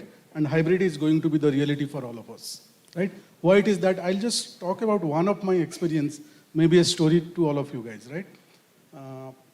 I was consulting to a hospital in a very remote place in Chhattisgarh, right? And the hospital wanted to automate, we talked about digital transformation, and they wanted to build a hospital management system so that there is no manual intervention there and the patient registration happen very automatically. Is it a very difficult requirement to build in today's IT context? Probably not, right? Couple of select, insert, update, delete queries, few good screens, you can do it. But still, we put our best architects to build this system. We put our best developers to build the system, utilizing the best technology. Those of you who are developers, probably you know MongoDB, Express Scripts, Node.js, AngularJS, whatnot. Excellent system was built, and now the time is for the robot to hit the road. The system is implemented in the hospital. Nobody is happy. The patients are not happy. The hospital executives who used to do the patient registrations are not happy. Come on, we use the best technology, best architecture, everything is good. And we did it good for the good of hospital. Why the hospital is not happy? Any thought, any idea? I know end of the day. Anyone getting any idea why the hospital was not happy? Human touch is lost. And we were worried that everything was so fine, why it was not working and why people are not happy. And when we went there, we saw, and we were very surprised. First thing we saw that the person who is taking the patient registration, he is keeping one of his hand with handicam on and other hand he is typing. And remember, he is doing that for the entire day, 8 hours. His life changed for good or changed for bad? His life changed for bad, right? Patients, in ideal situation, they would have come and sit inside the hospital. Now they are sitting in the queue, in the scorching sunlight, near the window to get them registered. Their life changed for good or changed for bad? Changed for bad.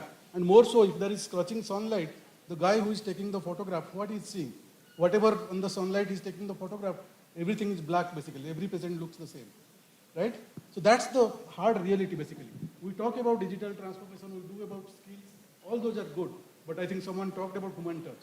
Getting that human touch, getting that field connect is extremely, extremely important. That's why hybrid is the reality. You cannot really do that without that hybrid touch. That was first part of what I wanted to talk. Second part is your question around policy, Vikas, right? So when we talk about policy, I know government has come up with so much policies. Today we talked about National Education Policy, NEP. We talk about National Employment Policy, where we talk about whether school to, I'm sure probably Devans, you know this, right? School to work and whatnot, basically. There are multiple interventions being really planned to make those policies work. But at the end of the day, it's for us to really become vulnerable. It's really for us to learn, unlearn, and relearn. And of course, for students, I'll say that do not be afraid to disrupt and foster those collaborations. And as along the policies get updated, I think we all will be there. And this is time for all of us now together for the youth. So let's stay focused and build a new digital world, new digital society for all of us. So build a new digital world, a new digital society. Before we just move on for the Q&A, I would just like to summarize that our session was the last, but it technically covered all aspects, starting from Vikas because of the business, starting to have gender equality, talking about Coimbatore, talking about some of the legal reforms and the thoughts that government should have. Obviously, the education climate and everything was covered in the CSR. So a brilliant session. Thank you to the panelists. And we take from here, and what better place from Symbiosis, the thoughts on localization for globalization. So thank you, everyone. We'll now move to Q&A. And we have the first gentleman with the hand up here. Good evening, sir. Good evening, everyone. I am Bhavesh Joshi. I'm a student at Delhi University. So, in one of the earlier sessions, Mr. Patil mentioned Gandhiji's 7 deadly sins, one of which was knowledge without character. Sir, in the context of 21st century skills, especially data analysis, wrong use of data has become an important issue. We cannot deny the fact that algorithms are not designed on personal biases, as that is clearly reflected on social media, especially on Twitter. For example, if algorithms know that someone is a 15-year-old Muslim boy, so it will show them hand-picked videos against minority rights in India, which may be just one side of an issue or a complete fake news. But now algorithm understand his bias, he is more likely to believe in this manipulative news as well. So with this tragedy alongside, how difficult is it for politicians to take on our votes? How difficult is it for scammers to scam us? How difficult is it for terrorists to carry on with their obligations? Where data can be used as a brilliant supply chain to spread hate or any crime for personal benefit. How we ensure as future policy makers that this data is only being used for helping customers and business growth and not in malicious activities. Thank you.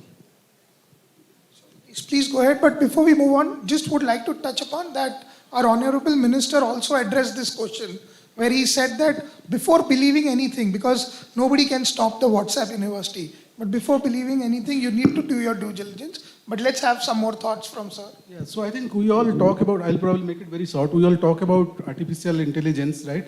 And we know that the data is the foundation, data is the new natural resource which fits into artificial intelligence to get the actionable insights basically, right? But many times, we invent technology, but if you really do not maneuver the technology on the right way, sometimes you guys must have seen a lot of Hindi movies or English movies in this space, basically, right? If you do not really use it on the right space, that may become counterproductive, right? So that's why more and more you will hear about, and if you are interested, we can discuss offline about a concept called trustworthy AI, right? When you are building your artificial intelligence techniques, how do you really make it trustworthy so that you could address all of those issues is basically key success factor for artificial intelligence today. And there are a lot of research going on in that space and a lot of algorithms getting developed so that right use of data to get right outcomes and right insights as part of trustworthy AI is going to be the key success factor. Okay, we have a lady here, and can you please go there? And whoever's handling the mic, if you could just go towards the end to save us some time, we'll come there next. To the back benchers, please. Good evening to all present here. I am Abshar Fatima of Modern College Arts, Science and Commerce, Shivaji Nagar, Pune. Sir, there is a saying that Industry 4.0 is going to have a very huge impact on jobs in the future. Many people are saying that many people are going to lose their jobs, but it will going to give new opportunities also. So as a youth, I have a question that how can we ensure that what are our relevant skills that we can ensure that we will be in this industry? And also that it is also mentioned that behind the screen that 21st century skills. So my question is also like that, what are the 21st century skills we should pursue so that we can cope up with this new technology era? Thank you. I'll just take the one on jobs, and if you guys can take it on skills. Let me give you an example. Do you remember the internet boom that happened? At that time also there were similar thoughts that we'll lose jobs. But any disruptive technology coming in will always bring a lot of jobs along with it. Now, how do we go ahead? How do we cope up? And what skills do we need? I'll let the panelists throw some light on that. So coming back to the jobs part, yes, some jobs will be lost. That's the reality, let's accept it. In the same time, some new jobs will be created. And almost all jobs will be redefined, right? So that's probably one way I'll put about jobs. I know there's a lot of concern about jobs. When I say all jobs will be lost, all the manual, repetitive jobs are going to be taken up by the machines in near future. It's already being taken up, basically, right? Some new jobs will be created. Let me again probably tell you another story, basically. Look at the industry. Every other engineering industry, who does the design? Engineers does the design, right? Look at civil engineering industry. Engineers create the blueprint. Look at mechanical industry. Look at automobile industry. Look at manufacturing industry. Probably IT industry is the only industry where engineers are doing manual job, coding, which is probably in other industries done by manual workers, right? So engineers are destined to do design. So let's move up the value chain, focus on our core competency, which is design, and give the manual task to machines. That's the way I will put at it. Third part, what skills will be important? Of course, I talked about the next-gen skills. I think cloud is almost becoming foundation skill today. So as a practitioner, when you want to acquire new skills, cloud is a skill that you need to acquire for sure, right? And based on that, what are the other next-gen platforms or exponential technologies that you need to build skill? Focus on one area, whether it's artificial intelligence, machine learning, or blockchain, or IoT, or some of the newer technologies. Maybe some of you are interested to work on high-performance computing or quantum computing. Focus on those areas. But the field is really vast. So focus on one area, go deep into that. That will probably help you to become probably an expert in one particular field. That will be my suggestion, actually. Devansh, you want to cover? Maybe something on the learn, relearn?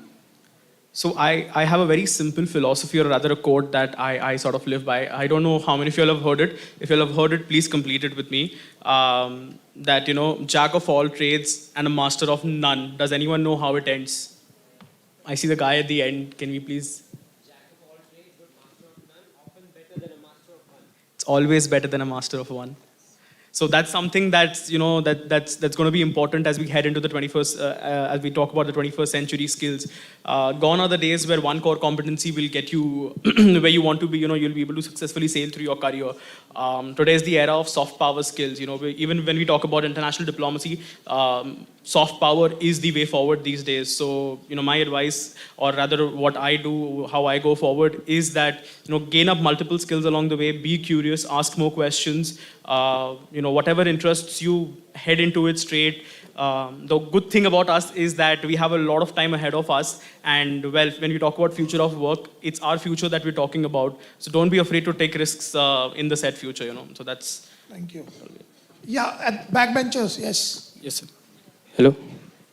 Sir, I am Salman Rafiq Khan from Maharashtra district Yavatmal. My question is, sir, now sir से कि technology बहुत सारे jobs provide करती है, साथ ही साथ हम ये जानते हैं कि जब हमें प्रगति साधनी है तो टेक्नोलॉजी ये की फीचर होता है for the development, and we all also for reach handicraft culture. So my question is, sir, technology can destroy handicraft culture? If they are yes, to how to preserve it? So I'll just reiterate, technology can destroy handicraft culture. Yeah, Devansh, please. Then yes, to how to preserve it? See, I would say that there was definitely a danger to the handicraft culture, and a lot of art forms that were on the verge of being extinct. But how we're coming back to our civilizational values, and with the resurgence of going back to our roots, I can very confidently say that there is a definite and a very strong effort being made to protect our handicrafts and our artisans.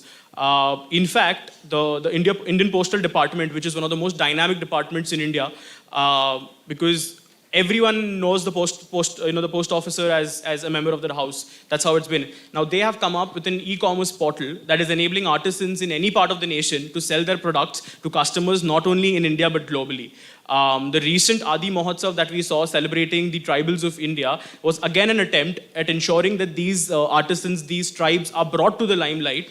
And this is all happening through technology, by the way, because you place an order. Adi Mahotsav also had a website where you could place an order. You were delivering handicrafts from one part of the nation or one part of the state to across the globe. Apart from that, what has been happening now is that there's also a lot of civil societies that have taken this cause forward. Civil society organizations have been dedicatedly working towards preserving artifacts and preserving handicrafts, be it handloom from Rajasthan and Gujarat, be it bamboo products from the tribal areas of Northeast. So I would definitely say that while there was a danger that handicrafts might be lost, technology can definitely be used for preserving it, and it is very well being used right now as well. Correct. So, very interesting question coming. The volunteer wants to ask a question, right? That's a very good thing that the volunteers are also totally engrossed. Please Yes, go sir. ahead. I hope I'm audible. So, good evening, everyone. I'm Alisha Pradhan from Symbiosis Institute of Health Sciences.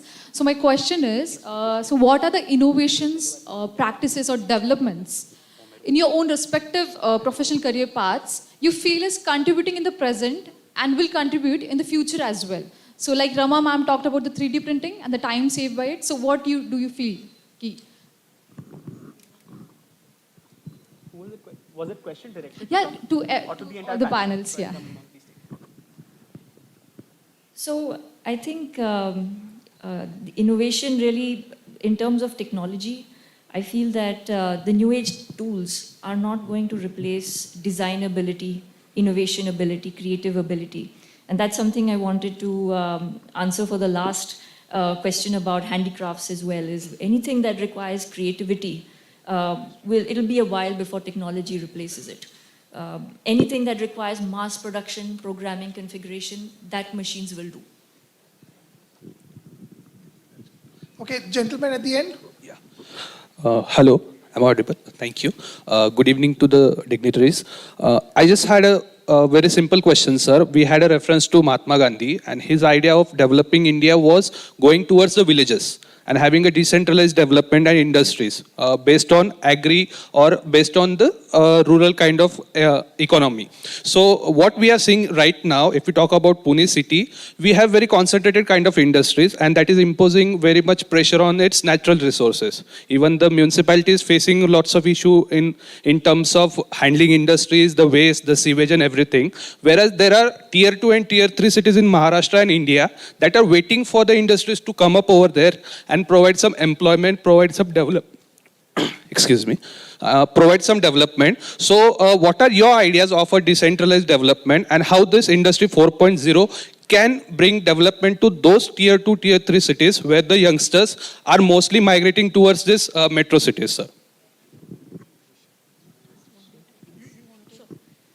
So I think when industries decide a location, there are many factors that determine whether somebody will set up a factory in a certain location.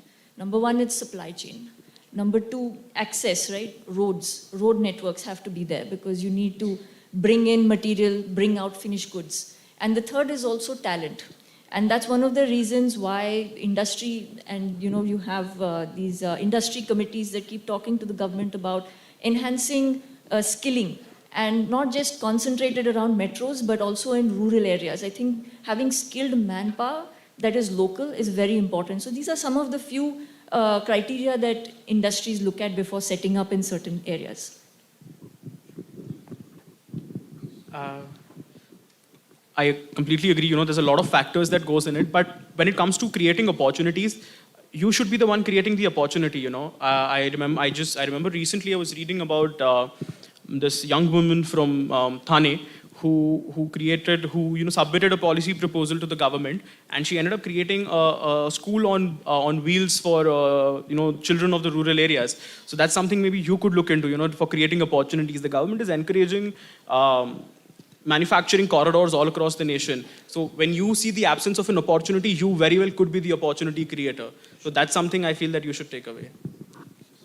I think we are in a 100-year journey towards changing the whole world and leveraging technology to get the right outcomes. I'll give you very small examples since you talked about rural India, and that's very close to me as well, right? I come from a very rural place several years back, and I'm still connected to my roots. So let's talk about a very small place. Kovalam, you guys know in Kerala? Some of you will know probably, maybe for a holiday destination, right? And Kovalam, there are people whose daily living is based on fishing, right? They go put the net on the sea, whatever fish they get. That's what they sell and kind of run their family basically, right? Do you think there is any predictability? If today they put the net on the sea, they will get the same amount of fishes that they got yesterday? If today they don't get anything, their family is not having food that day, right? How do they manage that? And I was amazed to see, probably I'll not take the company name, the company is helping them to predict if they put the net on the sea, that's the amount of fish, 20 kgs of fish or 50 kgs of fish they are going to get. How they are doing it? They are looking at the digital remote sensing data, the satellite data that comes from. They are analyzing vegetation, right? They are analyzing the sea depth, water temperature, all those things are modeling that in a geographic information system model to predict that if this is the condition, I get 20 kgs of fish yesterday. Today I'm going to get the same if all the parameters where I'm putting the net is matching that. That's the change India is going through basically, right? Again, another engineering student in Odisha whom I met, he has come up with a device that he can put it on your retina and say what's your blood sugar level. And look at how difference it will make in the rural India where people do not have even facility to go to a pathology lab and give their blood and test what is their BSL level basically, right? Those are the kind of changes that India is going through today. And the story will only continue on the positive side basically. That's why I said it's a 100 years journey that we are going through, right? Coming back to some of the challenges that you talked around Pune, other cities, right? So I think most of the cities are really gearing up, right? And again, I can talk about Odisha basically. I was traveling there on the national highway. I saw that there are sensors. If you cross the speed limit, you are already notified. The notice come to your, which probably was not seen in India for a long time. Of course, you can expect that in UK or US or some progressive countries. But today, right here, is happening in India, right? That's the way it's changing. I think it's a good change. And we all should be feeling proud of that and should be feeling happy about those changes. Thank you. So I hope, guys, we are really short on time. So on that note, we will have to close this session. The moderators and the speakers will be outside. So if you want to interact with us, we are more than welcome. I'm sure everybody will happy to spend some time with you. On that note, I'll hand it over to you, ma'am, please. Thank you to our panelists and moderator for such an enlightening discussion. How you all touched upon the hand played by technology and specifically Industry 4.0 in changing the sphere of businesses and elevating the quality of human lives was an enriching experience for everyone present here. We would now like to present a token of our appreciation to our panelists and moderator. For that, I would like to call upon stage Dr. Vidya Yeravdekar, Pro-Chancellor, Symbiosis International University.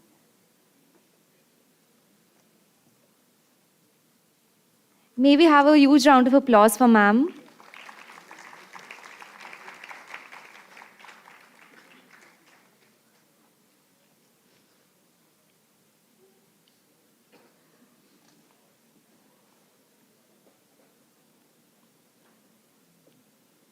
We would first like to present it to our moderator for the session, Mr. Akashdeep Makkar.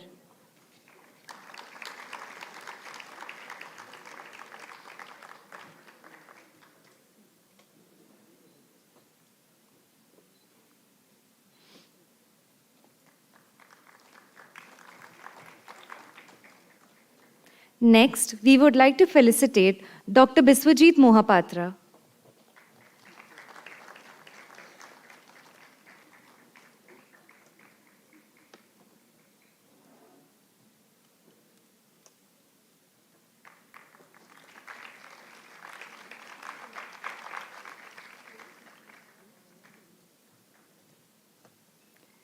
Next, we'd like to felicitate Mr. Devansh Shah.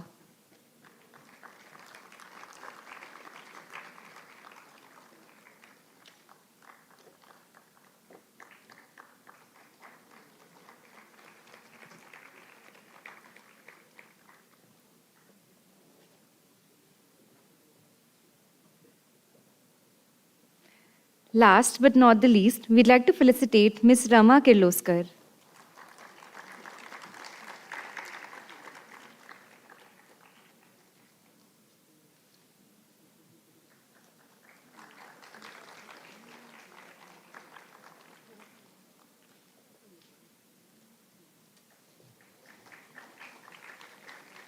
I would now request everyone on the stage to please step forward for a group photograph.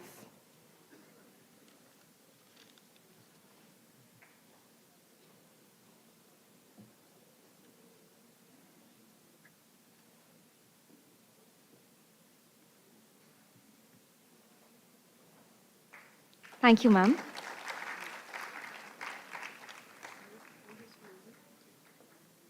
I now hand over to Duke for concluding the day.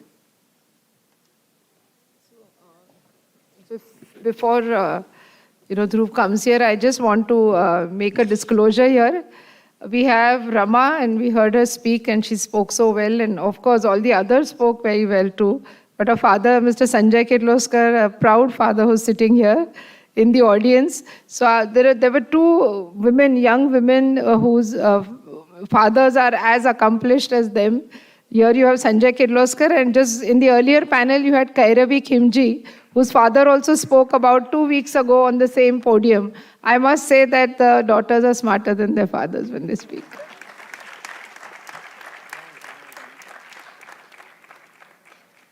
Thank you, ma'am. Thank you, Shreya. With this, we are proceeding towards the conclusion of the Y20 summit. The theme, Peacebuilding and Reconciliation, ushering in an era of no war, was explored by discussing 5 topics, each of which brought forward different perspectives to the theme and led to a multidimensional understanding. Subsequently, the discussion on the second theme of the day, Future of Work, Industry 4.0, Innovation and 21st Century Skills, was extremely insightful and really brought forward how the industry has evolved and where it may be headed. With this, I would like to call upon Swati Sahasrabuddhe, Chief Coordinator of Y20 Consultation Symbiosis, for a vote of thanks. Thank you. I would like to thank the moderators and the speakers. All 6 sessions have been important, giving a chance to talk to different stakeholders, to collect recommendations and create a report that's going to be submitted to the ministry. I thank all the dear students, national, international, who've been such a wonderful audience today. At Symbiosis, we believe that we are a family, so I would not like to formally thank all those who have contributed to make this consultation a huge success. Thank you so much.